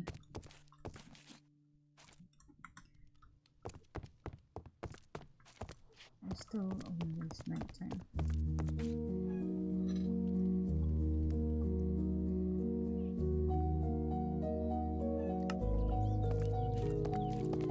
I'm gonna be listening to classical music. Haha.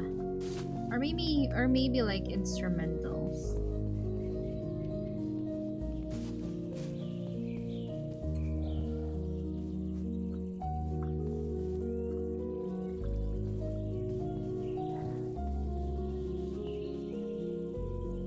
Get some.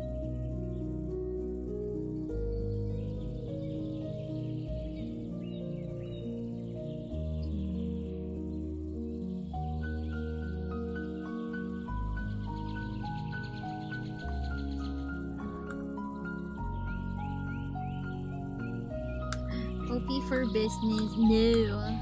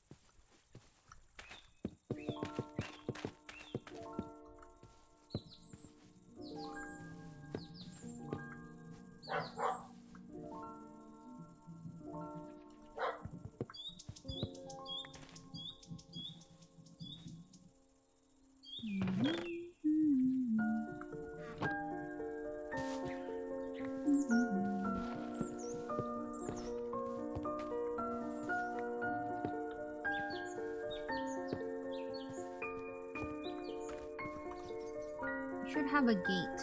Gate.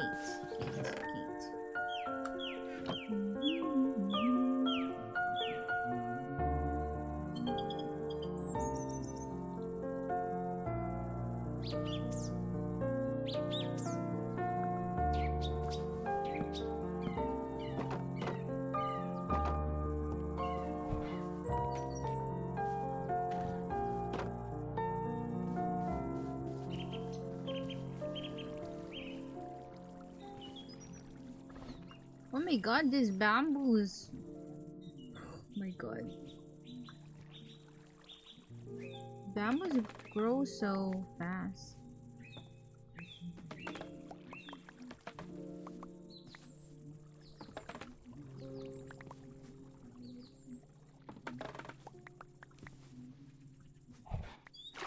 Oh.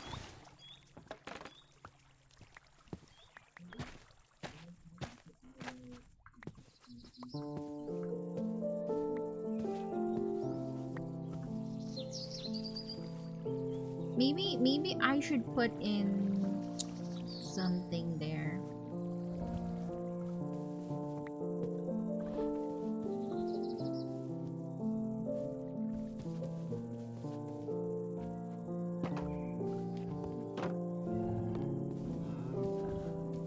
Let me put the panda there. So it'll have more space. Come here.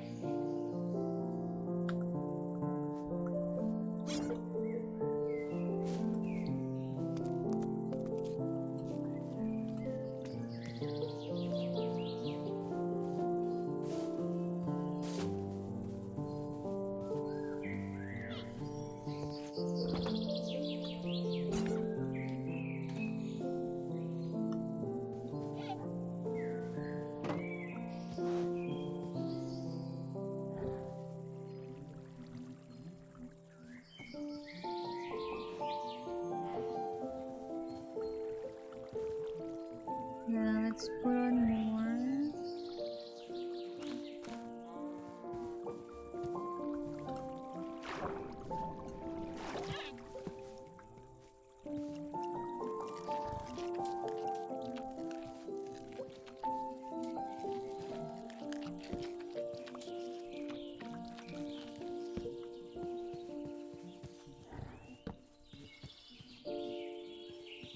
Oh no!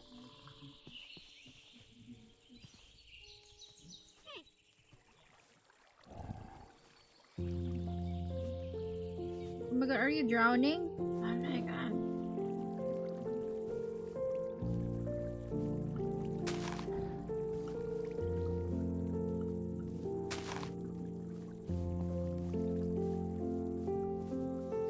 my god! This panda is stupid! Come here.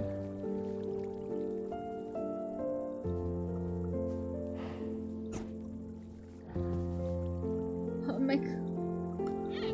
God dang it!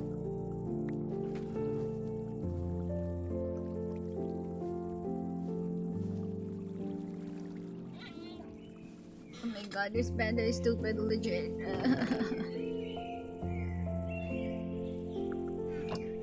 Water, don't come here.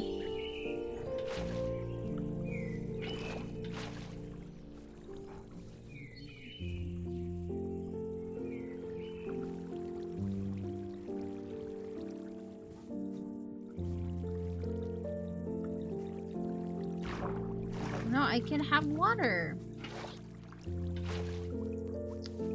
Oh, damn it.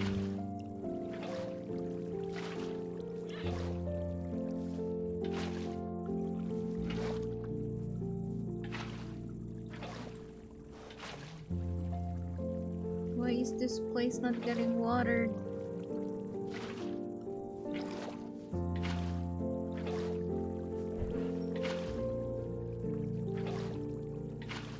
Oh no! Oh no! Oh my god. Okay. Okay. That's fine. That is okay. No, don't drown. Okay, don't drown.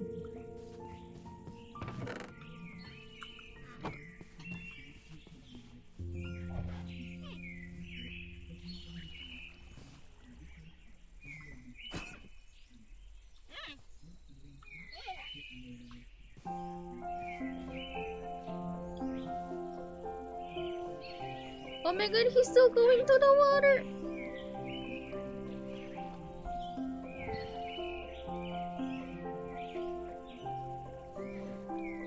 Maybe he's just having fun. Okay.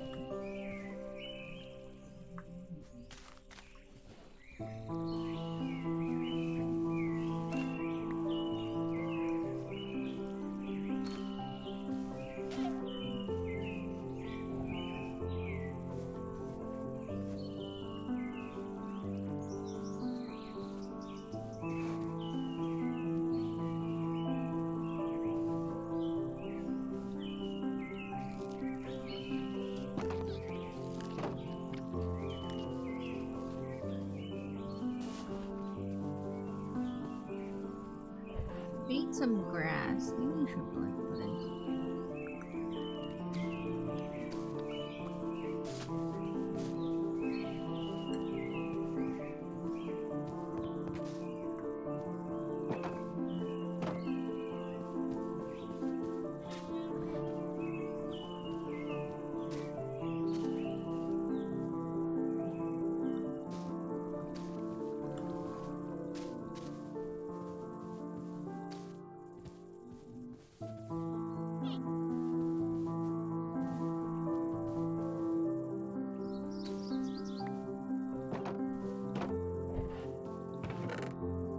Okay, let's put these down.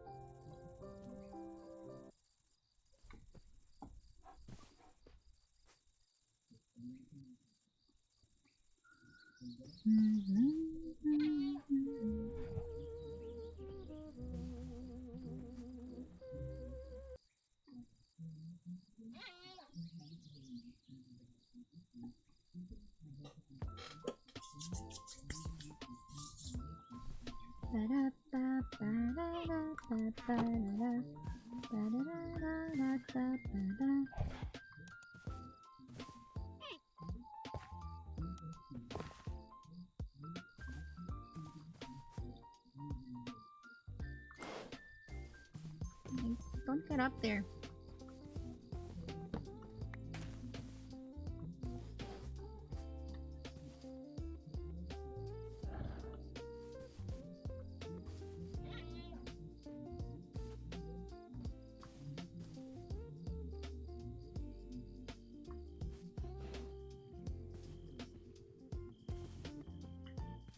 I should put in like walls.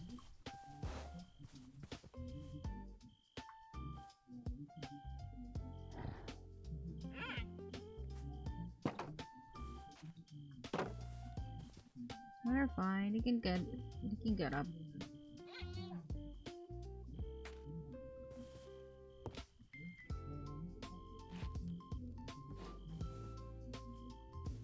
Yeah, it should be fine. It's high enough.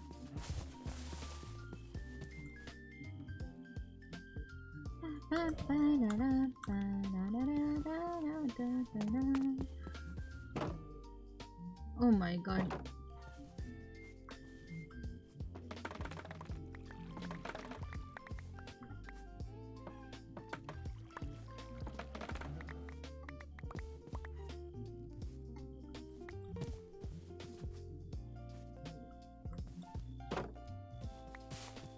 What is on the plants? Plants.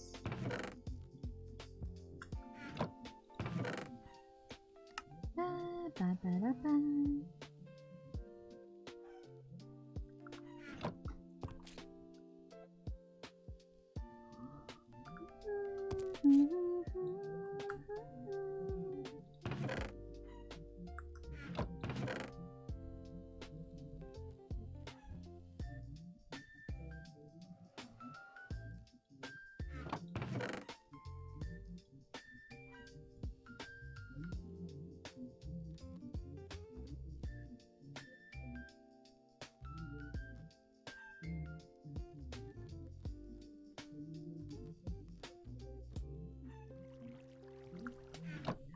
Ba, ba, ba, da, ba, ba, da, da, da, da, da.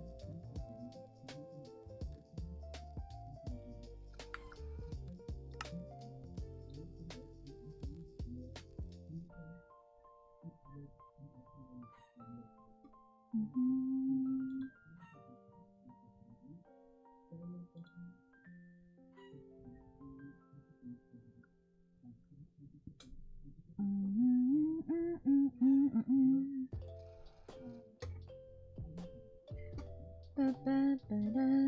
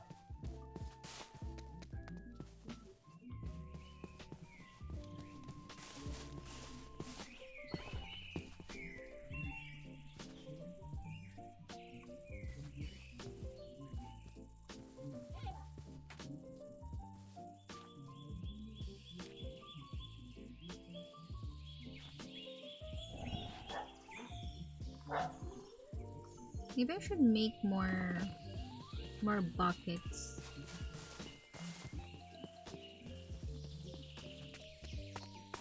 Buckets. Where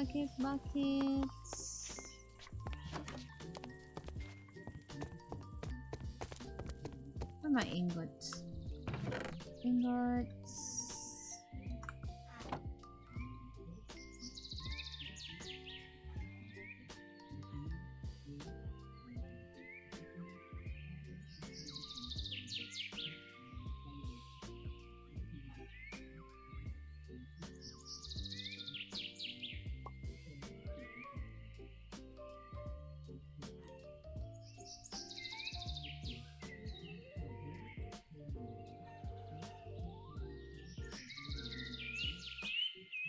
How do you make a bucket again?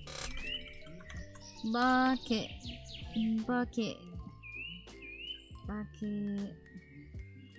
Ah, dang it.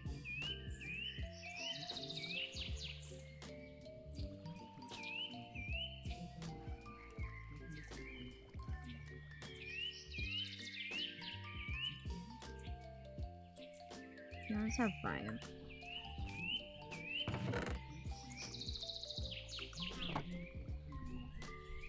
And we're gonna be gathering fishes.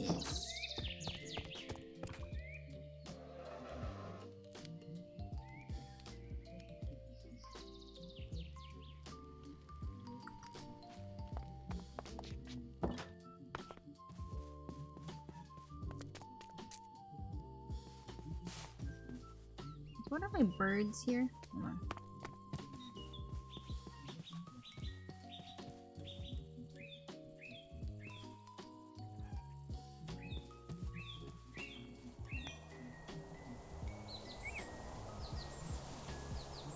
Shit, I forgot if you need a name.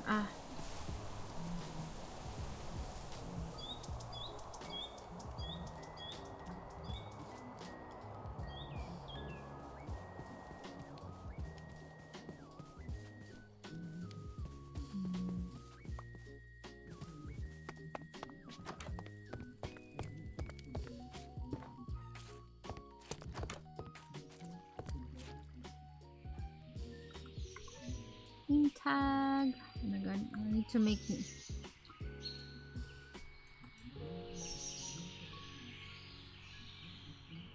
What's a good name? Oh. Perry.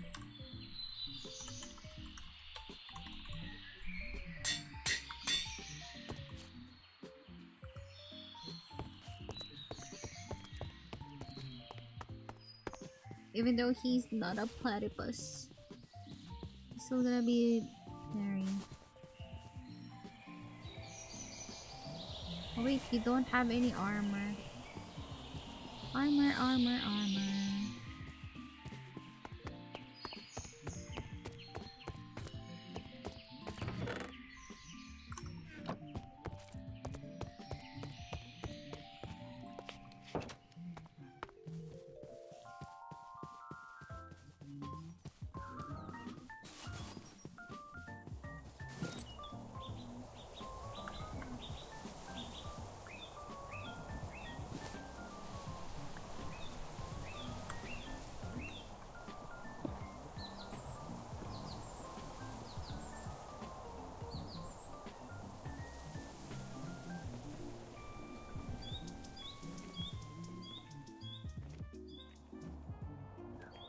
Look at this bamboo. Sheesh.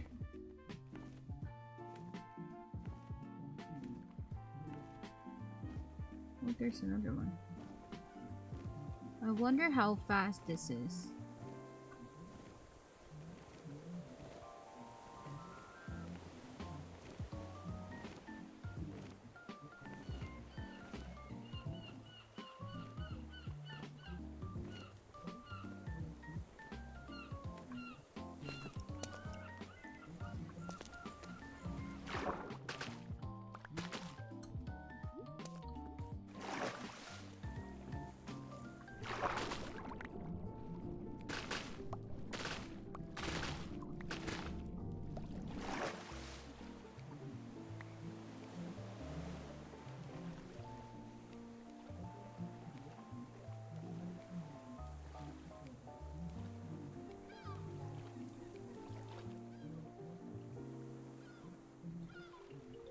Go.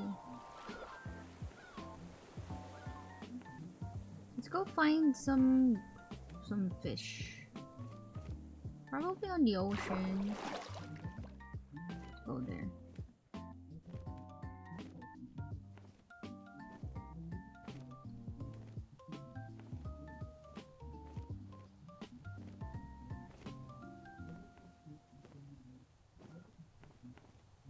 We should be able to find some here.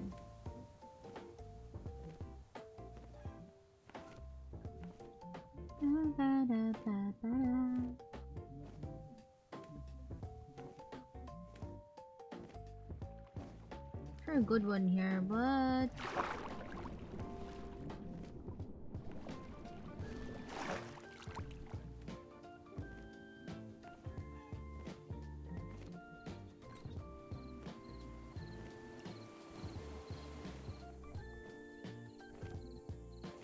need to go further.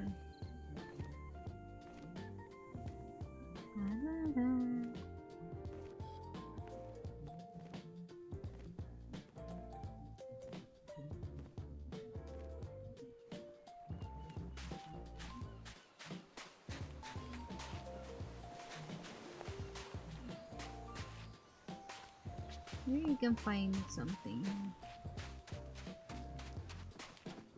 Oh my god!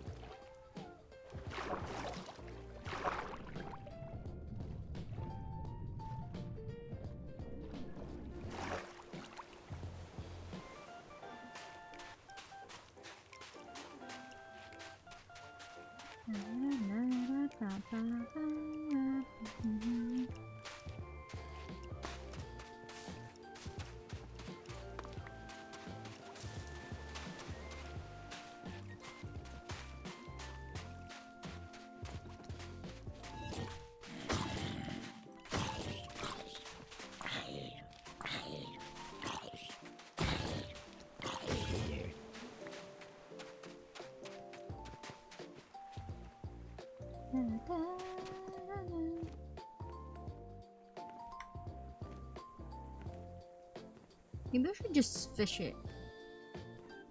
Maybe like...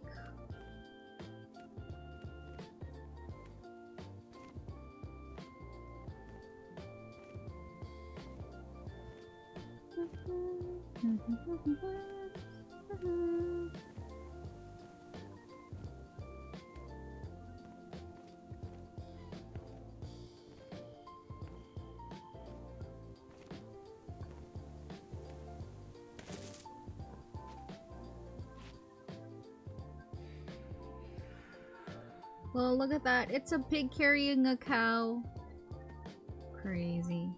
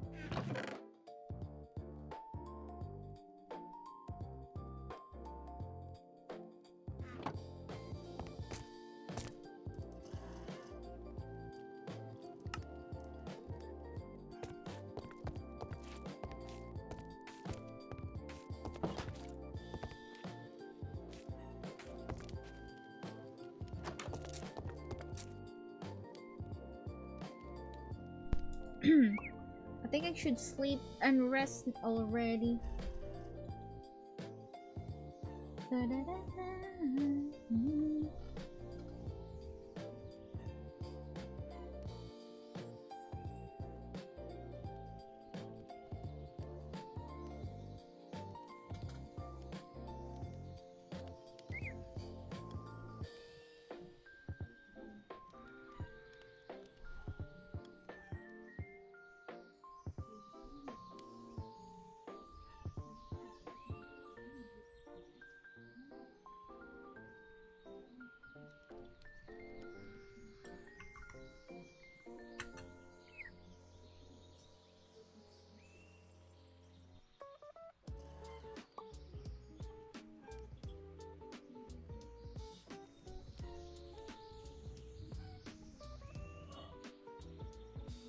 Oh my god.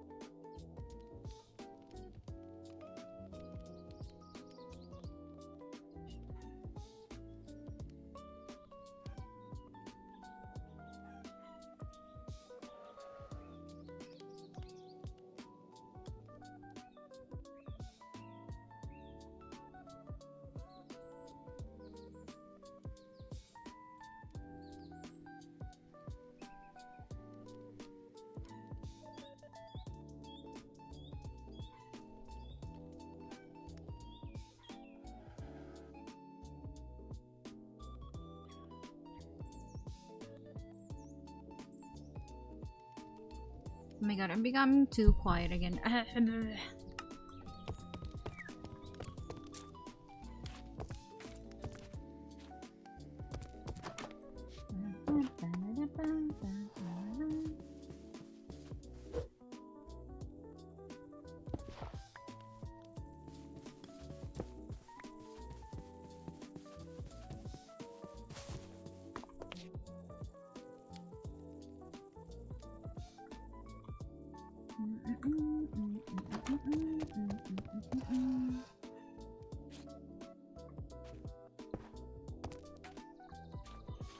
Yeah, so these are the birds that I currently have. I wonder how many birds there are. How many do I have? One. Mythic mount. There we go.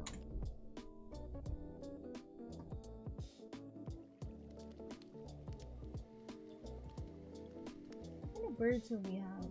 Are they like green?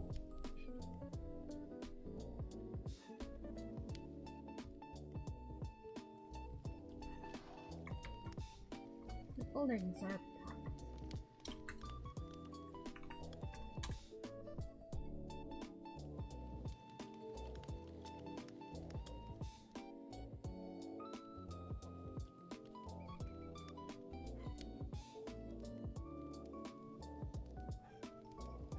Let's see how many colors we have.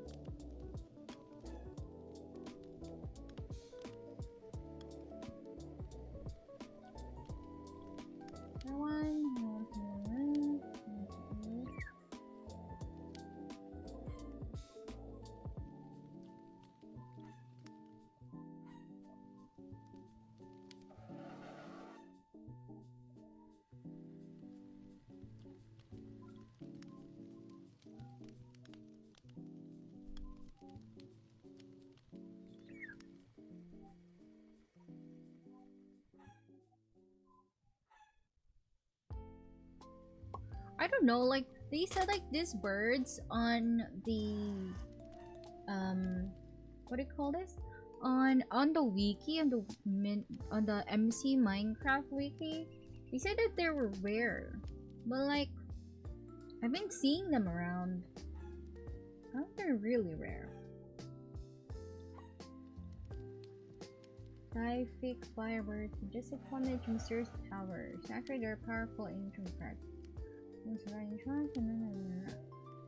controls are well-known, unpredictable, beautiful, and dangerous to nature. It changes the place it lives and passes through. As magic is innately dual in nature, it can bring up fun blessing miracles, but doing so will always bring doom and horrors alongside it, especially to its captor if ever caught. Those who hunt it, even if unsuccessful, are sometimes rewarded with a gleaming feather which contains of the bird's power. Genius glow after being removed from the bird's body. While the feathers themselves cannot bring about miracles, they're so rare and have magical uses. Because their magical existence and only things that they can eat are golden or enchanted, although they're impossible to breed. What do you mean? I just bred them. What? Is there like a mythical noun speaking? I'm trying to like get this.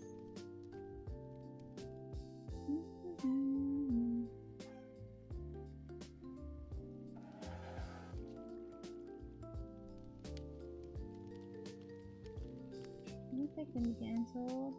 Profits. New mob added though from Fuel Mushroom Islands.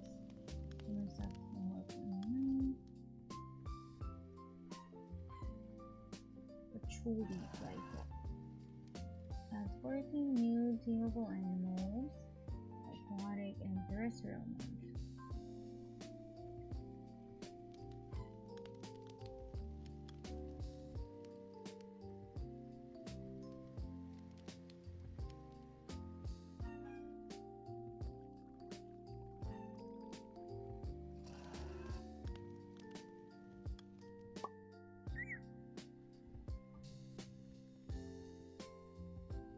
Battle mounts. I hope there's a wiki about this one, so it's like easier to to check one. Typical nouns. Minecraft wiki.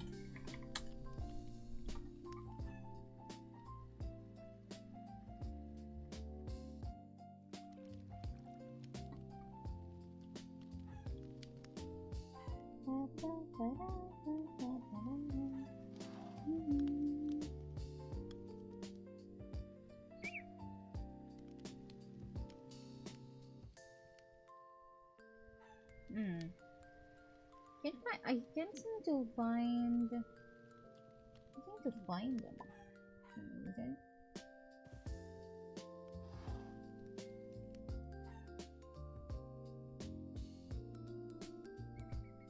There you go. Comprehensive guide. Flying, swimming.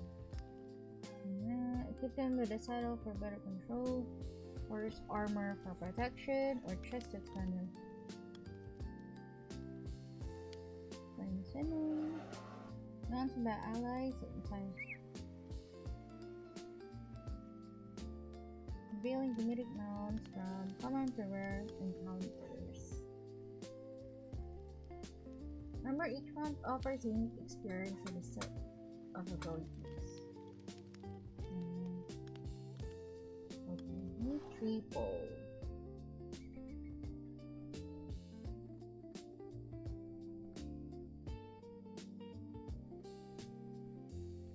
So, is that it? Bruh, didn't even say shit.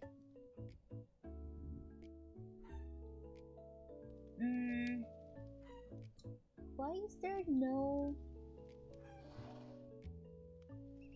Why is there no, like, wiki about this one? So weird. Okay. Meh, meh.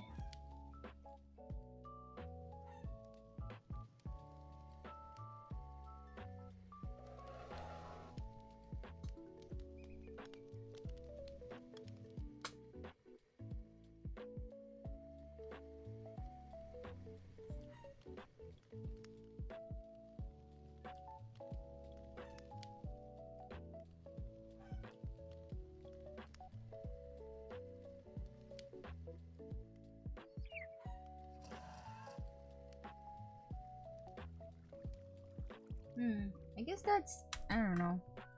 There's not much that I can get right now, which kind of sucks. Hold on.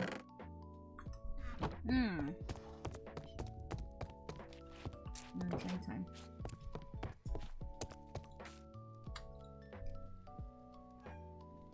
Maybe I should roam around a little bit more. Bird, bird, bird, bird.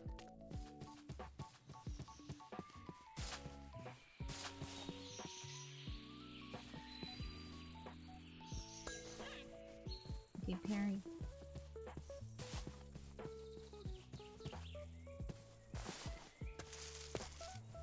You should. I think I saw our previous moon boom here. Where's that guy?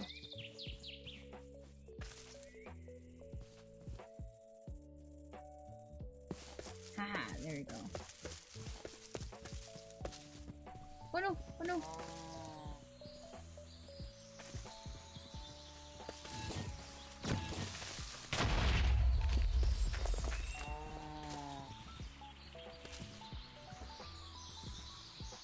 Wait. Oh no. Come here. Oh no. Oh my god. Good thing I have.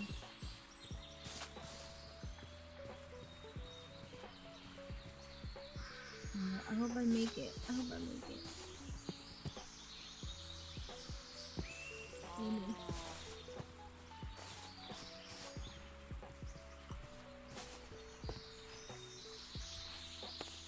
There you go. Ow.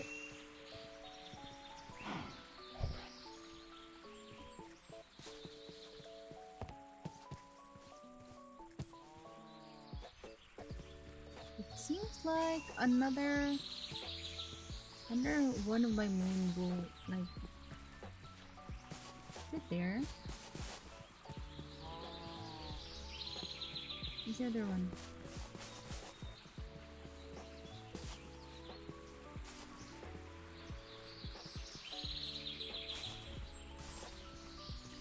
Oh, there you go. Apparently, this house got out.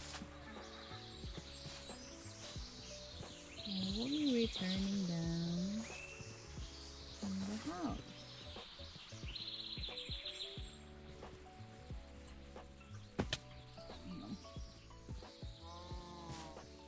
Let's try doing it on the other side.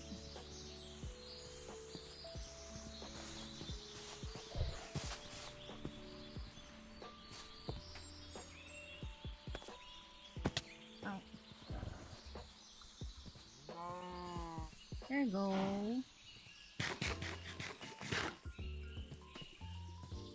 There you go. All my moon blooms should be fine now. I should probably find the other ones. Or maybe I should get some chickens. We are gonna bring the farm. Over. I think that this is where this is the best place to get some items. Let's go, Perry! Oh my god, I forgot that this guy is fast. There should be like...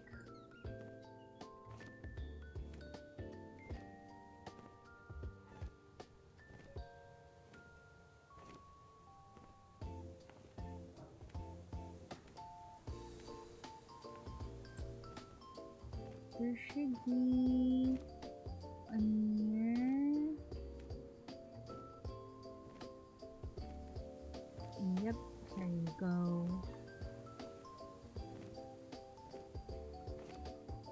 Oh my god, look at this too.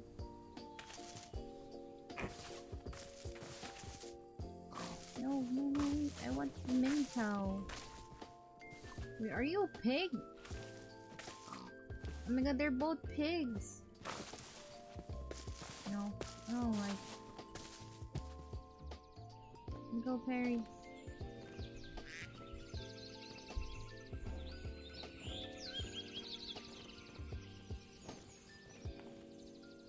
Should find more.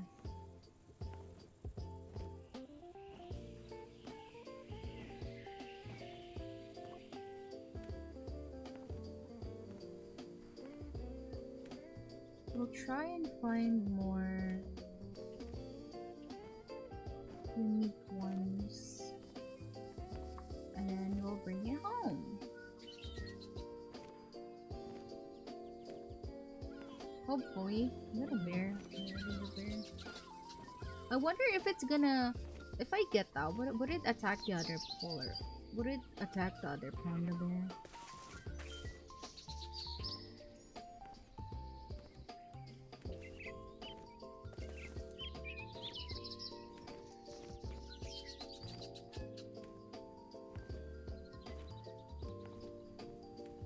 Already went here.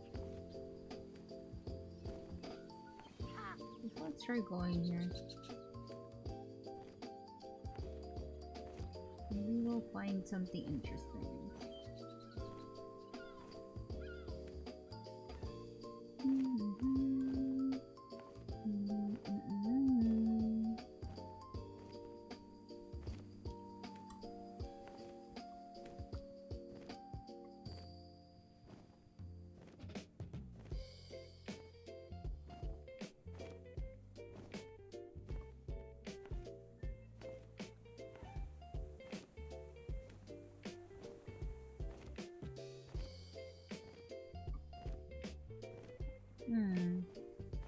Blocks are loading. Oh!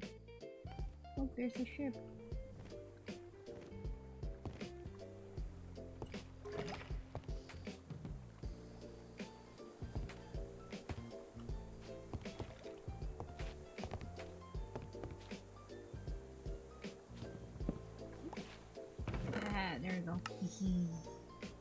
Swimming trunks. Backpack.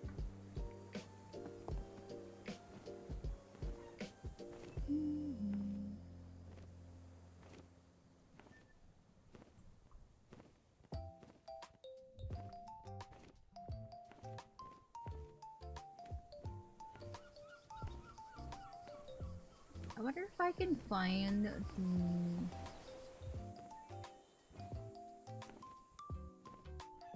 There's some interesting parts here.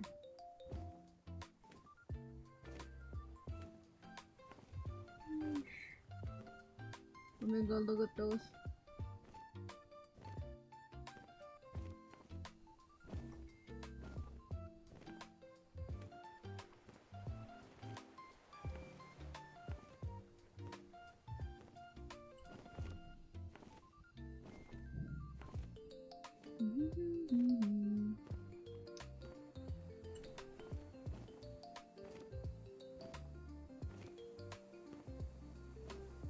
I thought it was something interesting again.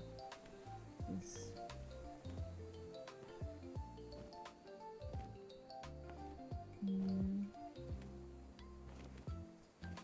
Guess we're back to the jungles.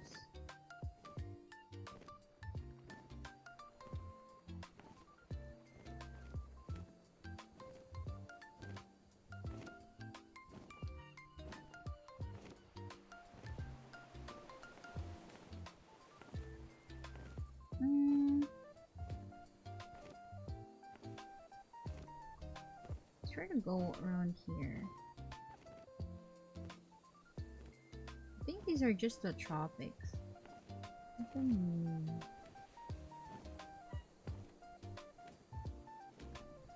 Oh, this is interesting. Why are there glass here?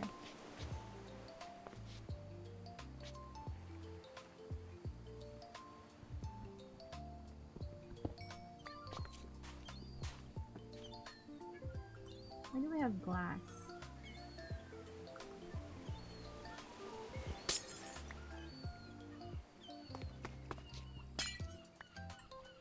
Interesting.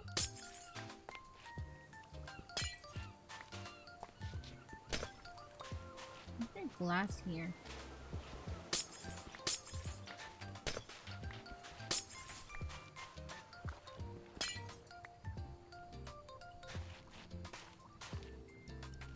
Is there something here?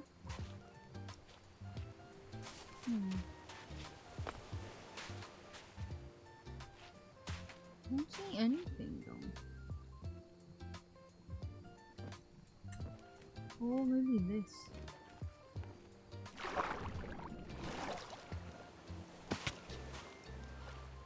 Is this like a meteor? Yep, it is. Oh, it is.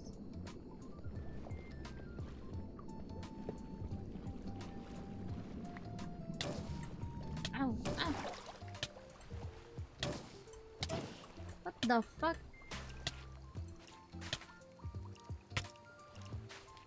Is that a freaking puffer fish? What are you? What are you?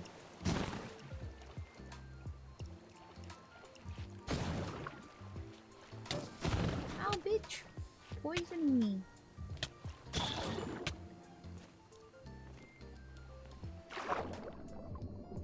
What the fuck is that guy?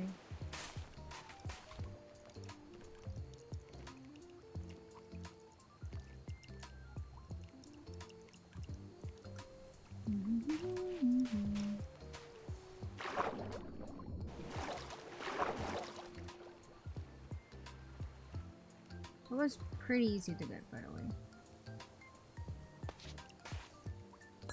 Come on, Perry.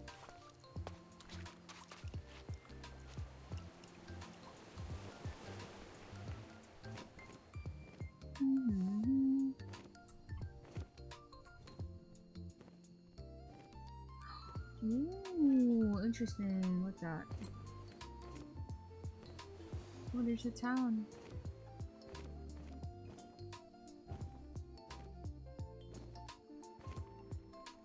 We went here before.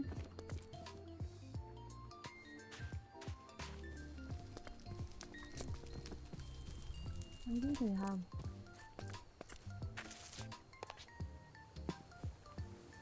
I know what this is. Is there a spawner?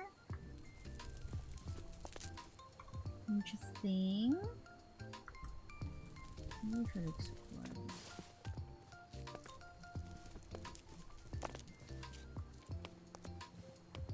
Hi, Perry.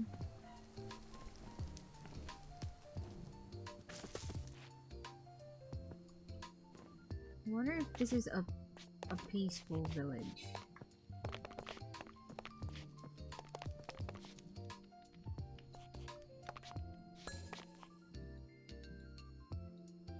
What's it there?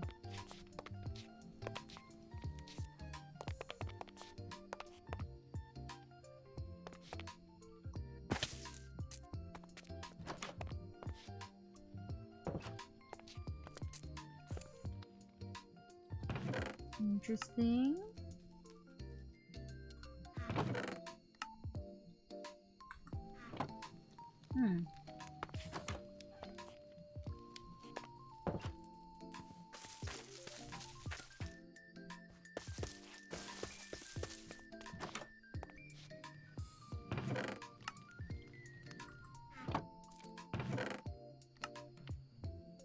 Look at that, he's locked there. Hello, Eduardo. Oh my god, he's a nitwit. Shame.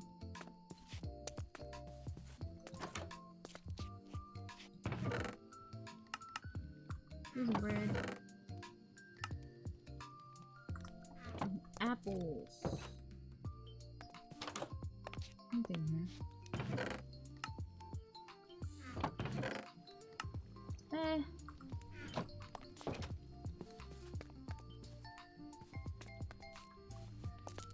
Wonder if there's a stone here. Double doors. Oh no!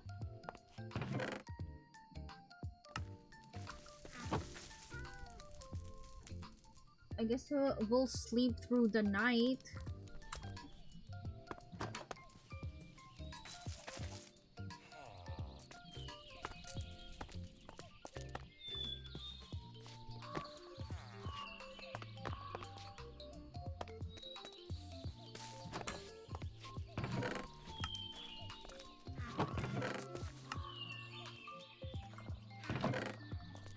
I think all they got is like food.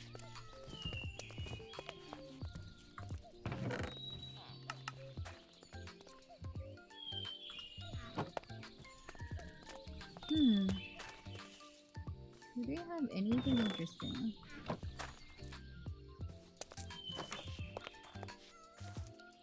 Oh, smooth. We got so many in that.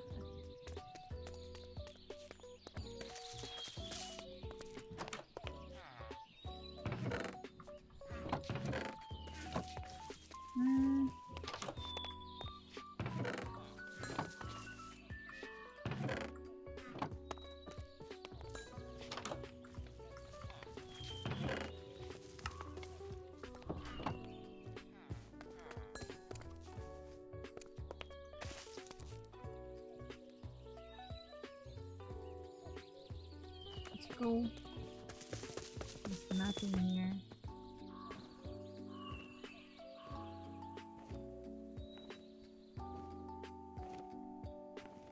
Interesting. I feel like there's loot here.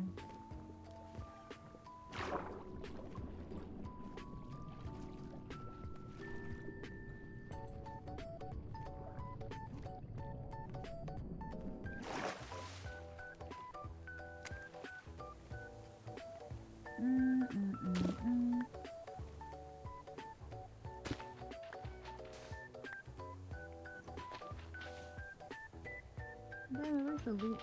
Oh, there you go.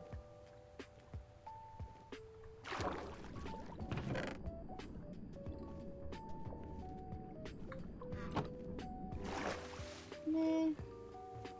It's a meh loot.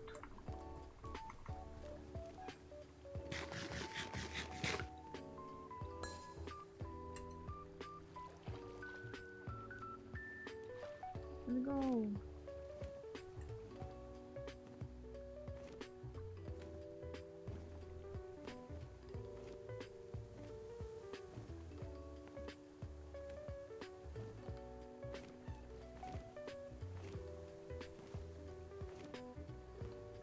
Do you need some aqua infinity soon? Oh, that's where we were.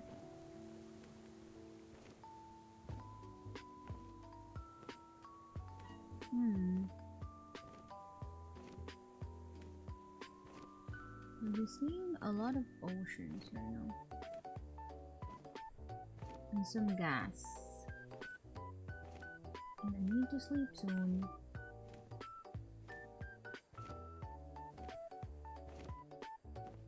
I feel like there's a nearby village here.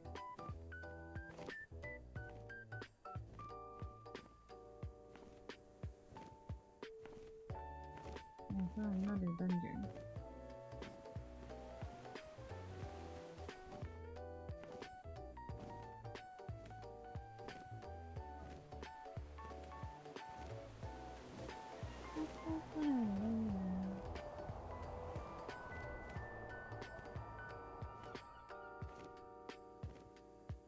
Oh look, another.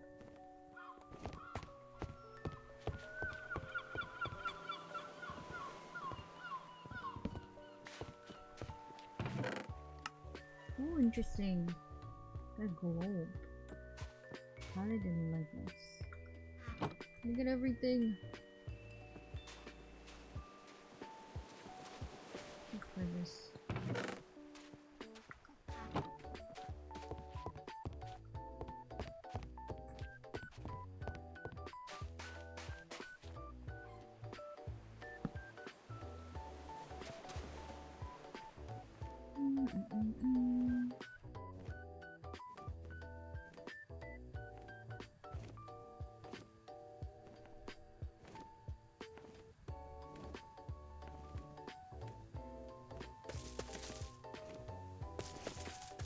Is that another dungeon? Yep, it is another dungeon. These are just the jungle at this. Oh, another temple.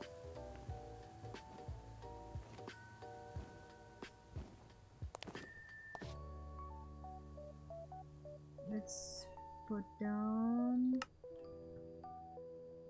a waypoint here. Jungle temp. There's also like a bit of a village right here. I don't know if they're tribes though. Is this some kind of maze?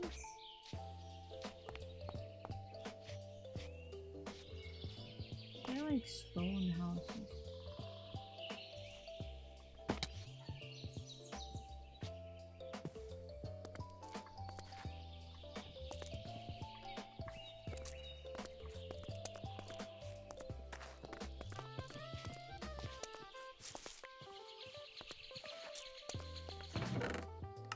Oh, interesting.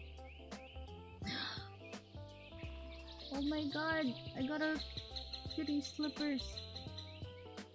Oh my god, this is a good find. We're gonna wear that.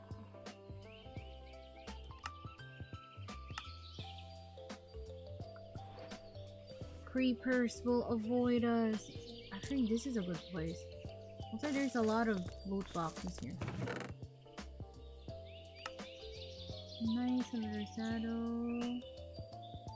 With an apple. Or not.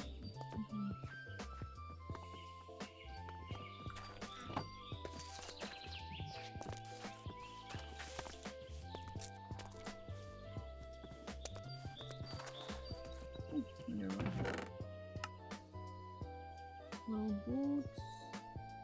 Mythic template.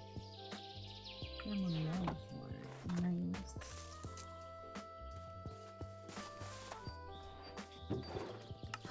Another kitty slippers.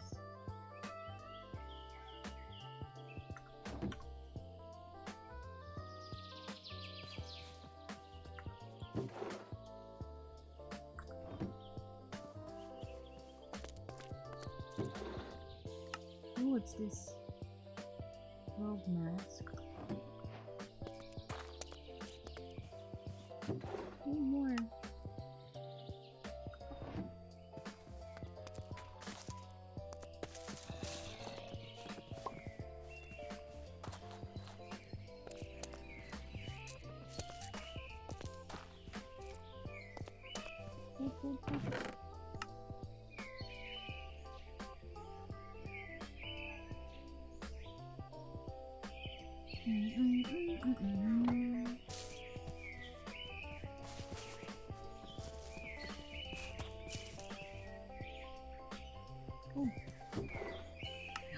Oh, we found it! Oh my god, we found another eye.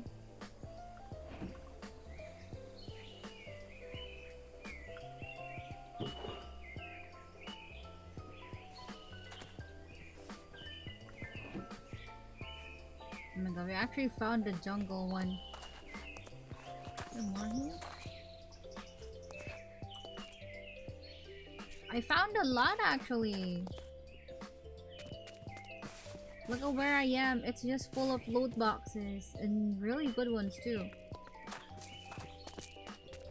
And I found another eye. So I actually found 2 eyes now. This seems to be the big building.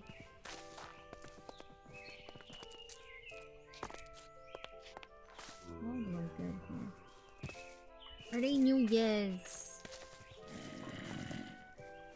Where's the loot box?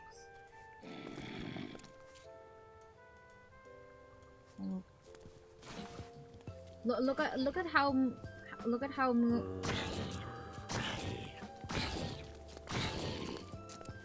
oh, what the fuck?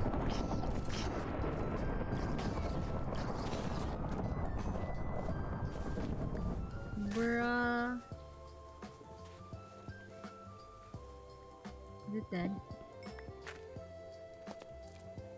Oh, spawner. Bitch.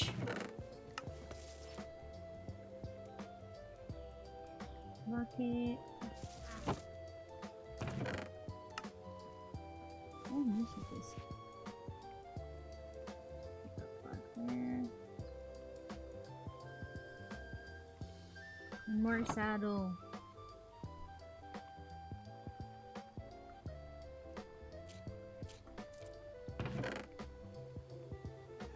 We're the mob farm.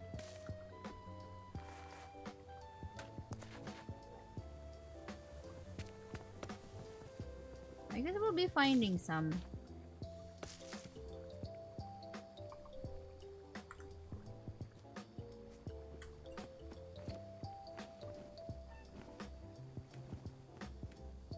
I put a marker here. Oh my god, there's the other panda.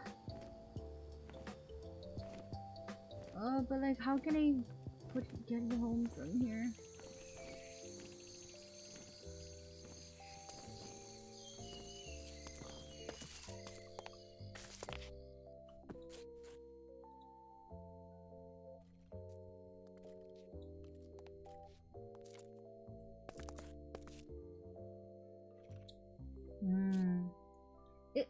Did you?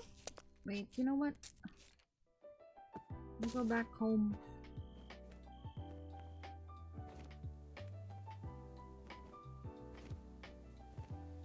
I'm gonna get that other panda.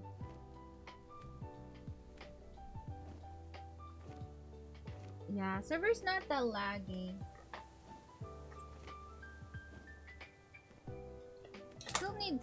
It still needs time though.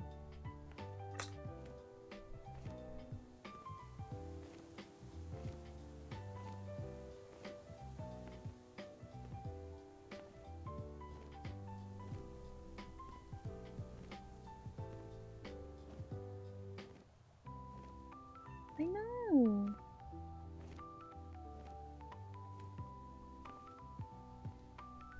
Wait, have we went here before?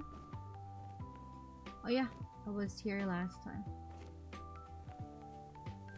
See, you see all the waypoints that I got right now? There's so many.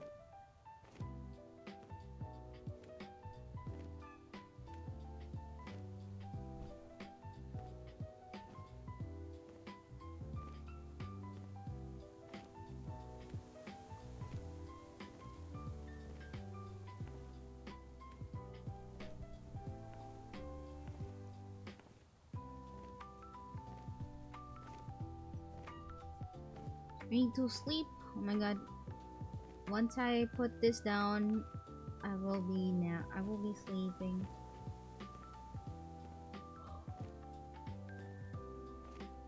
Oh my god. Been exploring too much. Oh, let's see, there's another bird.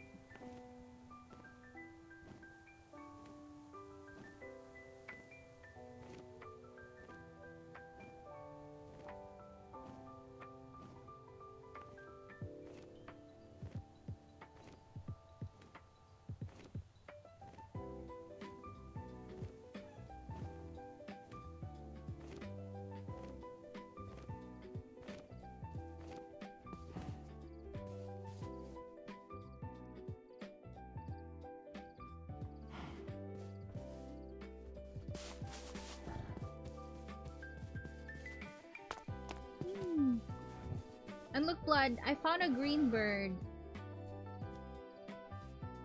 Eee.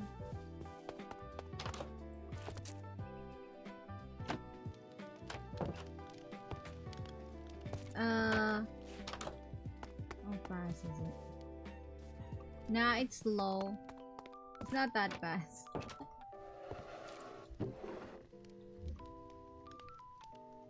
But it's good enough. Look at all the eyes that we got now.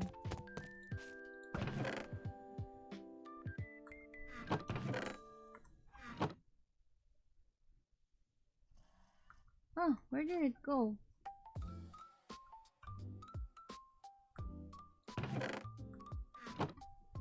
Huh?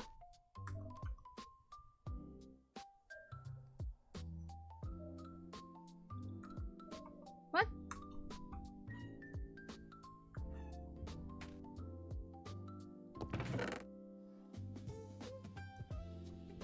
Huh? Where did it go?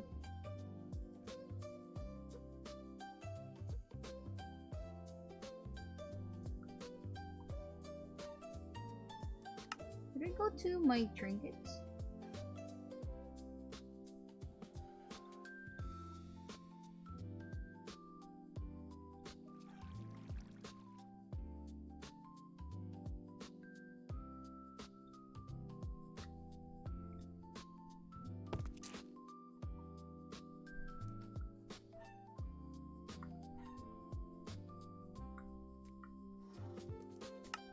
That's so weird. That is so weird.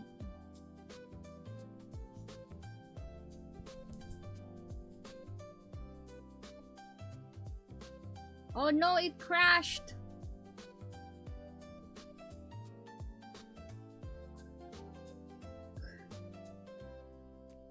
Okay, I think that's the cue for me. Wait, I will just make sure that I got the item, cause might be a bit hard to find.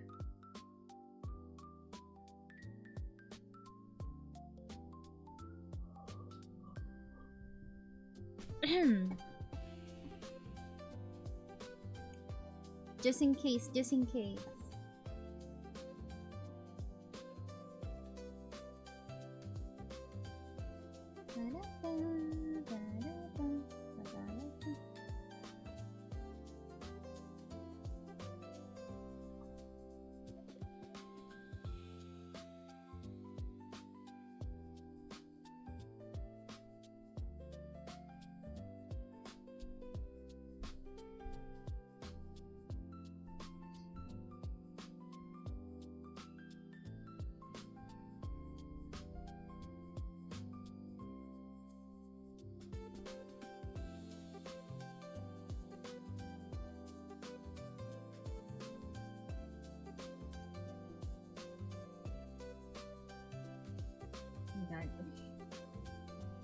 It's taking a while.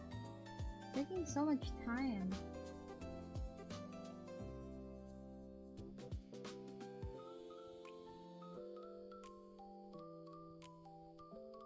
Oh my god.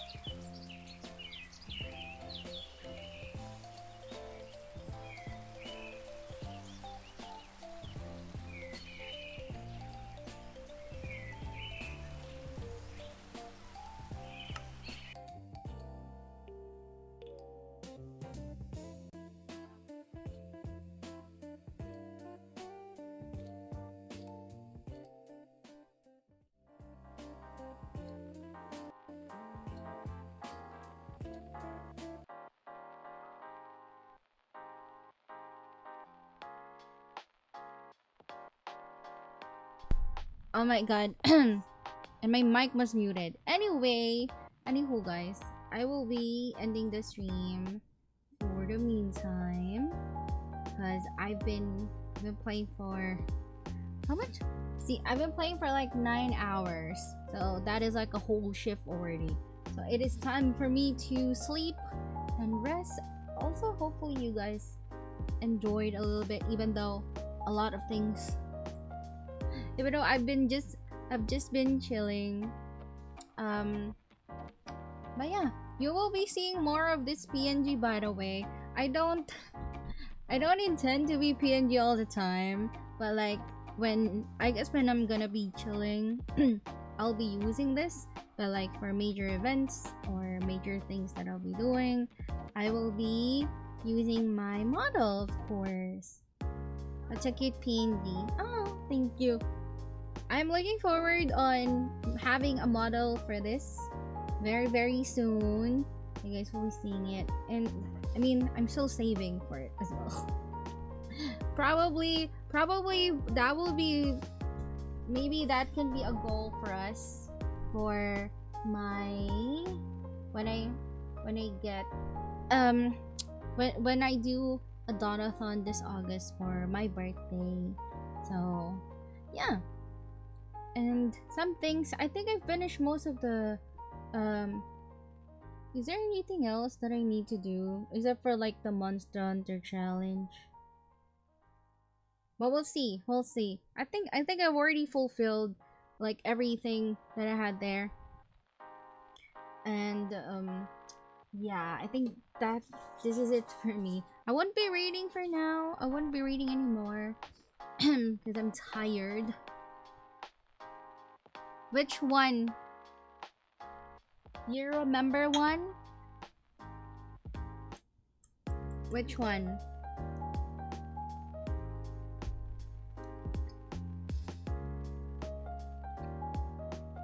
No, aside from that.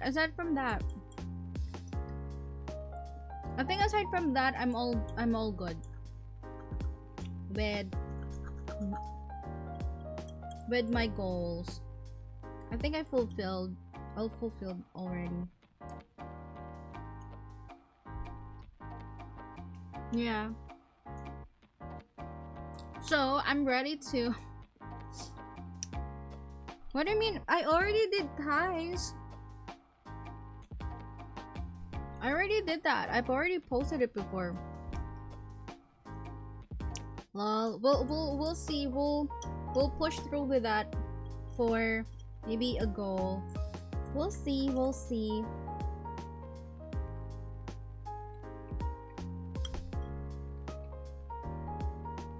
And I will be. I'll let you guys. I'll let you guys like know about what we can have for the goals soon, and hopefully you guys will be, and I hope you guys will enjoy, and I hope you guys will enjoy it, But yeah, for the meantime, you would be first for that any day. Thank you for the enthusiasm, feathers. Thank you. But not too much. Yes. But yeah, we'll see. I'm thinking of better rewards aside from like, getting VIP. I'm still thinking of what would be a good reward for y'all.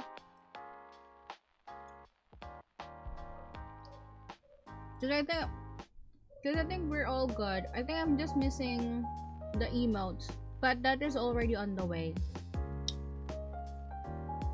And I will be getting like some animated emotes as well.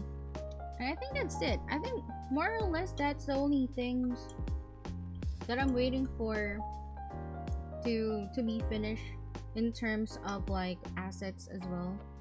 Because I wanted to have new emotes for this model, and I don't know, and I think I need to finish my recordings because I still have